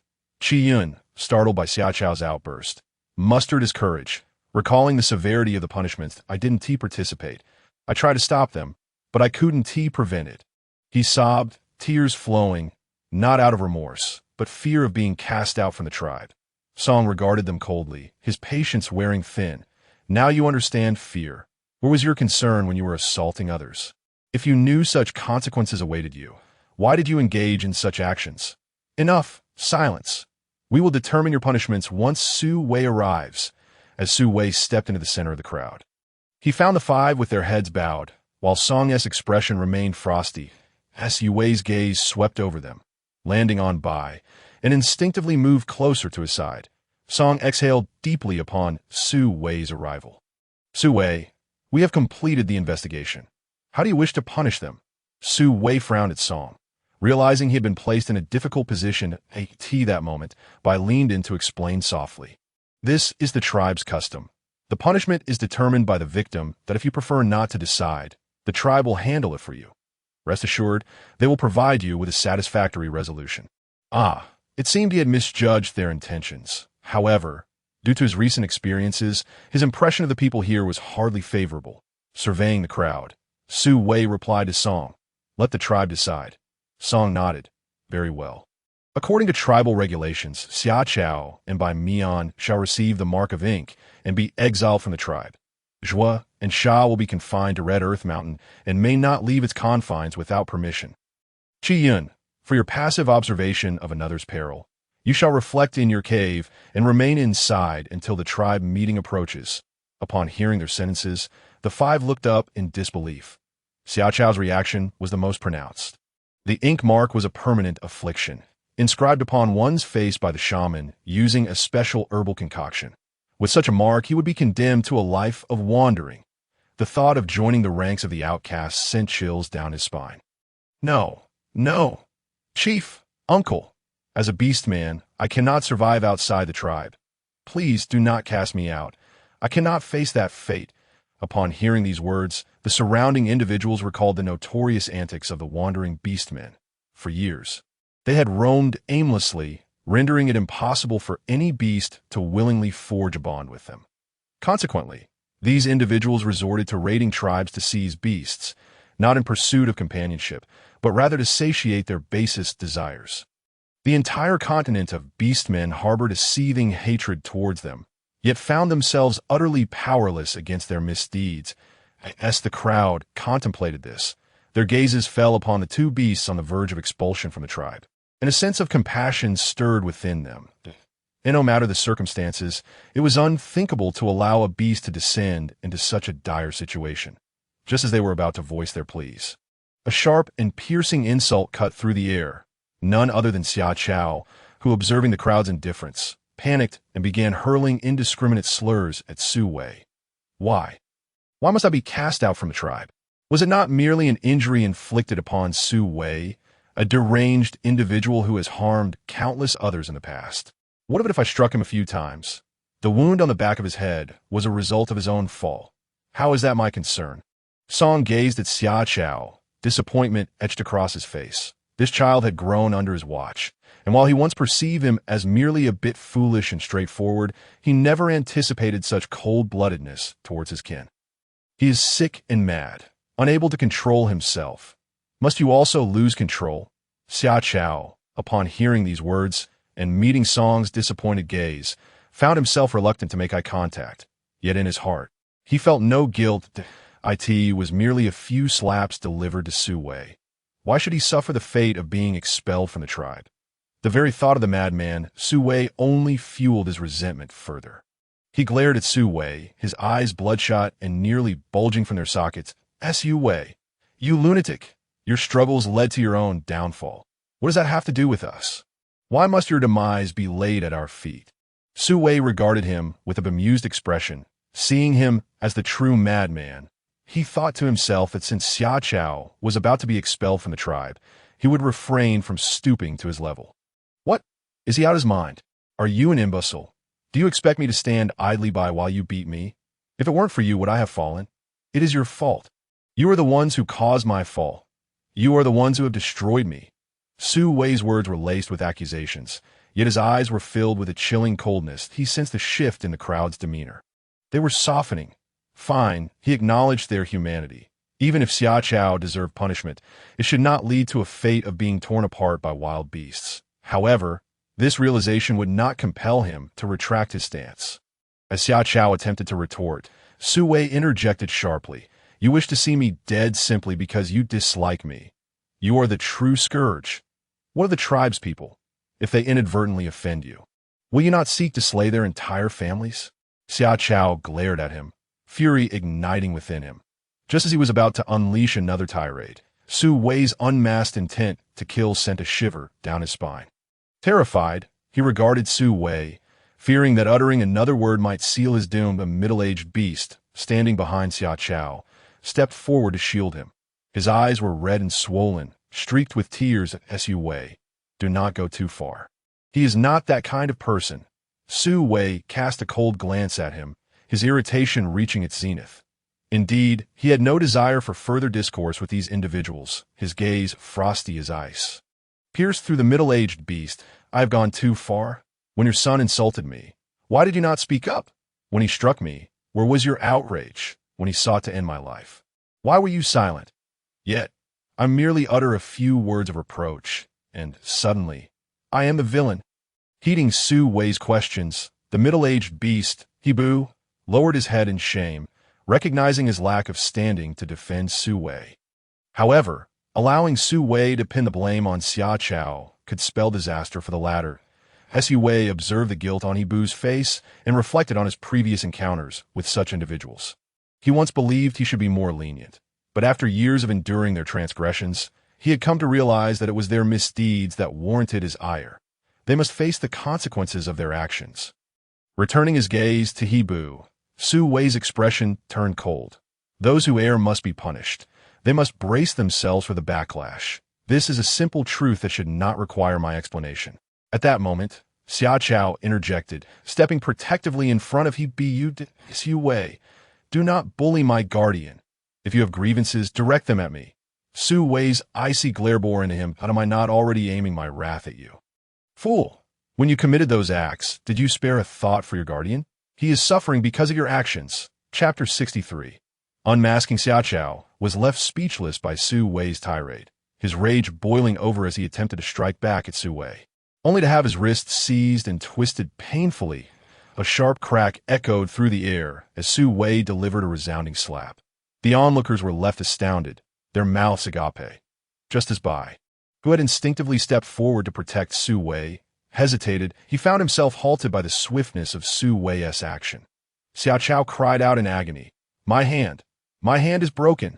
A silent figure, Bai Mian, who had been biding his time, rushed forward, feigning concern. Xia Chao, are you all right? Su Wei, have you lost your mind? You previously bit Xia Chao, and now you've broken his hand. You've gone too far. Su Wei regarded him with disbelief. Have I gone too far? It is but a fracture. Should I mourn your ancestors instead, and why dredge up past injuries? Are you attempting to undermine him? Narrowing his eyes, Su Wei addressed Bai Mian coldly. Are you blind? Did you not see him reaching out to strike me first? If he attacks me, I deserve it. But if I retaliate, I am the madman. No wonder you both resort to violence. Bai Mian seized upon this opportunity, feigning shock that I did not. I am sorry, Xia Chao. I can no longer conceal the truth. The onlookers exchanged confused glances, bewildered by Bai Mian's abrupt shift. Su Wei sensed something amiss. But before he could process it, Bai Mian raised his voice towards Song. Tribe leader, I did not partake in this. Feigning difficulty, he cast a glance at Xia Chao, biting his lip before continuing. I advised Xia Chao against his vengeful course. Yet he was adamant, and with Su Wei's madness, I could not persuade him. Xia Chao did not heed my counsel. This revelation, the crowd understood the situation. It was clear that Xia Chao had recklessly sought vengeance against Su Wei, despite Bai Mian's attempts at intervention. The resulting fallout was merely a consequence of Xia Chao's actions. Su Wei regarded Bai Mian with skepticism as he deftly deflected blame onto Xia Chao, shedding all responsibility while claiming he had offered sound advice. Whether he harbored thoughts of murder against Su Wei, that was a question for him alone. However, Bai Mian's reputation remained untarnished. Su Wei scoffed inwardly, recognizing Bai Mian's intention to extricate himself from the situation. The crowd, initially wavering, began to regain their composure, as Bai Mian's words echoed the sentiments previously expressed by Yu and Qi Yun, before they could formulate their thoughts. Su Wei, relishing in their predicament, exclaimed, "Oh dear! Despite your shared culpability, he has pushed all the blame onto you, my dear friend." The crowd was taken aback, and Bai Mian's expression shifted to one of incredulity. Xia Chao, hearing Su Wei's words, felt his head droop in realization. Indeed, he had disregarded Bai Mian's advice, leading them to this predicament. Yet upon hearing Su Wei's mocking tone, he felt an inkling of doubt resurface. Bai Mian's eyes darkened momentarily, only to return to a guise of wounded innocence as he gazed at Su Wei. I did not. I merely. Su Wei interrupted him, a relaxed expression on his face, as if in agreement. Yes, you simply sought a fool to do your bidding, and when things went awry, you cast all blame upon him, while preserving your own reputation. Su Wei's smile was light. Yet his eyes held a frigid intensity he maintained a steady gaze on Bai Mian, and when the latter fell silent, Su Wei's voice grew more insistent. Bai Mian, is that not true? The crowd was left in stunned silence, grappling with the implications of Su Wei's words. Before they could process the gravity of the situation, Su Wei's irritation flared as Xia Chao's voice pierced through the AI. Su Wei, are you out of your mind? Speak plainly, why insult me? Frustration welled within Su Wei, and he had approached Xia Chao under the pretense of conversation, intending to address the entire assembly. Xia Chao's outburst only exacerbated his annoyance, and with a swift motion, he delivered another resounding slap. Fool! Have you regressed mentally? He both felt a surge of anger upon witnessing Su Wei's confrontation with Bai Mian regarding Xia Chao. However, more pressing matters loomed, as Su Wei's words began to resonate with him, leading him to realize something was amiss. What do these words mean? He inquired. Bai Mian, under Su Wei's scrutiny, sensed the growing suspicion of those around him and felt a pang of panic.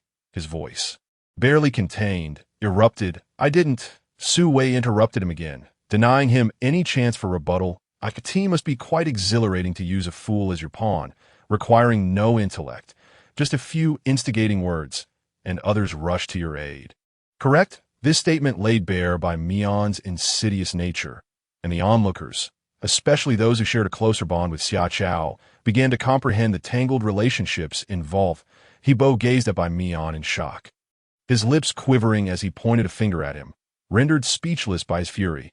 Bai Yang, ever astute, grasped the situation upon Su Wei's prompting. He stepped forward and delivered a sharp slap to Bai Mian. Bai Mian, how could you treat Xia Chao this way? He has always regarded you as his closest friend. How could you? At this moment, Bai Mian felt a flicker of fear. If he were to be exposed for exploiting Xia Chao, his carefully cultivated reputation would be irrevocably tarnished. Gritting his teeth, he insisted, I didn't. Uncle Bai, you've watched me and Xia Chao grow up. How could I betray him like this? He then turned to Su Wei, his tone tinged with grievance. Su Wei, I have never wronged you. How can you slander me like this? Su Wei dismissed his protest with a cold laugh. Do you not see the expressions of those around you? They have watched you grow up. If they harbor doubts about you, what is there left to argue? Bai Mian averted his gaze, fixating instead on Su Wei, his voice trembling, unsure whether it was from the accusations or the unraveling of his deceit. He mumbled, I cannot admit it, cannot admit it. Xia Chao, observing the intense scrutiny aimed at Bai Mian, felt bewildered. Despite not fully grasping Su Wei's lengthy tirade, he would not allow any disparagement of his friend. Su Wei, are you out of your mind? If you have grievances, direct them at me, not at Bai Mian.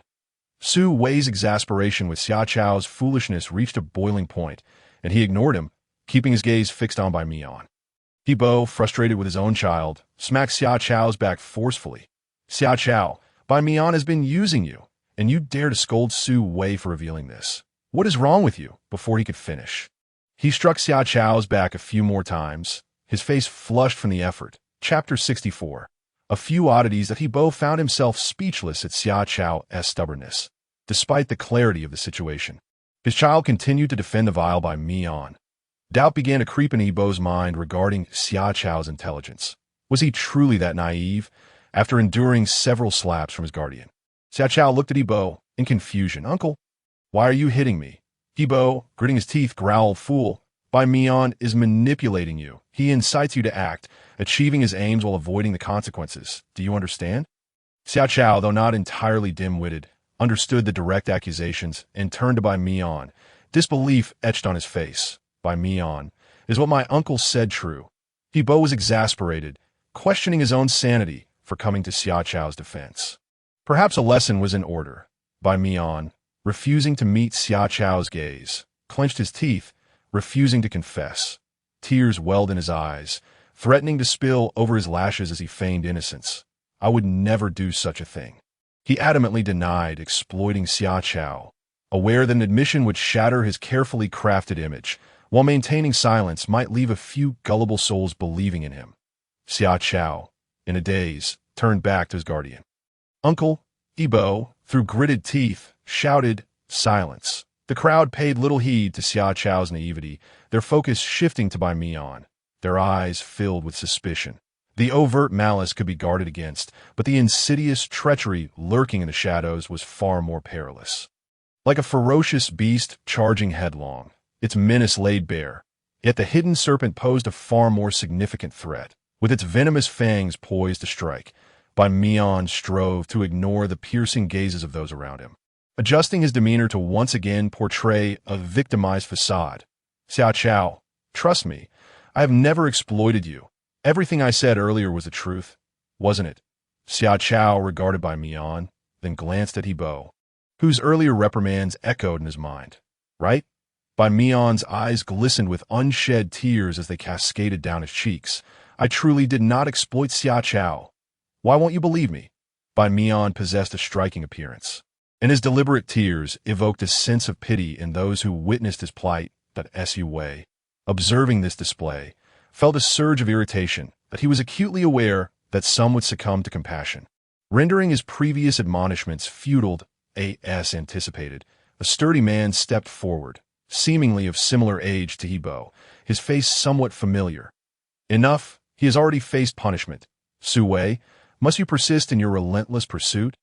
Do you want him to perish?" Su Wei glared at the man, cursing inwardly. Why did he have to speak up, offering them further excuses? Shouldn't they deal with the foolishness in one fell swoop? "Are you out of your mind?" Su Wei felt his emotions teetering on the brink, his voice wavering. Bai had been standing behind Su Wei, observing the tremor in his relaxed hands, and sensing his mounting fury. Stepped forward to grasp Su Wei's arm gently. "Su Wei, relax, calm down. It will be all right. I will handle what comes next." Taking a deep breath, Su Wei met Bai's calming gaze. Gradually regaining his composure, he nodded subtly and stepped aside. Yang approached Su Wei, gently taking his hand and nuzzling against it. The soft touch soothed Su Wei's frayed nerves, and he reached out with his other hand to ruffle Yang's hair. Smiling at him, seeing Su Wei relax, Bai confronted the man with a chilling gaze. "Why you took a step back, raising his hands defensively." "Hey Bai, I didn't insult him. I merely thought he was being a bit excessive." Everyone knows Bai Mian's character in the tribe. But Su Wei, I don't mean to imply he's bad now. It's just that his words seemed to push people towards despair. Bai's eyes glinted with ice. Which of Su Wei's words are not true? Was Bai Mian's previous demeanor not an act to deceive you all? Huh. It seems he only managed to fool a couple of simpletons. His gaze shifted back to Xia Chao before returning to you. In the past, while spending time with you, Bai had failed to see his true nature. Had his perception been so flawed? Bai Yang and Song were both taken aback by Yu's word as the tribe leader for so long. Song had mastered the art of concealing his emotions, yet the disbelief etched on his face upon realizing the nature of his child was unmistakable. Regaining their composure, they advanced, ready to reprimand you. As a beast man in the prime of his life, Song's speed surpassed Bai Yang's by a considerable margin. He lunged forward, delivering a swift kick to you, sending him staggering backward at you. "What are you talking about?" Bai Yang followed closely. "You. Do you realize what you're saying? How could you speak so of Su Wei? He is the victim. It was Bai Mian and his cohorts who harmed him. If someone sought your life, would you communicate with them amicably?" Yu, clutching the spot where he had been kicked, glanced between his beast father and guardian, then at the tearful Bai Mian, and finally at the stoic Su Wei. Though he believed he was in the right, the intensity of the three before him silenced him, and he retreated to the side. Meanwhile, Bai Mian, covering his face with trembling lips, wondered why no one else came to his defense. Hadn't he sought help from his beast father? Why had they not returned yet? Or had they gone for gathering or hunting? Song cast a stern glance at you, then turned his attention to the weeping Bai Mian. "You maliciously incited discord among the tribe, causing them to turn on one another. Your guilt is far greater. Do not attempt to absolve yourself of your crimes." With these words, it became evident to the crowd that there would be no opportunity for redemption. At that moment, a beastly roar echoed from the distance. The hunting party had returned. Bai Mian jerked his head up, eyes darting toward the sound. His beast father and guardian were back. Su Wei, having kept a close watch on Bai Mian, rolled his eyes in exasperation. What was happening now? Who had arrived? Why did his quest for vengeance seem fraught with so many obstacles? Was it truly necessary to resort to private retribution to find relief? Chapter 65. Education upon hearing the ferocious roar. The expressions of those nearby varied greatly, with the 5 individuals facing punishment displaying unmistakable delight. Before long, several figures were seen rushing towards them with remarkable speed. Arriving in the blink of an EY, Su Wei counted. There were a total of 9 individuals. One of them rushed towards Xia Chao, while the other 8 formed pairs, each confronting one of the remaining 4. The 2 pairs confronting Zhua and Sha launched into a flurry of punches and kicks, their voices filled with indignation. How could I have taught you this? Did I instill in you the notion of harming your own kin? Did I instruct you to strike others? I commanded you to hit. Bang, bang, bang. Su Wei listened to the resounding thuds of flesh meeting flesh with a degree of satisfaction. He then turned his gaze to the others. He did not concern himself with Bai Mian and Xia Chao, who had evidently produced such troublesome individuals. Qi Yun's stepfather, the Beast Father, was rather open-minded. They understood that their child was timid, yet they were astonished that he had remained indifferent to the lives of his kin. While feeling sympathy for the punishment he endured, they also felt a flicker of anger. Qi Yun, we know you are timid, but how can you disregard the lives of others? Seeing Qi Yun reduced to tears, the 2 individuals sighed and softened their tone as they continued to educate him, though we heard that at first you wished to join them in confronting Su Wei. Qi Yun, gently guided, revealed his thoughts. I hadn't intended to go, but Bai Mian claimed that your previous shoulder injury was caused by Su Wei, and I wanted to avenge you. Qi Yun's stepfather, Tong Yi, was inherently a gentle and reserved individual. Possessing a hint of timidity himself, he had not anticipated that his child would be even more timid than he. Thus, their family upbringing had always emphasized avoiding trouble. Who would have thought? In a moment of negligence, their most timid offspring had stirred up such a significant commotion. Tong Yi observed Qi Yun, whose sobs rendered him breathless, sighed deeply, and gently patted his back to soothe him, all the while continuing to admonish him. How long ago was that? Nearly 10 years have passed. Do you remember when the tribe sent our family a great many gifts? Qi Yun nodded, and I recall you mentioning that those were Su Wei's reparations. He fell ill and lost control, inadvertently injuring me. Hence the gifts were sent as an apology that I also stated that I had already forgiven him. Qi Yun gazed at Tong Yi in shock. But Bai Mian said you were hurt, yet Su Wei escaped punishment because of his illness, urging me to seek revenge. At this point, Qi Yun faltered, unable to believe what Bai Mian had said. Bai Mian. Ew. Before he could utter another word, Bai Mian's stepfather shot him a fierce glare. Leaving Qi Yun momentarily speechless, he recognized the man. He was Bai Mian's stepfather, named Huai Jiao. He had been brought back from outside by Bai Mian's beast father and, like Bai Mian, was renowned in the tribe for his gentleness. However, the sight of these 2 figures instinctively filled Qi Yun with dread, causing him to huddle closer to his own stepfather, unable to meet Huai Jiao's gaze. Though he refrained from further speech, those surrounding him had heard his words clearly. The expressions directed towards Bai Mian shifted to something more complex. Tong Yi, noticing Huai Jiao's glare at Qi Yun, turned around while still cradling Qi Yun, fixing his icy gaze upon Huai Jiao. This man was not as he appeared. Upon his arrival, he feigned pity to garner sympathy, deceiving most of the tribe. Later, due to various incidents, his facade was shattered, leading to a considerable uproar. He retreated into his home and, after some time, re-emerged, once again adopting his gentle demeanor. The tribe had come to know his true nature and no longer fell for his ruse, prompting him to behave more obediently. Eventually, he had a child, Bai Mian, who also bore the gentle disposition, prompting warnings from elders to keep their children away from him. Tong Yi had previously cautioned Qi Yun, and until recently, all had been well. Yet now, in a moment of carelessness, his child had been incited to commit a grave blunder. As Tong Yi observed Huai Jiao avert his gaze, he lowered his head, feeling exasperated as he slapped Qi Yun's back. Did I not tell you to stay away from Bai Mian? Qi Yun sobbed. I wanted to avenge you. Avenge what? What grievance exists? You believed him just like that. Why did you not come and inquire with me? Qi Yun fell silent, daunted. Qi Yun's beast father, too, had witnessed his partner attempting to educate their child. with a look of resigned helplessness directed at Qi Yun. He approached Su Wei, sincerely beginning to apologize. Why sincere apologies? Su Wit is our failure for not clarifying things to Qi Yun. We are truly sorry. At this moment, we have no means to express our contrition. Please allow us a few days, and we shall certainly bring gifts to make amends. Seeing the sincerity in the man's demeanor, Su Wei nodded coldly, acknowledging him.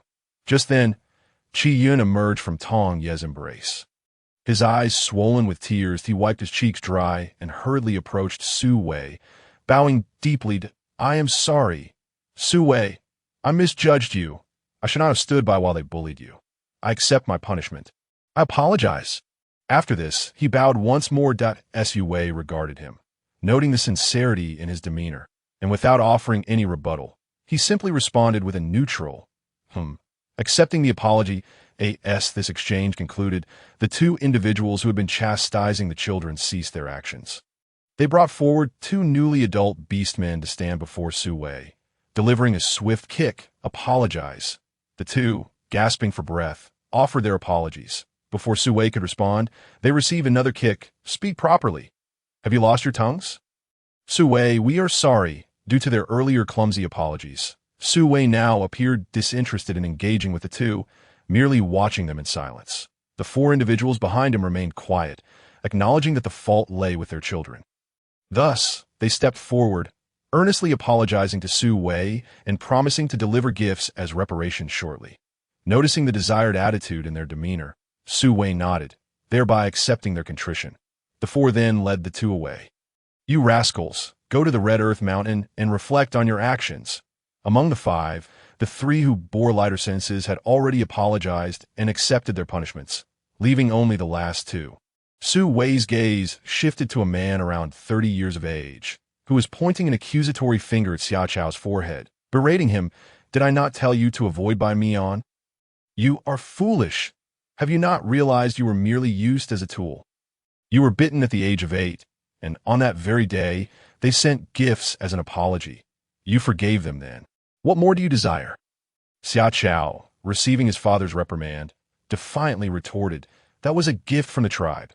Xia Chao's beast father, who felt an overwhelming urge to strike this imbecile, but as he raised his hand, he was halted by He Bu. Speak respectfully, who was nearly driven to madness by the two, one foolish and the other obstinately protective. Fine, I shall speak respectfully. Su Wei is a member of the Qinghe tribe. What is wrong with the tribe supporting him? He is a lunatic. Why should the tribe support him? Who was beside himself with rage, questioning whether he had failed in his parenting, raising Xia Chao into such a cold-hearted individual. The slap he had withheld finally landed. Smack. The murmurs of the surrounding crowd fell silent at the sound of the slap, their gazes drawn to the source. They beheld Hu's trembling hand, while He Bu covered his mouth. Staring at Xia Chao in disbelief, Hu stood there stunned, a prominent handprint emblazoned across his face. Chapter 66. The outcome. Xia Chao, dazed, touched the spot where he had been struck, incredulous as he looked at his beast father. You hit me to H. You roared. Indeed, I struck you. How can you be so cold-hearted? He is your kin. How can you harbor such thoughts towards him? Have you not consumed the tribe's provisions each winter? On what grounds do you believe the tribe ought to assist you? Is it because of your cold heart? Because of your foolishness? Xia Chao, overwhelmed by the tirade, fell silent, covering his face as tears streamed down, recalling the kindness the tribe had extended to every member. He could not refute Hu's claims. He had indeed contributed nothing of value to the tribe, yet they had consistently provided for him and protected him. Su Wei, upon recovering from his illness, had taught the tribe to construct pottery kilns. What had he contributed? You dare to label others as insane. I believe you are the truly deranged one. Hearing this, several individuals lowered their heads in shame. After Su Wei's true identity had been revealed, they had feared his supposed madness. Yet mere moments ago, they had witnessed him gently and meticulously instructing them in pottery making. They had questioned him and even harbored disdain after learning of his background. Smack! A crisp slap resonated through the crowd, followed by a faint voice. How could I have acted in such a manner? Some individuals flushed in embarrassment, and a few forthright souls even slapped themselves, chastising their own behavior. Xia Chao, too, felt the heat rise to his face when, at that moment, Song spoke up. Sui not only taught us pottery, but also instructed us in crafting cypress beds, allowing Bai to teach the tribe. That he even informed us that chili peppers were edible, but refrained from sharing this until now, fearing we might learn it was Su Wei who taught us and cause a ruckus. Initially, we intended for you to interact with Su Wei before revealing this, but alas, more individuals bowed their heads in shame, almost wishing to bury their faces in the earth. Just then, an elderly voice emerged. Su Wei is also knowledgeable about herbal medicine. We had contemplated inviting him to serve as the tribe's shaman. But now, the crowd gasped in astonishment. Shaman? The priest surveyed the crowd, let out a cold snort, and turned to Song, inquiring why such a significant matter had not been brought to his attention. He was referring to the incident involving the injury of several clan members. Song explained that he was just about to send someone to seek him out. The priest nodded, casting a glance at Xia Cao and Bai Mian, and coldly remarked, "Let them be expelled from the tribe. Those who harm their own kin cannot be tolerated in the Qinghe tribe." Huaijiao suddenly lifted his head, tears glistening in his eyes as he looked at the priest with a pitiful expression. "Priest, Bai Mian's actions have their reasons." The priest was not swayed by such feigned vulnerability. After all this time, he had seen much and coldly interrupted, stating that no reason could justify the harm done to one's kin. Noticing that Huaijiao still wished to say something, Bai Yang interjected, his voice laced with icy warning. "Huaijiao, if you speak further, you shall face punishment alongside Bai Mian." Huaijiao, recalling something, lowered his head and ceased his protests. Seeing Huaijiao's unreliability, Bai Mian panicked, desperate not to be cast out. Remembering the beast father standing nearby, Bai Mian extricated himself from Huaijiao's embrace, grasped Shi's garment, and pleaded, "Beast father, I do not wish to." She remained utterly indifferent, avoiding his touch. "This is of your own making." He had previously advised the child to refrain from emulating Huaijiao. But the advice had gone unheeded, and now he faced the consequences of his actions. Huaijiao gazed at the man he had manipulated to stay by his side, a fleeting sorrow crossing his heart. After all these years, it was still futile. Huaijiao recognized that Bai Mian's exposure had sealed his fate. However, he could not bear to watch his child be cast out into the wilderness, left to the mercy of the roaming beasts. Approaching the cold-faced Su Wei, Huaijiao dropped to his knees, tears streaming down his face. "Su Wei, I beg you, I implore you, spare Bai Mian." He was merely momentarily confused. "Please let him go." Su Wei regarded him with disdain, thinking the performance lacked the finesse of his own son. The priest had already declared that Bai Mian had harmed his kin and thus deserved punishment. It was not as if Su Wei had held a knife to their throats, compelling them to expel Bai Mian. "What is it you seek from me?" Huaijiao faltered, unprepared for Su Wei's sharp retort. His initial intent had been to showcase Su Wei's aggressiveness to the crowd, hoping to leverage it to mitigate Bai Mian's punishment. Yet Su Wei was not playing along. Bai Yang, disapproving of Huaijiao's behavior, erupted in anger. "Huaijiao, what are you doing? You used to kneel at the slightest provocation. Why is your resolve so weak?" Huaijiao, unwilling to provoke Bai Mian further, begrudgingly rose and returned to Bai Mian's side, helplessly glancing at him. He could only await the moment Bai Mian was cast out, hoping she would help him find refuge. The lake had calmed, and he watched the weeping Xia Cao. Feeling utterly exhausted, he no longer knew how to handle the situation, hoping this punishment might awaken some clarity within him. However, it was merely a matter of an A-beast being expelled. The lake approached the priest and the chieftain, who stood beside Su Wei. Observing this, the priest's gaze flickered, though he remained silent. Su Wei understood the lake's purpose.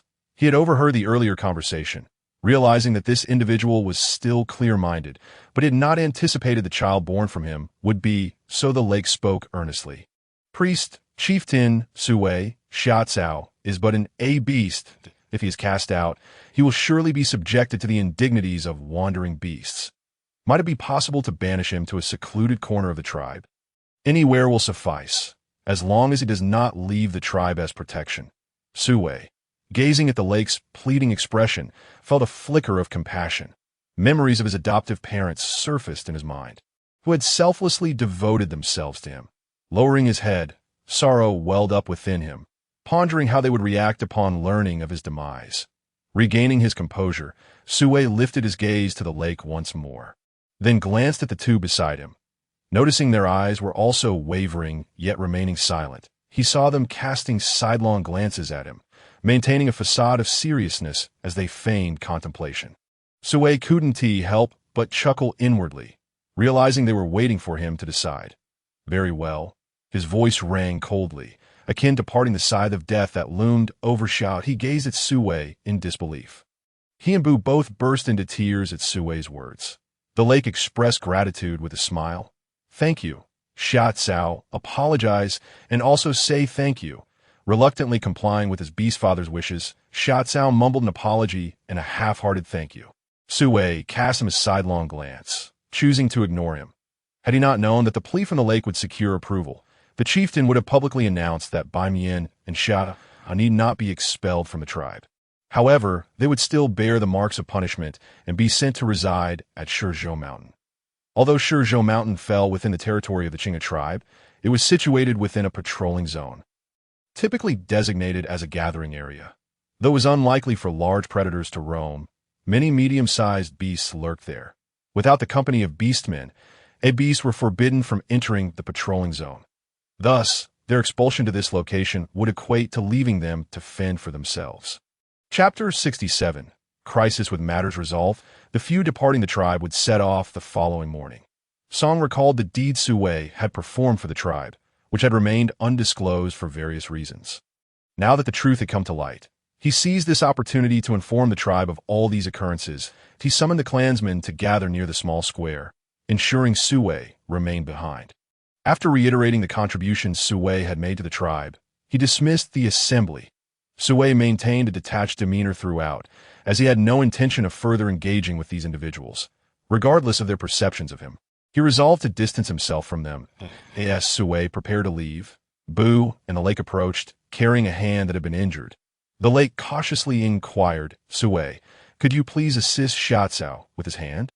Sue glanced at Sha Cao, who still wore a lifeless expression. However, seeing the two elders beseeching him, he acquiesced. After treating Sha Cao's wrist, Sue departed with Yang, while Bai followed closely by his side, and on the way, Sue's thoughts wandered back to the earlier events. He deemed the punishment sufficient and wished to avoid further interactions with these people. Yet he pondered aloud to Bai, where can I find the sleep-inducing herb you mentioned before? It was prudent to prepare for self-defense, especially considering Bai Mian's unwillingness to let the matter rest. Bai contemplated for a moment before responding, head west from here. After a morning's journey, you will find plenty. I shall retrieve some for you. How much do you need? Sue considered a low-grade version of the sleeping potion and anesthetic. Gather as much as possible, but leave some small ones there to allow them to grow. Bai nodded. Understood that I shall bring them back for you tomorrow. Sue smiled in appreciation. Thank you. The next morning, Sue and Yang had just finished breakfast, which consisted of stewed kudzu root with meat and a fried egg. Feeling satisfied, Sue prepared to locate Bai Mian, intending first to ascertain his whereabouts to avoid any future confusion. However, a pressing concern loomed. What to do with Yang? He had learned that Yang was merely 8 years old and, due to a lack of pheromone nourishment, appeared no older than 5 or 6. Clearly lacking self-defense capabilities, leaving him alone at home was manageable for a short while. But with Sue needing to venture out for food, he would inevitably be absent for extended periods, which was not conducive for Yang. As Sue contemplated whether to take Yang along, an unfamiliar beastman approached them. Sue scrutinized the newcomer, unable to discern any differences between him and an beast, yet he could distinctly identify the presence of a beastman. He surmised that this ability was likely due to the pheromones, which were quite remarkable, serving as both a growth agent for cubs and a means of gender identification, without any adverse effects. The newcomer nodded at Sue, introducing himself. Greetings, Sue. My name is Yun, and I am responsible for caring for the cubs in the Great Cave. I was the one who brought Yang over yesterday. After his introduction, he explained his purpose for visiting. Bai Yang mentioned that taking Yang during the day may be inconvenient, so I was sent to escort him to the Great Cave to stay with the other cubs, and I shall return him to you in the evening. Sue regarded him. A nursery? He glanced at Yang, who was also looking at him, then knelt down to say, Yang, I have some matters to attend to. So you will go with Yin to the Great Cave for now. I will come to fetch you in the evening. All right? Once he had confirmed the location, he would head out to gather food.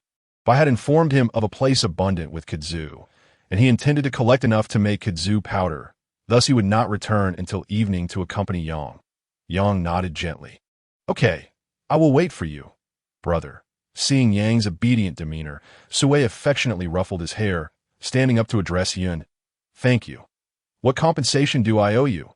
Yun had a rugged appearance, resembling a hardy countryman, with an honest and straightforward demeanor. Upon hearing Sui's question, he waved his hand dismissively, smiling as he replied, No need.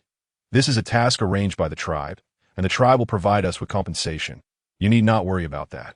Then if there is nothing else, I shall take Yang with me. Su nodded slightly and waved goodbye to Yang. Yang. Goodbye, brother. Yang departed to end the tribe. Song stood before 3 orcs, who were the flying orcs dispatched yesterday to investigate the western region. Their expressions were grave, their demeanor serious. Song. Have wandering orcs appeared in the west? Feng nodded, affirming, Yes, we meticulously searched that area yesterday and found traces left by wandering orcs, remnants of consumed wild beasts, including many young Lulu beasts. One of the orcs also nodded in agreement. No wonder those Lulu beasts are going mad. How could they not be enraged with so many young ones dead? Another whispered, But why do they only eat Lulu beasts? We haven't seen them consume other wild beasts. Are you foolish? There are simply more Lulu beasts in that area. Moreover, they're so dim-witted that they don't even flee when humans approach.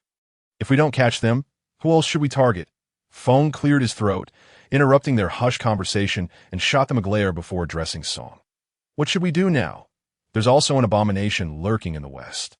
Song replied, It's all right. Bai is over there. His presence indicates that he hasn't detected any danger. We will wait until we find the whereabouts of those orcs before seeking them out. Feng nodded in understanding. Song lowered his gaze, contemplating strategies that, if wandering orcs invade our tribe, we must retaliate. Feng, take a few skilled orcs in stealth to scout, ascertain their numbers and where they are based. Feng nodded. Understood. We must be cautious and avoid alarming them. Yes. After the 3 departed, Bai, with a stern face, summoned the key members of the Qinghe tribe to the conference room. The meeting room was a large cave connected to the Wintering Cave, and by now, around 20 individuals had gathered, all of whom were squad leaders from the hunting and gathering teams. Such decisive meetings usually included only core members, who would relay orders back to their teams. Cascading down the hierarchy, once everyone was present, Song promptly shared the earlier news with them. After conveying the message, he scanned the room and began assigning tasks. Before dealing with those wandering orcs, we will suspend the production of cured meats and pottery. All abominations must remain within the tribe.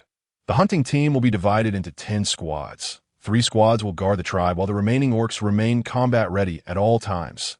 Yes, Chapter 68.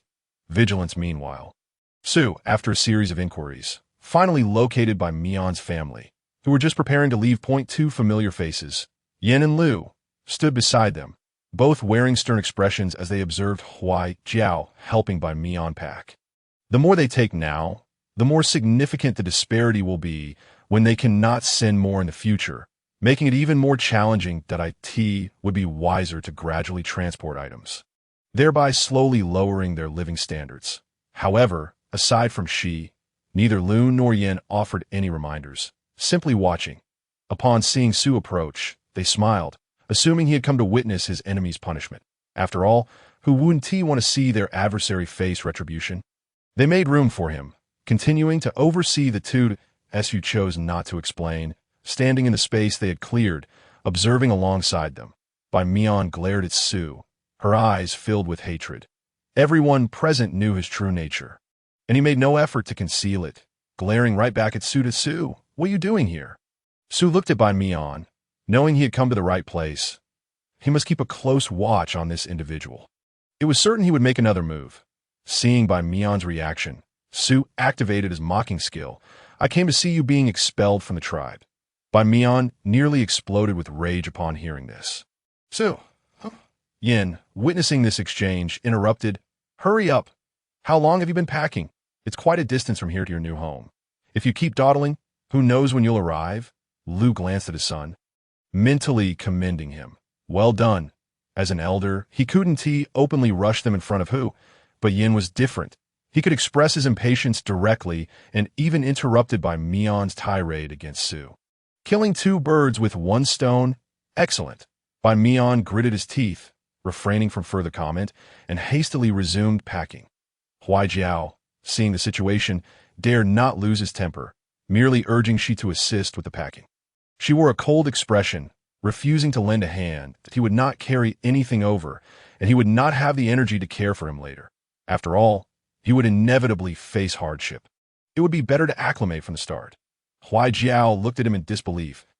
He is your child. How can you say such a thing? She remained indifferent, addressing Huai Jiao about Bai Mian's relationship with him, expressing how much he loved himself and how cold-hearted he was. Recalling the time he first encountered Huai Jiao, she remembered when he was searching for red stones in the redstone forest and happened upon an old abomination accompanying Huai Jiao. He had exchanged a red stone for a condition, to ensure Huai Jiao was cared for and would reach old age safely. Once assured there were no anomalies, she had agreed. The old one had wandered with Huai Jiao, constantly evading wandering orcs. By the time she met them, the elder was already worn out. After the elder's demise, she brought Huai Jiao back to the tribe and even helped him find cave. As he had no partner at the time, he thought he would care for Huai Jiao until he could find him a companion, at which point he could let go, treating him as a brother of different parents.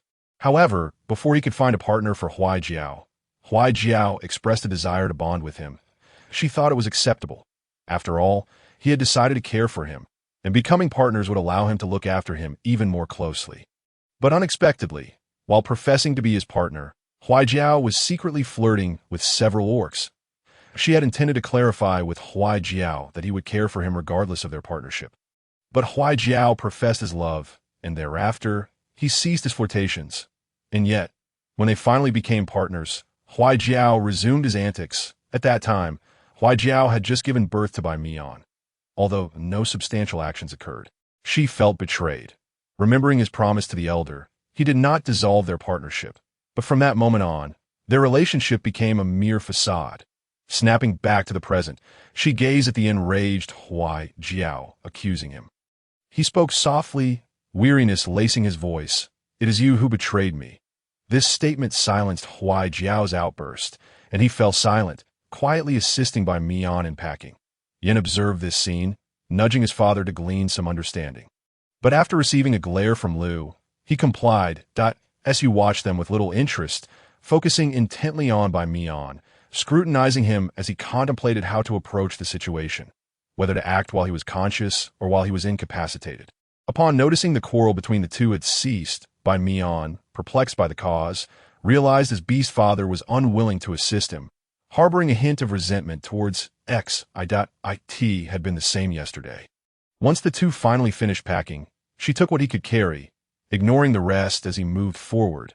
Bai Mian attempted to call him, but upon seeing his beast father's silent demeanor, he gritted his teeth and ultimately refrained from speaking. Su followed the group to their destination, which indeed was quite far, taking approximately 4 hours to arrive. Once Su confirmed that Bai Mian had reached this point, he greeted Lu and the others before departing. As for the other three, she merely nodded at him as a farewell. The other two, instead of harboring hatred, were unlikely to offer any farewell at all. On the way back, he spotted several types of herbs, uncertain of their uses for now, but decided to collect them just in case they proved useful later on. Meanwhile, Feng, searching for traces of wandering orcs, after scouring the western part of the tribe without success, instructed others to expand their search in all directions. He himself returned to the tribe to inform Song of the news. Song regarded Feng, his brow furrowed. Have you searched the west thoroughly? No traces at all? Feng nodded gravely, yes. I have instructed others to continue tracking them. Song nodded, a glint of murderous intent flickering in his eyes. It's best if they have left. If they haven't, then they shall all remain. His tone was laced with unrestrained malice, and an ominous aura seemed to radiate from him. When Su returned, it was already afternoon that moment. Bai, who had just returned with a basket of drowsiness grass, found him and handed over the entire basket. Su accepted it, smiling at Bai. Thank you, Bai observed Su. noting that the effects of the drowsiness grass were potent. One leaf could render a person unconscious for an entire day. Su marveled at the drowsiness grass. Good heavens, this is a high-grade sleeping potion. If one consumes this, they won't wake up no matter how much they're called. Will they? Bai nodded, indeed. Just be careful when handling it. If the juice gets on your skin, it will leave you feeling completely drained. Su Wei meticulously remembered every precaution and then bid farewell to Bo initially. He had intended to treat Bo to a meal as a token of gratitude. But Bo mentioned that he had just moved in and needed to organize his new home. Consequently, Su Wei did not insist on keeping him. Upon returning to his cave, Su Wei carefully selected out the unsuitable sleep grass, leaving the rest to be planted. After completing these tasks, the day had grown late, leaving no time to dig for kudzu roots. After bringing Yang back, the two had dinner together and subsequently went to sleep. Chapter 69. The frantic white cotton. At this moment, in a certain part of the Qinghe tribe's territory, two black wolves stealthily advanced under the cover of night. Brother, why are we here? It's late at night, and we've strayed from the group. If the orcs from this tribe discover us, it will be disastrous. The one leading the way, Zhen, turned and swatted his foolish younger brother. Be quiet. Ji, feeling wronged after being struck, followed closely behind Zhen, whispering, Zhen, I'm so sleepy, I want to go back to sleep. Zhen continued to lead the way, his voice equally hushed. Ji, do you trust me? Ji, not fully understanding, nodded and gazed at Zhen's back, realizing he couldn't see it, and replied, of course, I trust you. Zhen attentively scanned the surroundings, sniffing the faint scents in the air, his voice tinged with excitement. I smell the scent of a sub-beast. There's only one. Ji's ears perked up, his tail nearly standing on end. What? A sub-beast? Where? Zhen was taken aback by Ji's sudden loudness, abruptly turning to pounce on Ji, swiping a paw toward him. Keep it down. You'll attract attention. Zhen was almost amused by his silly brother. They were wandering orcs who had recently encountered a fleeing group of about 60 individuals, reportedly being hunted. Zhen and Ji had lived in this area for a long time. The fleeing group had come from the south, and initially they had no desire to join them. However, the leader of that group warned that those hunting them specifically targeted wandering orcs and had been pursuing them relentlessly. Now that they had encountered the two, the pursuers would also become aware of their presence and would come to hunt them as well, leaving the two no choice but to agree to travel together. However, midway through their journey, Zhen had caught the scent of a sub-beast. Initially, there had been the scent of orcs, but it gradually faded, while the scent of the sub-beast grew stronger. It had been a long time since they had seen a sub-beast. So that night, Zhen took Ji out in search of one. Additionally, he wanted to escape the group. He had no intention of fleeing alongside them. Ji whimpered in discomfort, but before he could voice his complaint, Zhen shoved his snout into the ground. I won't say anything. Zhen pressed down on him. You're not allowed to speak. Okay, Ji agreed, and Zhen released him. Ji began to frantically scratch his face with his paws. Ji noticed Zhen glaring at him and stammered, swallowing his remaining words. Zhen shot him a look. Let us go. The two gray wolves continued their stealthy advance. The next day, the wind brought new information to Song. Our people have found traces of two groups. One headed north, while the other is unknown. Just following the first group, we also discovered some corpses of wandering orcs, bearing signs of bites and struggles. As Song listened, his brows furrowed. Did they not come toward the tribe? The wind shook his head. No, but our people are still tracking them. If anything unusual occurs, we will issue a warning immediately. Nothing from the west? None at all. Song nodded. Good. Continue the search. Early in the morning, Su Wei rose to begin his preparations. Today he would go to dig for kudzu roots. The sooner he retrieved them, the sooner he could process them and seek other food sources. Today, Yang was again brought by Yu, and Su Wei always felt a peculiar sense of DJVU, perceiving him as a human-shaped school bus. After thanking Yun and sending the two off, Su Wei slung a backpack over his shoulders and set off toward the area where the kudzu roots grew. Bo had intended to accompany him, but before they could depart, someone called Bo away. Although Bo was somewhat uneasy about leaving Su Wei alone, Su Wei reassured himself that the kudzu patch was quite close, and he was equipped with a self-made weapon for self-defense, so he should be fine. Indeed, the sleep grass Bo had collected yesterday was to be put to use today. In his hands, he wielded a bone knife and a spear made from a sturdy branch, approximately 2 meters in length. The spear had been prepared the previous night, soaked in sleep grass juice overnight. It was potent enough to take down a large elephant. Lacking a wooden stick, the bone knife became his tool for probing the grass. The knife, over a meter long, had been sent by Song a couple of days ago. It was strong and sharp, an excellent bone knife. Along with it, he received several other items as a token of gratitude. Su Wei held the bone knife cautiously, deftly parting the grass while remaining vigilant of his surroundings, moving swiftly towards his destination. Meanwhile, Ji was struggling to keep his eyes open, his head bobbing slightly. Ji, when will we arrive? We've been walking all night, and I'm so tired. Due to the faint scent, despite Ji's keen nose, they had to pause occasionally to sniff the air. They had changed directions several times throughout the night, occasionally catching the scent of orcs, necessitating them to hide, which naturally slowed their pace. This resulted in them searching for the sub-beast all night, despite being merely dozens of kilometers away. Ji, feeling fatigued, suddenly perked up. Sniffing the familiar scent in the air, Ji, stay awake. We've found it. In the cave, White Cotton crouched by the fire, harboring resentment, wondering why he had been sent to such a desolate place. He felt so frightened. Just then, a noise echoed from the cave entrance, startling White Cotton, who initially thought someone had come looking for him. His dismay. His reputation had been tarnished, yet someone was indeed seeking him. Clearly, he possessed some charm. One need not have a good reputation to attract admirers. White Cotton stood and dashed towards the cave exit, a surprised smile on his face, his voice filled with joy. Who is it? Unfortunately, outside the cave stood not anyone familiar, but 2 scruffy, shabby orcs, their faces marked with symbols. White Cotton's face turned pale as he panicked and turned to flee. However, his speed was no match for the 2 orcs, and he was intercepted after taking just 1 step. Ji gazed at the pristine sub-beast before him, his eyes gleaming with lust as he chuckled softly. Ji, look how formidable I am. Ji, equally excited, stared at White Cotton. Amazing. There really is a sub-beast, and it's all alone. We can play with 1 sub-beast for a long time. White Cotton paled as he listened to the 2 discuss how they would toy with him, his body trembling in fear, silently pleading for someone to rescue him. Anyone would do. Even Su Wei would suffice. Su Wei was more handsome. They would surely capture him first, giving White Cotton a chance to escape.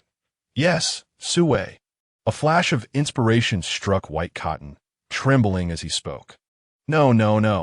I know there's another sub-beast nearby. I can lead you to him. Could you please not capture me? Ji grinned wickedly as he approached White Cotton. Don't be afraid. We'll be gentle. Haha. Ji's eyes sparkled with mischief as he pulled Ji aside, flashing White Cotton a friendly smile. All right, you take us to him, and we'll let you go. Unfortunately, he was not truly a gentle person, and his smile only served to heighten the terror. However, White Cotton paid no heed to this detail. Upon hearing Ji's words, he let out a sigh of relief and led the 2 towards Su Wei's home. The place he resided was not far from Su Wei's cave, traversing from the other side. They merely needed to cross over a hill. He had heard that Bo was also there. Thinking of this, a glimmer of malice flickered in White Cotton's eyes. He would have Bo kill these 2 disgusting fellows when the time came.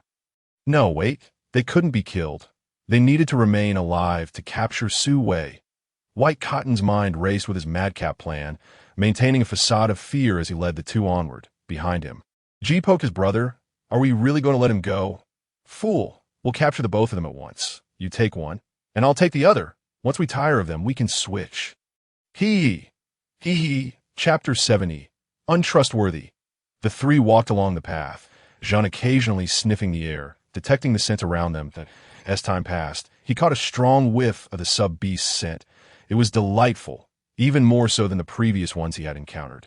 However, it was mingled with an overpowering orc scent, along with various other orc scents, and the scent of cubs. Jean was startled, gripping White Cotton tightly, demanding, Did you lead us into the tribe? White Cotton trembled, answering in a quivering voice, And no, I didn't. You must believe me, there truly is a solitary sub-beast living here. While scared, White Cotton also feared Jun would change his mind and not seek Su Wei. A sudden thought struck him, And he quickly added, that sub-beast previously entangled with many orcs, causing a death. To punish him, the tribe exiled him here. After he arrived, the orcs he had previously entangled came looking for him, which is why there are since lingering. However, as far as I know, those orcs came to sever ties with him. Rest assured, there won't be any orcs present. Jean sniffed the air, discerning the scents. Indeed, there seemed to be only one scent that had lingered for quite some time. Could it be that a foolish orc was unwilling to give up, frequently seeking out this sub-beast? However, with the two of them around, dealing with such an orc would be a piece of cake. In the depths of his heart, he disdainfully cast a glance at Bai Mian, realizing why this individual did not reside with his kin.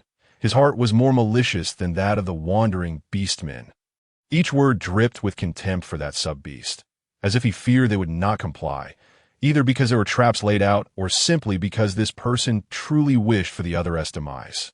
As for the notion that this individual genuinely cared for them, was that not absurd? They were acutely aware of their own shortcomings. How could someone who had lived alongside the tribe for so long possibly wish well for the wandering beastmen? He held a profound contempt for this sub-beast. Yet what of it? They did not share a life with this person, merely toying with the situation. Without a hint of courtesy, he shoved Bai Mian aside, exclaiming, "You are no better. Just leave. Otherwise, we shall have our fun right here." Bai Mian stumbled from the push, harboring a myriad of resentments.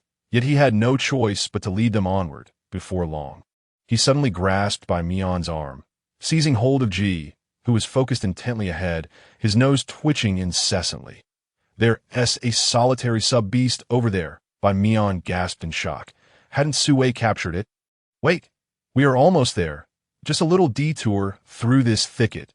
Jin inhaled the familiar scent wafting through the air, that delightful fragrance from before. He shot a glance at Bai Mian and signaled Ji. Ji immediately understood, stepping forward to plant a kiss on Bai Mian's face, cackling, "I wanted to do that for ages. If not for needing to capture another sub-beast, I would have pinned you down right here." At that moment, Bai Mian finally comprehended that these two had never intended to let him go. Terror gripped him, his body trembling as he felt as though the spot that had just been kissed was sullied by something foul and disgusting, making him want to retch. Just as Bai Mian was about to scream, hoping to attract his kin for rescue, Ji swiftly covered his mouth and enveloped him tightly, burying his face in the nape of Bai Mian's neck. Inhaling deeply, Bai Mian trembled in fear, tears streaming down his face, writhing wildly. "No, no, no.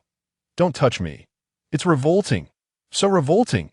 Jin observed Ji's impatient demeanor and rolled his eyes dramatically, delivering a swift kick. "Not here. We'll deal with it once we're out of this place." Ji's desire was interrupted, awkwardly adjusting his animal skin skirt. "All right, it's just that I haven't seen a sub-beast in ages." Jun shot him a glare, commanding, "Control him. Ensure he doesn't make a sound." Ji nodded, tearing off a piece of his animal skin attire and stuffing it into Bai Mian's mouth, leaving him clad only in a loose-fitting skirt. He then grabbed some grass from the ground to bind Bai Mian's hands, threatening him with grim resolve. The two dragged Bai Mian towards the direction of the sub-beast. Sue was currently resting on the grass, having excavated 5 large kudzu roots over the past hour, weighing perhaps 100 pounds in total. A significant haul, but the kudzu here yielded a high flour content. This would sustain them for quite some time. After a brief rest, Sue decided to carry the roots back before returning to continue digging. The cave was not far, and he calculated that even at a leisurely pace, he could make 4 or 5 trips in a day, providing enough sustenance for himself and Yang over the next couple of days. Just as he prepared to lift his load, a sudden prickling sensation coursed through his scalp, heightening his alertness. This feeling was all too familiar. In his past life, he experienced it whenever danger approached. Now, it had returned. Swiftly, Sue retrieved his spear and bone knife, taking a sprig of sleep grass from his animal skin pouch, squeezing out its juice to coat his weapons. He left the residue on his palms, intending to assess the danger before deciding if he could use it to his advantage. Having completed his preparations, Sue tightened his grip on the spear, cautiously scanning his surroundings. Soon enough, 3 figures emerged from behind him, one of whom he recognized, Bai Mian, though he appeared quite pitiful, tears streaking down his face, wrists bound with grass, mouth stuffed with animal skin. and red marks around his neck reminiscent of those left by a lover. Sue dismissed by Mion from his mind, focusing instead on the two strangers. They scrutinized him with lewd expressions, their faces adorned with depraved smiles, eyes glimmering with vile desire. Narrowing his gaze, Sue noticed the distinct black markings on their faces, confirming his suspicion. They were indeed the wandering beastmen, though he was unsure how they had arrived here. They locked their eyes on Sue, excitement gleaming within, as one of them yanked by Mion closer, planting a forceful kiss on his lips. "Darling, you didn't deceive us after all. Once I capture him, rewards await." Sue quickly pieced together the situation. These two had encountered by Mion, captured him, and now sought to drag him into their schemes. G's eyes sparkled with enthusiasm as he inhaled the pheromones wafting through the air. "I like him so much. I want him. Can I have him first?" G frowned. "No, I found him first. He mine." G, momentarily disheartened, soon perked up. "Then I'll catch him. I'll steal a kiss first. You want to be able to stop me." With that, G tossed by Mion to G and charged at Sue. Chapter 71. If you wish to die, I shall grant your desire. Sue observed the oncoming figure, stepping back as he tossed his spear to the ground.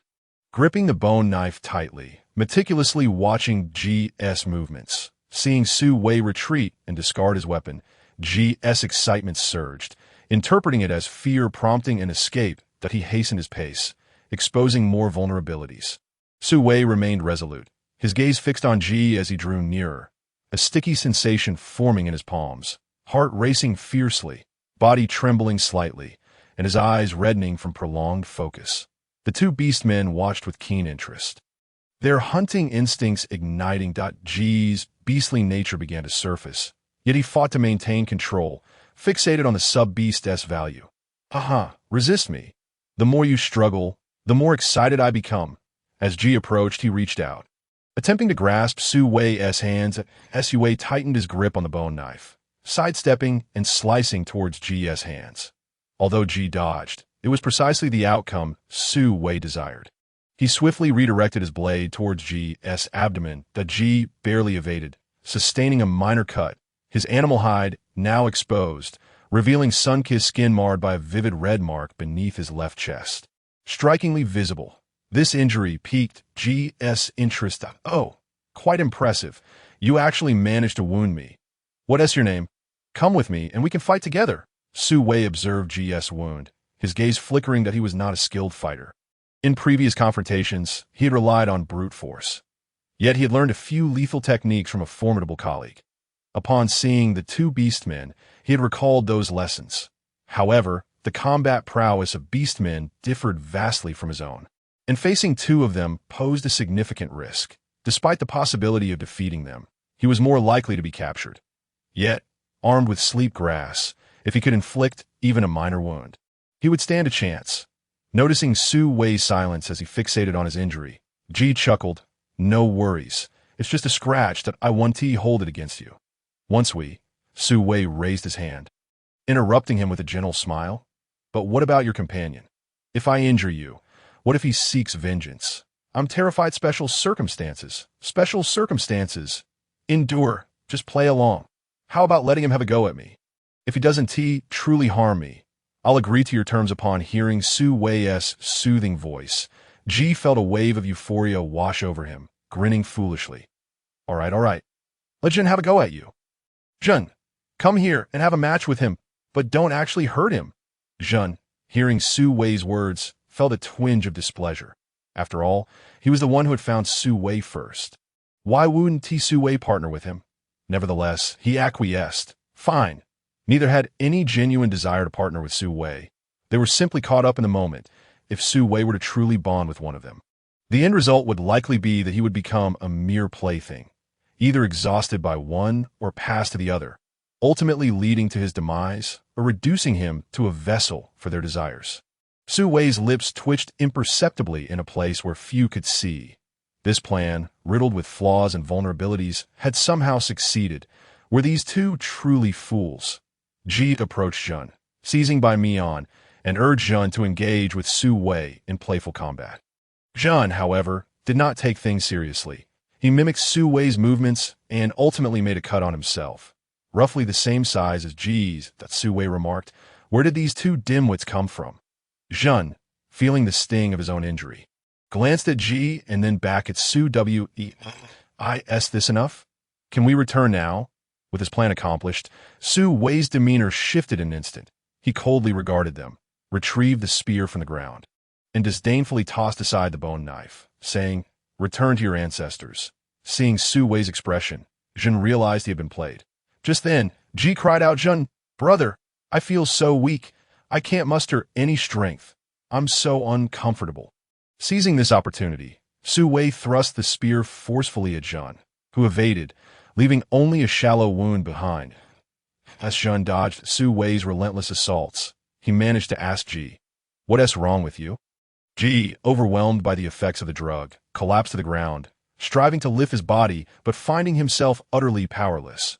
Bai Mian also freed himself from his constraints, pushing the beast's skin from his mouth with his tongue and untying the grass that bound his hands. He could have escaped earlier, but he had feared that if he broke free, he would face an even harsher and more repugnant fate at the hands of those two beastmen. Observing Zhen, who was focused on the ongoing conflict, Bai Mian contemplated how Su Wei had managed to incapacitate Ji. Suddenly, he noticed a hint of green in Su Wei's palm and a faint aroma in the air, the distinctive scent of sleeping grass.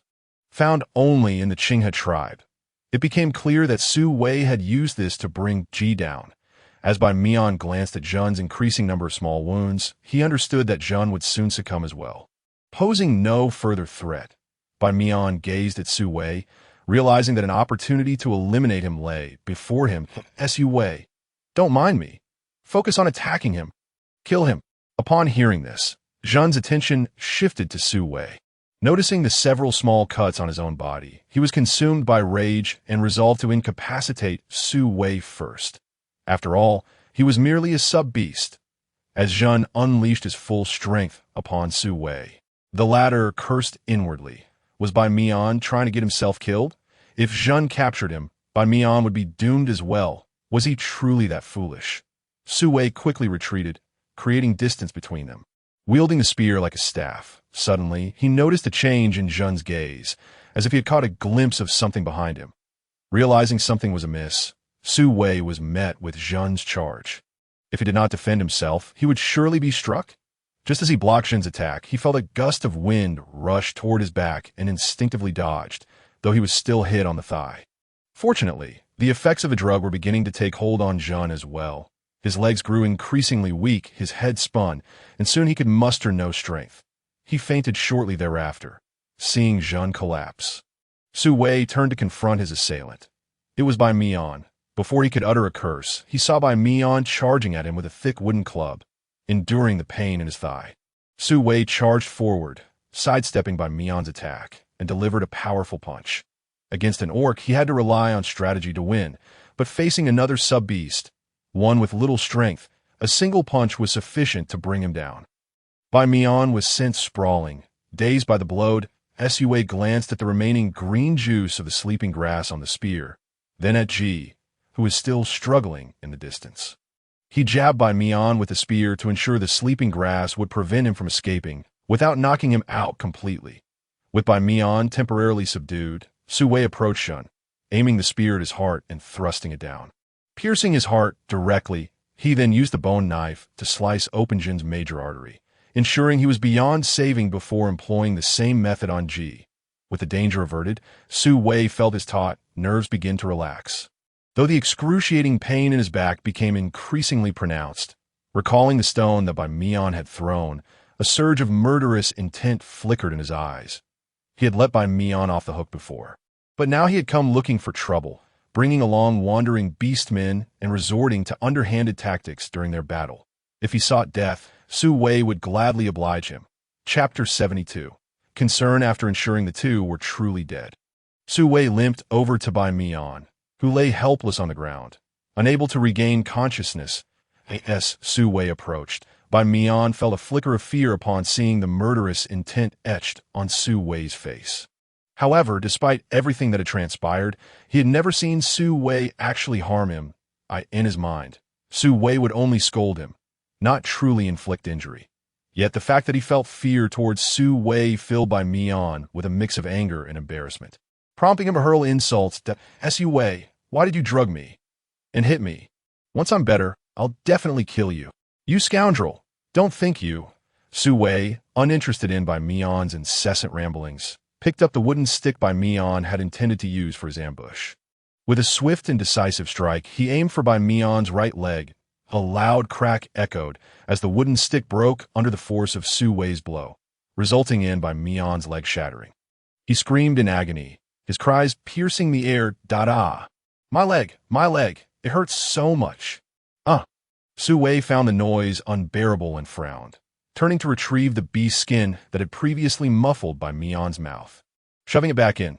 Hush, quiet down. With his mouth blocked, Bai Mian could only emit muffled groans of pain. Su Wei decided to wait for him to quiet down before posing a few questions, shifting his focus to inspect the wound on his own leg. Though he had dodged most of the attack, he had still been grazed, and the area was now swollen and bleeding, causing him considerable discomfort. TSK, as he observed Bai Mian's voice gradually fading, Su Wei tore away the beast's skin. Bai Mian, why do you want to kill me? Bai Mian, racked with pain from his shattered leg, was in tears and cold sweat. Upon hearing Su Wei's question, he felt a surge of fear and anger, unleashing a torrent of curses. Su Wei, I will kill you. I swear I will. Su Wei shoved the beast's skin back in Bai Mian's mouth and picked up another wooden stick, aiming for Bai Mian's left thigh. Bai Mian's eyes widened in horror as his already pale face grew even more ashen. No. He attempted to evade, but the effects of the sleeping grass rendered him immobile. With a resounding crash, Bai Mian's left leg also broke, causing him to faint from the overwhelming pain. Su Wei frowned, skiing in disappointment. Can't get any answers now. With two beastmen corpses nearby and blood spilling out, he knew he couldn't linger. His leg wound also needed tending. As for Bai Mian, after this, he had no intention of letting him live. He admitted to himself that he could be somewhat cowardly at times. But Bai Mian had posed a significant threat to his life. Allowing him to live would be an affront to all the pain he had endured. Thus, Su Wei dealt with Bai Mian in the same manner as the two others before him, gathering his belongings and preparing to leave. The kudzu could not be taken back. His leg was too painful. Damn it! Fool! Suddenly, Su Wei felt a presence and turned to see Bai, his pupils constricted, lips pressed together, eyelids fluttering involuntarily. It was him. Just as he was about to explain, Bai suddenly embraced him tightly. It's good, you're safe. Bai let out a long sigh of relief. Earlier that day, he had been called away by Song and hadn't left with Su Wei. Once he had resolved matters on that side, he rushed out to find Su Wei.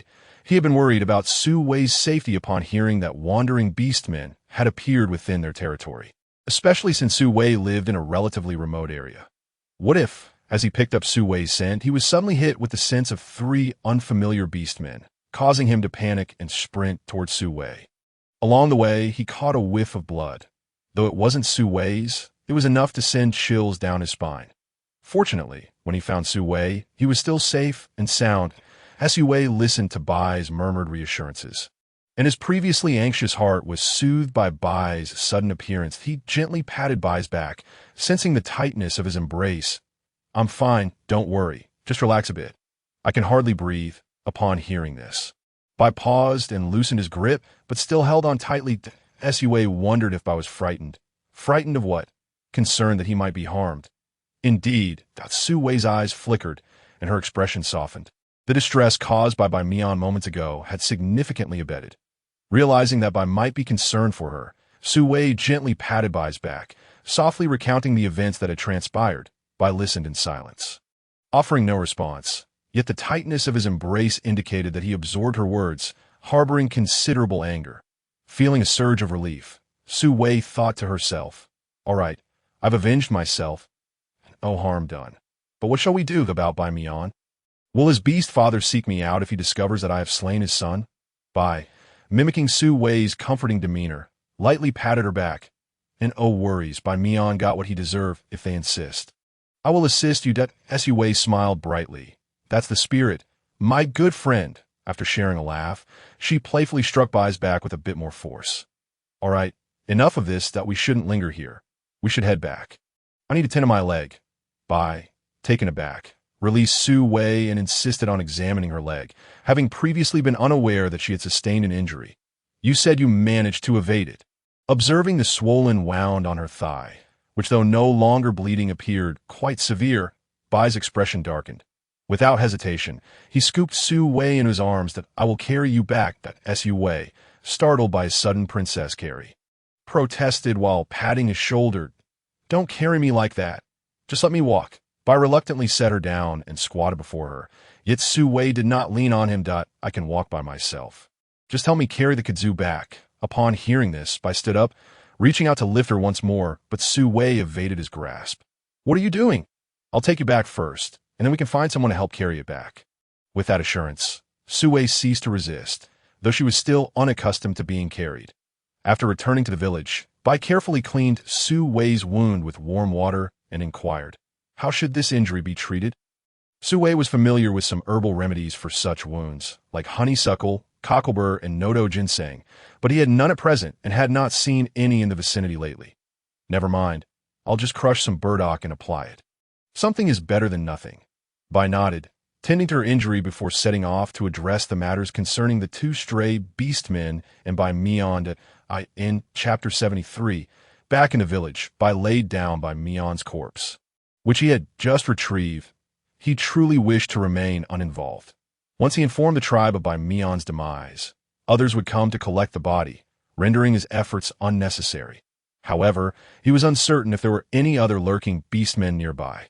Should one appear, intent on desecrating the corpse, Bai Mian's remains would be in jeopardy. That a crowd had gathered around Bai Mian's body, their eyes wide with disbelief as they listened to Bai's account. Their astonishment gradually morphed into disdain. How cruel-hearted! Bai Mian's death was a deserved fate. Bai Mian's family stood nearby, with Huai Jiao collapsing onto Bai Mian's body, nearly fainting from grief, listening to Bai's words. He felt no fault in Bai Mian's actions. Instead, it was Su Wei who was heartless. Even though those two beastmen had perished, he still sought to kill Bai Mian. True, Bai Mian had led the beastmen to capture him. But he had escaped, had he not? Why then? Chapter 74. Moving house in a certain area of the Qinghe tribe's territory, a group of orcs was advancing at full speed, intent on catching up to a band of wandering orcs ahead of them, with the intent to slay them. Lin, are we truly going to kill them? One of the orcs named Lin nodded. He was the leader of this group of wandering orcs. Previously, these wandering orcs had lived a solitary existence, free from obligations, hunting when hungry, and seeking shelter when weary. This was, after all, the conventional way of life for wandering orcs, and their reputation among the surrounding tribes was not as tarnished as it had become. However, ever since the arrival of another group of wandering orcs, disturbances had erupted. This new faction began to pillage the smaller tribes, tormenting and humiliating them, even slaughtering the younglings of the tribes. Such despicable acts had led to a dramatic deterioration in the reputation of all wandering orcs. Thus, Lin allied with other wandering orcs to hunt down this malicious group, and since the pursuit began, they had already managed to eliminate nearly half of their adversaries. The remaining foes were particularly vicious. Although they outnumbered Lin's group, completely eradicating them would surely come at a steep cost. Lin wished to unite with the surrounding tribes to hunt down these aggressors, but some among them were not outcast by choice. Many had been deeply wounded by their former tribes and had turned to a life of wandering. Convincing them to join forces with the tribes would likely prove difficult, and he was not overly eager to ally with them either. Yet, having spent so long in their company, they had become akin to brothers of different bloodlines. He could not bear the thought of seeing any of them harmed or killed. A.S. Lin sprinted forward. The wind whipped past him, failing to dispel the furrow in his brow. What strategy could allow them to eliminate this group while minimizing the orc casualties? Meanwhile, upon receiving the news that Su Wei had agreed to move into the tribe, Song began preparations, starting with the cave style that Bai informed him Su Wei desired. Due to Su Wei's previous contributions to the tribe, Song promptly arranged for the excavation of a cave in Su Wei's name, embellishing it with several amenities. Once the cave was complete, he and others assisted in the move, allowing Su Wei no opportunity to lift a finger. Owing to his leg injury, Bai kept a watchful eye on him, forbidding any movement. Even observing the relocation of their belongings was done with by supporting him, and by carried him to the new cave. He was convinced that his leg had merely sustained a bruise, a mere surface injury, and did not warrant such meticulous care. "Don't move. Stay still," Bai commanded. "Fine," Su Wei acquiesced. Yang, using a broom fashioned from twigs, swept the dust from the floor. Upon hearing Bai's directive, he glanced at Su Wei, then retrieved a few dried fish from his pack, placing them before Su Wei. These are the same fish Su Wei had previously shared with him, and now Yang diligently caught dozens of small fish each day, emulating Su Wei by drying them. Their stockpile of dried fish must be nearing mountainous proportions, a testament to the efforts of the diligent worker. "Brother, eat up. We'll finish soon," he encouraged, implicitly echoing Bai's request for Su Wei to remain still. "All right," Su Wei replied. The two swiftly organized their new home, relocating their beds into the cave, layering it with thick straw and animal hides. The cave's entrance, they wove a curtain of leaves and vines. The cave was now neat and tidy, even infused with a refreshing scent of mugwort, which greeted them upon entry, uplifting their spirits immensely. After helping Su Wei settle into his new abode, Bai took his leave. Intending to tidy up his own cave, which had not been funded by the tribe, but was arranged through Song's assistance, with Bai personally covering the expenses, having hastily organized his own space. Bai returned to Su Wei's home, eager to prepare dinner. As Su Wei was unable to assist Bai this time, 2 days had passed since the incident involving the two wandering orcs invading the tribe. And Feng had been searching for traces of wandering orcs around the Qinghe tribe without notable progress, having only picked up a faint trail. The last sighting of those orcs had been earlier that afternoon, coinciding with Song's assistance in Su Wei's relocation. "Have they moved north?" Feng inquired upon Song's return. "Indeed, our tribe is situated on the southern end of the eastern continent, that if they head north, they will encounter many smaller tribes along the way, potentially causing them trouble. Should we not seek assistance from other tribes?" Feng's gaze was intense, his unspoken thoughts clear as day. Song understood the implication, agreeing that Feng's suggestion was sound. All tribes on the eastern continent shared a fraternal bond. When one faced adversity, the others would naturally lend a hand. Moreover, the existence of these wandering orcs was an ongoing menace that needed to be eradicated. However, engaging in this battle would inevitably result in the loss of some orcs. Which individual should we dispatch? Feng pondered, lowering his head in thought. Sighing, Song contemplated how to minimize casualties. Suddenly, a flash of inspiration struck him as he recalled Bai's account of how Su Wei had dealt with the two wandering orcs, using sleeping herbs. Whirling around, he faced Feng, exclaiming, "I have a plan." Feng jumped in surprise. "What plan?"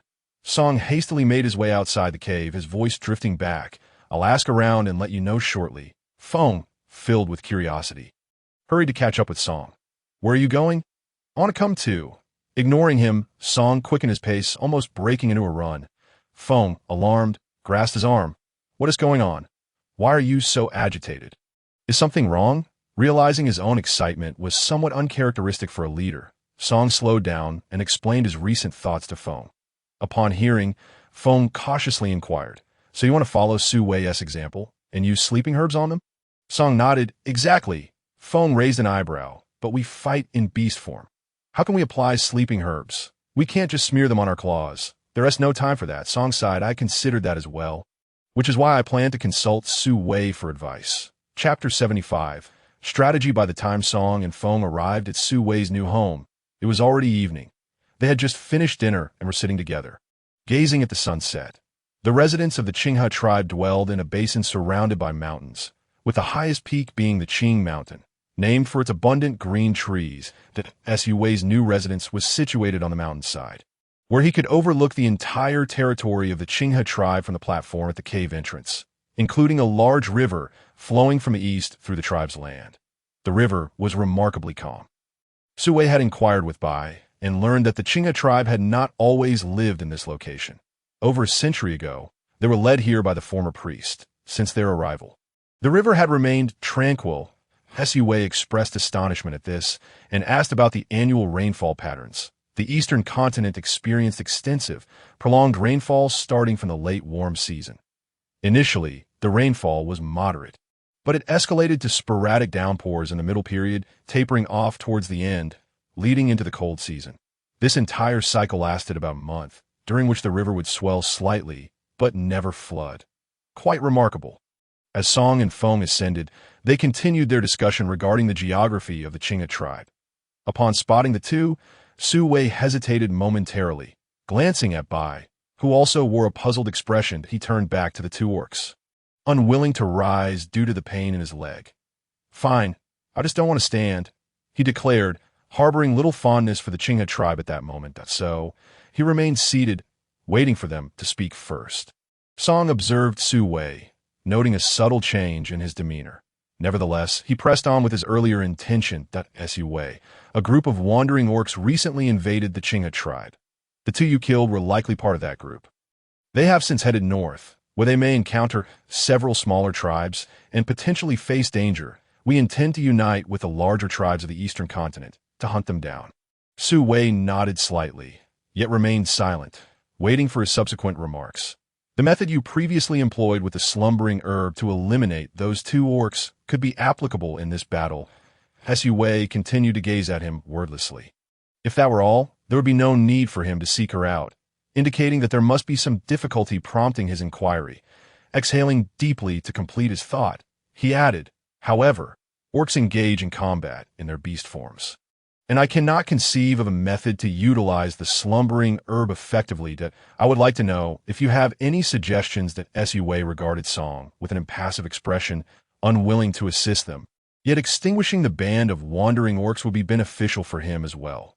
Bai glanced at Su Wei and then began negotiating terms with Song, asking what the tribe would offer in exchange.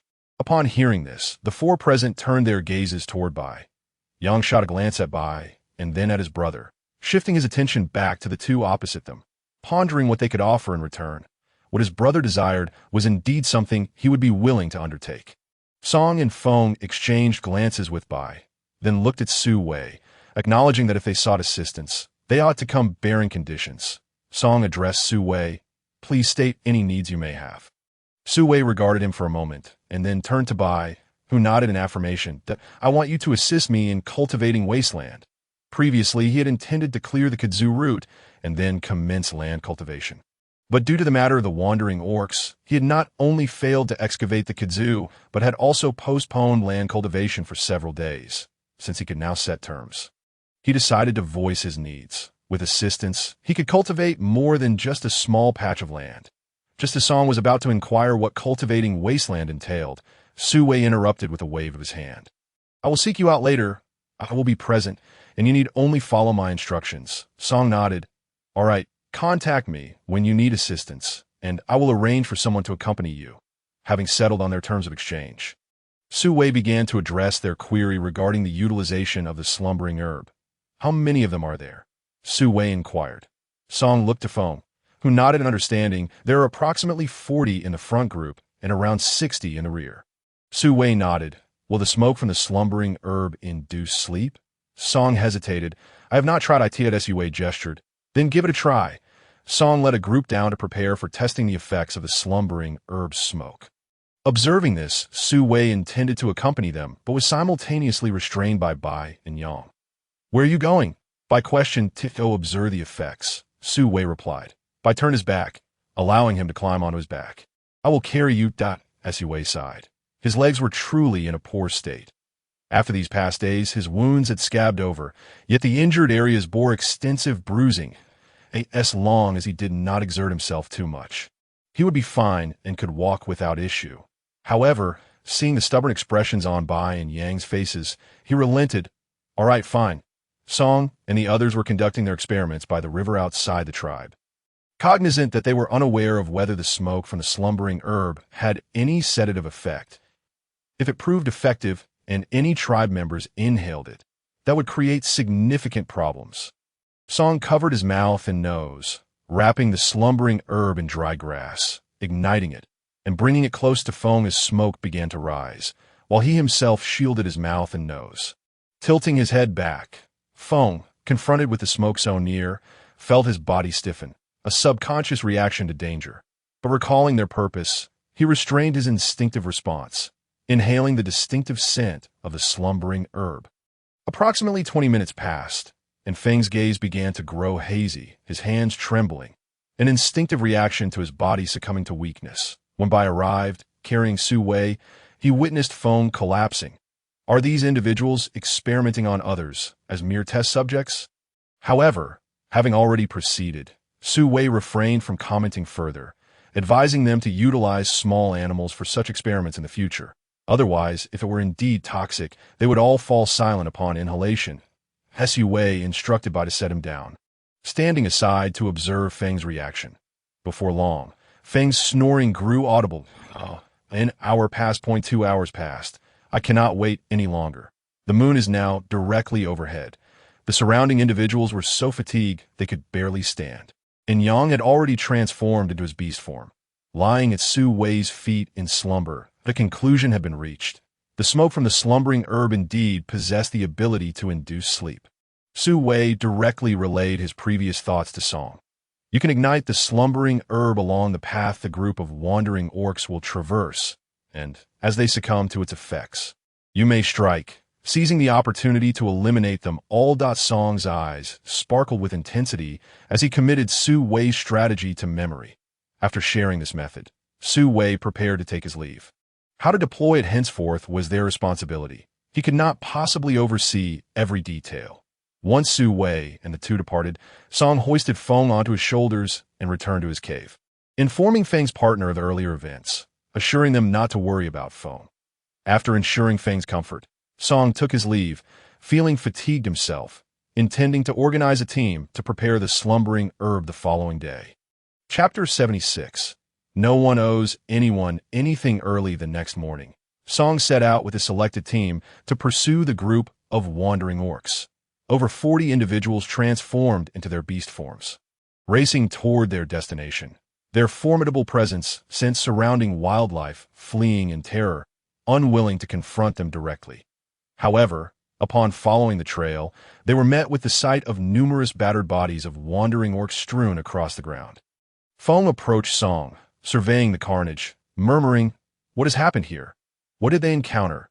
Observing Feng's expression, Song inquired, "Did you notice anything while flying in the sky?" Feng nodded. One of the flying orcs was swift. He flew ahead and discovered a group of orcs engaged in combat. Seemingly all wandering orcs. Upon hearing this, Song's face registered confusion. Why would wandering orcs turn on one another? After a moment's contemplation, he raised his head and instructed Feng, "You lead all the flying orcs to investigate. Ascertain their intentions.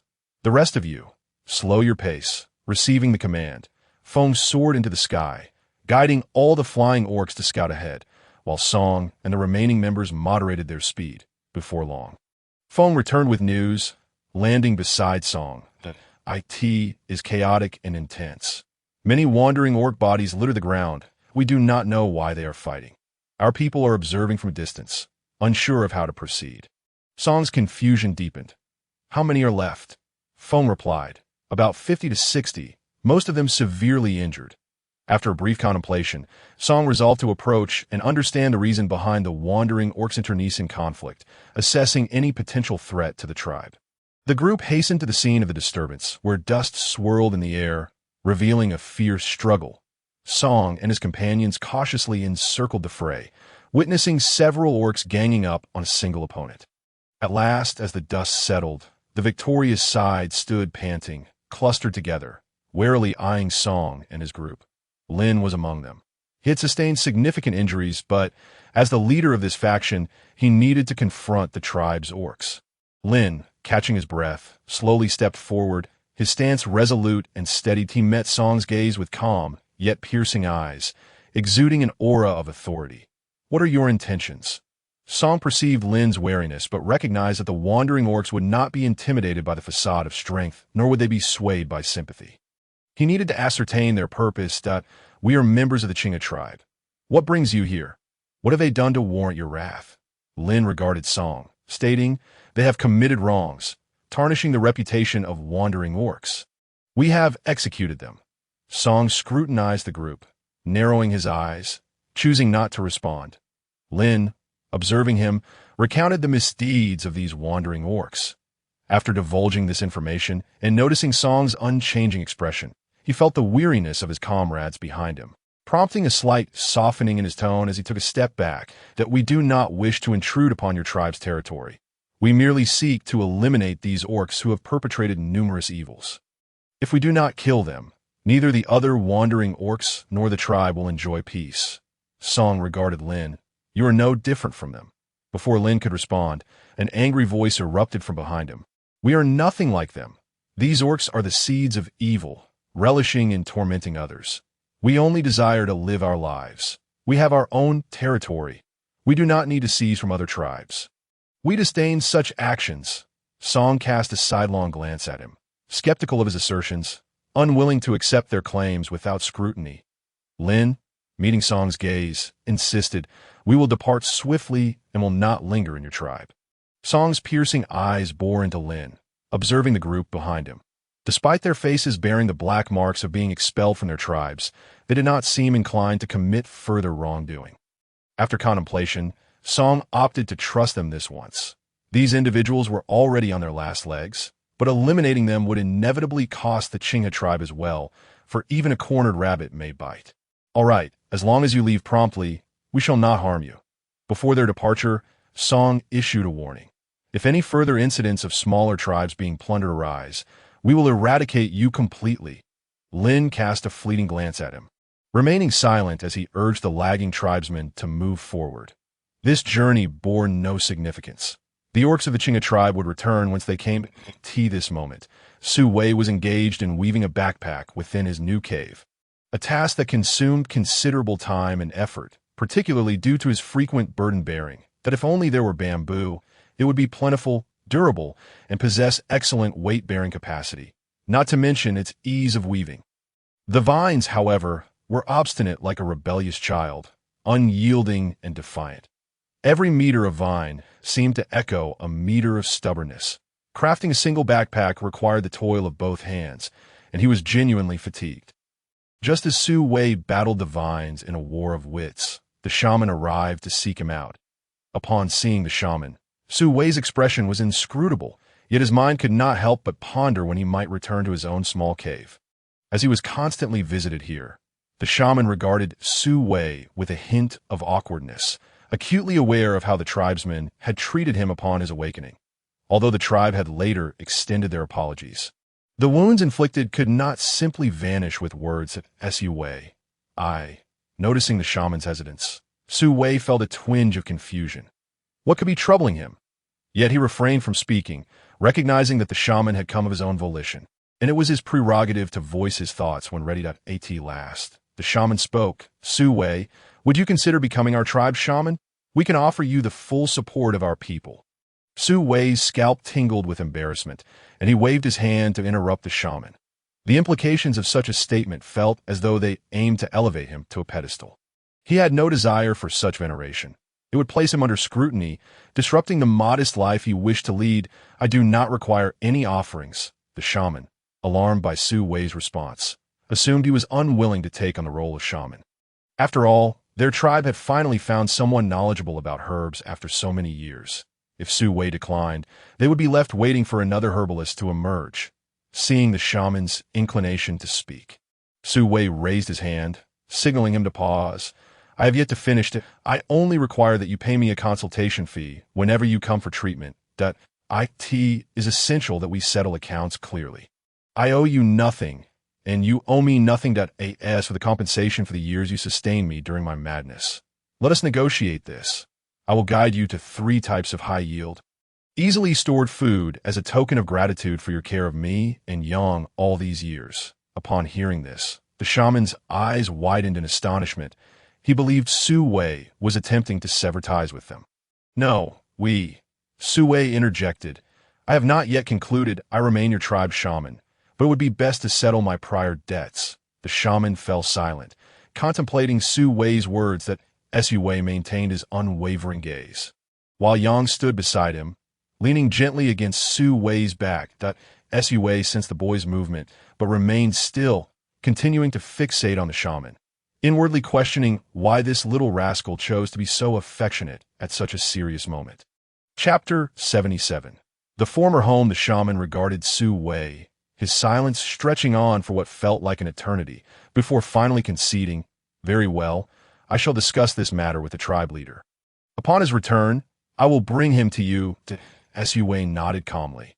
Food was of paramount importance to the orcs, and it was only prudent to consult their chief. After bidding farewell to the shaman, Su Wei gently ruffled Yang's hair and softly inquired, "Yang, do you think my actions might seem a tad heartless?" Yang's emerald green eyes sparkled like precious gems in the sunlight as he shook his head gently. "Not at all. That if I were in your position, I would do the same.